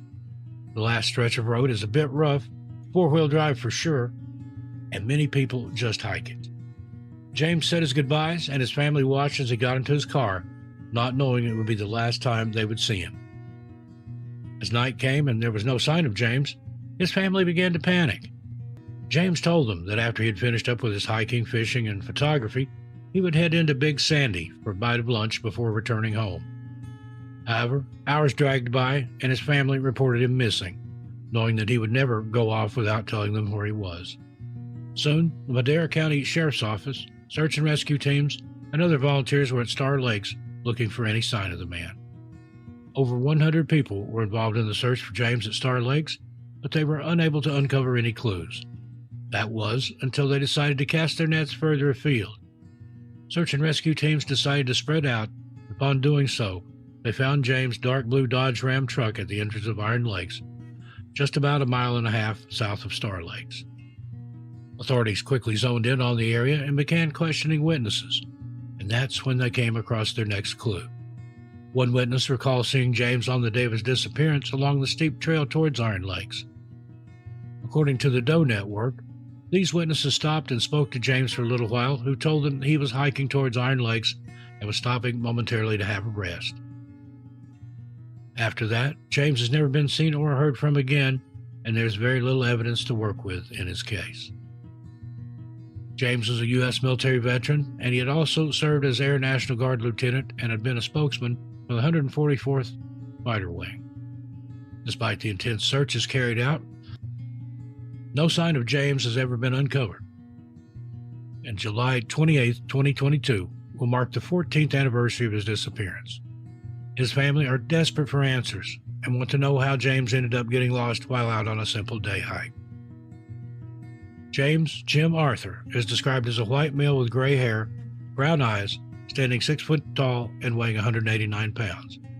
At the time of his disappearance, James was carrying his camera with him, an Olympus SP550UZ, a cane, and a red backpack. It has also been speculated that James carried a pistol with him with snake shot rounds.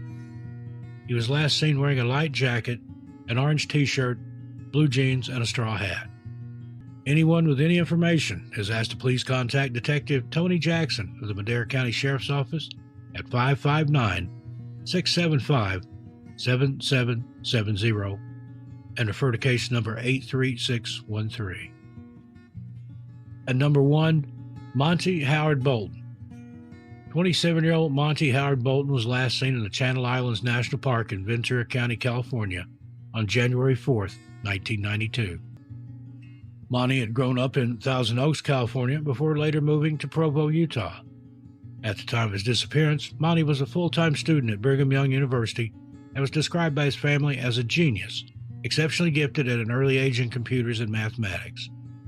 Unfortunately, Monty's bright future and the future of his younger brother, 21-year-old Brian, would be taken away, and to this day, Monty remains missing.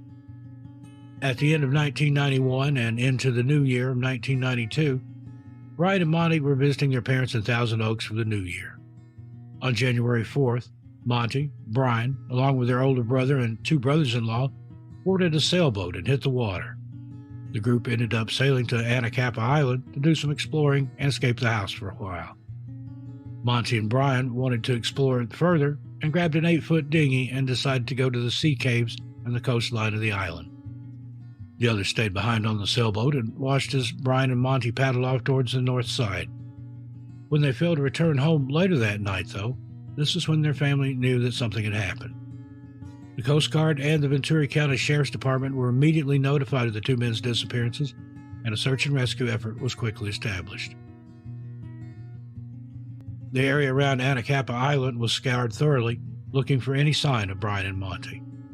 Early the next morning, January 5th, 1992, the 8-foot dinghy the 2 men were traveling in was found 50 yards north of Cathedral Cave. The dinghy was said to have been upright, but partially filled with water. With the discovery of their dinghy, search crews headed into Cathedral Cave, which is where they discovered the body of Brian Bolton.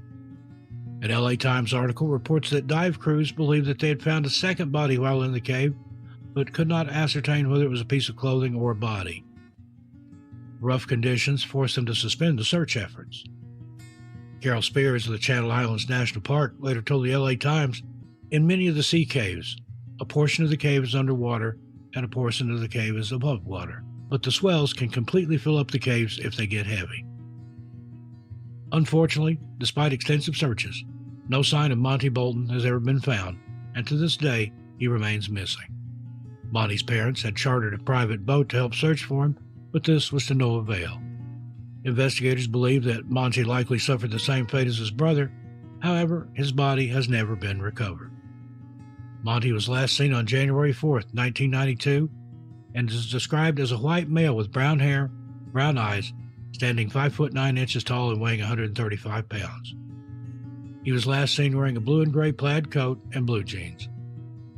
Anyone with any information is asked to please contact the Ventura County Sheriff's Office at 805-383-8704.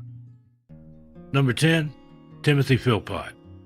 50-year-old Timothy Philpott was last seen at 7:45 a.m. in Ellsworth, Maine on January 12, 2016.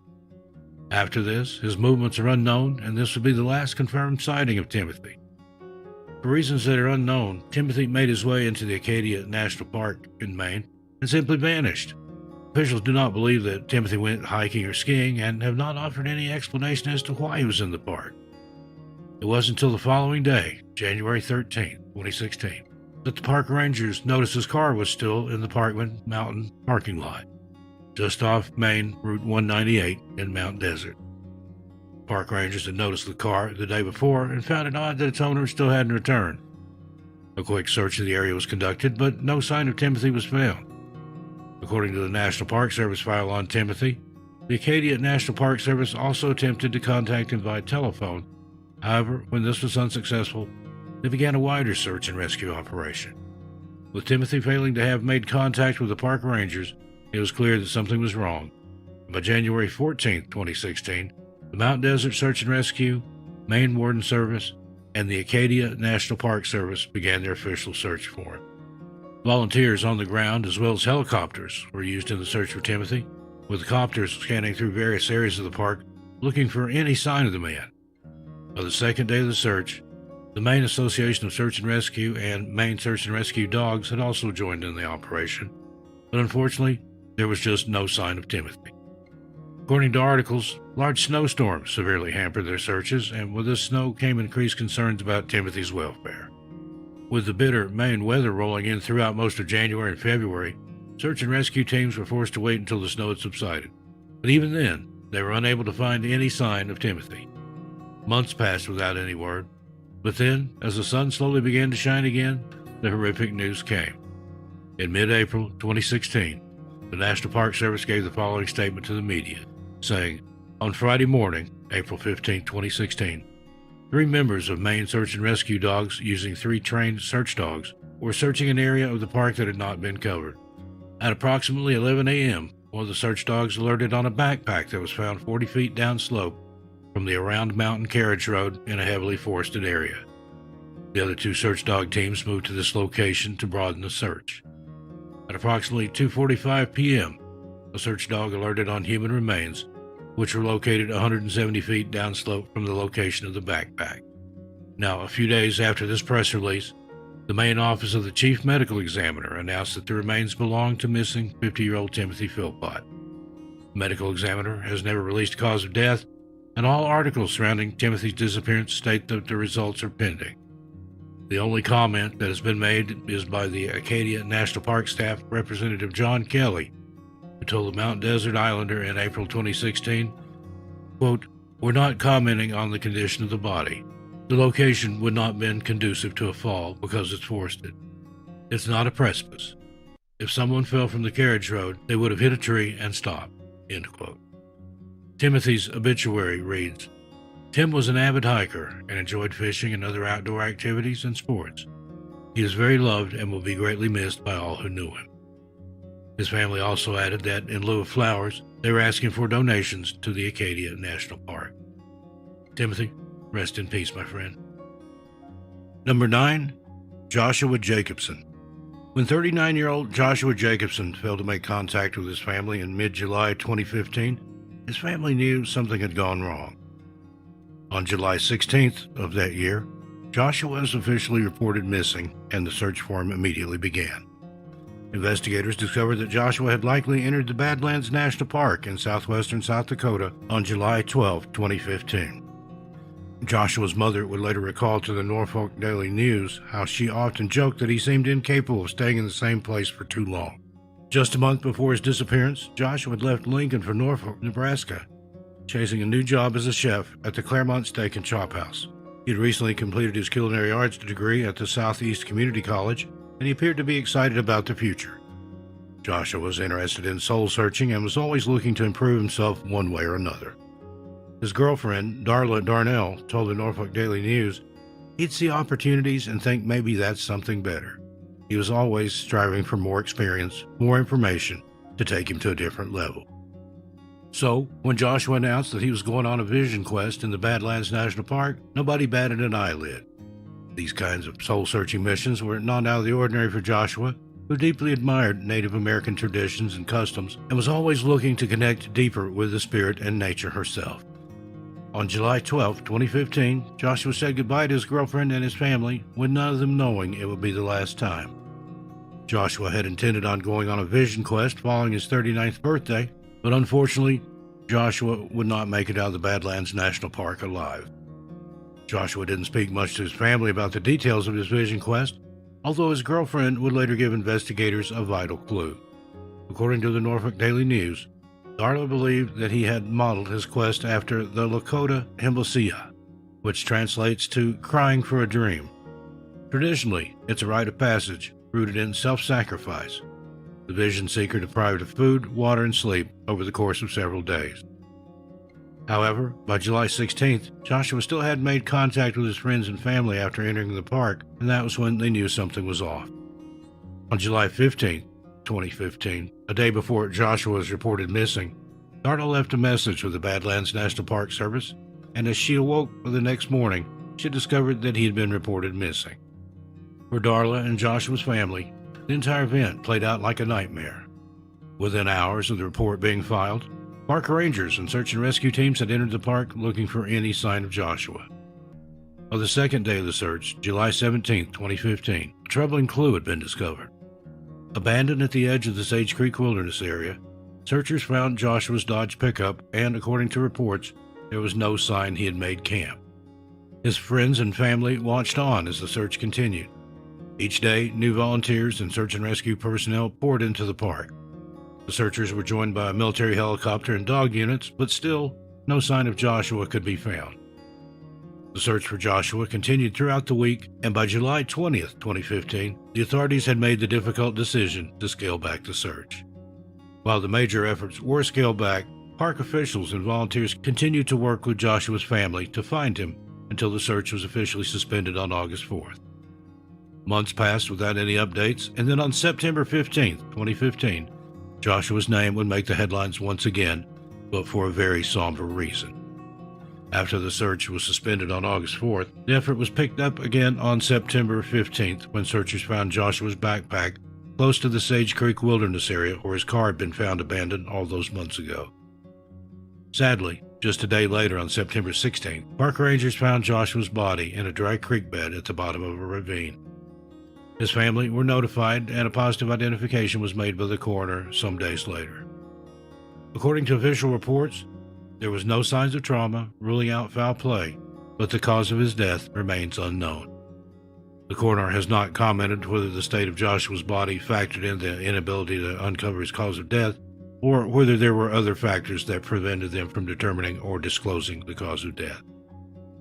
Joshua's girlfriend, Darla Darnell, told KLKN-TV, "I do really miss him, quite a bit, and I still love him, and I always will. They found him on his mother's birthday, so it's been very difficult, and I know how I feel, but I can't imagine how it's affecting them. Joshua, rest in peace." Number 8. Mark Young Jr. 21-year-old Mark Young Jr. was just beginning to flourish into adulthood. He was studying political science at the University of Northern Colorado, and by all accounts was a normal student. His father, Mark Young Sr., told the Montrose Press he was always, in recent years, very disturbed about the whole global situation and problems. Lately, he was concerned about water for third world countries, and he just seemed to carry this huge burden on his shoulders about these global issues that just really troubled him. He let these big issues get to him that no one has the ability to change, but he seemed to think he was going to change things. Mark was dedicated to world issues and politics, so when he failed to turn up to his constitutional history class on September 16, 2008, one of his classmates and his roommate began the search for him. The two searched in and around Greeley, looking for any sign of Mark, but when their search failed, they knew they needed to contact Mark Sr. to let him know that his son was missing. Mark Sr. is a Civil Air Patrol pilot and a member of the Montrose County Sheriff's Posse, so he used those connections to kickstart the search for his son. Within hours of Mark being made aware that his son was missing, he had contacted Mark Jr.'s phone provider, AT&T, to obtain his call records. According to a Montrose Press article written in September of 2008, Mark Jr. made a voicemail check in the Bailey area on September 16th, the day that he disappeared. This quickly led Mark Sr. and the search party to Bailey, but there was one problem. AT&T later told Mark Sr. that after the voicemail check had been made, Mark Jr. sent a text message from the Montrose County area, which led the search party back there. Mark Sr. later told the Montrose Press, "What they failed to tell me, there was also a text message that was sent later in the day from Flat Top Tower." AT&T admitted a text message had been sent. That completely changed the search area. Originally, they didn't bother to tell me about the text message. Mark Jr.'s friends were incredibly cooperative in the search for him, and a friend told Mark Sr. that he had received the message. The contents of this message, though, have never been disclosed. Mark Sr. and the search crew continued through the night and into the next few days, searching every corner of Montrose County, hoping to find Mark Jr. By September 18th, the crew had turned their attention to the Black Canyon of Gunnison National Park, and it's not known whether their search naturally progressed there or whether the crew received a tip to search the park. Shortly into their search, Mark Sr. found his son's truck at the Chasm View Overlook on the south rim of the park. A ticket confirmed that Mark Jr. had entered the Black Canyon of the Gunnison National Park at around 5 p.m. on Tuesday, September 16, 2008. There was no indication made as to why Mark Jr. may have entered the park. With the discovery of his son's car, though, Mark Sr. knew that he was getting closer to finding his son. His mind raced with hundreds of thoughts, and he hoped and prayed that he would find Mark Jr. safe and well. Unfortunately, just 6 hours after Mark's truck was discovered, his body was found below a rim in the Chasm View area. As night had almost fallen, the recovery effort was postponed until the following day, September 19th, when Park Ranger Angie Richmond hiked to the rim and recovered Mark Jr.'s body with the assistance of a helicopter. The National Park Service made a press release on September 18, 2008 in regards to the discovery of Mark Jr.'s body, and in their release they noted Chasm View is a popular overlook along the scenic drive on the south rim of Black Canyon. The overlook is 1,820 feet above the Gunnison River and looks across the narrowest part of the canyon. Mark Jr.'s body was removed and transported to the Montrose County Coroner's Office, where Dr. Thomas Canfield performed an autopsy and determined that the remains did indeed belong to Mark Jr. Unfortunately, Mark's cause of death has either never been determined or never been released to the public, and what happened to him remains a mystery. There are very few articles about Mark Jr.'s disappearance, and those articles that do exist are from 2008. Mark Sr. later went on to thank the efforts of everyone involved in the search for his son and told the Montrose Press, "You're not supposed to have to bury your child. We're all doing the best we can do." Mark Jr., rest in peace, friend. Number 7, Nancy Wilcox. Now, Ted Bundy is a man who needs no introduction in this community, and his crimes could warrant a full video of their own. Well, everyone knows Ted's name and recognizes him for his disgusting charm and decision to represent himself in court.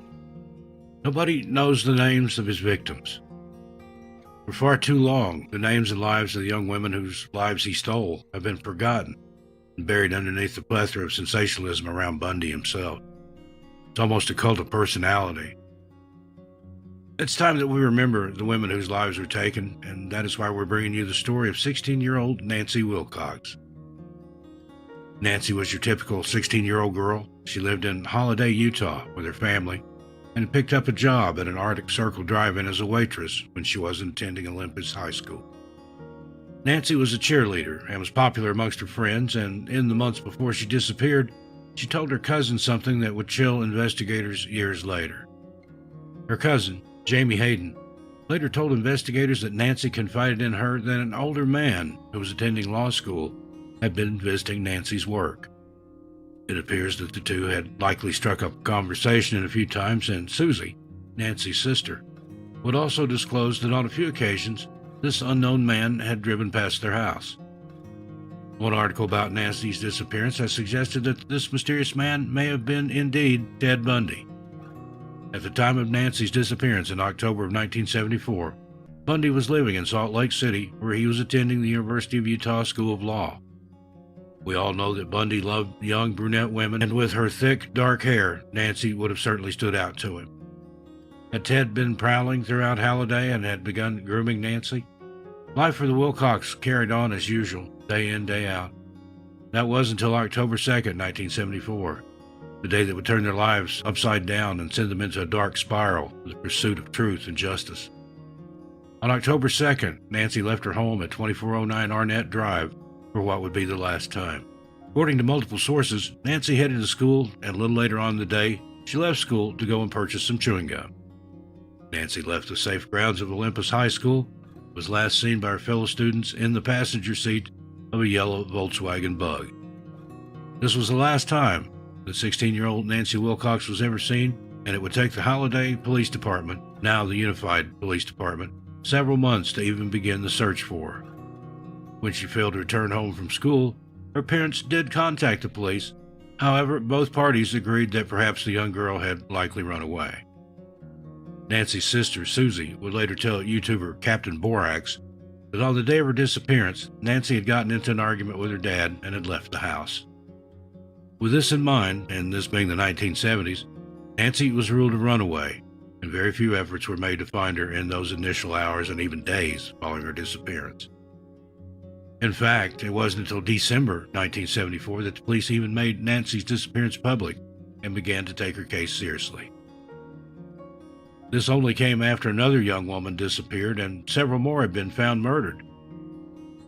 It is unacceptable that it took the disappearance and murder of several more young women for any of their cases to be taken seriously, and it's likely that vital evidence in all the cases was lost due to the inaction of investigators.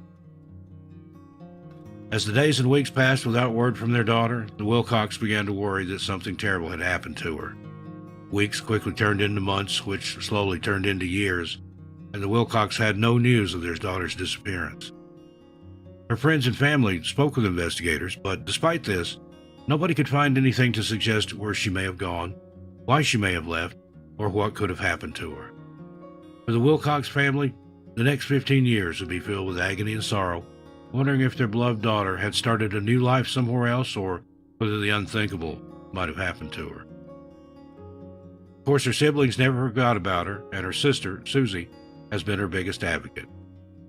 The Wilcox waited and waited, hoping for some news from the local police department, and then in 1989, a new lead would come from the unlikeliest of sources. Ted Bundy had been found guilty and was sentenced and was awaiting his fate, and as he paced up and down his death row cell, he began to go through his list of victims and decided that it was time to tell the truth. Bundy confessed to having been responsible for Nancy's disappearance and told prison officials that he had buried her body somewhere in or near the Capitol Reef National Park.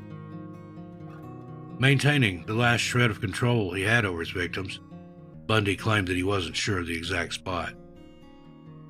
While Nancy's family felt like they finally had some answers, they now had to find her body and find out whether Bundy was telling the truth. Unfortunately, Nancy's remains have never been found, and Bundy's confession and the eyewitness accounts of Nancy in the yellow Volkswagen are the only pieces of evidence to connect her to this case. There was one possible sighting of Nancy that puts her in Lake Point, Utah. A waitress came forward after her disappearance was made public, telling investigators that she had seen Nancy in the company of a man with a mustache and that the two had left in a light-colored Volkswagen. Now, it's never been confirmed whether this sighting was of Nancy, and if it was, we don't know for sure that the man with her was Bundy. If Nancy's disappearance had been made public in the days after she disappeared, this clue may have led them to Nancy, and her family would finally have some answers. The Capitol Reef National Park is over 200 miles away from where Nancy lived in Utah, and Bundy claimed before his passing that Nancy had never been in his car. Bundy gave multiple different accounts of what happened, though, sometimes speaking in third person in order to distance himself from his crimes. If Nancy had never gotten in Bundy's car, how'd she gotten over 200 miles away to the Capitol Reef National Park? Bundy's accounts wildly differ, and it seems that Bundy himself was incapable of getting his own story straight. As it stands today, Nancy Wilcox is still missing, and her sister, Susie, continues to fight for justice on her behalf. It's believed that Bundy knew where Nancy was buried, but wanted to exercise, like we said, that last shred of control he had over her, by keeping her final resting place a secret that only he knew. Nancy Wilcox would be 63 today, if still alive. She's described as a white female with brownish blonde hair, brown eyes, stood 5 feet 6 inches tall, weighing 120 pounds. She was last seen wearing a new coat, a size 9 dress, size 6.5 shoes. If you have any information about Nancy's disappearance, you're asked to contact the Unified Police Department of Greater Salt Lake City at 385-468-9800 and reference case number 74-54455. Number 4, Robert Stewart Pluta and Robert Neal Pluta. 57-year-old Robert Stewart Pluta and 21-year-old Robert Neal Pluta had a close father-son relationship. Robert Sr. and Jr. loved nothing more than hiking and traveling through the great outdoors. So over Father's Day weekend in 2017, the pair decided to head to the Carlsbad Caverns National Park in New Mexico. The two planned to get a hotel and hike around the park, spending valuable time bonding together. Unfortunately, this would be the last trip they would ever take, and just weeks later, their families' lives would be turned upside down.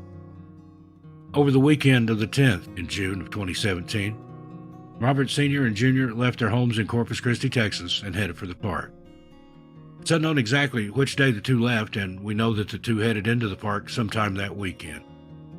While the Father's Day celebration continued, Lillian, the wife and mother of the two Roberts, respectively, wondered what they were getting up to and what photographs they would have to show her when they returned.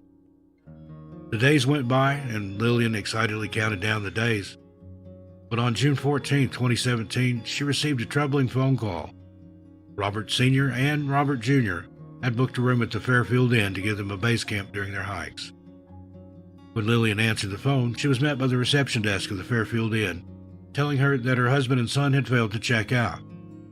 This was when Lillian knew something was deeply wrong, and she contacted authorities. Bank records were searched, and the last transaction was made at around 12 p.m. that day, according to the Carlsbad Current Argus, and calls to their cell phone over the next few days went straight to voicemail. Lillian and the rest of the family desperately tried to get in contact with the two Roberts, hoping that one of them would answer. Lillian had alerted the authorities to the two men's disappearance, and within hours, a search and rescue team had assembled and was on the lookout for the pair. With temperatures rising in the park, time was against them. On June 19th, searchers, investigators, and officers entered the park once more, looking for any sign of the men. After a short search, they found the red Ford F-150 truck that the two had been traveling in, abandoned near the Rattlesnake Canyon trailhead. There was no evidence in the car to indicate where the two men had gone or what could have happened, but the discovery of the vehicle did help to expand the search radius.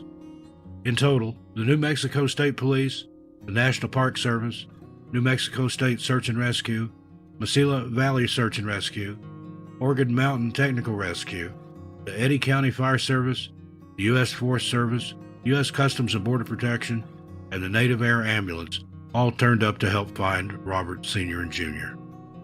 Unfortunately, shortly after their car was discovered, Robert Jr.'s body would be found at around 10 p.m., bringing the effort to a screeching halt. His body was discovered just 2 miles northwest of the caverns. It wouldn't be until the next morning at around 10 a.m. that Robert Sr.'s body would be discovered just a mile away from where his son was found. Their families were sadly informed, and the news devastated them understandably. Robert Sr. and Jr. were avid hikers, and their families found it hard to imagine how the two had encountered trouble out in the park. The bodies were transported to the coroner's office, who identified the two men and later declared that the two had died due to heat exposure. Vina Singe, the coroner in charge of the autopsies, wrote in their report, quote, "No naturally occurring water sources in the area could have provided relief, and both hydration packs carried by the men were empty." End quote.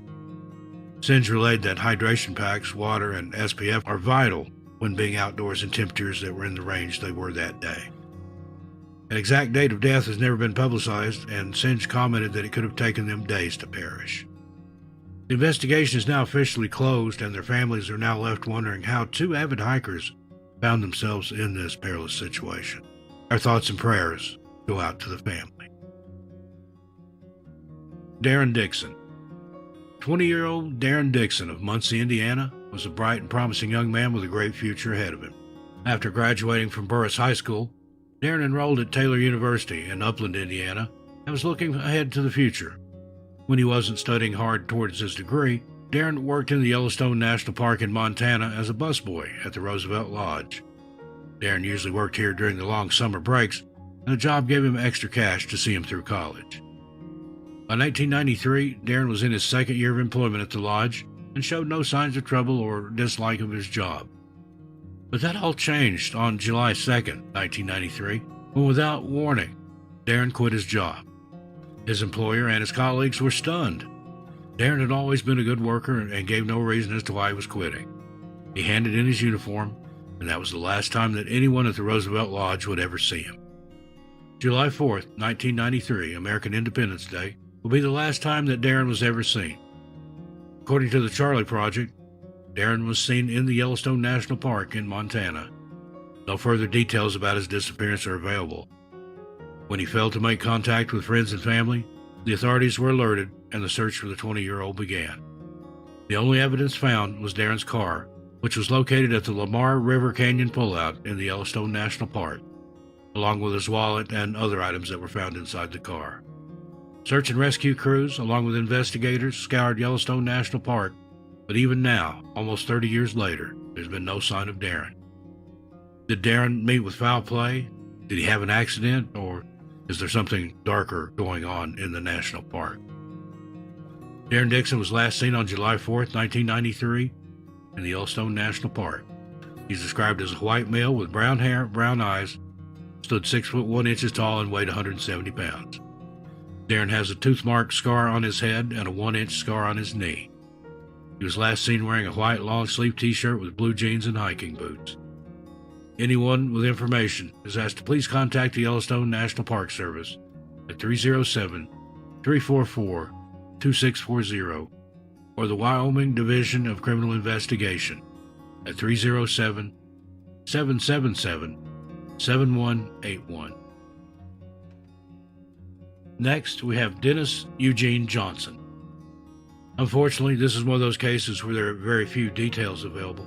Dennis Eugene Johnson, little 8-year-old boy, very typical. He loved to be in the great outdoors, and his father had made sure to teach Dennis basic yet vital survival skills. The Johnsons lived in Inyokern, California, and in early April 1966, the family packed their suitcases and went on vacation to the Yellowstone National Park in the Wyoming side. Dennis was thrilled about the upcoming trip, and he daydreamed about all the open spaces that he could explore. Sadly, what should have been a wonderful experience for the little boy quickly morphed into a tragedy. On April 12, 1966, the Johnsons were on a hike and had stopped for a quick rest at the Cascade picnic area. As the parents' backs were turned, but for a moment, Dennis' 7-year-old sister Mary had disappeared somewhere in the wilderness. Knowing she couldn't have gone far, Dennis and his father agreed to split up and search for her. Some sources even mention that Dennis was the one to sound the alarm that his sister was missing, showing his caring and attentive nature.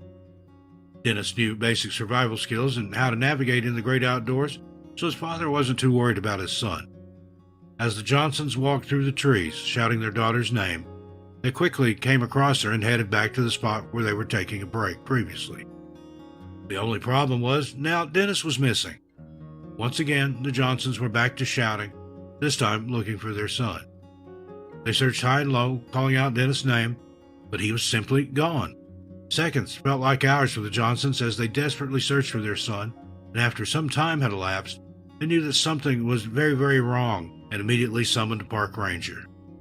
Soon, 50 people, including volunteers and search and rescue units, had flooded into the picnic area, trying to find any sign of Dennis. For 2 weeks, the Johnsons and volunteers combed the picnic area, and eventually their search had expanded to cover over 12 miles. Despite this Herculean effort by the community and authorities, no sign of little Dennis Johnson was ever found. There were no footprints, no clothes, nothing to suggest what might have happened to him. The Charlie Project interestingly notes that Dennis may have gotten lost and perished due to low temperatures and lack of food and water, but it's also possible that he was kidnapped. With no evidence to point either way, all we can do is speculate. The 56th anniversary of Dennis' disappearance has just passed, and his family are still no closer to finding out what happened to their little son. Dennis Johnson was last seen around 1:30 p.m. in the Cascade Picnic area of the Yellowstone National Park in Wyoming. He was described as a white male child with sandy blonde hair, brown eyes, and would be 64 years old if still alive today. He has a 6-inch scar on his abdomen that runs through his navel. Was last seen wearing a dark red or magenta long-sleeve shirt, tan Levi's pants, and size 8 laced moccasin-style hiking boots with crepe soles. Anyone with any information is asked to contact Daniel Kirshner of the National Park Service at 307-344-2122. Next, Timothy Joseph Lynch. In June 2003, 44-year-old Timothy Joseph Lynch booked himself a well-earned holiday to Hawaii. The vacation will make a nice change of scenery from Newburgh, Indiana, and Timothy wanted to visit the Hawaii Volcanoes National Park to take in the beautiful surroundings and take some photos. As Timothy's vacation drew to a close, other passengers shuffled into the gate, scanning their boarding passes and preparing to fly back home. But Timothy was nowhere to be seen. His estranged wife, Tamara Lynch, had learned that Timothy had failed to show up at Bueller's Bilo that he managed and knew that something was wrong. After learning this, Tamara reported her estranged husband missing and went to his house in Newburgh to look for any sign of him. As she entered the home they once shared, she saw that the answering machine was beeping, with bright lights alerting to unread messages. As she picked up the phone and dialed the code to the answering machine, she was shocked to hear a message from the hotel, the Royal Kona Resort, where he had been staying. In the voicemail, the reception of the hotel asked Timothy when he was going to check out and when he was going to pay the bill. This message sent alarm bells ringing for Tamara and the authorities, who quickly contacted the Hawaii County Police Department to notify them of the situation. Investigators began checking into the details of Timothy's holiday and found that he had last been seen on June 6, 2003, at the end of Chain of Craters Road in the Hawaii National Park. Witnesses saw him hiking and taking photos, and after this, there were no more sightings. Investigators were baffled, and they began searching the park by foot and air. Unfortunately, despite their best efforts, no sign of Timothy has ever been found. Timothy left everything behind in his room at the Royal Kona Resort. All signs pointed to Timothy still being in Hawaii, so where was he and what happened to him? During his trip, Timothy had rented a car, which was later found in the Hawaii Volcanoes parking lot, and again, the rental car yielded no clues. A year after his disappearance, his estranged wife, Tamara, petitioned the court to have Timothy declared legally deceased, although his family were not on board with this proceeding. In 2004, the Star Bulletin reported that Robert Lynch, Timothy's father, had his own theories and suspicions about what happened to his son. As reported by the Star Bulletin, which is now available online thanks to archives, Robert Lynch said he thinks their son either planned his own disappearance because of his dirty divorce, or he met with foul play by someone who stole his identity and then traveled to Hawaii to fake his death. Robert told the Star Bulletin, quote, "It seems odd to me, and also to just about everybody else, that he would take his ticket and his travel orders with him from the hotel on a side trip. Every day, we pray for some wisdom to find him, to know where he is, how he is, what he is. If we knew he passed on, it would be a relief. But every day we live with this, 24 hours a day, 7 days a week." End quote. Timothy Lynch is described as a white male with brown hair and brown eyes, standing 5 foot 8 inches tall and weighing 180 pounds. Timothy is listed as having a dark complexion and a muscular build. He has a surgical scar on his abdomen and a light brown abrasion scar on his lower back. He was last seen wearing gray and silver hiking shoes and carrying a black shoulder bag. Timothy may have also styled his facial hair in a goatee. Anyone with any information is asked to please contact the Warwick County Sheriff's Department in Indiana at 812-897-6180 and reference case 03-1531, or the Hawaii County Police Department at 808-935-3311. Number 2, John Paul Squires. 71-year-old John Paul Squires was last seen rafting on American Creek in the Katmai National Park in Alaska on June 20th, 2018. There are very few reports about John's disappearance, but we do know that on the day of his disappearance, John was out rafting with 2 friends and that the 3 of them had traveled from their home in California to Alaska. Each year, the three friends would make the journey through the U.S.-Canada border and back into Alaska for their annual fishing trip.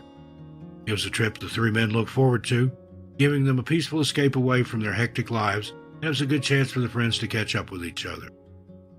The National Park Service reported in their press release about John's disappearance that Squires was last seen rafting the American Creek in Katmai National Park, Alaska, where the raft he was in hit a sweeper, throwing him and the other occupants on board into the fast-flowing creek. He was last seen swimming downriver, attempting to reach the shoreline. At the time of the friends' annual trip, the waters had been especially high and rocky, but they decided to go rafting anyway.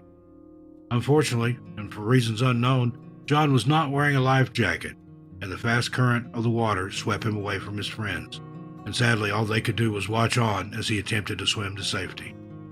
Luckily, his two friends made it to shore and were later assisted, but John has never been seen or heard from since. Authorities believe that John drowned, however his family and friends are desperate for solid answers as to what happened to their loved one. John Paul Squires is described as a white male with brown hair, blue eyes, standing 5 foot 8 inches tall and weighing 195 pounds. John may have been sporting a gray mustache and also has a tattoo on his left forearm of a wilderness scene with a river, mountains, and a flying raven. He was last seen wearing a brown down vest, gray Patagonia waders, and river sandals. Anyone with any information is asked to contact Melia Miller of the Alaska State Troopers at 907-269-5511 and reference case AK 180-42012. And finally, Christopher Vigil. 9-year-old Christopher Vigil wasn't your average 9-year-old, according to the Missing Christopher Vigil website. Chris, as he was known, was an incredibly curious bookworm who wanted to know everything about the world and how it worked. He was incredibly intelligent and always got straight A's in the school he attended in LaPorte, Colorado. The website was created by a childhood friend of Chris, who also obtained case files from investigators, though not all these pages were released, as they were only given 54 out of the 95 pages of information. Now, while Chris was incredibly intelligent, both academically and emotionally, he was also just like any other kid his age, loved Diet Pepsi and junk food, and would often be seen sharing his food and drink and sometimes even money with others. So it's safe to say that Chris had an extremely big heart and had time for everyone. At just 9 years old, he radiated kindness and curiosity, two things that the world needs at all times. There's no doubt that Chris was special and that he was going to go far in life, but before his potential could ever be realized, it was cruelly taken away from him.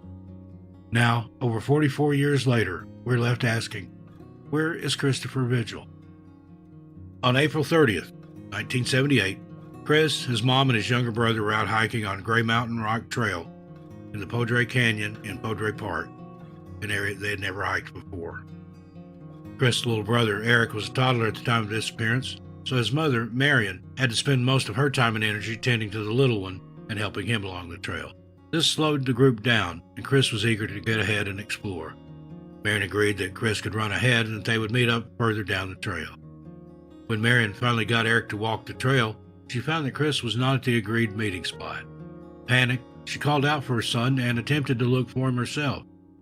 She'd last seen Chris at around 2 to 2:30 p.m., and it wouldn't be until 5:30 p.m. that Marion would officially report her son missing. Within hours, the park was teeming with investigators, scent dogs, search and rescue crews, and helicopter pilots, all gearing up to try and find Chris. As darkness fell, investigators became even more concerned as the darkness brought chilly temperatures with it.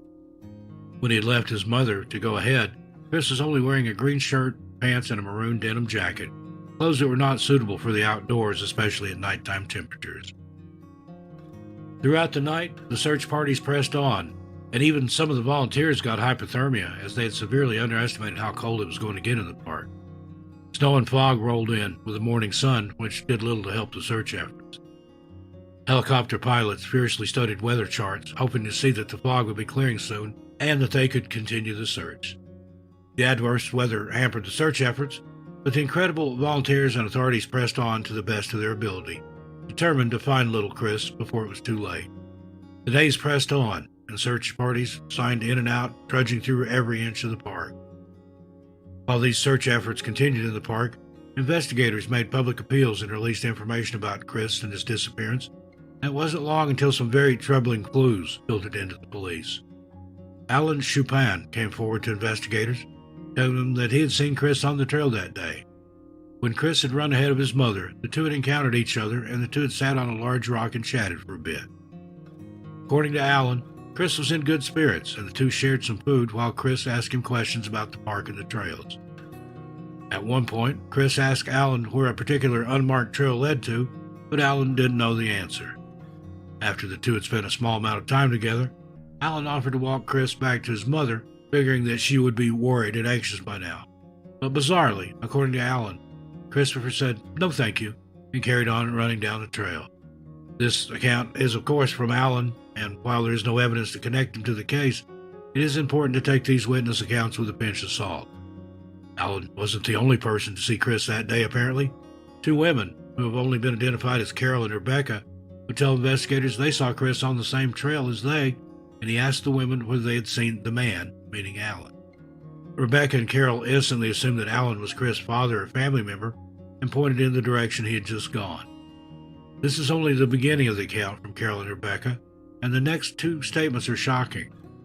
Rebecca and Carol both remembered seeing a man with dark hair and a straw cowboy hat sitting on a rock near where Chris was. The man was carrying a camera around his neck, and they found it odd that he was sitting so close to Chris. The two women carried on further up the trail and found a spot to sit and eat their lunch. Just as they were taking their first bite, they heard two people shouting.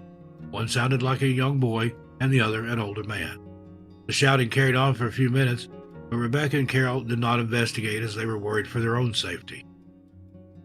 Two women added that they had wanted to investigate but were too scared. Minutes later, the shouting had subsided, and the two breathed a sigh of relief. They continued on eating before packing up their leftovers in boxes and preparing to carry on with the rest of the trail.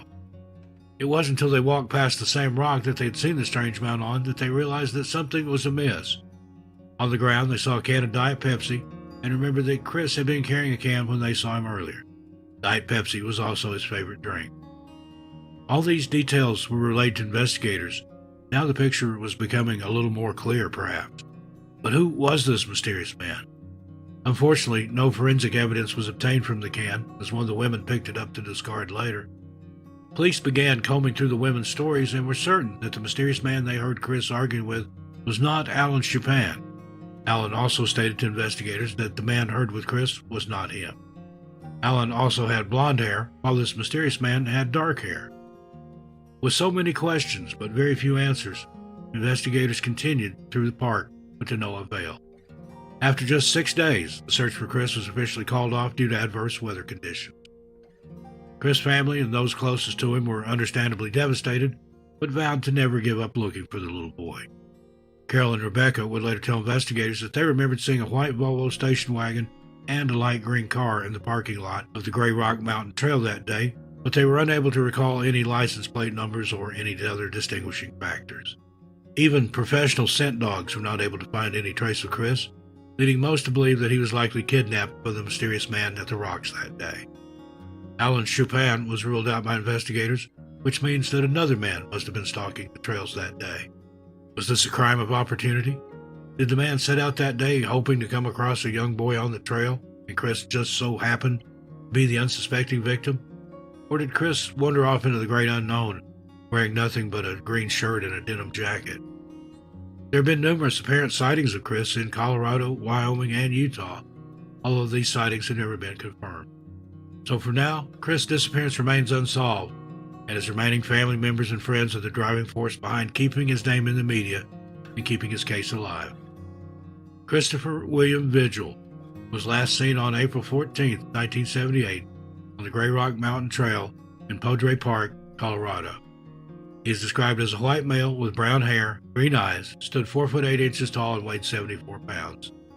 He was last seen wearing a dark green knit shirt, green plaid pants, white socks, blue tennis shoes, and a maroon or purple denim jacket. Anyone with any information is asked to please contact John Fayen of the Larimer County Sheriff's Office at 970-498-7000. Number 10, Ronan Lawler. In the months before his disappearance, 28-year-old Ronan Lawler had quit his job in Ballina, County Mayo, Ireland, and had poured all of his money and resources into traveling. After graduating from University College in Dublin and getting himself an engineering job, Ronan discovered that he wanted more from life and had begun to make plans to backpack around South America. Now, it's common in the UK and Ireland for young people to backpack around South America and other places, and you'll find numerous blogs, YouTube channels, and Instagram pages of young people who are doing just the same as Ronan did. The only difference is that these young people make it home. Ronan had planned to backpack for around 8 months, and by November 18, 2007, he had made it to Argentina. According to the Irish Times newspaper, Ronan entered the Torres del Paine National Park situated on the Argentine-Chilean border on November 18th, and sadly, this was the last time he was ever heard from. According to the Irish Times, Ronan kept a travel blog, and those who knew him kept up with his posts, eagerly awaiting the next set of photos and stories from his trip. The last entry was made on November 17, 2007, and the last communication from Ronan came on November 18th when he sent a text to his friend Bernard McCabe. After that, Ronan vanished into thin air and failed to make contact with his friends or family. His family noted straight away that this was extremely out of character for Ronan, as he called and messaged his family at least once a week during his trip. Their suspicions were confirmed when Ronan failed to show up for his flight to Buenos Aires on November 25, 2007. After this, Ronan was reported missing and the search and rescue effort began. Helicopters from the Chilean Army, scent dogs, and searchers on the ground combed through the park looking for any sign of Ronan. However, as the days passed, there was no sign of Ronan to be found. His family, understandably devastated, flew out to Argentina from Ireland to help in the search effort for Ronan, and in mid-December 2007, another break in the case came. As reported by the Irish Times, Ronan's backpack was found at a hostel in El Calafate, Argentina, around 159 miles away from the national park, per Google. Ronan was entering the park at the border of Chile and Argentina, so the distance may be closer. However, the two places are still significantly far apart, no matter where Ronan entered the park. The contents of his backpack have not been released, but his family hoped and prayed that this was a positive sign. Christmas 2007 came and went, and the Lawler family ushered in the new year without their beloved Ronan. Then, just a few days after the New Year's celebrations had died down, a horrific discovery was made. Two Brazilian mountaineers, making their way through the park, discovered Ronan's body in a crevice and reported this to the police. The Chilean authorities responded immediately and were flooded with questions as to whether this was the body of missing hiker Ronan Lawler.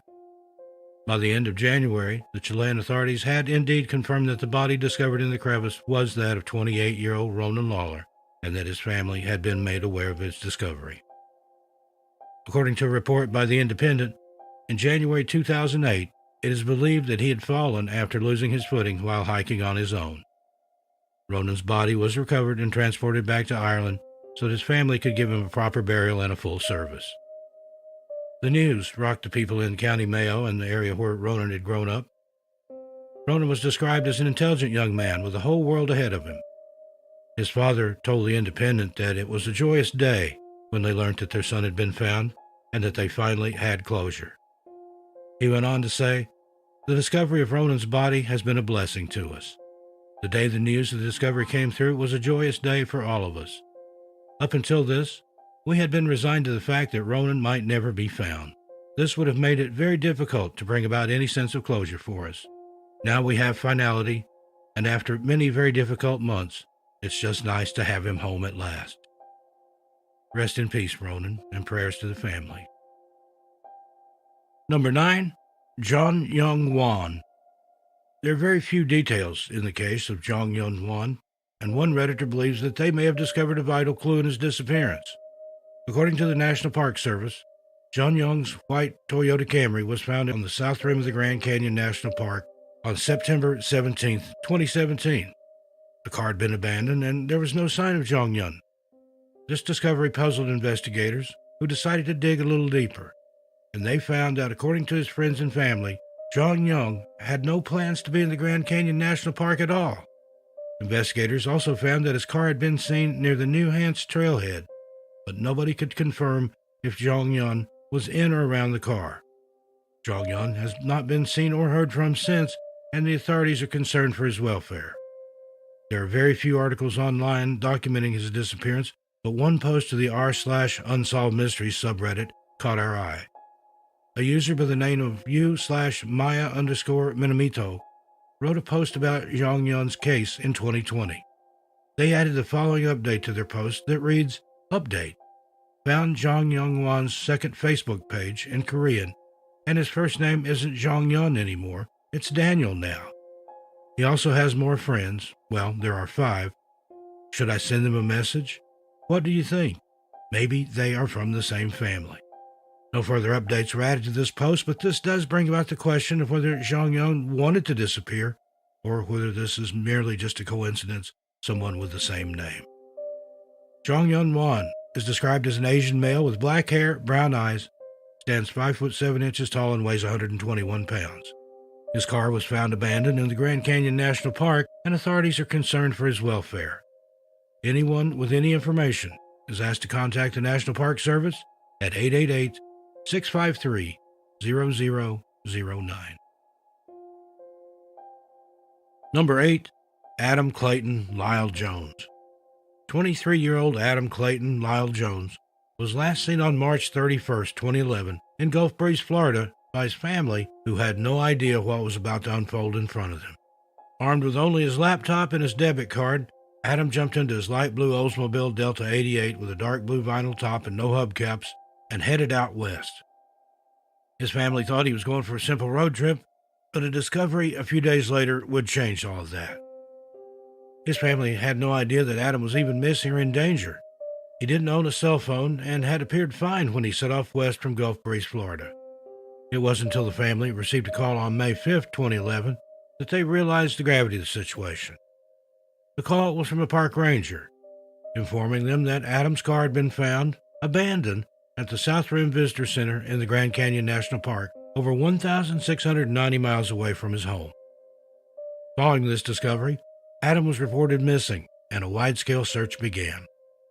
Bank records showed that in the days before his disappearance, Adam had used his debit card in Louisiana and Texas.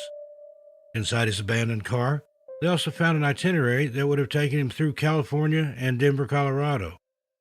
The itinerary provided no further clues and does not appear as though Adam's card has been used since his disappearance. Authorities have not shared any other details about Adam's car, and we don't know what happened to the laptop. Unfortunately, there are very few details to work with, which is both frustrating and heartbreaking. His family members shared several posts on Facebook asking for anyone with information to please come forward. However, over 10 years later, we're still searching for the truth. Adam Clayton Lyle Jones is described as a white male with brown hair and blue eyes, stands 5 foot 8 inches tall and weighs 145 pounds. He was last seen driving a light blue Oldsmobile Delta 88 with Florida license plates, no hubcaps, with a dark blue vinyl top. This car was later located in the Grand Canyon National Park. Anyone with any information is asked to please contact the Santa Rosa County Sheriff's Office at 850-983-1162 or the Grand Canyon National Park Service at 928-638-7805.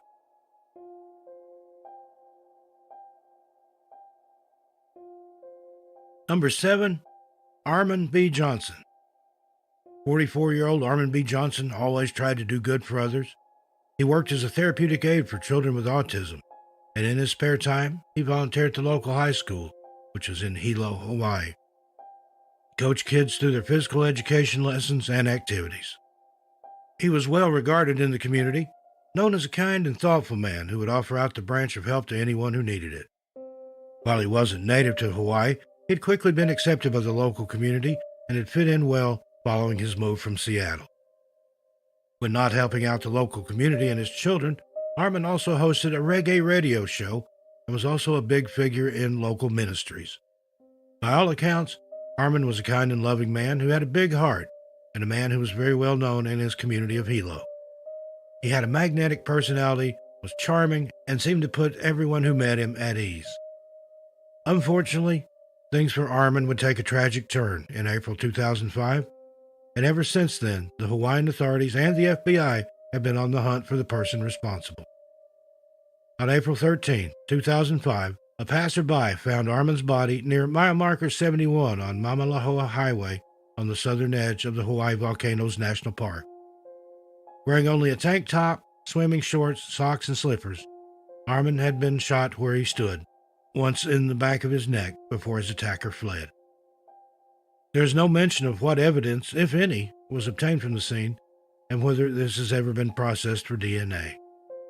There are lots of unknowns in Armin's case, and now, over 17 years later, the FBI are still desperately trying to track down the person responsible. The news of Armin's passing shocked the community. He was well loved for his kind and gentle nature, and everyone struggled to think who would want to do such a thing to him. Unfortunately, there is little information available about the case, aside from the facts that have already been presented here. As we said, Armin was a well-liked man in the community, and his passing has shocked community members and the FBI. A friend of Armin's, Bill Stormont, said, "He talked in a loud voice. You could hear him across the room.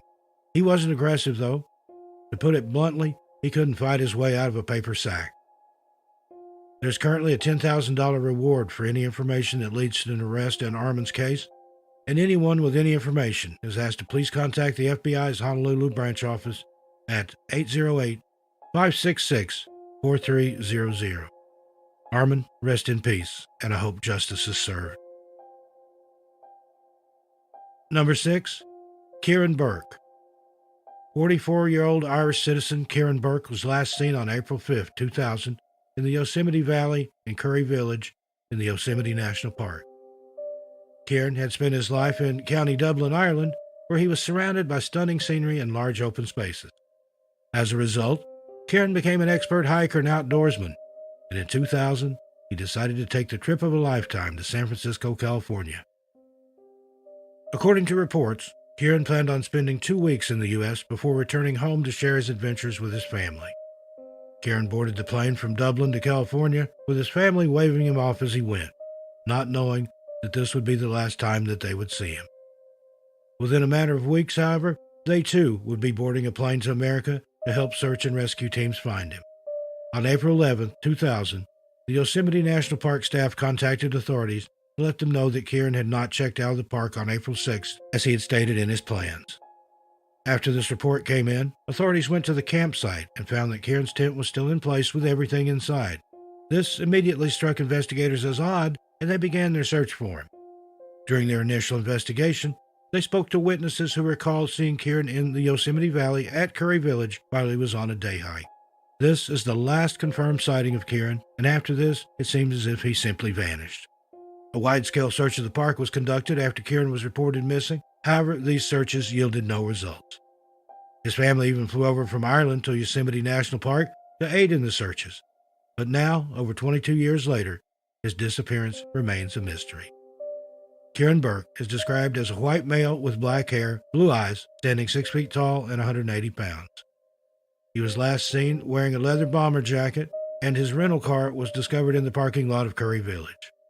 Authorities also believe that he may have been carrying his camera at the time he went missing. Anyone with any information is asked to please contact the Yosemite National Park Service at 209-372-0361 and reference case number NP 19008909. Numbers 5 and 4, Julianne Williams and Laura Winans.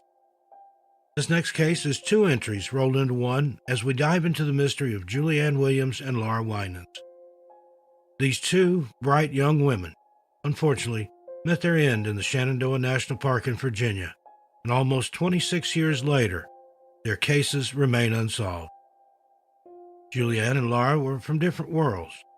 Laura, who went by Lolly, had an affluent upbringing, but as she got older, she decided to reject the privilege she had around her in search of a more down-to-earth life. Julianne, who went by Julie, had a rather standard working-class upbringing, and to outsiders, it seemed unlikely that the worlds of these 2 women would collide. However, in 1994, the 2 crossed paths while working with the charity Woods Women, based in Minnesota, which helps women get into outdoor activities by providing them with the equipment and knowledge to do so. Both Lolly and Julie loved hiking, and they quickly bonded over their shared interest. The 2 quickly became a couple, and appeared to be very happy and content together. Despite coming from two different worlds, the girls did share another thing in common aside from their love of the outdoors. They both liked to help others. Lolly liked to help others in the outdoors, while Julie also liked to help others in a different setting. When not out hiking, Julie would often devote her time to working with those less fortunate in the community, and the couple were liked by all who met them. On May 19, 1996, the couple set out on what would be their last trip. Julie had recently gotten herself a new job, and the two women wanted to spend the last of their free time together in the great outdoors. On May 19, 1996, Julie and Lolly packed their bags, gathered supplies, and most importantly, brought along another companion, Lolly's dog Taj. The three said their goodbyes and headed for the Shenandoah National Park. The two women told their parents that they would be home by May 28th, which gave Julie time to prepare for her new job. The two women entered the park on May 19, 1996, and unfortunately, that was the last time they were ever seen or heard from. By May 28, 1996, neither of the girls' parents had heard from them, which deeply concerned the parents. Both women were known to be responsible, and it was out of character for them not to have made contact. Thomas Williams, Julie's dad, knew that something wasn't quite right, and by May 31st, just a day before his daughter was set to start her new job, he reported the duo missing. Thomas hoped and prayed that the two women had simply lost track of time and would be found wandering in the park. However, what investigators would find next shocked the Williams and the Winans to their core. On June 1st, 1996, the day that Julie was due to start her new job that she was so excited about, investigators would make a horrific discovery. Just north of the Skyland Lodge near the Bridle Trail, the car and the bodies of Julie and Lolly were discovered. The area surrounding where the women were found had been busy over the weekend, but their bodies had remained undiscovered. Both women had suffered, being tied up before being undressed and attacked. The exact details of what Lolly and Julie went through are too graphic to share here, unfortunately, and are unimaginable, to say the least. The discovery quickly pivoted the investigation from missing persons to a murder inquiry. Their families were made aware of the discovery, and just like that, within a matter of moments, the lives of two families had been shattered. The Shenandoah National Park is under federal jurisdiction. The FBI, the National Park Service, and the Virginia State Police all worked together to help solve the case. No male DNA evidence was found at the crime scene, and the authorities quickly found themselves at a dead end with the case. That was until a person of interest, Daryl David Rice, entered the picture. Rice had been arrested for attacking and trying to abduct Canadian cyclist Yvonne Malbasha in the same park in 1997. The authorities quickly began to establish links between Rice and the crime against Lolly and Julie, and according to sources, Rice was known to be very anti-LGBTQ+, and it was theorized that this was perhaps his motive for killing the two women. After gathering evidence and testimony, Rice was taken to trial, but he was not charged. The prosecution failed to submit adequate forensic evidence that proved Rice was responsible, and he was able to dodge the double murder charge. Rice was found guilty of attempting to kidnap Canadian Yvonne Malbasha, for which he was sentenced to 11 years in prison. He had also been the subject of several other investigations for similar crimes, and has been outed as a woman hater and a homophobe. He regularly told others that women were more vulnerable than men, and that Julie and Lolly deserved what happened to them because they were gay. After the Julie and Lolly case was dismissed against Rice in 2004, the case has remained cold ever since. Although, while we might view the case as cold, the FBI certainly doesn't see it that way. Adam Lee, the special agent in charge of the FBI Richmond Division, told NBC Washington in June 2016, "This is a pending case, and I bristle at the term cold case. We will stop at nothing to find justice in the case, and until we have exhausted every means, we continue to this day to exploit the existing evidence and to try to obtain new evidence. Julie and Lolly are not forgotten in the Richmond Division of the FBI, and we're going to aggressively pursue every lead in this case." The parents of Lolly and Julie hold out hope that one day their daughters' cases will be solved. The two women were in a loving relationship, and both of them had bright, promising futures ahead. While the FBI and other authorities are looking down other avenues for answers, Thomas Williams, the father of Julie, believes that Rice is the one responsible.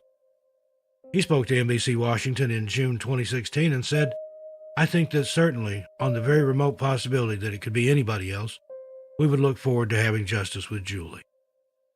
Anyone with any information about the murders of Julie Williams and Lolly Winans is asked to please contact the FBI's Richmond office at 804-261-1044. Or you can contact the Shenandoah National Park Service at 540-999-3500. Julie and Lolly, rest in peace. Our hearts and prayers go out to the families." Number 3, Dan Campbell. Tracy Erb was excited to meet her boyfriend, 41-year-old Dan Campbell, in the Jardine area just outside of Yellowstone National Park on April 6, 1991. The two resided in Sweetgrass County, Montana, and were looking ahead to the future together. 2 days earlier, on April 4th, Dan had headed into the park with his trusty canine companion in search of elk antlers. The gathering and selling of elk antlers is illegal, but that doesn't mean that it doesn't happen. Yellowstone National Park is no stranger to those gathering elk antlers, and just because it's illegal doesn't mean people won't try to do it anyway. From reports, we know that Dan entered the Yellowstone National Park on April 4th, 1991, after being dropped off at the Hell Roaring Creek trailhead. This was the last time that Dan was ever seen or heard from, and as previously mentioned, when he failed to turn up and meet his girlfriend, the alarm was raised. On April 8th, 1991, Dan was officially reported missing, and the search and rescue effort for him commenced.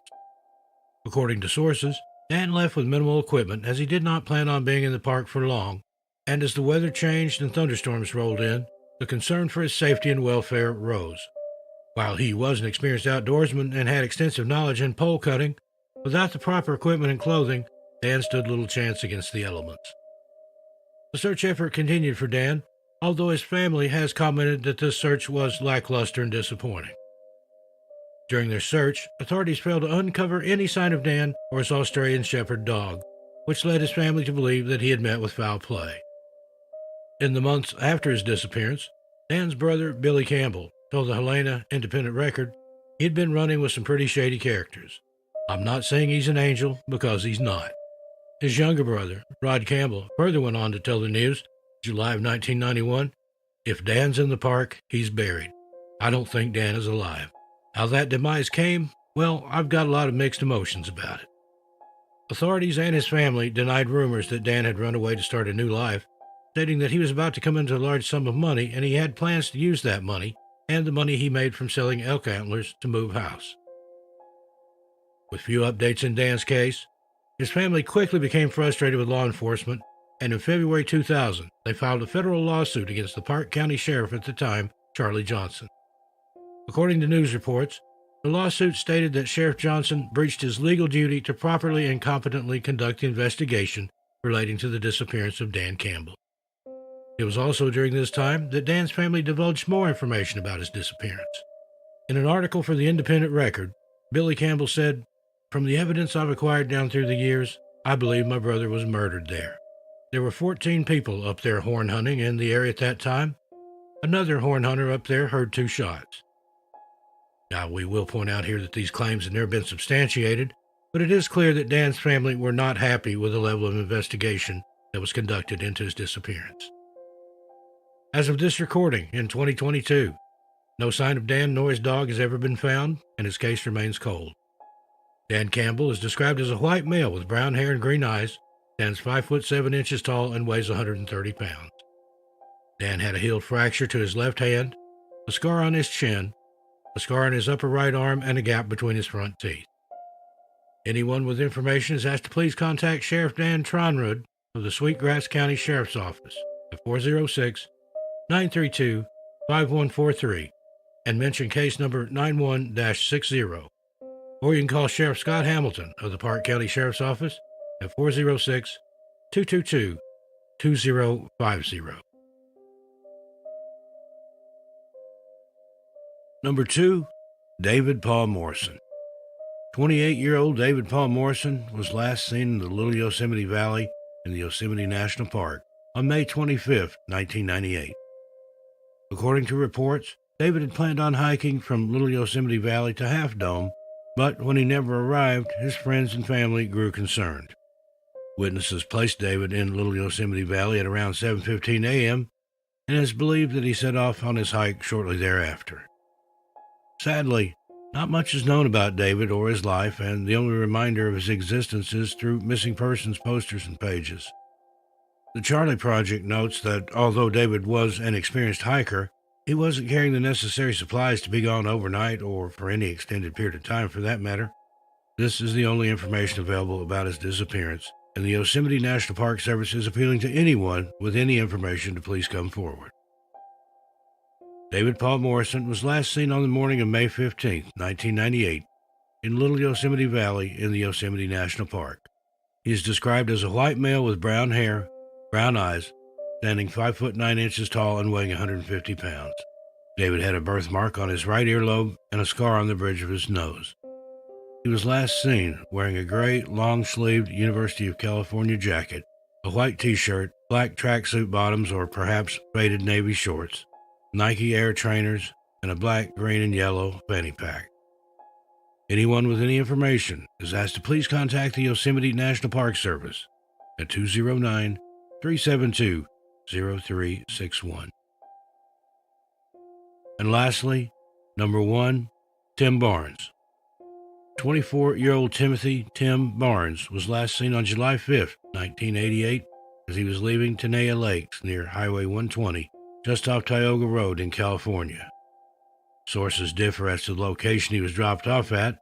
Some state that it was Tenaya Lakes, while others say he was driven to the Murphy Creek trailhead. Either way, early on the morning of July 5, 1988, Tim said goodbye to whoever had dropped him off with the intention of hiking from Murphy Creek to Polydome Lakes. This is a relatively short 3-mile hike with flat and forgiving terrain. It's the perfect trail for a quick hike and the perfect place for the budding outdoorsmen to cut their teeth, so to speak. Having set off early in the morning, it was anticipated that Tim would be back in time for dinner, but unfortunately, he never returned. His friends waited until the morning of July 6, 1988, the next day, to report him missing, in the hopes that their friend had simply gotten lost.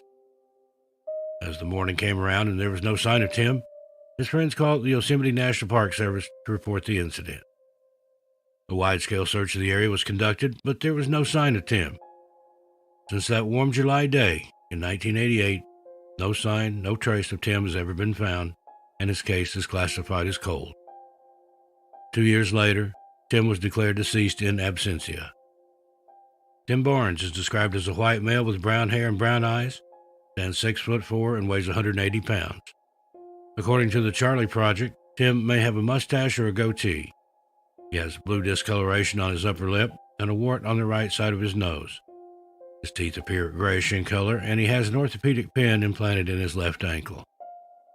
He was last seen wearing a white t-shirt with the letter F and a red circle on it with a slash through it, gray jogging pants, well-worn tennis shoes, sunglasses with brown frames, and was carrying a yellow day pack. At the time of his disappearance, Tim also smoked Marlboro cigarettes. So anyone who may have ran into him on the trail that day or has any information is asked to please contact the Yosemite National Park Police Department at 209-379-1992 and mention case 88-2119. Daniel Gerard Cervenka Jr. 28-year-old Daniel Gerard Cervenka Jr. was an incredibly accomplished young man by the time he had reached 28. At the time of his disappearance in 1999, David was studying astrophysics and philosophy and was also a U.S. Navy veteran. When not pondering the limits of time and space, Daniel enjoyed drawing pencil portraits, and like everything else, Daniel was amazing at it. He also played classical guitar and loved to attend karate classes. So what happened to this bright and outgoing young man? In 1997, Daniel was officially diagnosed with bipolar disorder, although which of the two types has never been specified. Bipolar disorder is characterized by swings of depression and mania. For some people, these swings of mania can take over and feel never-ending, while others plunge into deep depressions for months, only to fall into a manic episode out of nowhere. Bipolar is a complicated disorder, and those with bipolar are not dangerous or a harm to others, so if you or anyone you know is suffering with mental health, please reach out. There's lots of help out there for you and people who want you to do well. After being diagnosed, Daniel was put on medication to help him curb his moods, and for a while it seemed that Daniel was doing well. That was until he stopped taking his medication, which only made his condition deteriorate further. In May of 1999, shortly before his disappearance, Daniel had swung into another manic episode, and his family was extremely concerned for him. They attempted to have him hospitalized to receive treatment, but Daniel refused. This would be one of the last times his family ever had contact with him, sadly. On the evening of May 28th, Daniel's sister got a phone call from him, and she could tell he was very unwell. He was rambling and shouting at her and proceeded to threaten other members of the family as they tried to calm him down. The situation only escalated further, and his sister called the police, letting them know that Daniel had threatened them and that he was extremely unwell and a danger to himself. Unfortunately, the Phoenix, Arizona Police Department refused to get involved, and according to the Charlie Project, they said they could not become involved as Daniel had not made a specific threat against anyone. He had just threatened his family in general, apparently. With that, the case was dropped, and this would be the last time that Daniel's family ever heard from him. His family tried to call him multiple times, begging and pleading to the universe to grant their wish of hearing Daniel's voice again, but the phone kept ringing through before clicking to voicemail. With Daniel's condition on their minds, the family continued to attempt contact with him, and it wasn't until 11 days after the disturbing phone call that the Phoenix Police Department became involved. 11 days after he made his final phone call, the police department gained entry to Daniel's apartment and found a few clues. Sitting on the table was an open notebook, a Bible, and a full glass of soda. None of these items led the police to Daniel, but then they saw the light of his answering machine blinking. Curious, they checked his answer phone and found a message from a man who had found Daniel's wallet and was offering to return it. In the call, the man described how he had found Daniel's wallet along a road leading into the Four Peaks Wilderness area in the Tonto National Forest on May 29, 1999. The man left his personal details and asked Daniel to get in touch with him to arrange giving the wallet back, but Daniel never called him.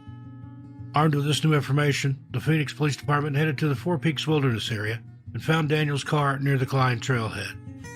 The car had been abandoned with the key still inside, but there was no sign of Daniel. It was as if he had vanished into thin air, as we often see, leaving no trace behind. Daniel's family would later confirm with officers that he enjoyed day hiking, but had not hiked in the Four Peaks Wilderness area since he was a small child. He was familiar with the Camelback Mountain and Squaw Peak areas, but there was no indication that he had gone to either of those places. The Maricopa County Sheriff's Office also joined in the search for Daniel, but they were unable to uncover any evidence, and the search was eventually called off.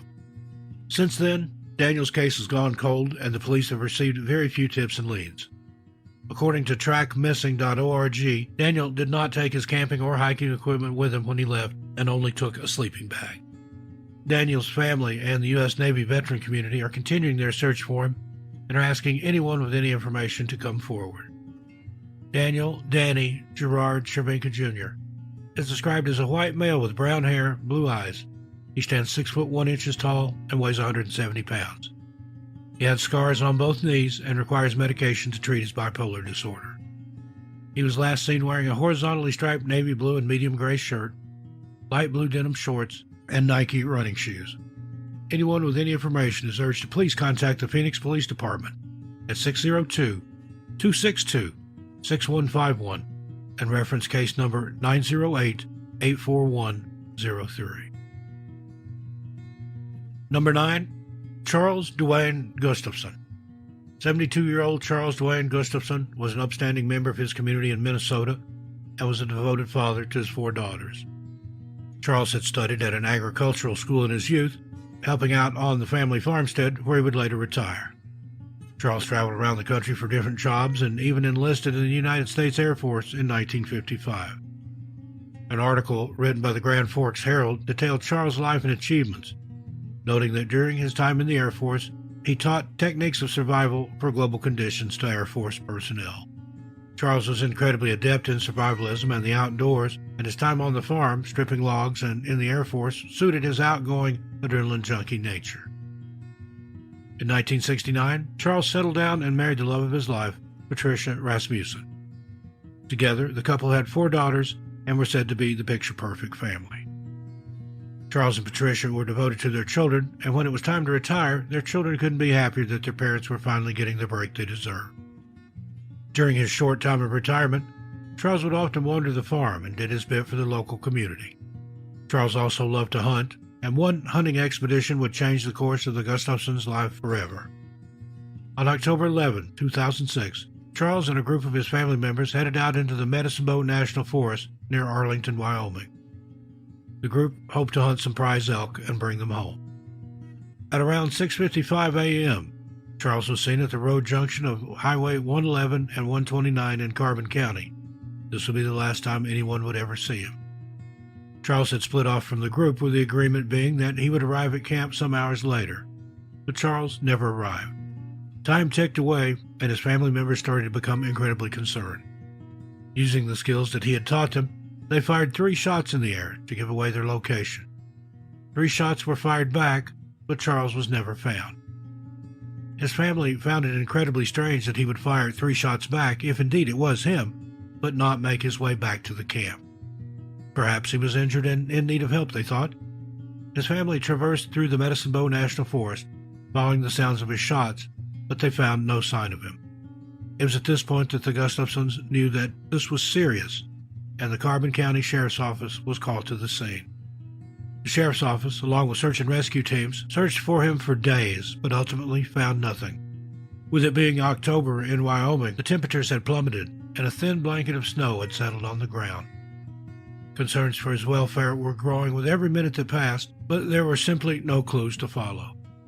Charles' family revealed to investigators that on October 10, 2006, Charles had gotten lost after separating from the group, but was thankfully found on that occasion. They also added that Charles was incredibly familiar with the Medicine Bow National Forest and had been hunting and hiking there for over a decade. Nothing in Charles' case made sense to investigators or his family. He was a former U.S. Air Force officer and was incredibly skilled under dire conditions. So what had happened to him? As the days wore on and there was no sign of him, the search was eventually called off. A year later, in 2007, Charles was officially declared deceased by the state of Minnesota, and his family held a memorial service for him. Charles Dwayne Gustafson is described as a white male with graying blonde hair, blue eyes, standing 5 foot 7 inches tall and weighing 160 pounds. He wears wireframe glasses, has a small surgical scar on his face, an overbite and several fillings in his teeth. He was last seen wearing a brown hooded sweatshirt, a blaze orange vest, charcoal gray pants, a camouflaged print fanny pack, a blaze orange hat, his wedding ring, and a black Casio watch. The Charlie Project also notes that Charles was carrying the following items: a Winchester .30-06 rifle with green camouflage print stock and a blue metal barrel with a 3x9 scope, a map, a GPS device, a compass, ammo for the rifle, lunch, water, and a hunting knife. Anyone with any information is asked to please contact the Carbon County Sheriff's Office at 307-324-2776 and reference case number 06-002613. Number 8. Robert Larson Hughes. On August 17, 2008, 59-year-old Robert Larson Hughes left his home in Williamsville, Vermont, for what would be the last time. He told his family that he was traveling to Provincetown, Massachusetts, for a business meeting, a meeting that he had no intentions of returning from. According to witnesses, the Appalachian Mountain Club shuttle, which takes guests from the nearby lodge and hotels to tourist spots and hiking areas, dropped him off at around 12:30 p.m. The shuttle driver that day recalled that they dropped Robert off at the head of Zealand Falls Trail in the Pemigewasset Wilderness area of the White Mountain National Forest that's located in New Hampshire. To those around him, it appeared as though Robert was making the most of his business trip. But inside his mind, there was something much darker going on. After departing the shuttle, Robert Hughes has never been seen or heard from, and 3 days later, his wife would receive a devastating letter. On August 20th, 2008, Robert's wife collected the mail and found a handwritten envelope from her husband. Inside were letters to his family members. These letters detailed how he had planned to take his own life in the White Mountains. His family were distraught and immediately contacted the authorities, who started the search for him. Unfortunately, despite the combined efforts of the Vermont State Police, the New Hampshire Fish and Game Department, and search and rescue crews, no sign of Robert has ever been found. Investigators did find that shortly before his disappearance, Robert had tried to make a booking for the Appalachian Mountain Club's Zealand Falls Hunt Hotel, but the request never went through. His car was later found at the Appalachian Mountain Club's Highland House in Crawford Notch, but it appears no evidence was retrieved. There's been no movement on his phone or bank accounts, and now his family are still desperate for answers. Robert Larson Hughes is described as a white male with gray hair, blue eyes, stands 6 foot tall, and weighs 190 pounds. Robert had shown intentions of self-harm, and authorities are incredibly concerned for his welfare. Anyone with any information, Shasta Police contact the Vermont State Police at 802-254-2382 and reference case number 08D202534. Number 7. Daniel Joseph Marks. Daniel Joseph Marks was described by his family as a quiet and reserved person who loved to spend time writing music and focusing on his studies. By 2005, Daniel had obtained his bachelor's degree in music from Antioch College and was due to start at Portland State University the next year, focusing on environmental studies. Daniel was kind and passionate and well connected with his family, so when he failed to make it home for Thanksgiving, they immediately knew something was very wrong. November 19, 2005 was supposed to be a day of joy and reunification. Daniel had moved to Portland, Oregon to pursue his education, leaving his family behind in Minnesota, but he was never one to miss the holidays. As planes came and went from the Twin Cities Airport in Minnesota, Pat and her sister, Mary Falk, excitedly waited for Daniel to walk through the gate. Time passed, and there was still no sign of Daniel, and that is when the excitement turned to worry. Pat later recalled in an interview, "Daniel was a no-show. I knew there was something wrong." Pat's mother's intuition kicked in, and she spoke to the airline and discovered something shocking. She found that Daniel had never even boarded the plane from Portland, Oregon to Minnesota. By this point, Pat knew in her gut that Daniel was in danger and contacted the local authorities. Pat's family rallied around her and helped her out in whatever way they could. Luckily, one of the Marks family was computer savvy and managed to access Daniel's emails, which gave them more clues. In Daniel's inbox sat an email from Miko from Maui. The mysterious Miko had invited Daniel to Maui for a week-long trip of hiking and sightseeing. Pat passed all this information over to the Portland police, who entered Daniel's apartment and found nothing out of the ordinary. The police, both in Minnesota and in Oregon, agreed that it was time to reach out to the Kauai Police Department, and a full U.S.-wide investigation was officially opened. Police in the islands took the report seriously, and they began retracing Daniel's steps and interviewing any potential witnesses. Through their diligence, they were able to establish that Daniel had arrived in the islands on November 9, 2005, and had stayed in a hostel. A witness remembered talking to Daniel on November 10, 2005, with Daniel telling him that he was heading to Kalalau Valley and was meeting someone there. The last confirmed sighting of Daniel Marks was on November 10, 2005, at around 4 p.m., when he was seen overlooking Waimea Canyon along the Pahia Trail in the Kokei State Park. After this, Daniel seemed to simply drop off the map and has never been seen or heard from again. Some people reported seeing Daniel carrying tent poles in a small backpack, although there have been varying statements given to investigators. A large-scale search of the area and the state park was conducted, but no sign of Daniel was ever found. Investigators also tried to email back to mysterious Miko, but it appears there was no reply. Investigators in Hawaii believe that Daniel became lost or injured while hiking and had no way of calling for help. There have been multiple sightings of Daniel in the islands, leading many to believe that he may still be there with no recollection of who he is. Some people give credence to this theory following an article published by Vindy.com, where Pat goes into detail about Daniel's teenage years. According to the article, while in high school in Ohio, another teen assaulted Daniel, giving him a concussion. He lost his memory for a week. Then, while in Oregon for a college semester, Daniel fell and struck his head on concrete. It resulted in a year of memory loss. Daniel was taken to see neurologists, and it was believed at that time that he might have to abandon his degree pursuits due to his condition. His family now wonders whether Daniel had another lapse and is now living homeless in the island somewhere, not knowing who he is or how he got there. Another theory is that Daniel met with foul play, possibly at the hands of Miko or possibly someone else.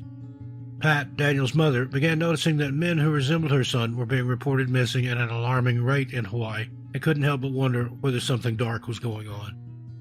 She told Vindy.com, "I don't like the way Daniel received the information about coming to this island. I don't like the fact that there are a number of young men missing who have extremely similar profiles." Daniel did not inform his family of his impromptu trip to Hawaii, which also stuck out to them as odd. He kept in frequent contact with his family, and a holiday to Hawaii seems like something he would have mentioned in conversation. Daniel Marks remains missing, and despite numerous false sightings, no real evidence has ever been found to suggest where he went. Daniel is described as a white male with brown hair, brown eyes, standing 5 foot 8 inches tall and weighing 130 to 140 pounds. Both ears and his tongue were once pierced, and he also has the following tattoos: small black Asian symbols on each temple that are often covered by his hair, and a tattoo of a maple leaf on each upper arm.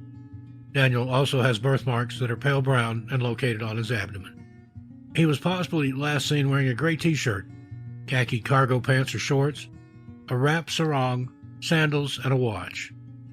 Anyone with any information is asked to please contact the Kauai Police Department at 808-241-1711 and reference case number 2005-30634.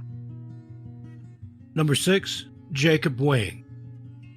45-year-old Jacob Wing was last seen on Friday, July 10, 2020, on the Old Baldy Trail in the Madera Canyon in the Coronado National Forest in Tucson, Arizona. According to the few media reports that have been made about Jacob's disappearance, he and a friend entered the canyon on July 11, 2020, and shortly after became separated. The friend tried to look for Jacob, but the vast expanse of the forest made it difficult, so instead he contacted the Pima County Sheriff's Office to officially report his friend missing. Jacob was believed to be carrying a phone at the time, but it is likely that he did not have a signal in the forest. The Santa Cruz County Sheriff's Office also joined in on the investigation, and together, the two forces headed out into the forest to try and find Jacob. They were later accompanied by the Department of Public Safety Rangers and Border Patrol in an attempt to locate him quickly. A search and rescue helicopter took to the skies for several days during the searches, but ultimately nothing was ever found. Multiple trails and mountains were searched, looking for any sign of Jacob, and his friend told investigators he had no idea which trail Jacob had headed down when they got separated. Investigators and search and rescue crews continued to search for Jacob until July 13th, when the search was officially called off. All the information available about Jacob's disappearance is brief, and in a statement to the media, Sheriff Tony Estrada of the Santa Cruz County Sheriff's Office said, "We really don't know what we have right now, and we don't want to speculate on any one thing." Jacob's girlfriend, friend, and family members were all interviewed, but so far no evidence has come to light. There was a bizarre twist added to Jacob's case on July 17, 2020, when the Green Valley News reported that there was a possible witness. According to this article, a hunter ventured down the canyon on July 15, 2020, and saw a man who he is 100% sure was Jacob Wing. The hunter had a brief interaction with the man at around 9:15 a.m. that morning and said the man did not appear to be in distress and did not ask for assistance. Investigators have never confirmed this sighting, and it brings about a whole new set of theories. Unfortunately, Jacob's case has not been entered into NamUs, but it appears that the Santa Cruz and Pima County Sheriff's Offices are continuing to work on his case. Currently, there are no further plans to search the Madera Canyon, and Jacob's family and friends are hopeful that one day they will have answers. Anyone with any information about Jacob is asked to please contact the Santa Cruz County Sheriff's Office at 520-761-7869 or the Pima County Sheriff's Office at 520-351-4650. Number 5. Robert Perry Bissell. 57-year-old Robert Perry Bissell was a keen outdoorsman and experienced hiker and hunter. When not working, Robert could be found spending time in the great outdoors, and over his lifetime he had been on hundreds of hunting and hiking expeditions in the United States.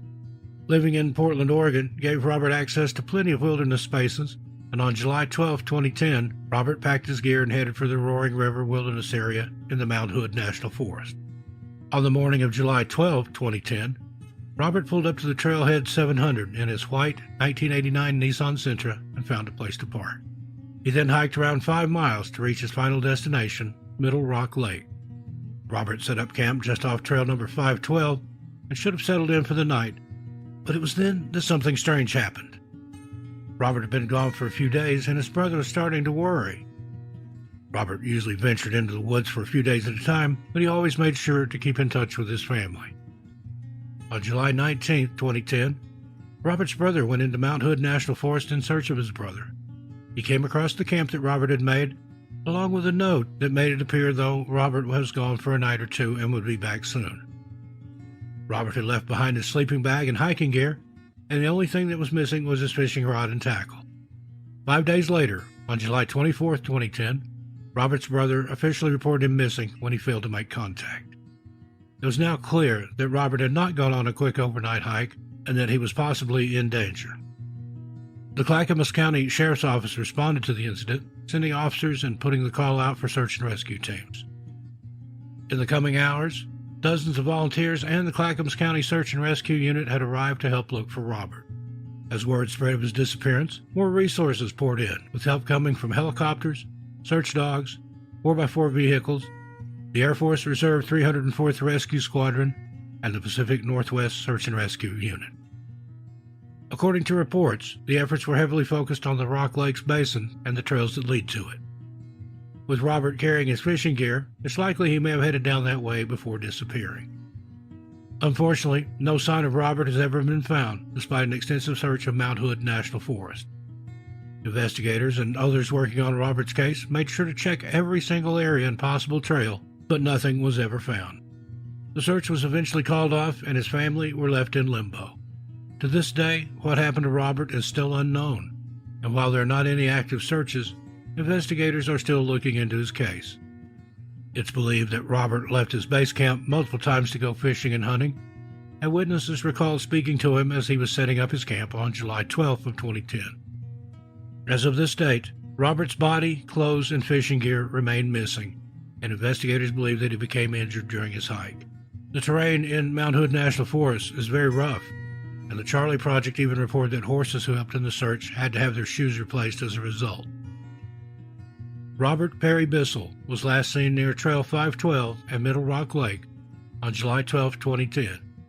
He is described as a white male with gray hair, green eyes, standing 5 foot 5 inches tall, and weighing somewhere between 135 to 150 pounds. Anyone with any information is asked to please contact the Clackamas County Sheriff's Office at 503-785-5140 and reference case number 2010-22782. Number 4, John Stewart Campbell. 18-year-old John Stewart Campbell of Arcata, California, was a bright and promising student at Humboldt State University. John had his whole life ahead of him, and he was eager to complete his college degree and find his place in the world. Unfortunately, John was robbed of that chance, and now his family are seeking answers and justice. John was last time on February 16, 1985, on the campus of Humboldt State University. There are very few details available in John's case, and all we know is that a residence hall advisor, or an RA, reported him missing after he had not been seen or heard from for a few days.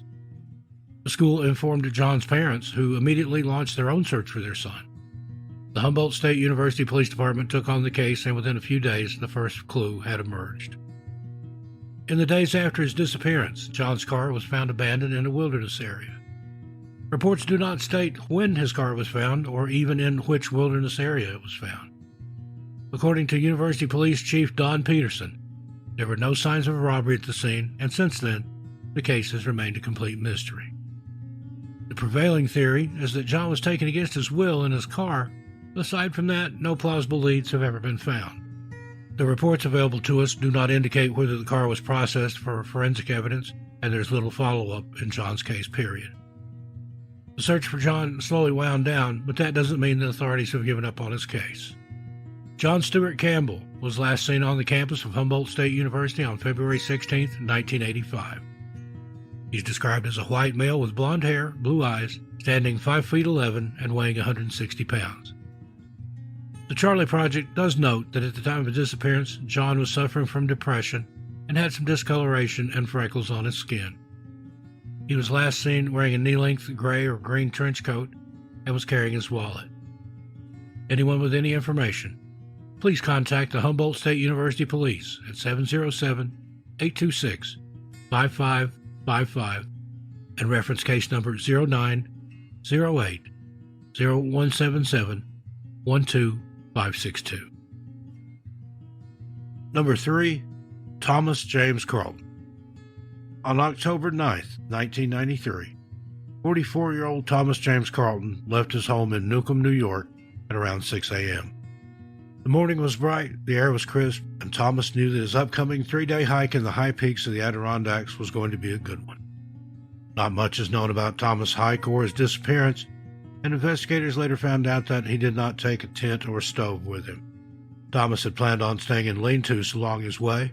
Lean-tos are often featured in national parks and forests and provide hikers and campers with a safe place to cook or hang out.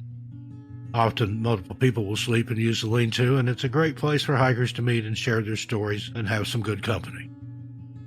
Adirondack.net advises those wishing to stay in these lean-tos that they should bring a tent, just in case the lean-tos are full.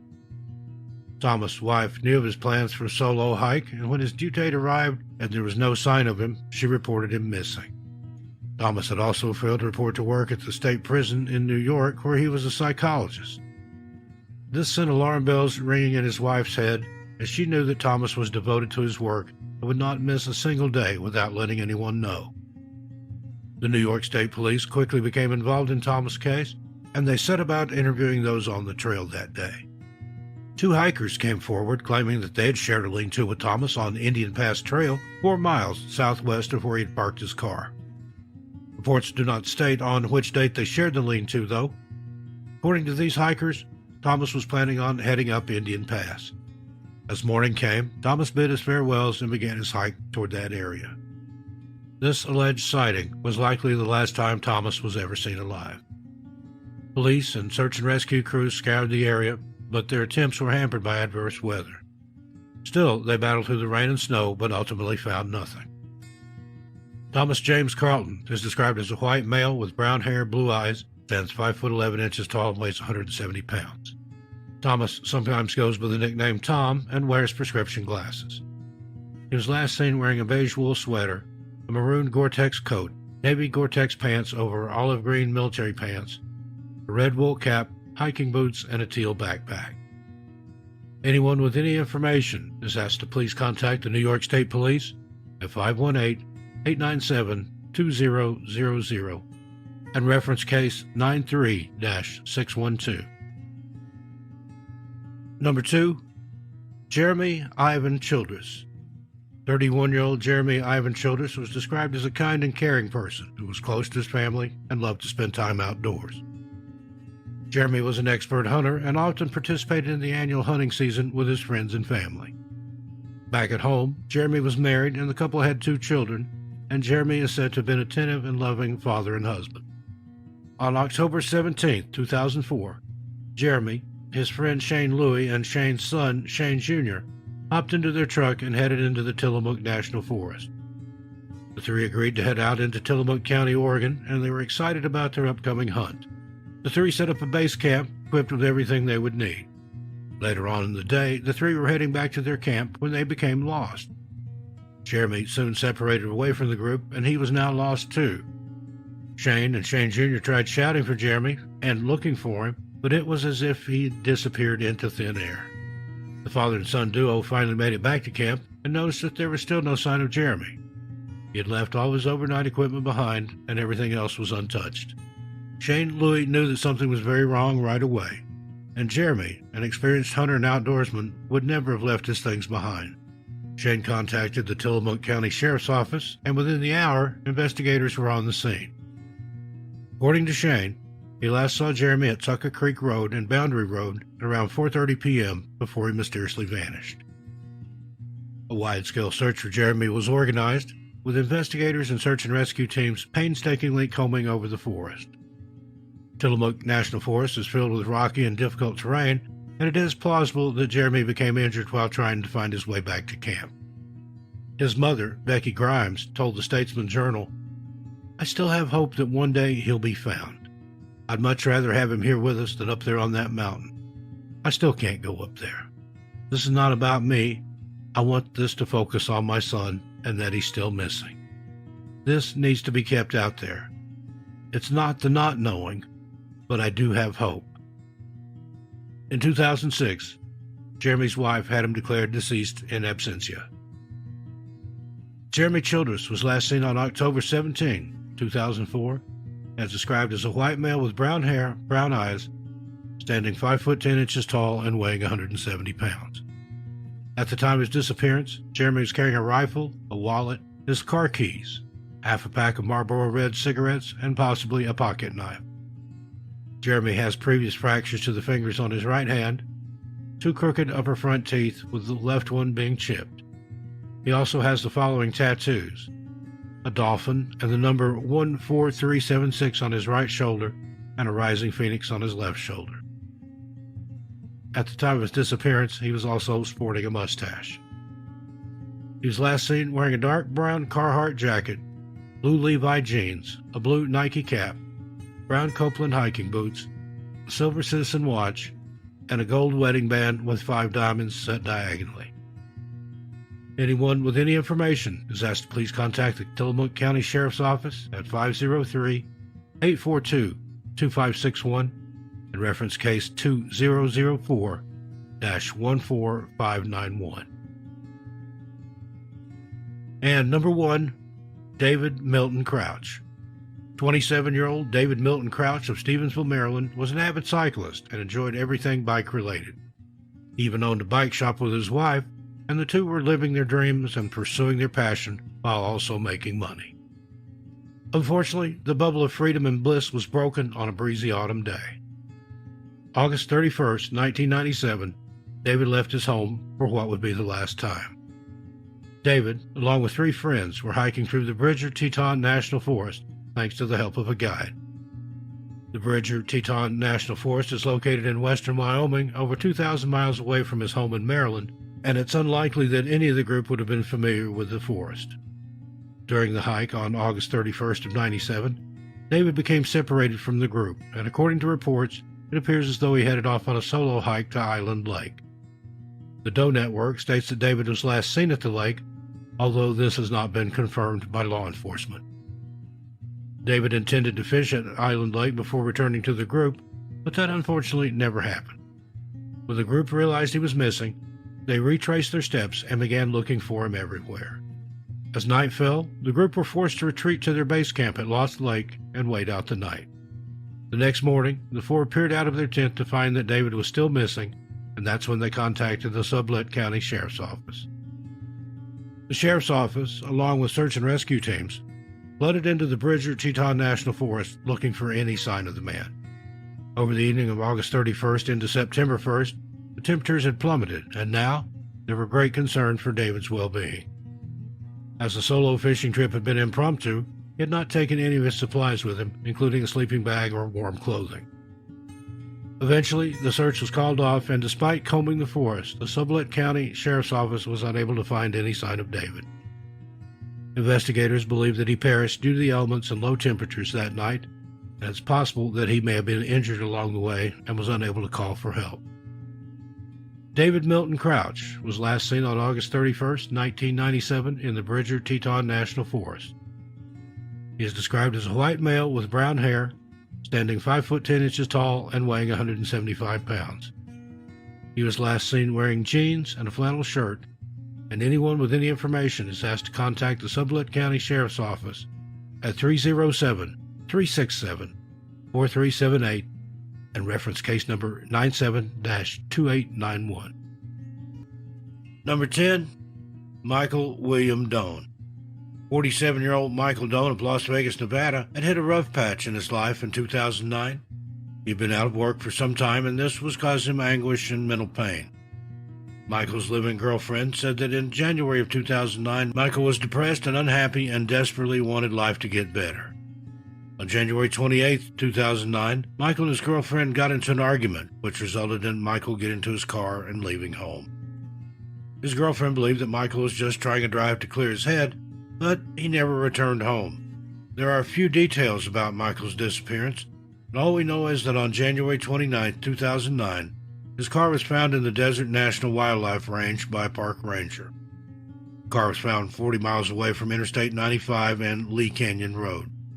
According to the Charlie Project, the ranger saw footprints leading away from the vehicle, but there was no sign of Michael. There have been little to no reports about Michael's disappearance, and we do not know to what extent the Las Vegas Metropolitan Police searched for him.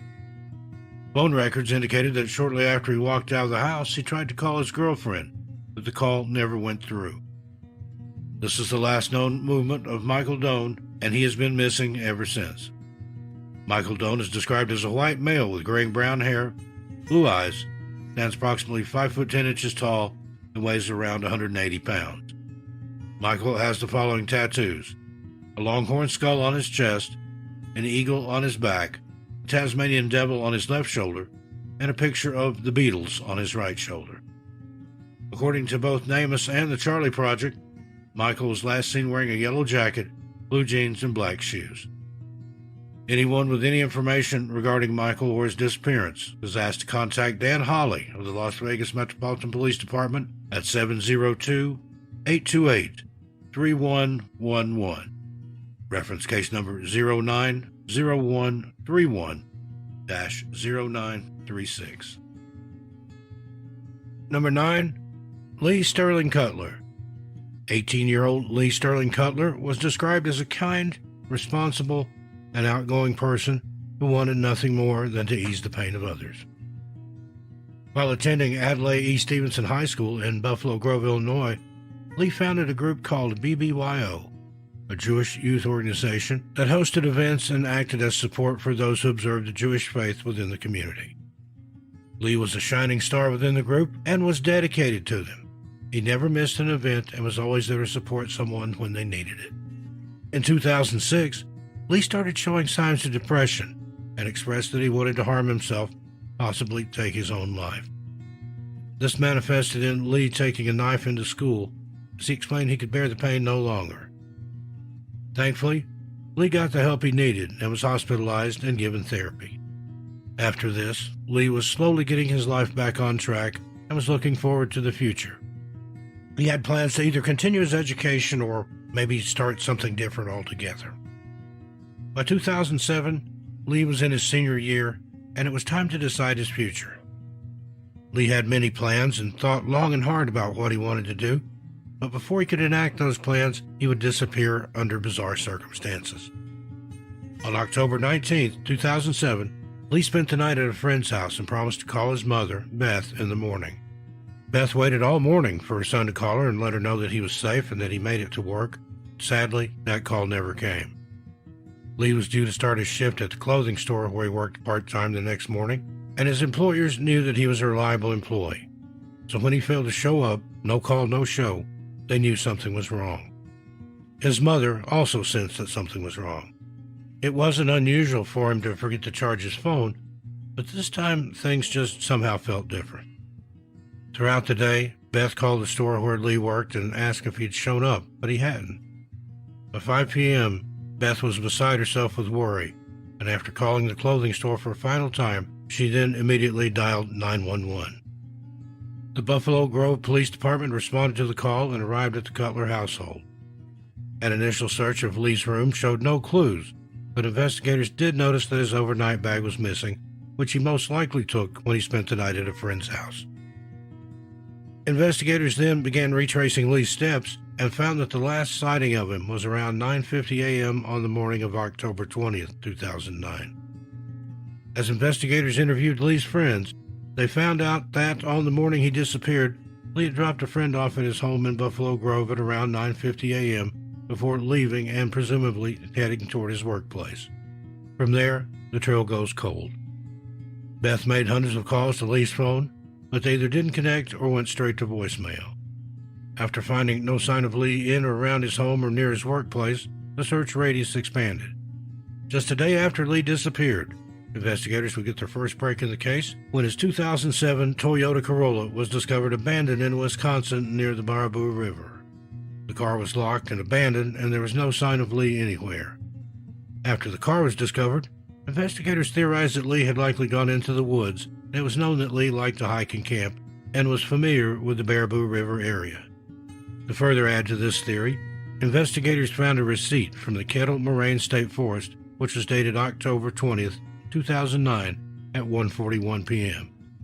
Investigators now channeled their search on the Kettle Moraine State Forest and the Baraboo River area. Search and rescue crews, along with Lee's family and volunteers, began to scour the area, and they quickly found their next clue. Somewhere near the Baraboo River, searchers found Lee's overnight bag that he had taken out with him the night before his disappearance. Some of his personal items, including pants, ID card, wallet, cash, and car keys, were in this bag found by the Baraboo River. Also inside the bag, searchers found pain medication, sleep aid tablets, the book Into the Wild, and handwritten letters to his family and his girlfriend. Into the Wild is a popular book that follows the journey of Christopher McCandless. Christopher sets out of the wilderness of Alaska, only to perish while out looking for his next big adventure. None of the notes mentioned anything about his disappearance, but there was another note found inside the book. This note was addressed to his mother and read, "My head is too big for my shoulders. Finally, I'll be able to sleep. I know I'm not crazy. I love you, Mom. Please be happy." He also apologized to his mother for being a coward, but did not refer to harming himself. The search was now focused exclusively on the Baraboo River, but despite days of intensive searching, no sign of Lee was ever found. His mother and father, who had divorced years earlier, came together to try and find their son. Beth made various TV appearances, pleading for her son to come home. Private investigators and dive teams have been called in to search for Lee, but nothing was ever uncovered. Investigators believe that Lee left of his own volition, is living a new life elsewhere, and doesn't want to be contacted. Lee's case was officially closed by law enforcement. However, he is still listed as a missing person, and his friends and family have never given up the fight to find him. Lee Sterling Cutler was last seen on October 20, 2009 in Buffalo Grove, Illinois.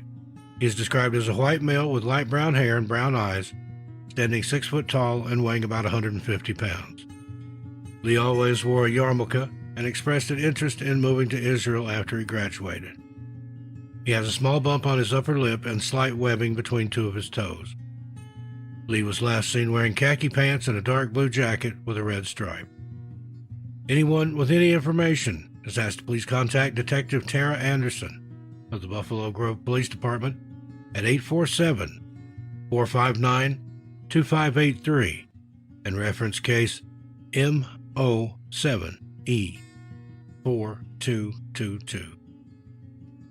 Number 8. Celeste Wyna Hensley Grube. 20-year-old Celeste Wyna Hensley Grube was last seen on August 10, 1976, in the Cloud Peak Wilderness in the Bighorn Mountains in Casey, Wyoming. On August 10th, Celeste and 2 of her female friends entered the wilderness area intending to hike to Cloud Peak. According to those 2 friends, Celeste decided to rest on the trailhead while they continued up to Cloud Peak, and the arrangement was that they would meet her on the way back down. By 5 p.m., the 2 friends had completed their hike, and as they made their way down to the trailhead, they saw that Celeste was gone.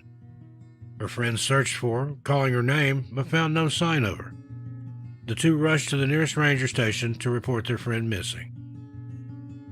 Within a few hours, the Johnson County Sheriff's Office had responded to the incident and had officially begun their search.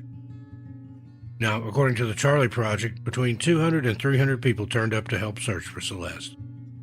Many of these were search and rescue professionals, while others were simply volunteers. This group covered about 80 square miles, but failed to find any sign of Celeste.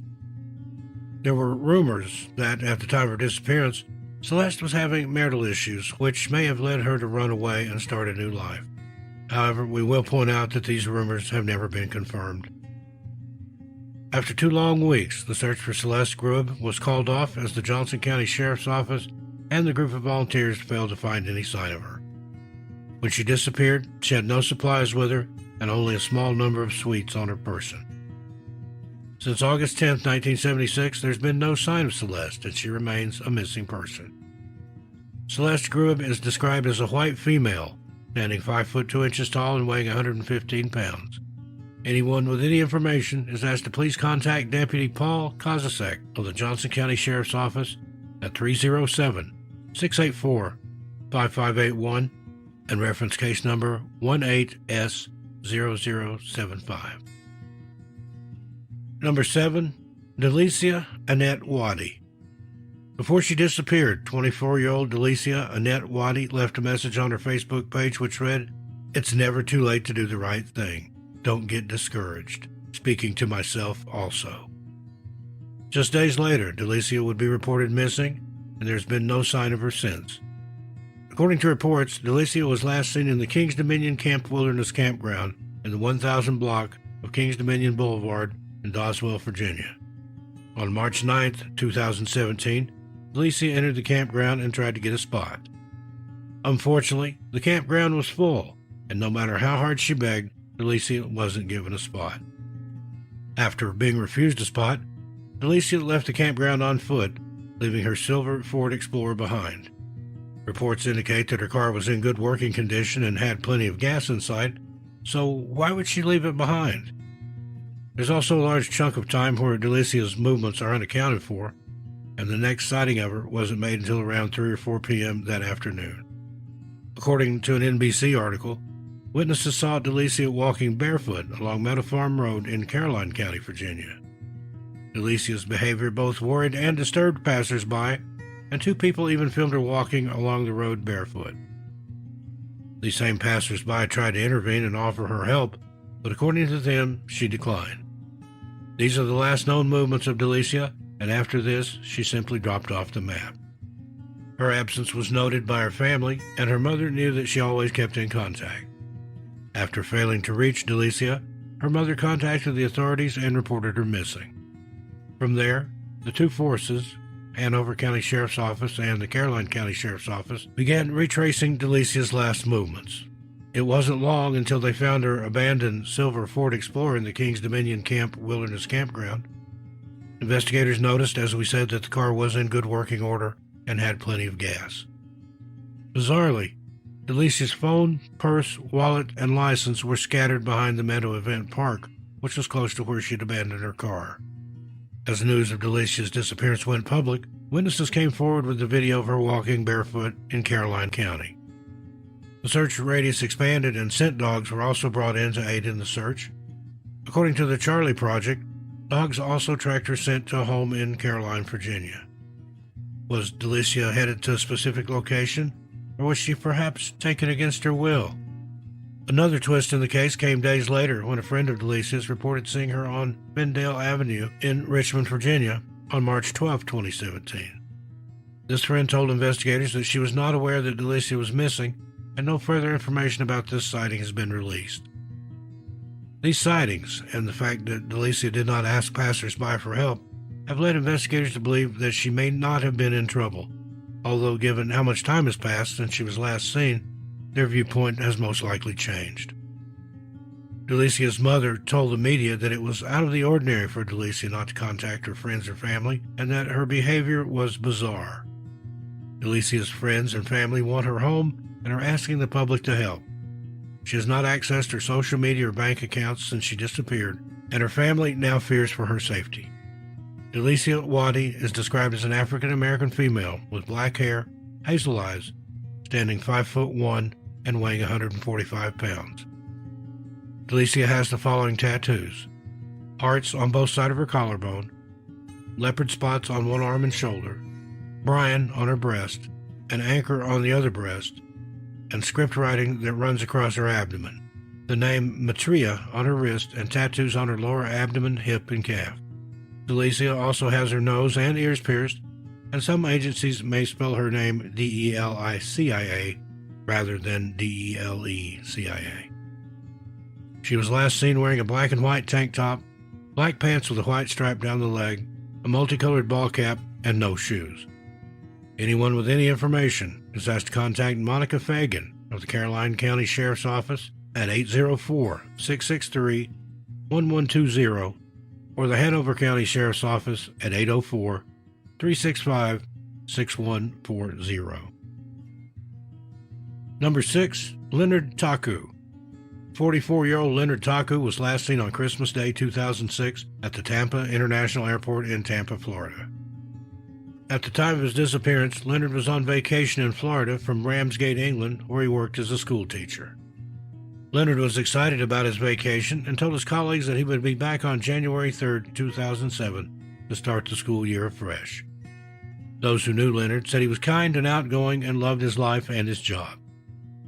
Leonard was last seen at the car rental desk at the airport, where he was attempting to renew his contract for a rented car.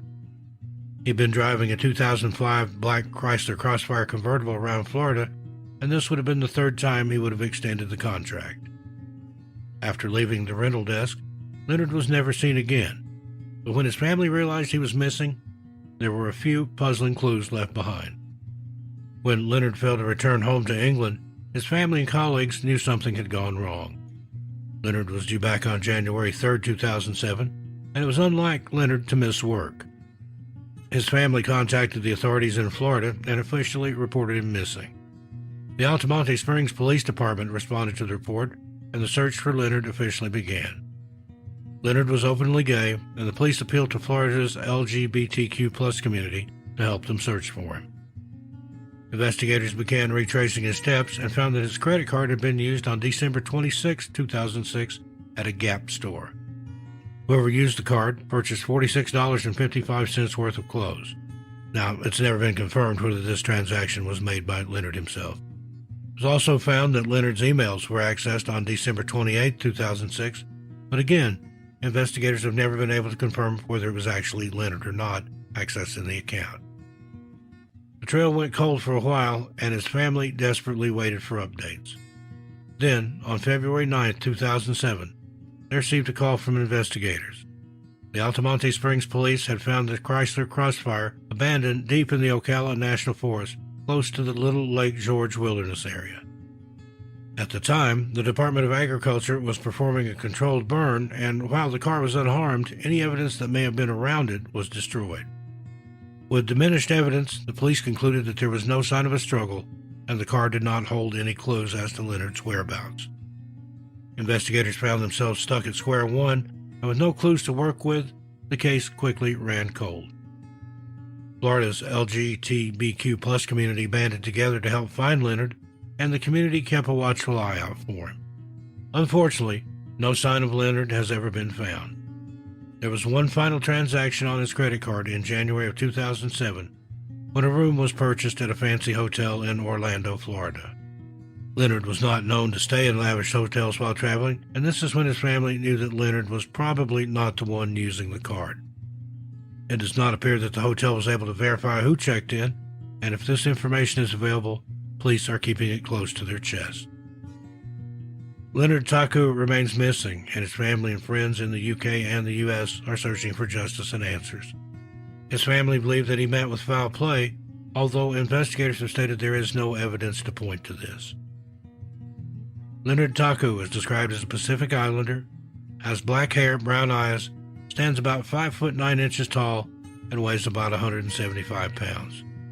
Leonard has the following tattoos, some of which are relevant to his Pacific Islander culture: a checkerboard pattern and circles on his upper right arm, solid triangles with lines from his elbow to wrist, also on his right arm, a zigzag pattern from elbow to wrist on his left arm, a tribal design with swirling patterns on his legs running from the knee to the thigh, a Celtic design on his lower back, and Gothic lettering on his upper back. Leonard has a distinctive Kiwi or New Zealand accent and is an active and out member of the LGBTQ+ community. Anyone with any information is asked to contact the Altamonte Springs Police Department at 407-571-8280 and reference case number 2008CJ001125. Number 5, Ronald Gale Sallee. 40-year-old Ronald Gale Sallee moved from his home in Vallejo to Fresno County in August of 1989 to take a job as an X-ray technician at one of the Fresno County hospitals. Unfortunately, there's not a lot of information about Ronald, and the only information available is pertaining to his disappearance. On September 2, 1989, Ronald, along with 3 other men, entered the Ansel Adams Wilderness area in Madera County and planned to hike there. Ronald was last seen at around 4:30 p.m., and after that, he became separated from the group as the rough terrain forced them apart. According to a news article from the Times-Herald, the group had planned to camp overnight, and the 3 men headed towards their campsite in the hopes that Ronald would eventually catch up with them. As September 3rd, 1989 rolled around, and there was still no sign of their traveling companion, they reported missing to the Madera County Sheriff's Department. The Sheriff's Department, along with search and rescue crews, searched a 20-square-mile area before calling off the search. Crews were in the air and on the ground, but failed to find any sign of Ronald. Tommy Tomlinson, the Sheriff's Sergeant of Madera County Sheriff's Office, told the Times-Herald, "No signs, evidence, or any of his gear has been found. It's unusual for nothing to be found. There's no evidence of foul play. It doesn't mean it's been ruled out."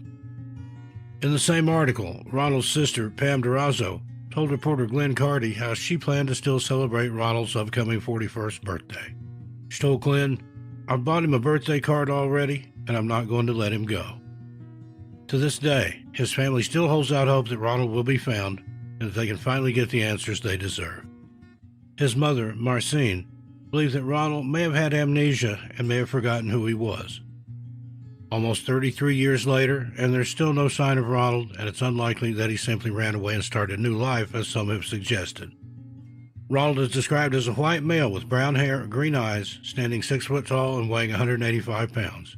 He has a tattoo of a sun with rays, and the Charlie Project notes that he may have suffered from a head injury prior to his disappearance. Ronald was last seen wearing a red and white striped tank top, cut-off Levi jeans, hiking boots, and a straw cowboy hat, and he was carrying a blue backpack with a red sleeping bag. Anyone with any information is asked to please contact Detective Louise Paget of the Madera County Sheriff's Office at 559-664-4908 and reference case number 010-181-75. Number 4, Simon Owen. 21-year-old Simon Owen was described as a kind and easygoing young man, and at just 21 years old, the world was his oyster. During term time, Simon lived in Fort Worth, Texas, and attended the Texas Wesleyan University. But during the summers, Simon spent his time in Hawaii with plenty of sun and endless beaches. Hawaii was the perfect place for Simon to relax and earn some extra money for school next year. And in 1994, he went to the islands, but would never come back. In June of that year, 1994, Simon arrived in Hawaii and got himself a job at Chili's restaurant in Waikiki. He was also renting a room and planned to split his time between work and play. Simon was a keen outdoorsman, which made Hawaii the perfect place for him. He loved to climb and hike, and what better place to do it than Hawaii? Simon was seen for the last time on June 29, 1994. After that, he seemed to simply disappear. When his colleagues and family realized he was missing, they reported this to the police, and days later, a large-scale search was in operation. According to an article by the Honolulu Advertiser, billionaire Ross Perot even aided financially in the search by paying for a private helicopter to look for Simon. Volunteers turned out in their hundreds to help search for the promising student, but they only ever found one clue. Days into the search, investigators found Simon's bicycle chained to a tree at the base of Manoa Falls. The search expanded to Manoa Falls, but no sign of Simon has ever been found. Investigators believe that Simon had an accident while out climbing and possibly fell from a considerable height. Simon was well versed in hiking and climbing, but the landscape of Manoa Falls can be unpredictable. The Honolulu Police Department does not believe that foul play is involved in Simon's case. Simon Owen was seen for the last time on June 29, 1994, in Waikiki, Hawaii, and investigators are now seeking information. Simon is described as a white male with brown hair, brown eyes, standing 6 foot tall and weighing 155 pounds. He has the Christian fish symbol tattooed on his right ankle and has scars on the back of his neck, right hip, and left shoulder. When last seen, he was wearing beige shorts and was possibly carrying his maroon backpack. Anyone with any information or who may have spotted the young man is asked to please contact the Honolulu Police Department at 808-529-3111 and reference case number 94-273903. Number 3, Michael Hugh Camilletti. 56-year-old Michael Hugh Camilletti is a retired Army colonel. His time in the Army taught him many valuable survival and outdoor skills. Michael loved to explore the great outdoors, and according to reports, it is believed that he entered the Cranberry Wilderness on May 23, 2011. His family said that it was unlike Michael to go on a hiking trip without telling anyone, and after he failed to return home, he was reported missing. A month later, on June 27, 2011, Michael's car was found abandoned by State Trooper Marka G. The state trooper found Michael's car abandoned on Williams River Road, and when he checked the license plate, he found it belonged to Michael Camilletti, who had been reported missing weeks earlier. Inside the car was a handwritten note that stated he was planning to hike on the North-South Trail from May 23rd to May 27th.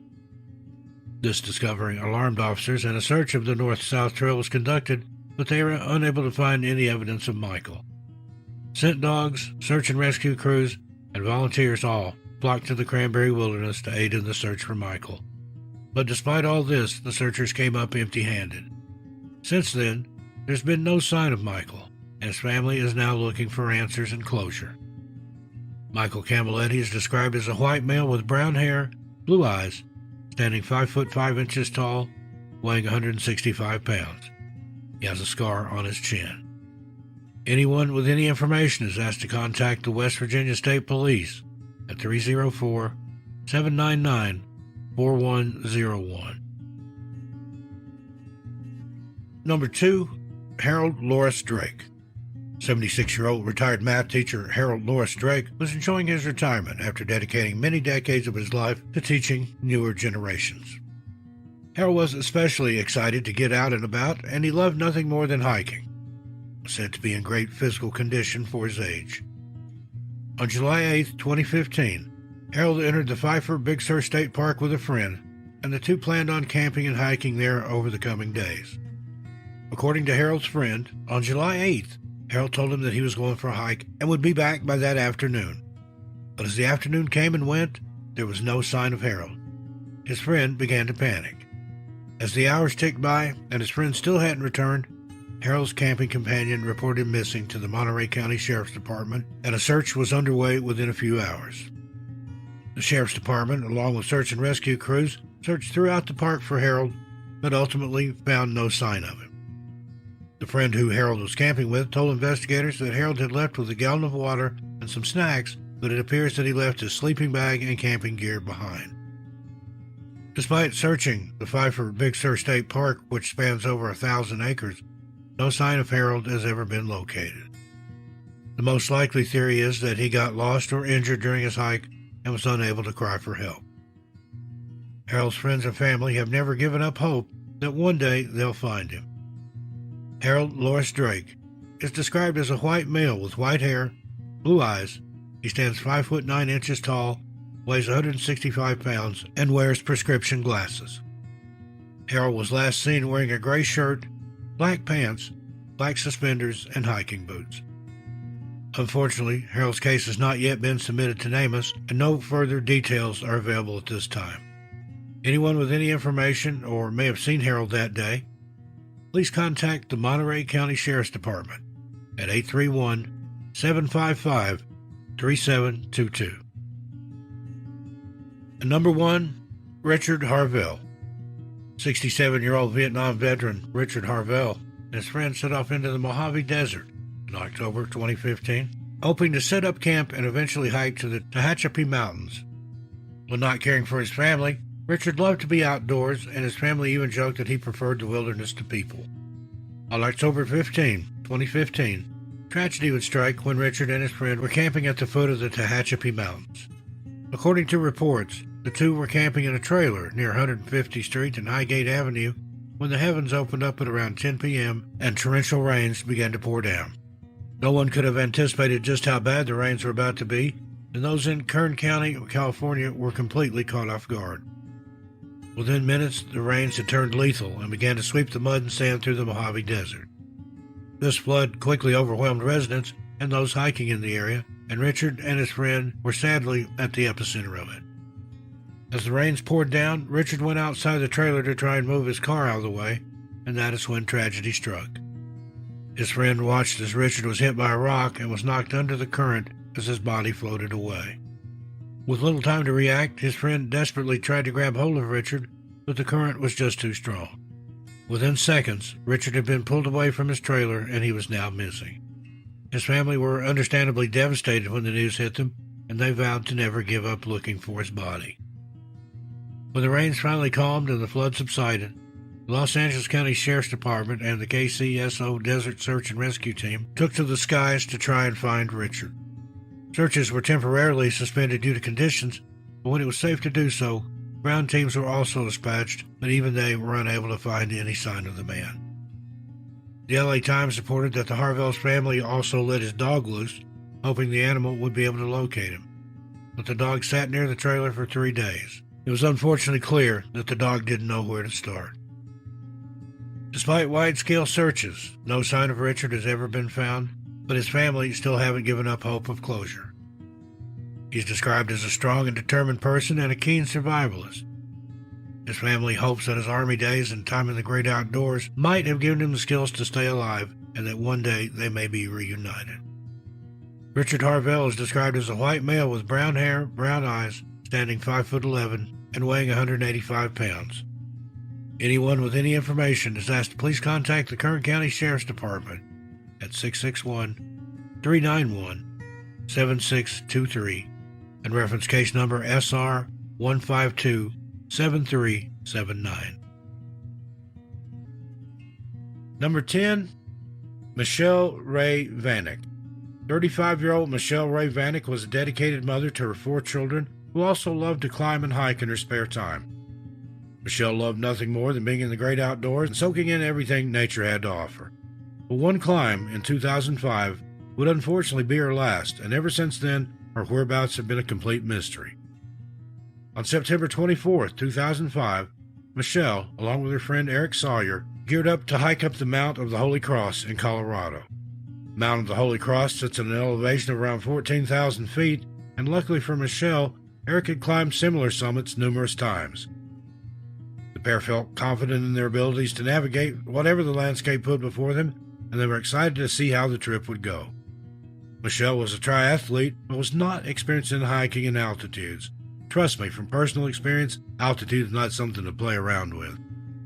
This hike had been a year in the making, and nothing was going to hold them back. But right from the get-go, there were signs that the trip was doomed. At 6:30 a.m., Michelle and Eric left Half Moon Campground and began their grueling hike up to the summit. Unfortunately, the two had taken the wrong trail and had found themselves on the Halo route. According to reports, the Halo route is much more physically demanding than other trails, and only the most experienced and even professional hikers are advised to take that route. Michelle and Eric had in fact wanted to head along the North Ridge Trail, which had much smoother terrain. Not wanting to reverse and lose their progress, the two continued along the trail and consulted their maps, hoping to find an easier way to the top. Another realization struck the duo when they suddenly remembered that their food and their water purifier had been left behind in Eric's car. With no way of getting off the Halo route, the two were forced to press on and pray that they make it to the top. The two continued on their way, with Michelle regularly complaining of headaches and tiredness, most likely due to the altitude. Michelle found it difficult to keep up with Eric, and soon enough she had begun to lag behind. The high altitude on the ascent had crept up on Michelle. She wasn't used to hiking in such heights, and then, just 400 yards from the summit, Michelle stopped. The altitude, lack of food and water, and the grueling path and the pace had taken its toll on Michelle, and she knew that she had reached her limit, both physically and mentally. Eric wanted Michelle to make the last part of the hike with him and was upset when she suggested that he go it alone. Eric agreed that Michelle could either wait where she was or could start heading toward the East Cross Creek Trail, where the two would eventually meet up later.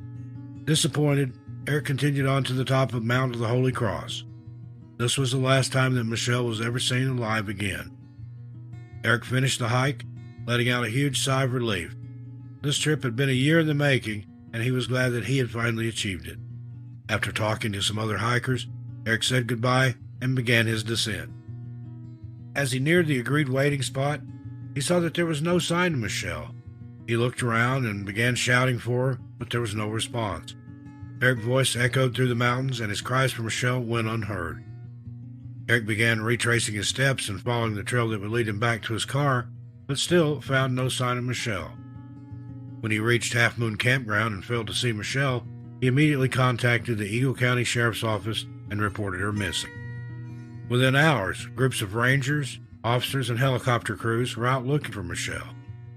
As word of Michelle's disappearance hit the news, the Vale Mountain Search and Rescue Team joined in, and the number of people out looking for Michelle quickly reached the hundreds, making this search and rescue operation the biggest in Colorado's history at the time. Helicopters, ground crews, and scent dogs were all deployed, but no one could find any trace of Michelle. It was as if she had simply vanished off the mountain. And then 2 days later, the Eagle County Sheriff's Office found their first clue. On September 26, 2005, 2 days after Michelle was last seen, searchers came across a duffel bag and a shotgun close to the Cross Creek trailhead. Other hikers also told investigators of a bizarre man who hid behind a tree and refused to show his face. Now, it's unknown whether either or any of these clues are connected to Michelle's case, and there are still more disturbing clues to come. As searchers trudged through the thick snow, they saw something bright. It was blood. It's never been revealed whether this blood was tested to confirm whether it was human or animal, and it appears no DNA tests have been performed on it either.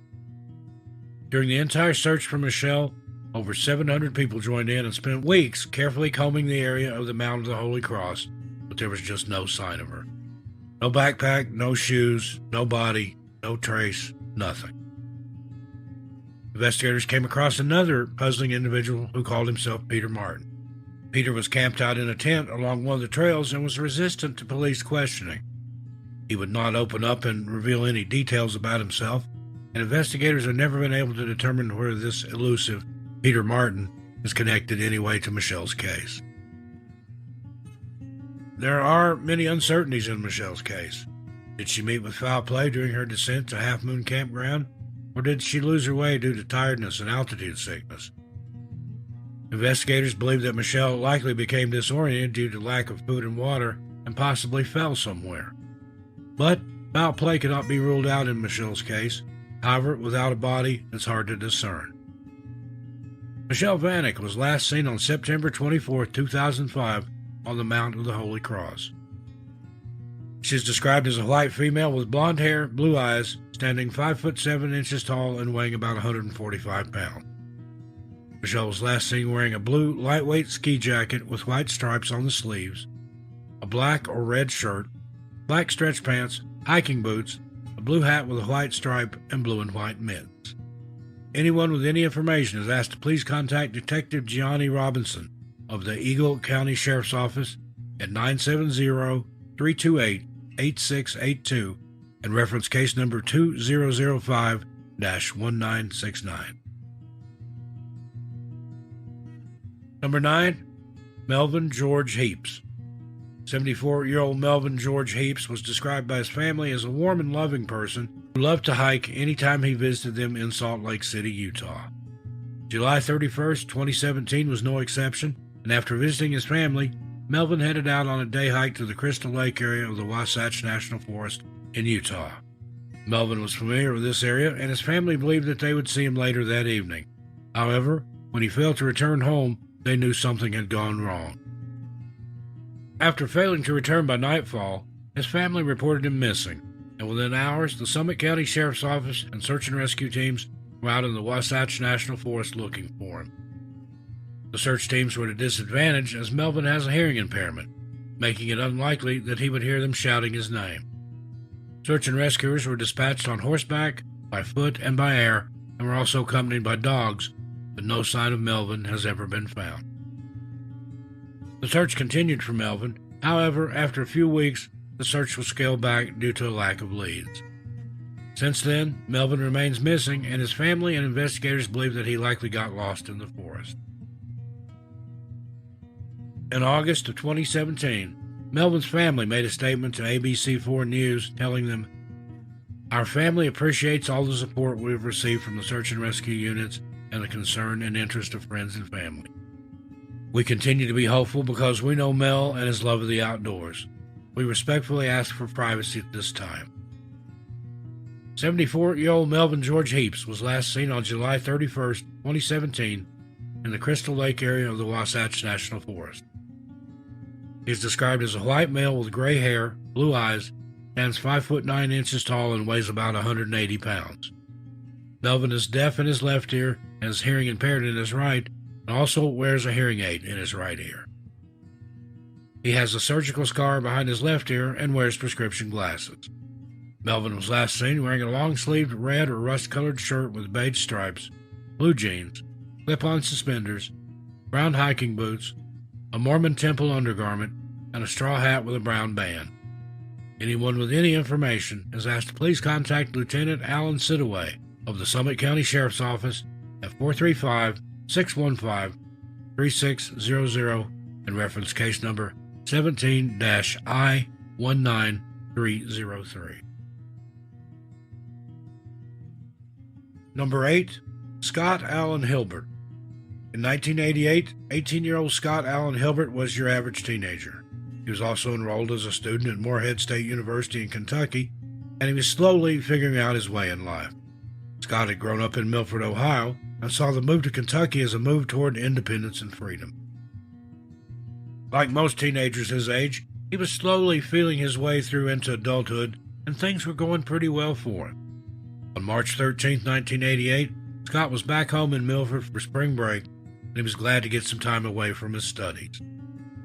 That evening, his parents returned home to find a note on the fridge from Scott that said he was headed out to visit some friends at Ohio State. This university was around 100 miles from their home in Milford, and his parents assumed he would be back in a day or two. However, Scott never returned. When Scott failed to return home or make contact with his parents, they knew something had gone wrong. His parents contacted his friends who said that they had not seen him on March 13th. On March 21st, the Hilberts knew their son had not simply gone away to visit friends. Scott had not returned home and had not returned to college to start the new semester, and that is when the family contacted the Union Township Police and reported their son missing. Investigators would interview Scott's friends and family and confirm that nobody saw him in Ohio State that day. The search for Scott was now on, and it would take almost 2 weeks for the first puzzling clue to surface.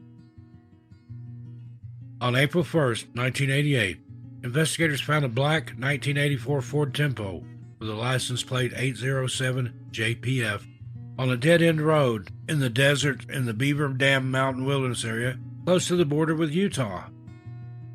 A quick scan of the license plates confirmed that the car belonged to the Hilberts, and Scott's parents confirmed that indeed he had been driving the family car that day. Investigators were now left wondering how had Scott's car ended up over 1,700 miles away. Now, this wasn't the only puzzling clue left behind, though. According to the Charlie Project, quote, this is, meaning the location where the car was found, 1,700 miles from the Hilberts' home, but the car's odometer showed it had been driven for 3,800 miles since its disappearance. Over 2,000 miles could not be accounted for, end quote. Why had Scott's car been abandoned in a desert in a wilderness area, and who had driven it there? Ohio State University was only around 100 miles from the Hilberts' home in Milford, so why had the car registered almost an additional 4,000 miles? The car had been completely abandoned, and investigators noted that someone had tried to push the car off a cliff. The car didn't go off the cliff as it had been caught on a tree, and a forensic examination of the inside of the car would show more puzzling details. 2 sets of fingerprints were found inside the car. One set of prints belonged to Scott, and the other belonged to an unidentified person. Scott's dorm key, a bottle of shampoo, and a kitchen knife were found scattered around the car, but his other belongings have never been located. There are 2 more items of interest to investigators. The first is a matchbook from Denver, Colorado, and the second is a page from a Long Beach, California phone book. Are these items related, or is someone trying to leave cryptid clues or maybe even red herrings? Since the discovery of the abandoned vehicle, there's been little movement in Scott's case, and investigators are considering all possibilities at this point. There are endless theories, but without solid evidence, it's impossible to say either way. Scott's family are desperate for answers to what happened to their son and are urging anyone with information to please come forward. Scott's case will likely be solved when the right person with the right information comes forward. Remember, no matter how small or insignificant you think your tip might be, it might just be the missing piece to this bizarre puzzle. Scott Hilbert was last seen on March 13, 1988, and is described as a white male with brown hair and green eyes, standing about 5 foot 10 inches tall and weighing 150 pounds. Anyone with any information is asked to contact the Union Township Police Department at 513-752-1230 and reference case number 88-000744. Or you can contact the Ohio Bureau of Criminal Investigation at 740-845-2000 and reference their case SI-13-01-01-2211. Number 7, Charles Austin Holman. In May 1978, Charles Austin Holman married the love of his life, Mary Lee Lovelace. The marriage would not last, however, and by 1982, the pair had divorced. Following his divorce, Curtis moved to Montana, where he worked as a math teacher at Target Range Elementary School in Missoula. Curtis was described as an avid outdoorsman, and the Charlie Project notes that he and Mary Lee, his first wife, who we mentioned later divorced, had worked for the National Park Service. Curtis was also into survivalism and was said to have a large stockpile of supplies and food. Now, it wasn't unusual for Curtis to go on long hikes through the wilderness of the U.S., but he always made sure to keep in contact with his family and friends. This all changed, though, on July 22, 1984, when Curtis left his home in Missoula, Montana, and has never been seen or heard from again. His girlfriend at the time later told investigators that Curtis left his home that evening, telling her he was going to change the battery in his truck and then simply never return. The two were due to meet up the next day, but Curtis was a no-show.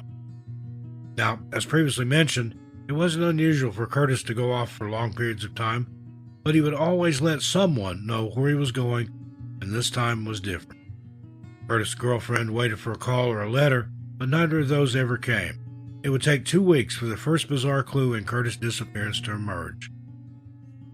On August 3, 1984, a hiker making their way down a desolate road in Placid Lake State Park came across an abandoned 1976 Toyota pickup truck. The hiker knew that this road was disused and contacted the authorities to report the car. A scan of the license plate revealed that the truck belonged to Curtis Holman. That is when the authorities and his loved ones realized he was indeed missing. The Missoula Police Department attended the scene and immediately began sweeping the area, looking for any sign of Curtis. On the front seat of his truck, investigators found a forest map, his glasses, and his wallet. No keys were found inside the truck, and there was no other sign of Curtis. A wide-scale search of Placid Lake was conducted, with volunteers flooding in to aid with the search. Search and rescue crews combed the forest, but ultimately, no sign of Curtis has ever been found. According to investigators, there was no sign of a struggle, and the only evidence they found of Curtis being in the area were his footprints that had been covered by the prints of a grizzly bear.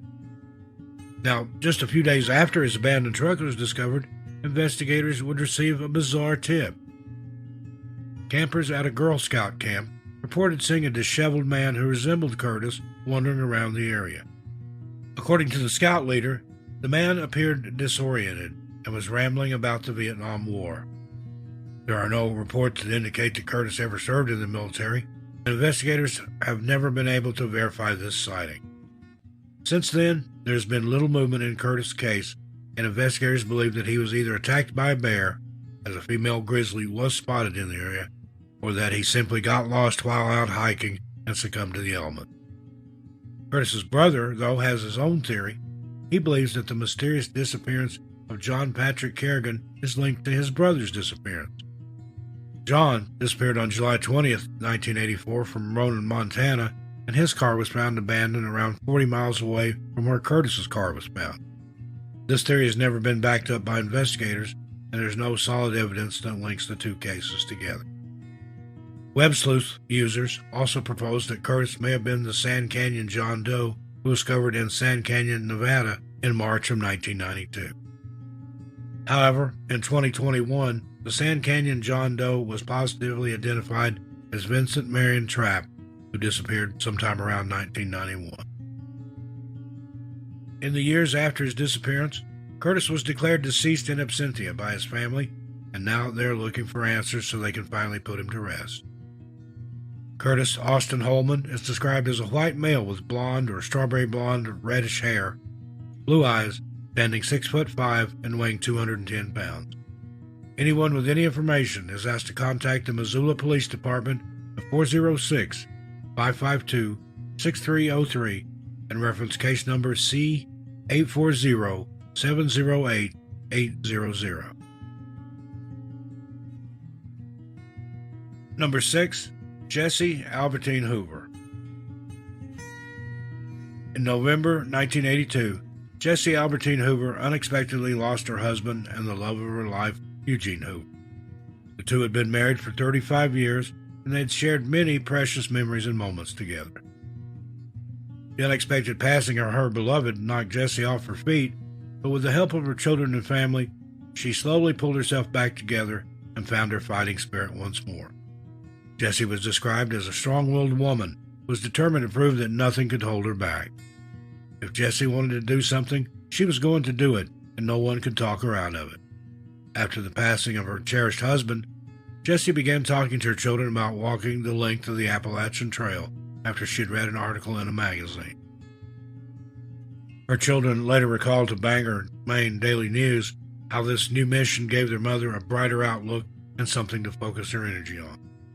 Also, according to the Bangor Daily News article, Jessie had crafted an itinerary of when she would arrive at major stops along the trail, pick up supplies, and wire for money. She even made arrangements with the family doctor to get refills of her medication along the way. As we said, Jessie had a fighting spirit, and after months of hard work and preparation, she was ready to tackle the mighty Appalachian Trail. Naturally, her family worried about the trip, but they had come to an agreement that Jessie would call them if she felt like she could no longer carry on. Armed with her supplies, route maps, and itineraries, 53-year-old Jessie Hoover left her home in Fort Worth, Texas, and hopped on a Greyhound bus headed towards Maine on May 16, 1983. Her daughter, Mary Yadon, accompanied her mother to the bus station, and the two said what would be their final goodbyes. A quick kiss on the cheek, and then her mother was gone. Mary watched as the bus rolled out of the station, not knowing that she would never see or hear from her mother again. Jessie did make a few phone calls back home, but after May 20, 1983, these calls suddenly stopped. According to reports, Jessie attempted to climb Mount Katahdin on May 20th, but was stopped by rangers. These park rangers would tell investigators that they did not let Jessie pass and climb because they believed she was unprepared and would be unable to make it safely up the mountain. Again, Jessie was a strong-willed woman, so she changed up her plans slightly, and she was seen for the last time at the trailhead of the 100-mile wilderness on the Appalachian Trail. At the time of her disappearance, Jessie was only carrying around $15 to $20 in cash and had a limited supply of her epilepsy medicine. Reports also indicate that, strangely, she was only carrying beef jerky, which is nowhere near enough food to sustain a person traversing the 100-mile wilderness area. An attendant at a house located on the trail remembered seeing Jessie and recalled how unprepared she seemed. She was wearing light clothing and not carrying the recommended 8 to 10 days' worth of food. The Bangor Daily News also reported the Texan had stood out to the attendant and felt she was ill-equipped for a stay in the woods. The attendant reportedly had asked her if she had bug spray, but she didn't even have that. This was the first and last time the attendant saw her. When Jessie failed to make contact with her family, they immediately knew something was wrong. Jessie had purchased prepaid AT&T calling cards, so she didn't need to worry about having money to call home. She'd promised to call at least once a week, but now the lines had fallen silent. Jessie's family contacted park rangers. The search team was put together, but even after weeks of arduous searching, no sign of Jessie was ever found. Warden David Sewall, who had been assigned to Jessie's case, told the Bangor Daily News, quote, "We went over the woods with a fine-tooth comb. If she was there, we would have found her. We don't ignore people in the woods," end quote. No pieces of clothing or equipment were ever recovered, and to this day, Jessie's body has also never been found.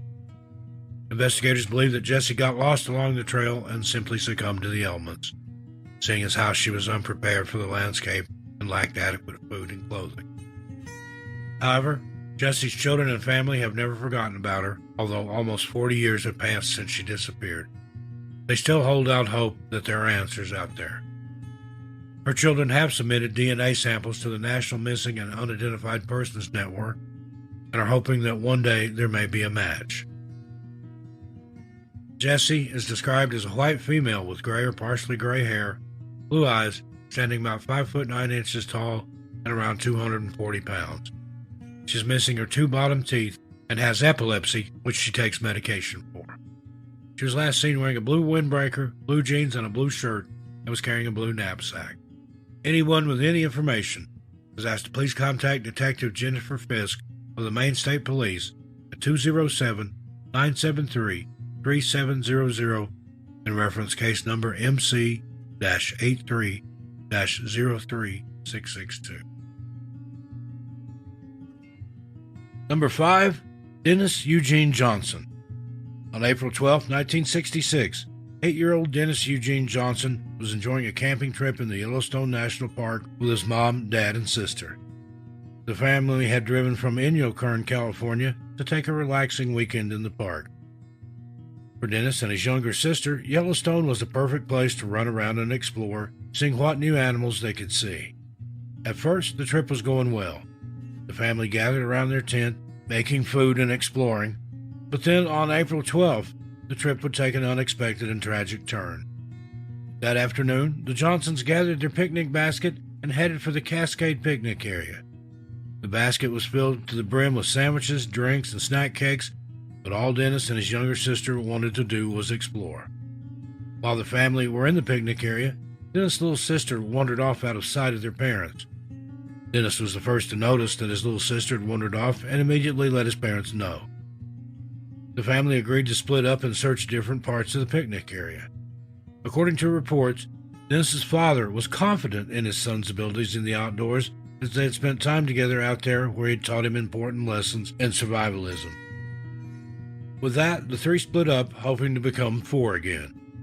After a while, 3 people emerged from the bushes and into the picnic area, but Dennis wasn't one of them. The Johnsons had their daughter back, but now their son was missing. Once again, they began their search, this time shouting Dennis's name, but he was nowhere to be found. After searching every possible spot, the Johnsons summoned a park ranger and reported their son missing. Over the coming days, park rangers, search and rescue teams, and volunteers would pile into Yellowstone National Park to aid in the search, but no sign of Dennis was ever found. After 2 weeks, the search was scaled back after failing to find any sign of little Dennis. There were no items of clothing, no footprints, and ultimately no Dennis. The lack of footprints or tracks astounded officers, leading them to believe that Dennis may have wandered onto a nearby road and was picked up by an unknown individual.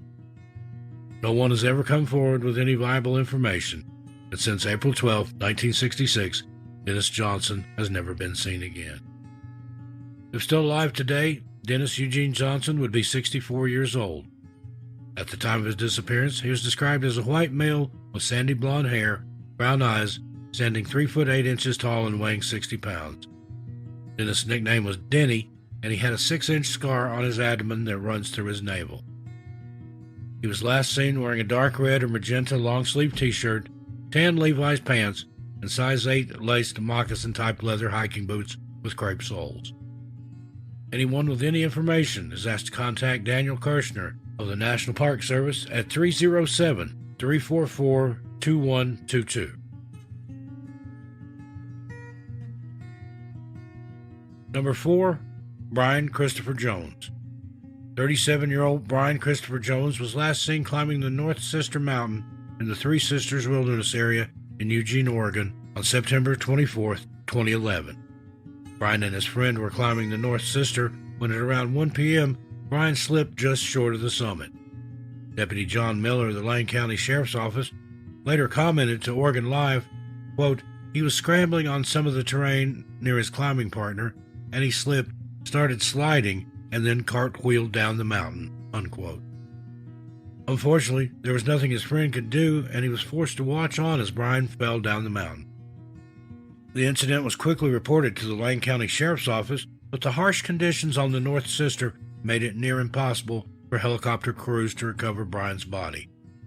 Multiple attempts were made, but it appears that so far, search crews have been unable to recover Brian's remains. The friend who hiked with Brian later told newspapers that he called out to him after he heard him slip, but got no response, which is when he began making his way to the nearest ranger station. As Brian has never been recovered, he is still classified as lost/injured and missing, and his family is desperate to find out what happened. Investigators highly believe that Brian perished, but everyone involved would like resolution to this case. If you have any additional information that may help, please contact the Lane County Sheriff's Office, 541-682-4150, and reference case number 11-7087. Number 3, David Christopher Kemper. 27-year-old David Christopher Kemper was last seen in the Sherman Island area in Sacramento County, California. According to the web, Sherman Island is part of Sacramento's regional parks and offers a wide variety of things to do. David and his friend had chosen to head down to Sherman Island to fish, and the park is home to the Sacramento River and the Mayberry Slough, which gave them the perfect resources. There are very few details available in David's case, and all we know for sure is that on March 12, 2018, David and his friend headed down to Sherman Island to do some fishing. Sometime during their trip, the two friends became separated, and that was the last time David was ever seen or heard from. The story has come under heavy fire from David's family, who have publicly stated that David didn't even have a fishing license or own fishing equipment. When he failed to show up for his job as an electrician, his family knew something was wrong, and they contacted the Concord Police Department and reported him missing. At the time of his disappearance, David lived in Concord, and this is why they're the agency in charge of his disappearance. David's friends and family, along with officers, took to the Sherman Island area looking for any signs of David, and just 2 days later, they found their first clue. On March 14, 2018, David's Toyota truck was found abandoned off the 18,400 block of Highway 60. The only items found were David's wool hat and his vest, and nothing else has ever been recovered. Since then, David's case has gone cold, and his family are desperate for justice and answers. David Christopher Kemper is described as a white male with brown hair, brown eyes, standing 6 foot tall, and weighing 160 pounds. He has acne scars on his chest and a range of tattoos. The tattoos are a portrait of his grandmother wearing a red scarf on the right side of his ribcage, a portrait of a woman on his right calf, a full-sleeve tattoo on his left arm, which includes the astrological sign for Virgo, the name Mcken on his underarm, an outline of the state of California, a Burning Man logo, a family tree with initials on the inside of his forearms, and the words R.I.P. Joshua Freeman, with birds, clouds, and the moon on his bicep. He was reportedly last seen wearing a sweatshirt, a dark blue t-shirt, blue jeans, and a wool hat. Anyone with any information is asked to contact the Concord Police Department at 925-671-3333. Number 2, Patrick E. King. 32-year-old Patrick E. King was last seen on November 21, 1995 in Gibson County, Indiana. According to reports, Patrick left his workplace at around 3:30 p.m. and is assumed that he headed home. Later that night, witnesses recall seeing Patrick get into a gray car with 2 unidentified people. This will be the last time that Patrick was seen alive. Michelle Peters, Patrick's girlfriend, was supposed to be going on a date with him that night, but Patrick never showed. Michelle knew that he had not stood her up, and when he failed to contact her or report for work, she knew something was wrong. It wasn't until his car was found abandoned the next day that Patrick's friends and family knew he was in danger. According to reports, Patrick's 1991 Ford Ranger was found in the Snaky Point Wilderness area near the Patoka River in Indiana. The car had been completely abandoned, and as soon as investigators laid eyes on the car, they knew it was a possible crime scene. In the truck, investigators found human hair, human blood, and fingerprints. All of these signs pointed to a struggle, and now they had to find Patrick. Years later, 2 men would be ordered to take DNA tests and submit other forensic evidence for comparison as they were being investigated in connection with Patrick's disappearance. However, it does not appear as though anything conclusive came of these tests. Just 8 days after her boyfriend disappeared, Michelle found herself in a perilous situation too. Michelle told police that she was driving along when 2 men in a gray and black Oldsmobile shot at her and smashed into her car. Thankfully, Michelle was unharmed, but she was left severely shaken by the incident. Investigators have not been able to conclusively link the 2 incidents together, although we think it's more than fair to say that they are most likely connected. Since 1995, Patrick's case has continued to go cold. The courts of Indiana have subpoenaed DNA samples, fingerprints, and searches of numerous properties, but nothing has ever come of this. There were whisperings around Gibson County that Patrick had been buried underneath someone's garage floor, but again, these claims remain unsubstantiated. In the years following his disappearance, Patrick was declared deceased in absentia, but his loved ones are still yearning for answers. Patrick E. King is described as a white male with long brown hair, a mustache, and a beard. His height and weight are recorded as unknown, as is his eye color. Anyone with any information is asked to please contact Detective Brad Cieslak with the Indiana State Police at 800-852-3970 and reference case 35-14390. And number 1, Vladimir Petrovich Kostenko. 41-year-old Vladimir Petrovich Kostenko was a man on a mission. He had moved from Zelenokomusk, Russia, to Washington State with his family as they faced religious persecution in Russia. For his entire time on the planet, Vladimir had been in search of something more. He had a thirst for life and was desperate to understand it. In 2018, Vladimir embarked on another one of his soul-searching hikes, but this time he would never return. Vladimir was dedicated to his spirituality and finding the meaning of life. According to Oregon Live, he lived an almost monk-like existence, fasting regularly, meditating for hours, and reading widely on religion. By the time Vladimir had reached the U.S., he had learned enough English to get by and worked odd jobs as a mechanic to support himself. As he settled into Walla Walla, Washington, he picked up more English and continued his quest for enlightenment. Vladimir was one of 13 children in a devout Christian household, and his siblings recalled that nobody was as spiritual or as devoted as Vlad. In August 2018, Vladimir set out on the 14-mile hike to the Purchase Creek Valley in Hatcher Pass, Alaska. Alaska had been on Vladimir's bucket list, and now he was finally there. He told his friends and family that he was going to stay in a small cabin along the trail for the next few months. Naturally, Vladimir's family were concerned, but their worries were put to bed when he confirmed that the cabin had already been fully stocked. In August, he said goodbye to his family and headed north to Alaska. When he set off on his hike, Vladimir was only carrying a backpack which contained his phone, a power bank with solar recharging capabilities, and 5 pounds of oatmeal. With that, he set off into the wilderness. The first part of the trip went well, and Vladimir thrived in his solitude. From August to October, Vladimir would text his friends and family, and some even stopped by the cabin to see him. However, the messages abruptly stopped in October, and by November, Vladimir's friends knew something had gone wrong. Despite the solitude of the trip, Vladimir had kept in contact with his friends throughout, so when the text messages ended, they knew they had to act. Two of his friends had access to a plane, and they decided to fly over the desolate cabin. Here, they saw Vladimir outside of the cabin, waiting to receive the food and gifts. As the plane circled overhead and headed for Washington once more, they caught a glimpse of Vladimir outside the cabin. This would be the last time he would ever be seen or heard from again. In December, his absence was noted once more, and his friends deployed the same strategy they had used the first time around, but it was of no use. This time, there was no sign of Vladimir. His friends decided to disembark and approach the cabin, and as they grew closer, they realized that the door had been nailed shut with a piece of metal over it. Fearing for their friend's life, the men forced themselves inside, only to find that the cabin was completely empty. The only clue left behind was a message written in Russian that read, "Frankincense aroma, do not burn." His supplies were missing, and there was no trace of Vladimir in the snowy woods outside. His friends looked far and wide and contacted Alaska State Troopers, who sent land and air crews.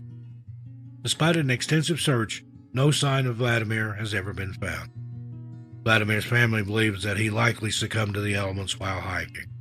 According to the Charlie Project, Vladimir may have been fasting at the time and had arrived at the cabin with very minimal clothing, which was not suited for the Alaskan winter. His family hopes he is now at peace, but still wants to know what happened to him. Vladimir Petrovich Kostenko is described as a white male with brown hair, green eyes, standing 6 foot 1 inches tall and weighing 145 pounds. Vladimir speaks limited English, with Russian being his mother tongue. He was last seen wearing a light jacket and black jogging bottoms.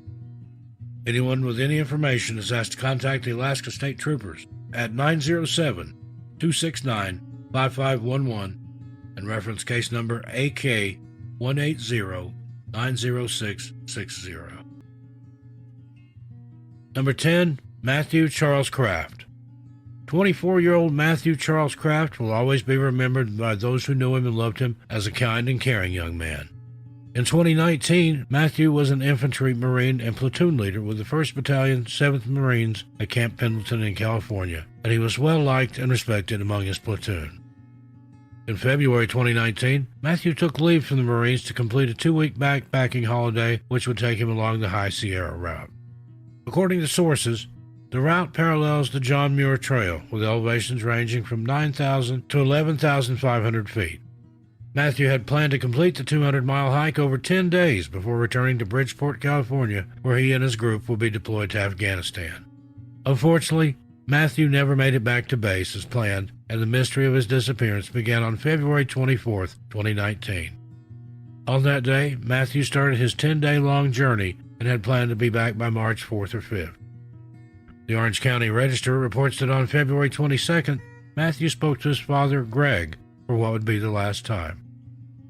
Greg reported that Matthew was in good spirits, and the two went over Matthew's plans, which included his arrival date on March 4th or 5th. When March 5th rolled around, Matthew's parents and his Marine buddies became concerned that they had not heard from him. But the next day, when Matthew had still not made contact with him, everyone knew something was wrong, and the search for him began in earnest. The search for Matthew was a multi-agency approach with the Mono County Sheriff's Office, the Inyo County Sheriff's Office, the Fresno County Sheriff's Office, and the Marine Corps Mountain Warfare Unit all joining the investigation. On March 8, 2019, the gray Jeep Wrangler that Matthew had been renting was discovered near Grays Meadows Campground above Independence, and reports indicate that there was evidence of an avalanche in the area. According to the Orange County Register, the search and rescue effort by Marines from the Mountain Warfare Training Center in Bridgeport and 13 agencies covered an area larger than the state of Rhode Island. Helicopters and ground crews were sent out along the High Sierra route, which runs through parts of the Sequoia and Kings National Parks, along with other wilderness areas. However, no sign of Matthew was found. Heat signals were captured by one of the helicopters. However, this was later discovered to be a hibernating bear.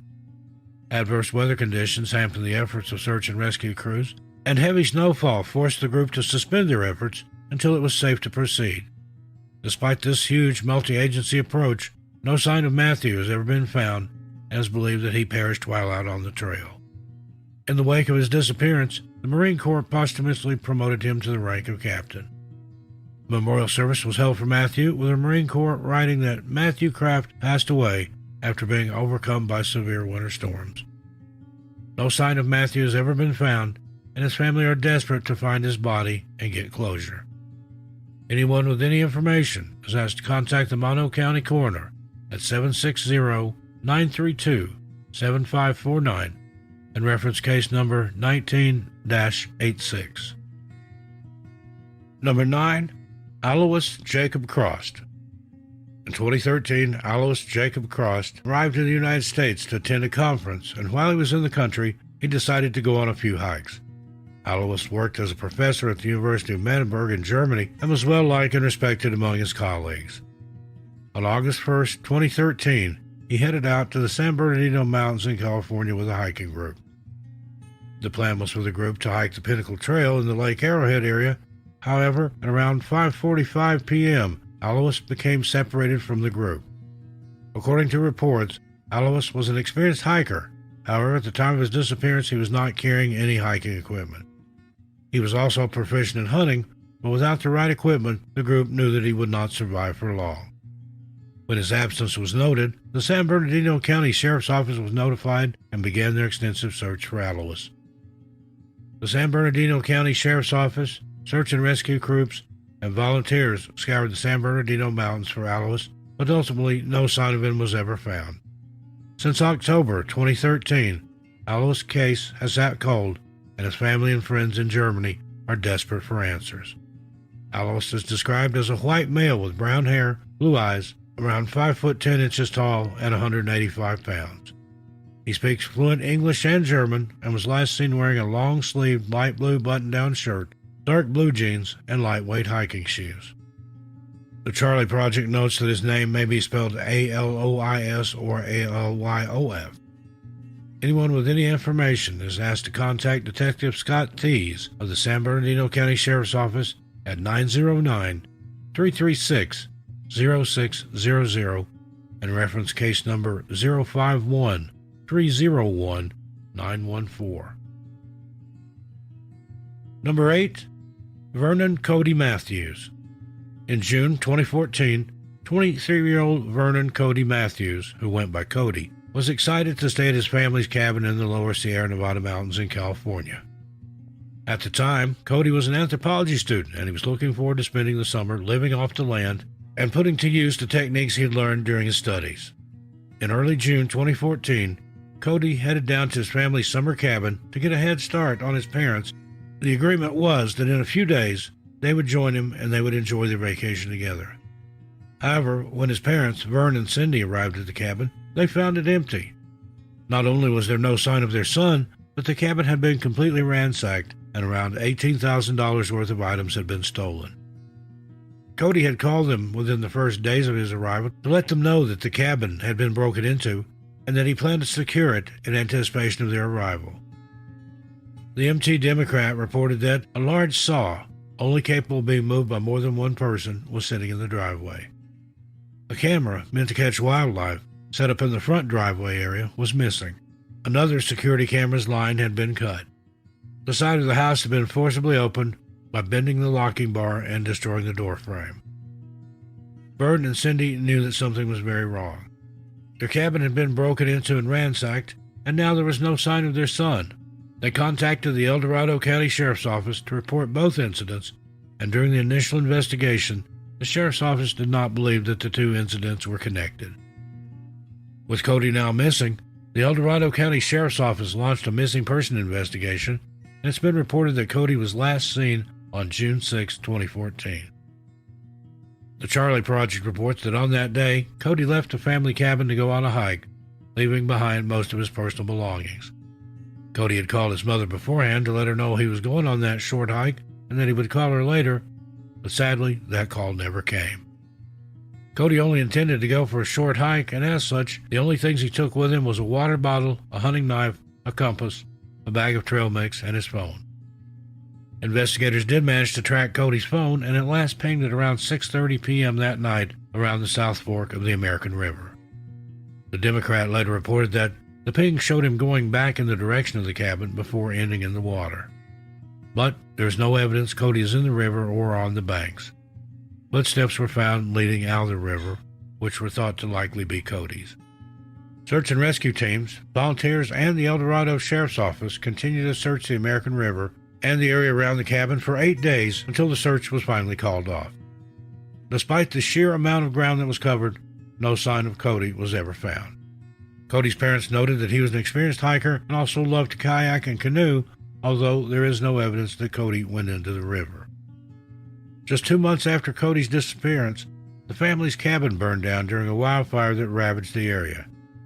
The perpetrator of the fire was arrested and charged, but investigators do not believe that the fire is linked to Cody's disappearance. Since 2014, Vern and Cindy have been at the forefront of the search for their son, with Vern quitting his job in order to dedicate himself to the investigation full-time. In a 2014 interview, Vern told the Democrat, with his skills and knowledge of the backcountry, the chance of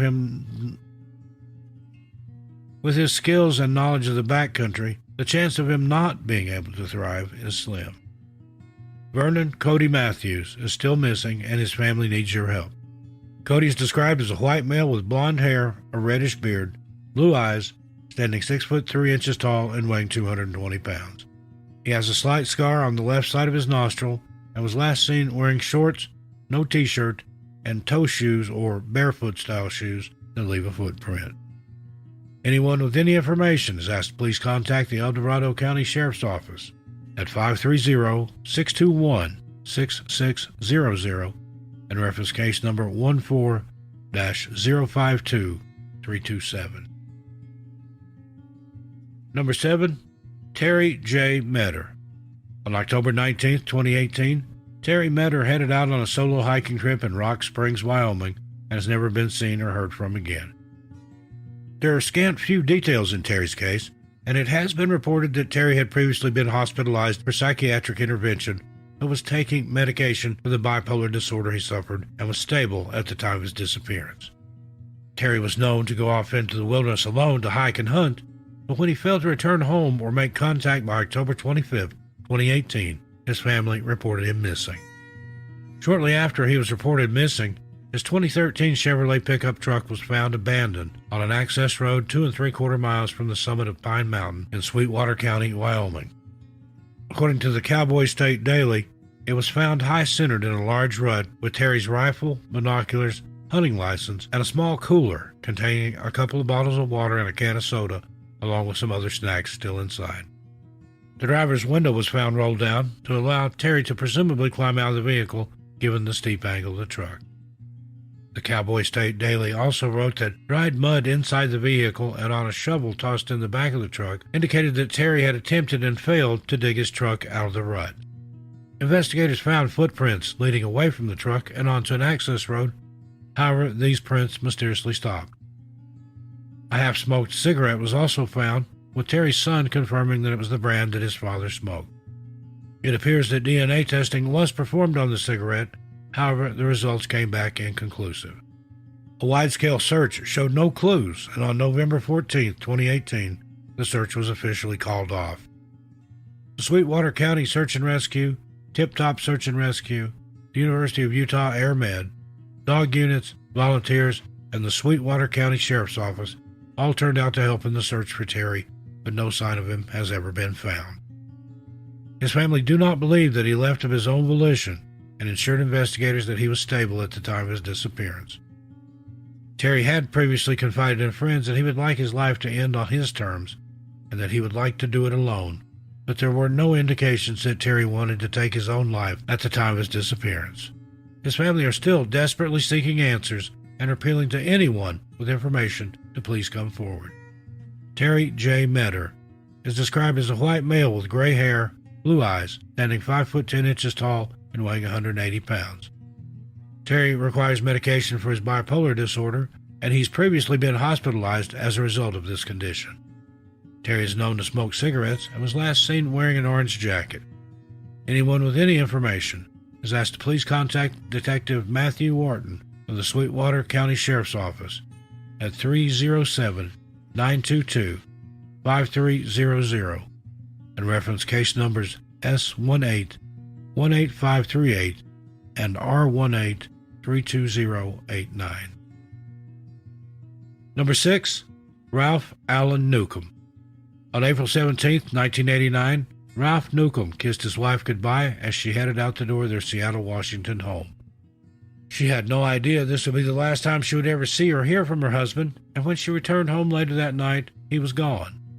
There are very few details available in Ralph's case, but what we do know is that in 1988, he moved from Kodiak, Alaska to Seattle, Washington to set up his business. In Alaska, Ralph worked as a carpenter and somewhat of a house flipper, and had also attended college in Alaska. After realizing that her husband had disappeared, Ms. Newcomb reported him missing to the King County Sheriff's Office, and on April 18, 1989, Ralph's red and white Ford 300 Series truck, Washington plate A69514, was found abandoned across the road from the Alaska Ferry Terminal in Seattle.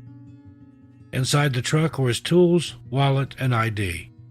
According to the Charlie Project, Ralph had left both his glasses and contact lenses at home, along with an uncashed check.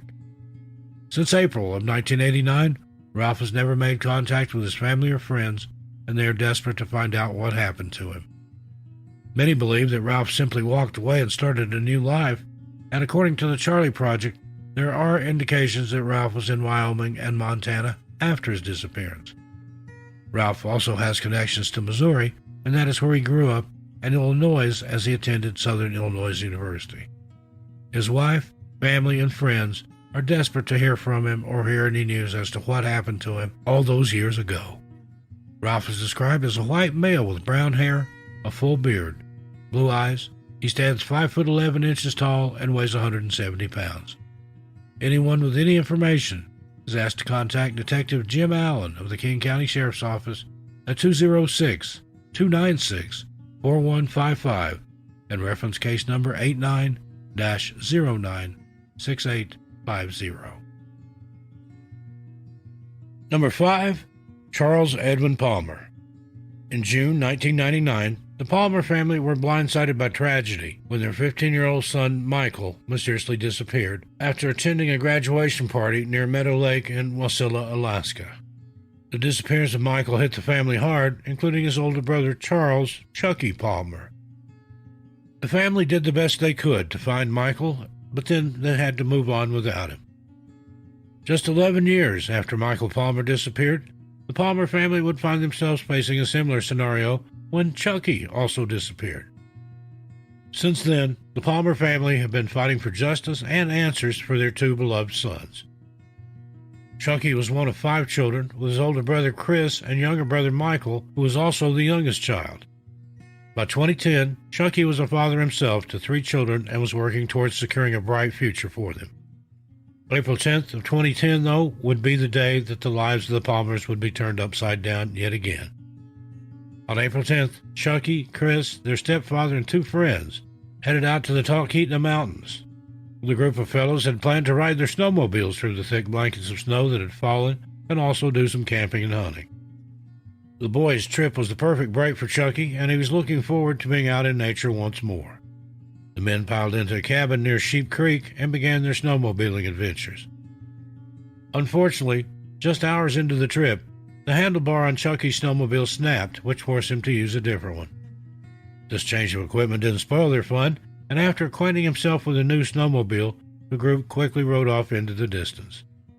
Chucky was seen by the group for the last time at 7:15 p.m. According to those with him that day, he was at the back of the group and took a wrong turn, which separated him from the rest. When they realized that Chucky was missing, it was already too late, and he had driven off along the wrong track on his snowmobile. The group hoped that Chucky would find his way back to the cabin, but as the morning sun rose and there was still no sign of him, they called the Alaska State Troopers and reported him missing. The Palmers now had 2 members of their family who had disappeared into the wilderness. A search was coordinated by the Alaska State Troopers and local search and rescue teams, and shortly after Chucky was reported missing, the Alaska State Troopers found his snowmobile. The vehicle was several miles away from the cabin at Sheep Creek and had been covered with several feet of snow. There was no sign of Chucky and no footprints in the snow, and the fact that there were no tracks or footprints deeply puzzled investigators. So where was Chucky?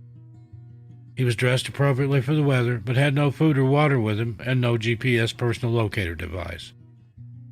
Despite a wide-scale search that was eventually called off due to bad weather, no sign of Chucky has ever been found.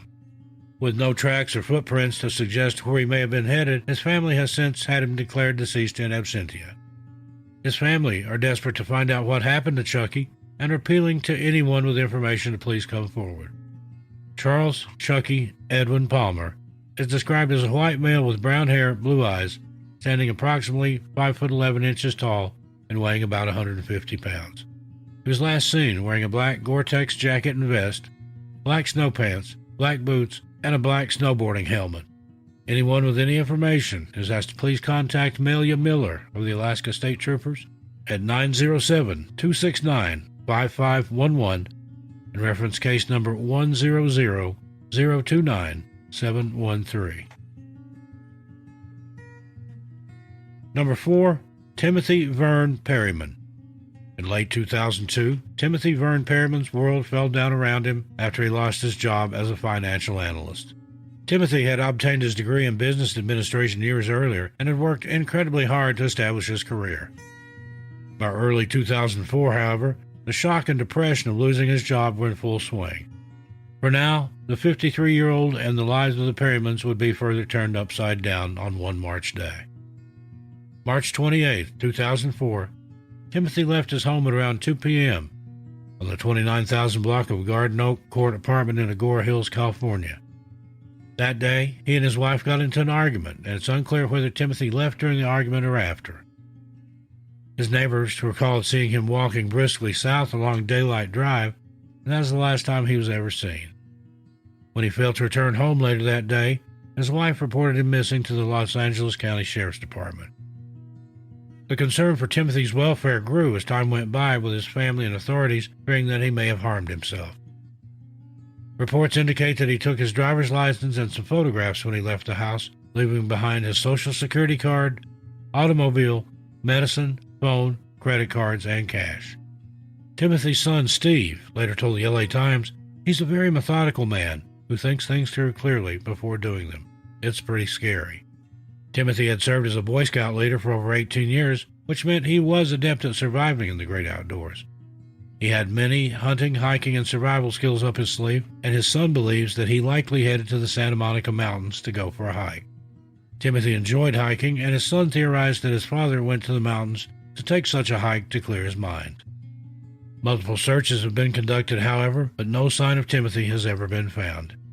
His family does not believe that he would abandon them, and his wife confirmed that the argument that day was only minor. Timothy Pearman is still missing, and his family is desperate to find out what happened to him. Timothy was last seen on March 28, 2004 at around 2 p.m., as described as a white male with brown hair, hazel eyes, standing 5 foot 9 inches tall and weighing 185 pounds. Timothy has scars from skin grafts on the side of his nose and behind his left ear, and a red and purple port wine birthmark on the left side of his face from his eyebrow to his upper lip, and he also wears prescription glasses. He depends on medication to manage his conditions, and at the time of his disappearance was suffering from chronic heart, urinary tract, and kidney problems. According to the Charlie Project, his kidneys were infected and he was undergoing tests to see if he was suffering from prostate cancer. Without his medication, Timothy could become seriously ill or even die. He may have also been depressed at the time of his disappearance. Timothy was last seen wearing a blue and white striped long-sleeve polo Oxford dress shirt, blue jeans, white tennis shoes, and a gold Seiko watch. Anyone with any information is asked to contact Detective Tamar Abram of the Los Angeles County Sheriff's Department at 323-890-5500 and reference case 04-018-9022. Number 3, Shannon Joy Shell. 34-year-old Shannon Joy Shell was determined to hike the Tanque Verde Ridge Trail to Manning Camp in Saguaro National Monument East in Arizona. She had previously tried to hike this rugged terrain but had failed and had her sights set on finishing what she started. The trail was over 32 miles long and covered some rough and rugged terrain, but Sharon was an experienced hiker and knew that she would be able to push through her limit and make it. On October 12, 1994, Shannon parked her Camaro at the trailhead, grabbed her hiking bag, which contained water bottles, snacks, clothes, cigarettes, lip gloss, and some cough drops, and headed out on her way. At the time of the hike, Shannon was recovering from the flu, and despite the advice of those around her, she decided to push through the pain and discomfort. Unfortunately, Shannon never made it to Manning Camp, and when she failed to return to her parents' home in Tucson, Arizona, she was reported missing to the Pima County Sheriff's Office. The Pima County Sheriff's Office and search and rescue crews headed out into the Saguaro National Monument East in search of Shannon, but they failed to find her. All they found was a fire ring 6 miles from the trailhead and a few footprints. Investigators were never able to confirm whether this fire or footprints belonged to Shannon. This was the only pieces of evidence they found in their search, and after failing to find her, the search was eventually called off. In 2014, Bob Love, Chief Ranger of Saguaro National Park at the time, spoke to Tucson.com telling them Shannon's, intent was to go to Manning Camp, which is a significant hike. It's very steep terrain. The 15 miles of trail to Manning Camp would have been a challenge for even experienced hikers. Shannon wouldn't have been able to do the round trip in one day. Dehydration and exposure are risks even in the cooler months, including October. Hikers can underestimate the amount of water they need and the extra clothing they should carry when the weather is temperate. Since October, Shannon's family have been desperately searching for her, and as of yet, there is no sign of her.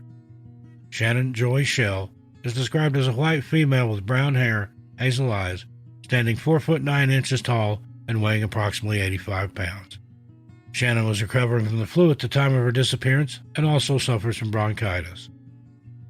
Anyone with any information is asked to please contact David Sedlak of the Pima County Sheriff's Office at 520-351-4600 and reference case number 941-013-016. Number 2, Teresa Schmidt. 53-year-old Teresa Schmidt was last seen on September 6, 2002, near the Lost Valley Guest Ranch, which, according to their website, is surrounded by the Rocky Mountains. Teresa was visiting the ranch with her husband, and on September 6, 2002, she decided to go on a day hike while her husband attended a conference. Witnesses recall seeing Teresa at around 3 p.m. that day on a trail that leads to a rocky overlook east of the Guest Ranch. Teresa and her husband had traveled from Avon, Indiana to Jefferson County, Colorado, so that Mr. Schmidt could attend a medical conference. When he returned to the Guest Ranch after the conference, he found no sign of his wife and immediately reported her missing. There is a lack of information in Teresa's case, and it's reported by the Charlie Project that while she was reported missing on the evening of September 6, 2002, the search for her did not commence until 2 a.m. on September 7, 2002. Over the coming days, the Jefferson County Sheriff's Office, search and rescue personnel, scent dogs, and volunteers scoured the area surrounding the Lost Valley Guest Ranch, but ultimately failed to find any sign of Teresa. Since September 2002, Teresa's case has been cold, and it's believed she likely got lost while hiking. 2 sets of her footprints were found near Cheeseman Overlook on each side of the ridge, but nothing else was ever found. Her family are still seeking answers and closure, and are appealing for anyone with any information to please come forward. Teresa Schmidt is described as a white female with blonde hair, brown eyes, standing 5 foot 5 inches tall and weighing 125 pounds. She was last seen wearing a turquoise windbreaker, a light-colored t-shirt, stone-washed jeans, and a black fanny pack. She was also carrying a backpack which contained a heavier jacket and 2 bottles of water. Anyone with any information is asked to please contact Jennifer Jones of the Jefferson County Sheriff's Office at 303-271-5195 and reference case number 02-22973. And number 1, Robert Dwayne Scott. 63-year-old Robert Dwayne Scott was last seen in Grand Junction, Colorado on July 30, 2002. According to authorities, Robert took a 9mm handgun with him and left behind a note that outlined his intentions to harm himself. Once this note was discovered, Robert's disappearance was reported to the Mesa County Sheriff's Office, who launched an official investigation. Shortly after Robert disappeared, his white 1995 Chevrolet pickup truck was found abandoned at the Flat Tops Wilderness area in Garfield County, Colorado. There was no sign of Robert, and the case went cold until August 16, 2002, when the Post-Independent reported that searchers had found his black backpack along the short trail between Jet Lake and the trailhead. According to reports, the only thing missing from the bag was a float tube, and Robert's family confirmed that he enjoyed fishing and hunting in that area. Multiple agencies joined in the search for Robert, with the Post-Independent reporting that agencies from Garfield County, Mesa County, Delta County, Crested Butte, Eagle County, Aspen, and Grand County assisted in the search. These teams brought helicopters, dog units, ground searchers, and even cavers to help find Robert. However, no sign of him was ever detected. Robert Dwayne Scott is considered endangered missing, and his family are desperate for closure. Robert was described as a white male with blonde, strawberry blonde hair, blue eyes, standing 6 foot tall and weighing 160 pounds. Anyone with any information is asked to contact Danny Norris of the Mesa County Sheriff's Office at 970-244-3500 and reference case 02L6537. And remember, if you or someone you know is having difficulty and are considering harming yourself, reach out. You can dial 988 or contact your local mental health center or the authorities. There are people out there that care about you and that are willing to help. David Douglas Boone. In the late 1990s, David Douglas Boone enjoyed success through his job as a golf club designer. David worked for Lynx, a company that supplied some of the world's greatest golf players with clubs, and as a result, David and his family lived a comfortable life. Unfortunately, in 1998, the company went out of business, forcing David to move on to another company. He quickly rose through the ranks at Zevo Golf. They too would follow the path of liquidation and bankruptcy. To top it all off, David was in the midst of a divorce from his wife Terry, and the two now had to decide the custody agreement of their 4 children. Fast forward to 2006, David was now 56 years old, and he and Terry maintained a good relationship following their divorce. David found employment with yet another golf club manufacturer, and things had seemed to calm down for him. That's not to say that David wasn't under a lot of stress, but the stresses of being in a company that was liquidating were well behind him. Despite their divorce, David and Terry were on good terms, and the two would regularly catch up with each other and take care of their children together. In 2006, David was living in the 26,000 block of Town Center Drive, Lake Forest, California, in an apartment he shared with his youngest son, Davis, who was 17 at the time. On December 5th, 2006, David was last seen leaving his home between 2 or 3 p.m., and this will be the last time he was ever seen or heard from again. When his father failed to return home that evening, Davis, David's youngest son, called his mother Terry and his brothers. The family huddled into the apartment that the father and son shared and desperately tried to call him and locate him.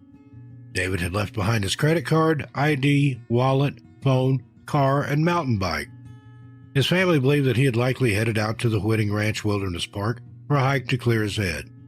This was a spot that David knew and loved, so his sons hopped onto their mountain bikes and began riding through the trails looking for their father, but there was no sign of him.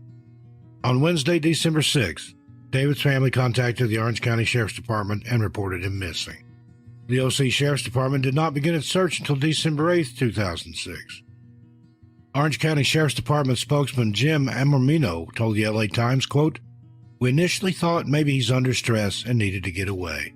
We get many calls a day like that, quite honestly. But the more we kept talking to his wife and the kids, we thought, wow, he's had 2 days to come home. Usually in these situations, it's 1, 2, 3 days, and they come back home to make contact." End quote. On December 8, 2006, it was clear that David was in trouble. The Orange County Sheriff's Department finally assembled a team to look for him.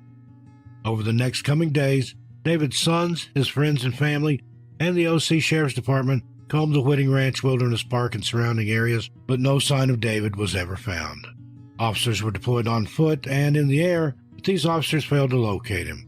The only trace of David was found by bloodhounds who tracked his scent from his home on Town Center Drive 4 miles into the Whiting Ranch Wilderness Park. Despite extensive efforts, no sign of David has ever been found, and his family are desperate to find out what happened to him. Terry Boone, David's estranged wife, along with David's 4 sons, have been the driving force behind his case.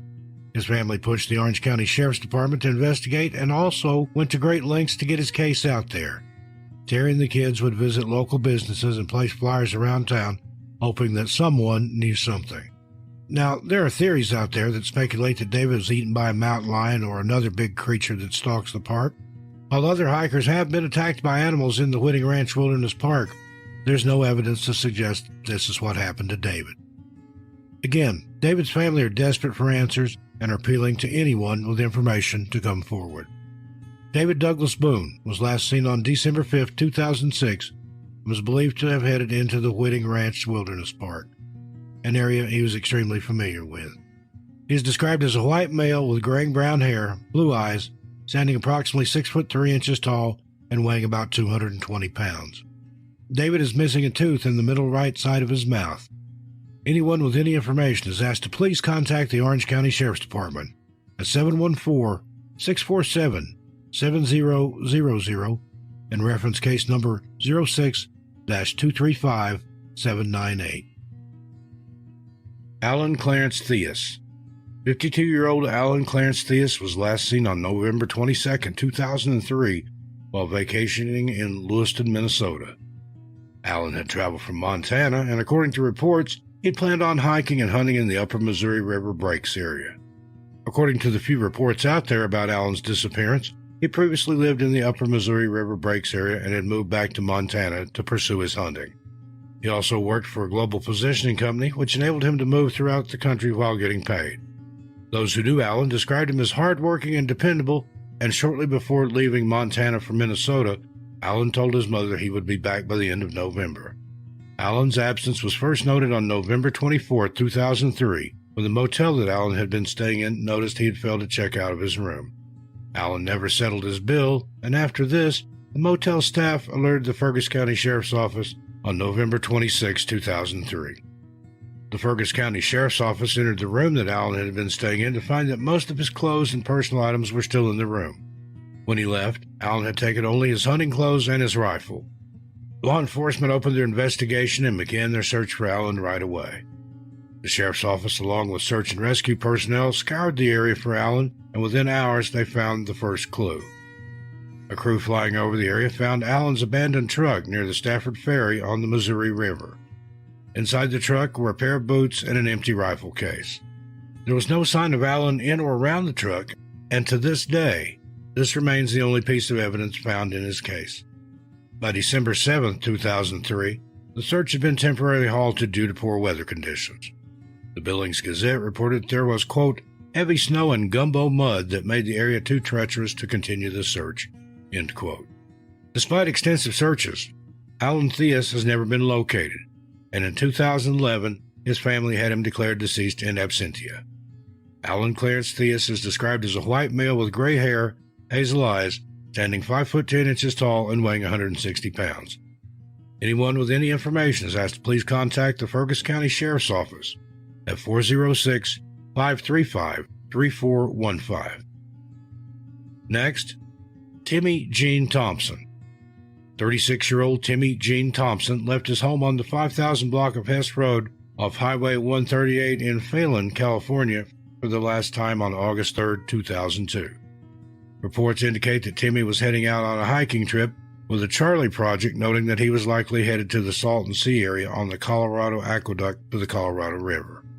The hiking trip was only supposed to be for 3 days, but when Timmy, known to his friends as Tim, failed to turn up for work or make contact with his family, they knew something had gone wrong. Tim had a houseboat in the Park Moabi area that he frequently liked to visit, and it appears that he had planned to hike through Salton Sea before reaching his houseboat. Unfortunately, Tim never made it to his destination nor back home, and his friends and family knew something had gone wrong. Tim was a dependable person, and the fact that he just dropped off the map sent alarm bells ringing for his friends and family. Tim was reported missing when he failed to return home, and it wouldn't be until September 23, 2002, that investigators with the San Bernardino County Sheriff's Office would stumble upon their first clue. On that day, searchers found Tim's light golden brown 1986 Buick Skylark abandoned on a road 4 miles away from Highway 177 on Phelan Pass Road. According to NamUs, investigators found a campsite 3 miles east of the car, and at the campsite was a full beer can, a packet of unopened cigarettes, and Tim's knife. In the days before his disappearance, Tim had quit his job, but he seemed happy within himself. His mother, whom he lived with, reported that her son was in good spirits and showed no signs of wanting to take his own life. The days leading up to his disappearance were mundane, and there were no signs of what was to come. Since 2002, Tim's case has run cold, and investigators are desperate to solve it. Timmy Tim Gene Thompson was last seen on August 3, 2002, near his home in Phelan, California. He is described as a white male with brown hair, might have a beard, has brown eyes, stands 5 foot 9 inches tall, and weighs about 180 pounds. Tim has a tattoo of a California brown bear on the back of his left shoulder. He was possibly last seen wearing a brown button-down shirt, Levi blue jeans, and brown lace-up work boots. Anyone with any information is asked to please contact Detective Joe Janowitz or Detective Michelle Brand of the San Bernardino County Sheriff's Department at 760-552-6833 and reference case number 07020303474. Now we have Tyler Joel Christensen. 16-year-old Tyler Joel Christensen was a bright and sprightly teenager who was dedicated to his faith and his education. Tyler lived with his parents and 4 sisters in Snohomish County, Washington, and by all accounts, he was a regular teenage boy. When not working hard toward his grades, Tyler would often attend youth meetings at his local church or simply relax with friends. However, the lives of the Christensen family would be turned upside down one tragic day in April of 2016. Tyler was seen for the last time on April 19, 2016, in the 5300 block of Picnic Point Road in Edmonds, Washington. It was around 6:30 p.m., and his parents reported that he had told them he was going for a jog before heading on to the youth meeting at the church, but Tyler never arrived. When the meeting drew to a close and the church's youth returned to their respective homes, Tyler's parents began to worry. He was a dependable young man who would let them know if he'd planned to be out late. Hours had passed since the Christensens had last seen their son, and panic began to set in. So they picked up the phone and contacted the Snohomish County Sheriff's Office. Officers were sent to the Christensen home in Mukilteo, and an investigation was opened immediately. However, officers initially declared that Tyler was a runaway, not a missing person, and stuck by their initial thoughts on the case. Officers were insistent that Tyler had left of his own accord, and a witness sighting days later would only affirm this in their minds. When Tyler's disappearance was publicized, thanks to the efforts of his family, a witness came forward and told investigators that he had picked up a young man who bore a strong resemblance to Tyler. This witness claimed that Tyler had been hitchhiking and was heading towards Shelton and the Olympic National Park area. Investigators also believed that Tyler had taken a ferry from Kingston in order to reach the park. According to this witness, Tyler was happy and upbeat and seemed excited about going hiking in the Olympic National Park. Investigators had never been able to conclusively prove that the person seen hitchhiking that day was in fact Tyler, however. In May 2016, the backpack he was carrying the day he disappeared was found near the High Steel Bridge near Shelton, Washington. Still inside were emergency blankets, clothing, and food. Since this lead, Tyler's case has gone cold, and now the family are fighting to keep his name in the media. His family have a Facebook page dedicated to his case and have put up flyers and posters all around town. Investigators believe that Tyler had made plans to run away and likely became injured while out in the wilderness. But, according to Tyler's family, there were no issues in the home and Tyler was as bright and happy as ever. His family is now desperate for answers and is asking anyone with information to come forward. Tyler Joel Christensen is described as a white male with light brown hair, blue eyes, standing 5'11" and weighing 145 pounds. He has a half-inch scar on his left ankle and was last seen wearing a light blue shirt and dark blue shorts. Anyone with any information is asked to contact Detective Rich Emmons of the Snohomish County Sheriff's Office at 425-388-3839. Next up, Wallace Wilkinson Dunn. 81-year-old Wallace Wilkinson Dunn was last seen on July 12, 2013 at around 11 a.m. in Anchorage, Alaska. Wallace had dedicated his life to his patients in Anchorage and had worked as a doctor for 4 decades. He quickly became a well-known and well-liked figure within the community, and when it was time for his retirement, everyone was pleased that Wallace could now get a well-deserved break. On July 11, 2013, Wallace attended a football game in Waldron Lake with family members. As the family members parted ways, they had no idea that it was the last time they would ever see Wallace. The next confirmed eyewitness sighting of Wallace was made the next day on July 12, 2013, in Anchorage. Wallace was reported missing on July 16, 2013, when he failed to make contact with his family. In the days before his disappearance, he told his family that he wanted to make the most of the sunshine and was going to his cabin in Big Lake. The Anchorage PD received the missing person report and began searching for Wallace immediately. In the days following his disappearance, Wallace's gray Ford F-150 truck was found abandoned at the end of West Susitna Parkway. Inside was a shotgun, a container of now-spoiled food, a chainsaw, and a generator. There was no sign of Wallace, and the search radius expanded.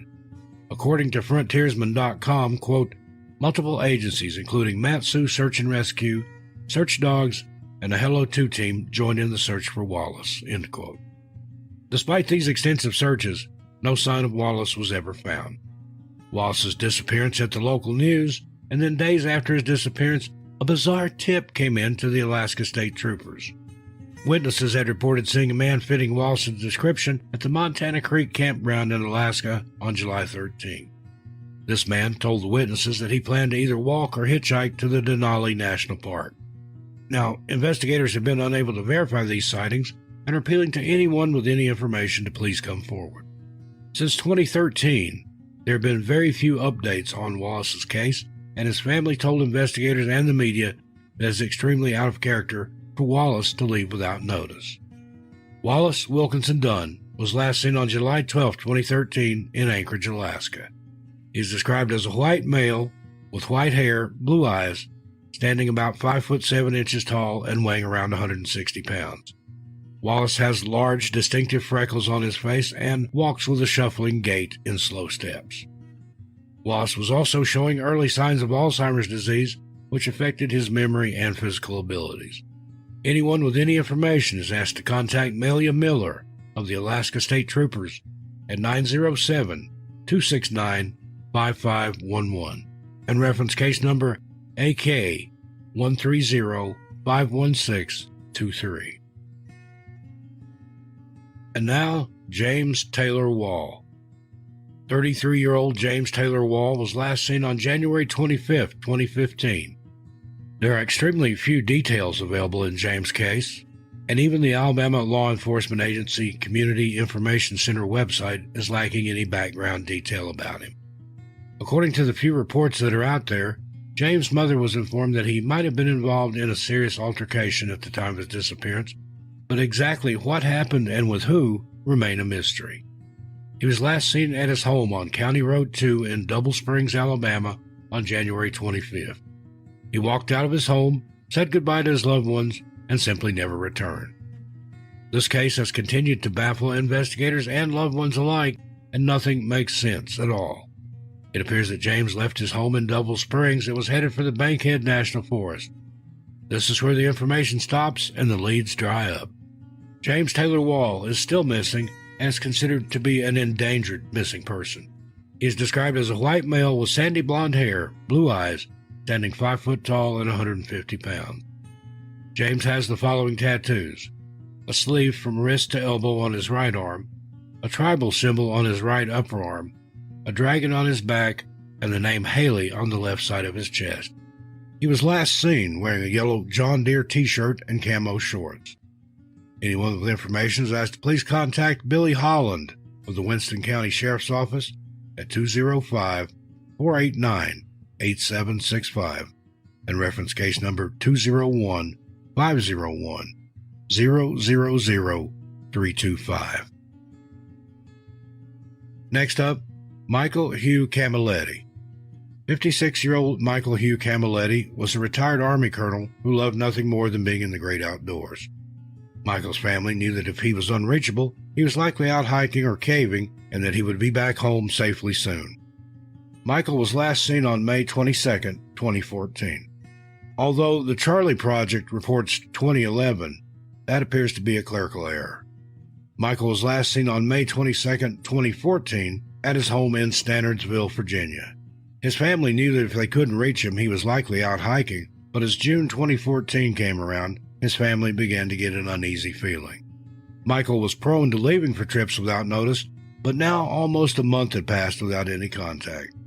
His brother reported missing on June 12, 2014, and the Greene County Sheriff's Office began their search shortly after. Investigators have stated that they believe Michael went to the Cranberry Wilderness in the Monongahela National Forest in West Virginia. On June 27, 2014, state troopers came across Michael's car, and after running the license plates, they discovered it belonged to this missing man. When they searched the car, they found a handwritten note from Michael stating that between May 23, 2014 and May 27, 2014, he planned to hike the North-South Trail. The state troopers, along with the Greene County Sheriff's Office and other various search and rescue teams, began to search for Michael in the Cranberry Wilderness, which spans 47,815 acres. However, the search for Michael proved fruitless, and after searching high and low for him, the search was eventually called off. To this day, no sign of Michael has ever been found, and his family are desperate to find out the truth. Michael Hugh Camilletti is described as a white male with brown hair, blue eyes, standing 5 foot 5 inches tall, and weighing 165 pounds. He has a distinctive scar on his chin. Anyone with information is asked to please contact the Greene County Sheriff's Office at 434-985-2222 and reference case number 2011-016317. And now we have Rosemary Teresa Kunst. In 1999, 69-year-old Rosemary Kunst and her husband, Bud, were involved in a serious car accident which took Bud's life. Rosemary miraculously survived, but was left with serious injuries. In the midst of losing her beloved husband and dealing with the recovery from her injuries, Rosemary decided she wanted to try a different approach. She loved being outdoors and enjoyed hiking and being one with nature, so she decided to join the Earth Circle Association in the Marble Mountains Wilderness in the Klamath National Forest in California. The group was led by a Native American elder, Charlie Redhawk, and Rosemary hoped that the backpacking trip and spiritual retreat would help soothe her aching heart and body. On August 17, 2000, Charlie, the Earth Circle Association leader, along with Rosemary, now 70, and 19 other people headed into the Klamath National Forest, bound for an area called Woolly Creek. According to reports, this area is considered to contain some of California's harshest terrain and is not a forgiving trail to Spirit Lake, where the group held their ceremonies and meetings.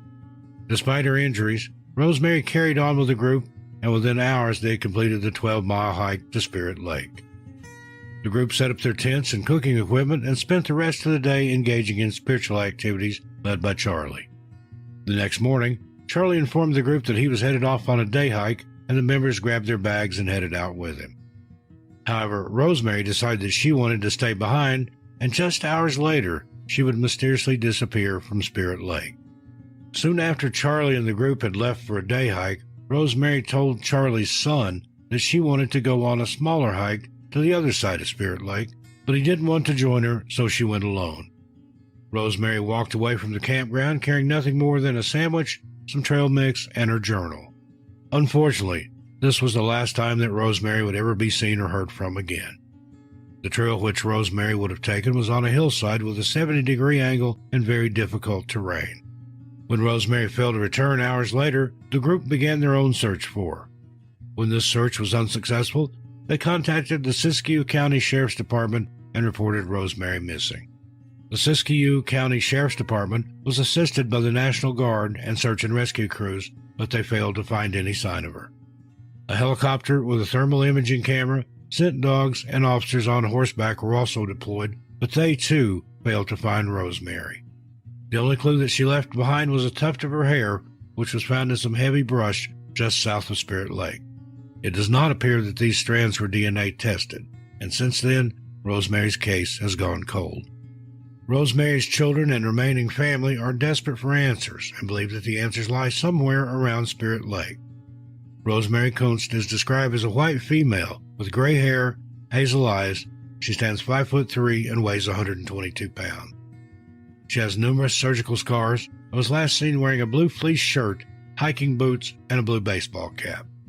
Anyone with any information is urged to please contact the Siskiyou County Sheriff's Department at 530-842-8300 and reference case number 010-01259. Next, Douglas John Legg. In July of 1971, the Legg family took a trip to the 12,500-acre Santanoni estate near the Adirondack Mountains in New York. This beautiful, sprawling estate was owned by a relative of the Legg family, and the family enjoyed many summer vacations at this estate. For 8-year-old Douglas, the estate was the perfect place to run around and explore. The family enjoyed hiking and being outdoors, and by age 8, Douglas had already familiarized himself with the landscape of the estate and knew how to keep himself safe outdoors. Unfortunately, the trip in July of 71 would be their final trip to the Santanoni estate, as it was due to be sold in the coming months. This somber affair would end in further tragedy with the mysterious disappearance of little Douglas.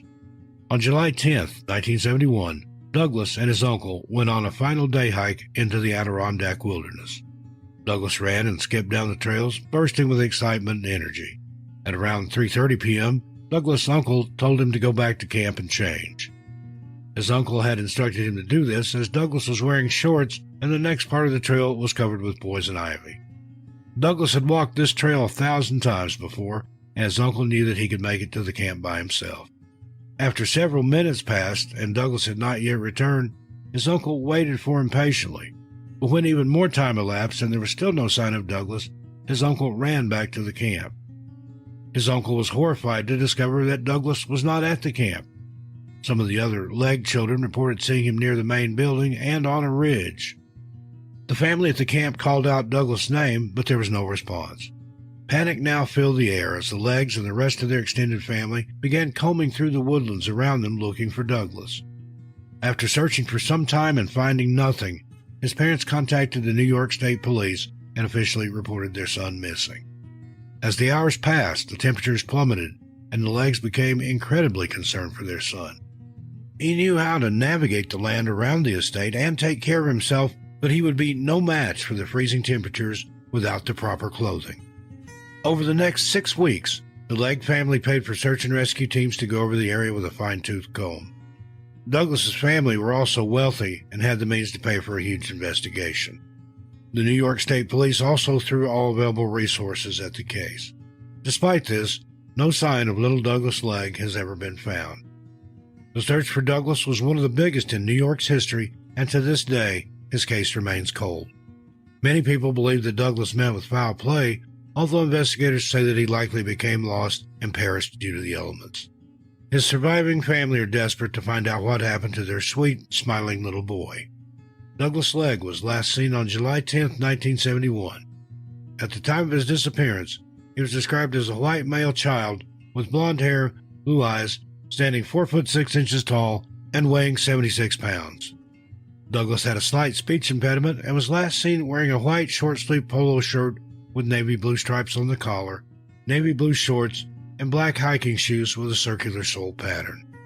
Anyone with information is asked to please contact Paul Hill of the New York State Police at 518-897-2000 and reference case number BWES 016501. And finally, Arvin Walter Nelson. 51-year-old Arvin Walter Nelson was last seen on August 6, 2014 at China Camp in the Los Padres National Forest. On August 6th, Arvin was dropped off at the camp as he planned to hike through the forest and reach Big Sur Station by August 14th. Arvin was known to be an experienced and skilled hiker, so the 23-mile hike to the Big Sur area was surely going to be an easy one. According to some reports, Arvin had even made an agreement with his friends to ensure his safety. They agreed that if Arvin didn't contact him by August 14th at Big Sur, they would report him missing. Disturbingly, and somewhat prophetically, this plan would have to be enacted on August 14th when Arvin never showed up. His friends never believed that they would have to use this plan, but as Arvin had not been seen or heard from since August 6th, they knew what they had to do. The Monterey County Sheriff's Department was contacted and the report was filed. Soon after, the Sheriff's Department, along with the California National Guard, U.S. Forest Service, California Highway Patrol, and the Coast Guard, flooded into Los Padres National Forest and began their search for Arvin.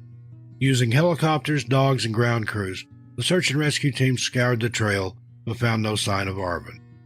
Although Arvin was an experienced hiker and he took along with him more than a week's worth of supplies for this very instance, neither Arvin nor his trusty backpack filled with supplies has ever been found, leaving investigators baffled.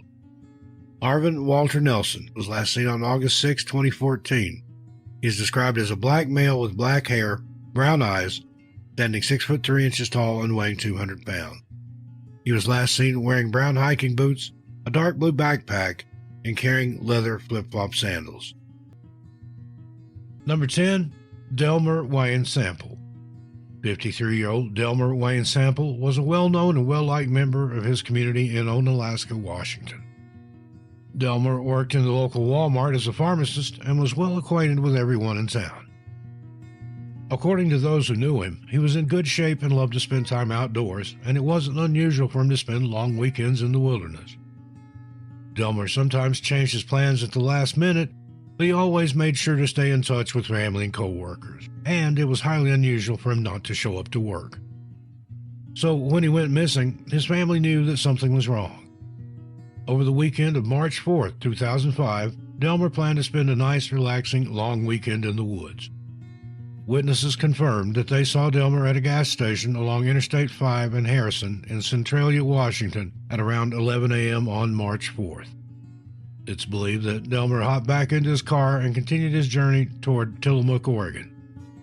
3 days had passed without a word from Delmer, and when he failed to show up for work, his employer reported him missing. According to a press release from the Chronicle, at around 1:15 p.m., the Lewis County Sheriff's Office was notified of an employee who did not report to work at the Chehalis Walmart. That same article details how in the 15 years that he had worked at Walmart, Delmer had never taken an unexcused absence. After receiving this report, the Lewis County Sheriff's Office opened their investigation and began their search for Delmer. Delmer's friends were interviewed extensively, and this is where the police would obtain their first clue. Delmer told his friends that over the weekend of March 4, 2005, he planned to travel to Tillamook, Oregon to visit the Tillamook cheese factory. Tillamook is around 158 miles from Onalaska and would have taken almost 3 hours to drive there. With this new lead, investigators focused their efforts on Tillamook and the roads that Delmer would have taken to get there. Just hours into the investigation, officers would receive another vital tip. Records showed that Delmer's white 1992 Ford Ranger pickup truck had been checked by a park ranger in the Olympic National Park close to Lake Quinault. The ranger had made a note of the vehicle, as it had been there for some time, and it wasn't until Delmer's disappearance was reported via the national database that the rangers and investigators put two and two together. In the coming days, the Lewis County Sheriff's Office would scour the wilderness in the Olympic National Park, and 2 days after Delmer was reported missing, they would make yet another discovery. On March 9th, the Lewis County Sheriff's Office, along with the Jefferson County Sheriff's Office, found Delmer's abandoned 1992 Ford Ranger in a roadside pullout on South Shore Road near Lake Quinault. Unfortunately, there was no sign of Delmer, and the only things in his truck were his sleeping bag and food. The Lewis County Sheriff's Office was joined by the Jefferson County Sheriff's Office and search and rescue teams from Jefferson, Kitsap, Grays Harbor, and Clallam counties. After discovering his vehicle, investigators and search and rescue teams continued searching in the Olympic National Park. However, no sign of Delmer has ever been found. There's been no trace of Delmer since he left for Tillamook, and many believe that he may be a victim of the infamous serial killer Israel Keys. User u/sleuthing left an interesting comment on Reddit, which is as follows. I knew Del.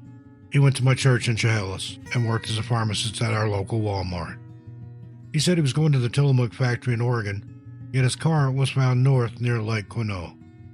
They didn't find anything in his truck, but his bike was missing, and they found a Diet Mountain Dew bottle beside his truck.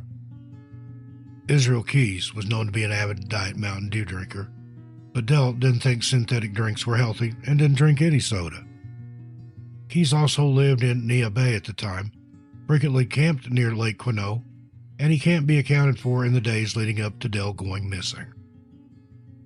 Since Delmer disappeared in 2005, there's been little movement in his case. His family and friends are not giving up hope.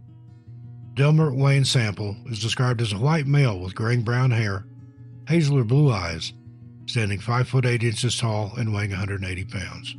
At the time of his disappearance, Delmer was sporting a beard and a mustache and has a scar on his big toe and a healed fracture on his left arm. Anyone with any information is asked to contact Detective Daniel Rorden of the Lewis County Sheriff's Office at 306-748-9286 and reference case number 05C2774. Number 9. Brandon Lamont Brownlee. 43-year-old Brandon Lamont Brownlee was last seen on June 14, 2018, in the Bob Marshall Wilderness in Missoula County, Montana. Unfortunately, there are incredibly few details available in Brandon's case. Montana Right Now reported that Brandon presumably walked along the Jenny Creek Trail until the point where it meets up with Youngs Creek. Searchers were not able to determine where he went after that. His profile on NamUs gives us further insight into his disappearance, although the details mentioned in NamUs have not been reported anywhere else. However, according to NamUs, Brandon left his home at 3 a.m. and headed out into the Marshall Wilderness. Days later, his truck was found abandoned in a trailhead with one of the windows smashed in. There are no further details or update in Brandon's case, and it continues to stun investigators as well as web sleuths. Brandon Lamont Brownlee is described as a white male with graying brown hair, green eyes, standing 5 foot 10 inches tall, and weighing around 285 pounds. He was possibly wearing camouflage hunting clothes and carrying a gray frame backpack. Anyone with any information is asked to contact the Missoula County Sheriff's Office at 406-258-4810 and reference case number 2019-7815. Number 8. Angelo Nicola Gotti, Jr. Angelo Gotti will forever remember July 13, 1974. On that morning, he drove his son, 21-year-old Nick Gotti, Jr., down along Ortega Highway towards the Cleveland National Forest in California. As Nick got out of the car, he said goodbye to his father. He was only supposed to be gone for a long, solitary hike in the Cleveland National Forest, but sadly, he would never return. July 13, 1974, was the last time that Angelo ever saw his son, and now, 48 years later, the Gotti family are still holding out hope for his case to be resolved and for them to finally have some closure. July 13, 1974, Nick hopped out of his dad's car and began to walk down the Ortega Highway, down to San Juan Hot Springs, and into the Cleveland National Forest. Nick enjoyed living off the land and was constantly looking to push his survival skills. This time, he had planned to stay out in the wilderness for a week or so before returning home. As the end of July came around, the Gattis became concerned that Nick hadn't returned home. It wasn't unusual for him to be gone, but he would always keep in contact. When weeks had passed and there was still no sign of Nick, his father, Angelo, contacted the Orange County Sheriff's Department and the Newport Beach Police to report him missing. But the Orange County Sheriff's Department were less than cooperative. According to the LA Times, quote, Angelo said he was told that he had waited too long to report Nick missing and that there were no leads to follow, end quote. The Gattis were, understandably, angry and disappointed and decided to take matters into their own hands. They reached out to a private search and rescue team, and the group headed out into the Cleveland National Forest to conduct their own investigation.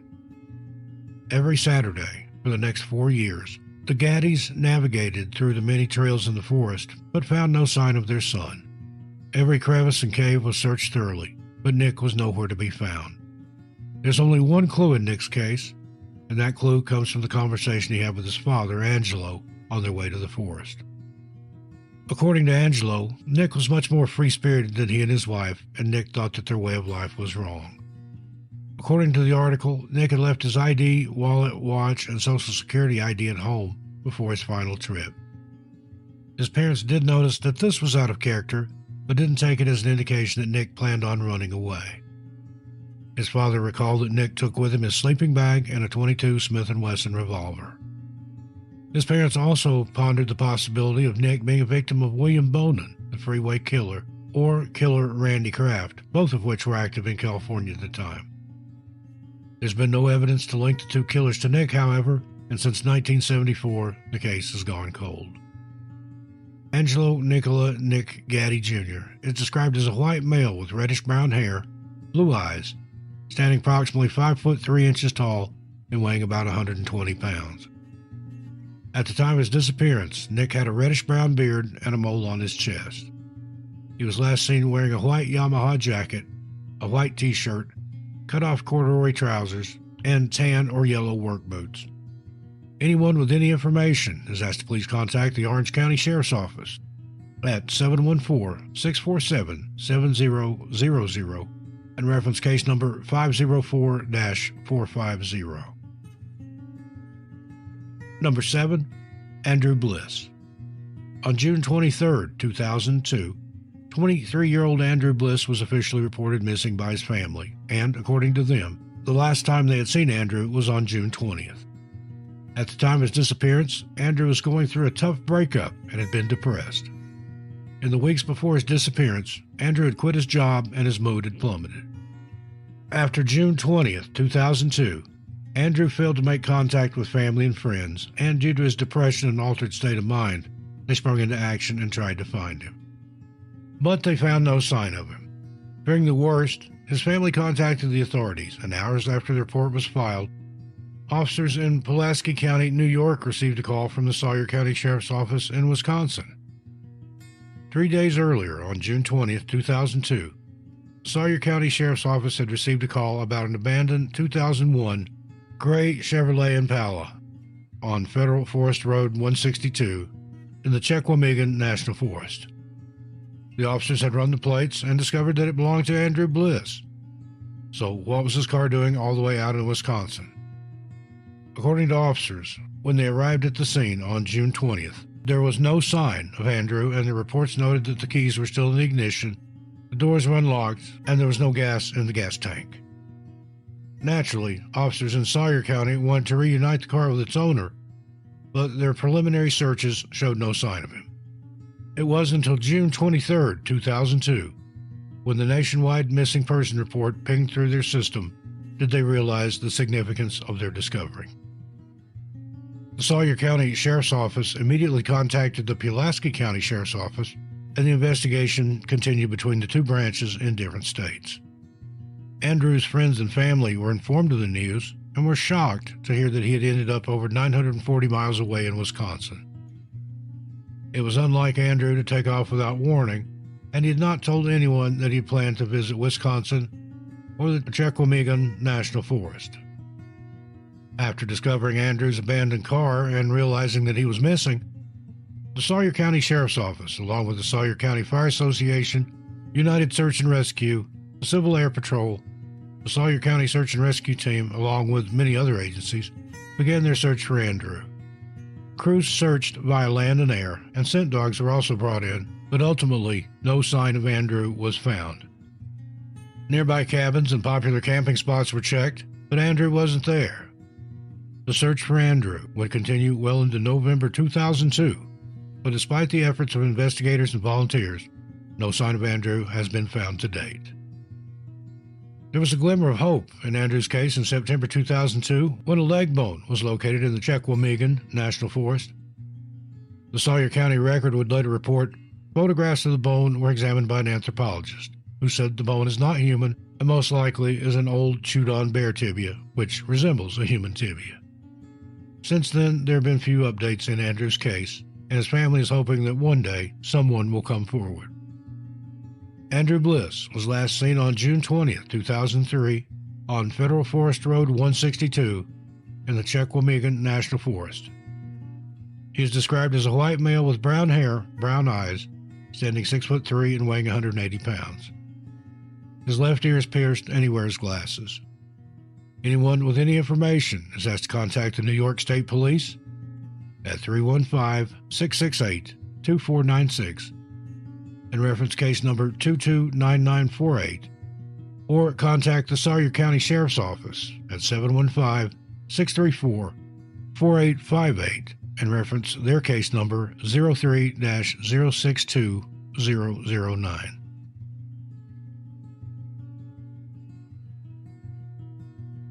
Number 6, Susan Seymour Adams. 42-year-old Susan Seymour Adams and her husband, Tom, had been planning their dream trip to the Bitterroot Wilderness in Idaho and Montana. The two had spent the early half of 1990 saving and planning for the trip, and they were delighted when they found the Iron Horse Outfitters, a travel group that could take them where they wanted to go. In September, the trip finally came around, and the two bundled their gear into the car and headed for Idaho. Unfortunately, the dream trip would end in tragedy, and 32 years later, Susan is still missing. According to her husband, Tom, Susan wasn't an experienced hiker and camper, but was willing to put the work in to get there. Susan loved spending time in the great outdoors, and with Tom by her side and as her guide, the two enjoyed many adventures together. On September 22, 1990, the two left their home in Austin, Texas, and arrived in Hamilton, Montana. There they met with the leader of the tour company, a man named Art Griffith. From here, they made their way to their camp in the Battle Lake area. This saw them riding on horseback for 7 hours, and by the time they arrived, they were exhausted. After setting up their camp and getting to know the others on the trip, the Adams headed to bed. When morning broke, Susan and Tom were excited to get into the activities that had been arranged for them, and over the next few days, they hiked and hunted in the Battle Lake area. The two agreed that this was the perfect trip. They were spending time together in the outdoors and were visiting some of the most beautiful places in the U.S. The next week was jam-packed with activities, but it would be September 29th, 1990, that would forever be burned into Tom's mind. On that day, September 29th, Tom left the base camp with a guide to go on an overnight hike. Susan had decided to stay at the base camp with another guide. Tom kissed his wife goodbye and told her that he would be back soon. Unfortunately, when Tom returned to the camp the next day, his wife had vanished without a trace. Susan was seen for the last time on September 30th, 1990, when she left the base camp in the Battle Lake area. The chef of the tour group remembers Susan telling them that she was headed off on a short solo hike to do some bird watching. The chef watched as Susan walked into the wilderness, never to be seen again. When Tom returned that afternoon, he immediately noted his wife's absence. He was told that she had gone for a short hike, but as darkness fell, he began to worry. Tom and the other members of the group set out looking for Susan, and as they followed the trail she took, they found a bizarre clue. Susan's footprints were visible down the trail, and Tom hurriedly followed them. But just before the meadow where Susan was headed, the footprints abruptly stopped. There was no indication that Susan had ever made it to the meadow, and no one has ever been able to figure out why the footprints suddenly stopped. Tom and the tour group continued to search for Susan, but as the hours dragged on, it became clear that they needed help. The Idaho County Sheriff's Office was called and notified of Susan's disappearance, and by the next morning, the Sheriff's Office and search and rescue teams had arrived at the Battle Lake campground, ready to locate Susan. Despite exhaustive efforts on foot, horseback, and via air, no sign of Susan has ever been found. The Sheriff's Office believes that she was likely injured or became lost during her solo hike. At the time of her disappearance, Susan had not taken any food with her and was also said to have not been carrying warm clothing or vital supplies. The authorities searched for weeks. However, the search was eventually called off. Since then, Susan's family have held out hope that one day her remains will be located and that they will finally learn the truth. Susan's obituary gives us further insight into how Susan was in life. It reads, "Susan left an enduring legacy of caring and a commitment to making the world a better place. While a resident of Washington, D.C., she worked for the rights of the disabled. In Dallas, she led the fight for tax equity and the rights of the elderly and the poor. As the City of Austin Industrial Waste Inspector and subsequently an Assistant District Director for the Texas Water Commission, she worked to ensure that environmental regulations were enforced fairly and firmly. Susan's outstanding professionalism was reflected in several awards, including being named in 1989 as one of Texas' 2 best hazardous and solid waste program managers and field inspectors. Susan's breadth of spirit, the dedication she brought to every task, her great curiosity about all things great and small, and her love of life and nature live on in the hearts and mind of all those she touched and left behind." Susan Adams was last seen on September 30th, 1990 in the Bitterroot Wilderness in Idaho and Montana. She is described as a white female with brown hair, green eyes, standing 5 foot 6 inches tall and weighing 140 pounds. She was last seen wearing camouflage clothing and was carrying a camera and binoculars. She did not have any food, survival gear, or warm clothing with her when she disappeared. Anyone with any information is asked to please contact Lieutenant Jerry Johnson of the Idaho County Sheriff's Office at 208-983-1100 and reference case number 90274-005. Well, friends, there you have it. Another set of mysterious national park disappearances. As always, look forward to your comments on these, but please keep it friendly and respectful. Till we meet again, be good to yourselves and each other. Stay safe out there in the woods. As for me, I'll see you a little farther on down the trail. I'm Steve Stockton, and I'll talk to you next time. Tell your pets I said hi.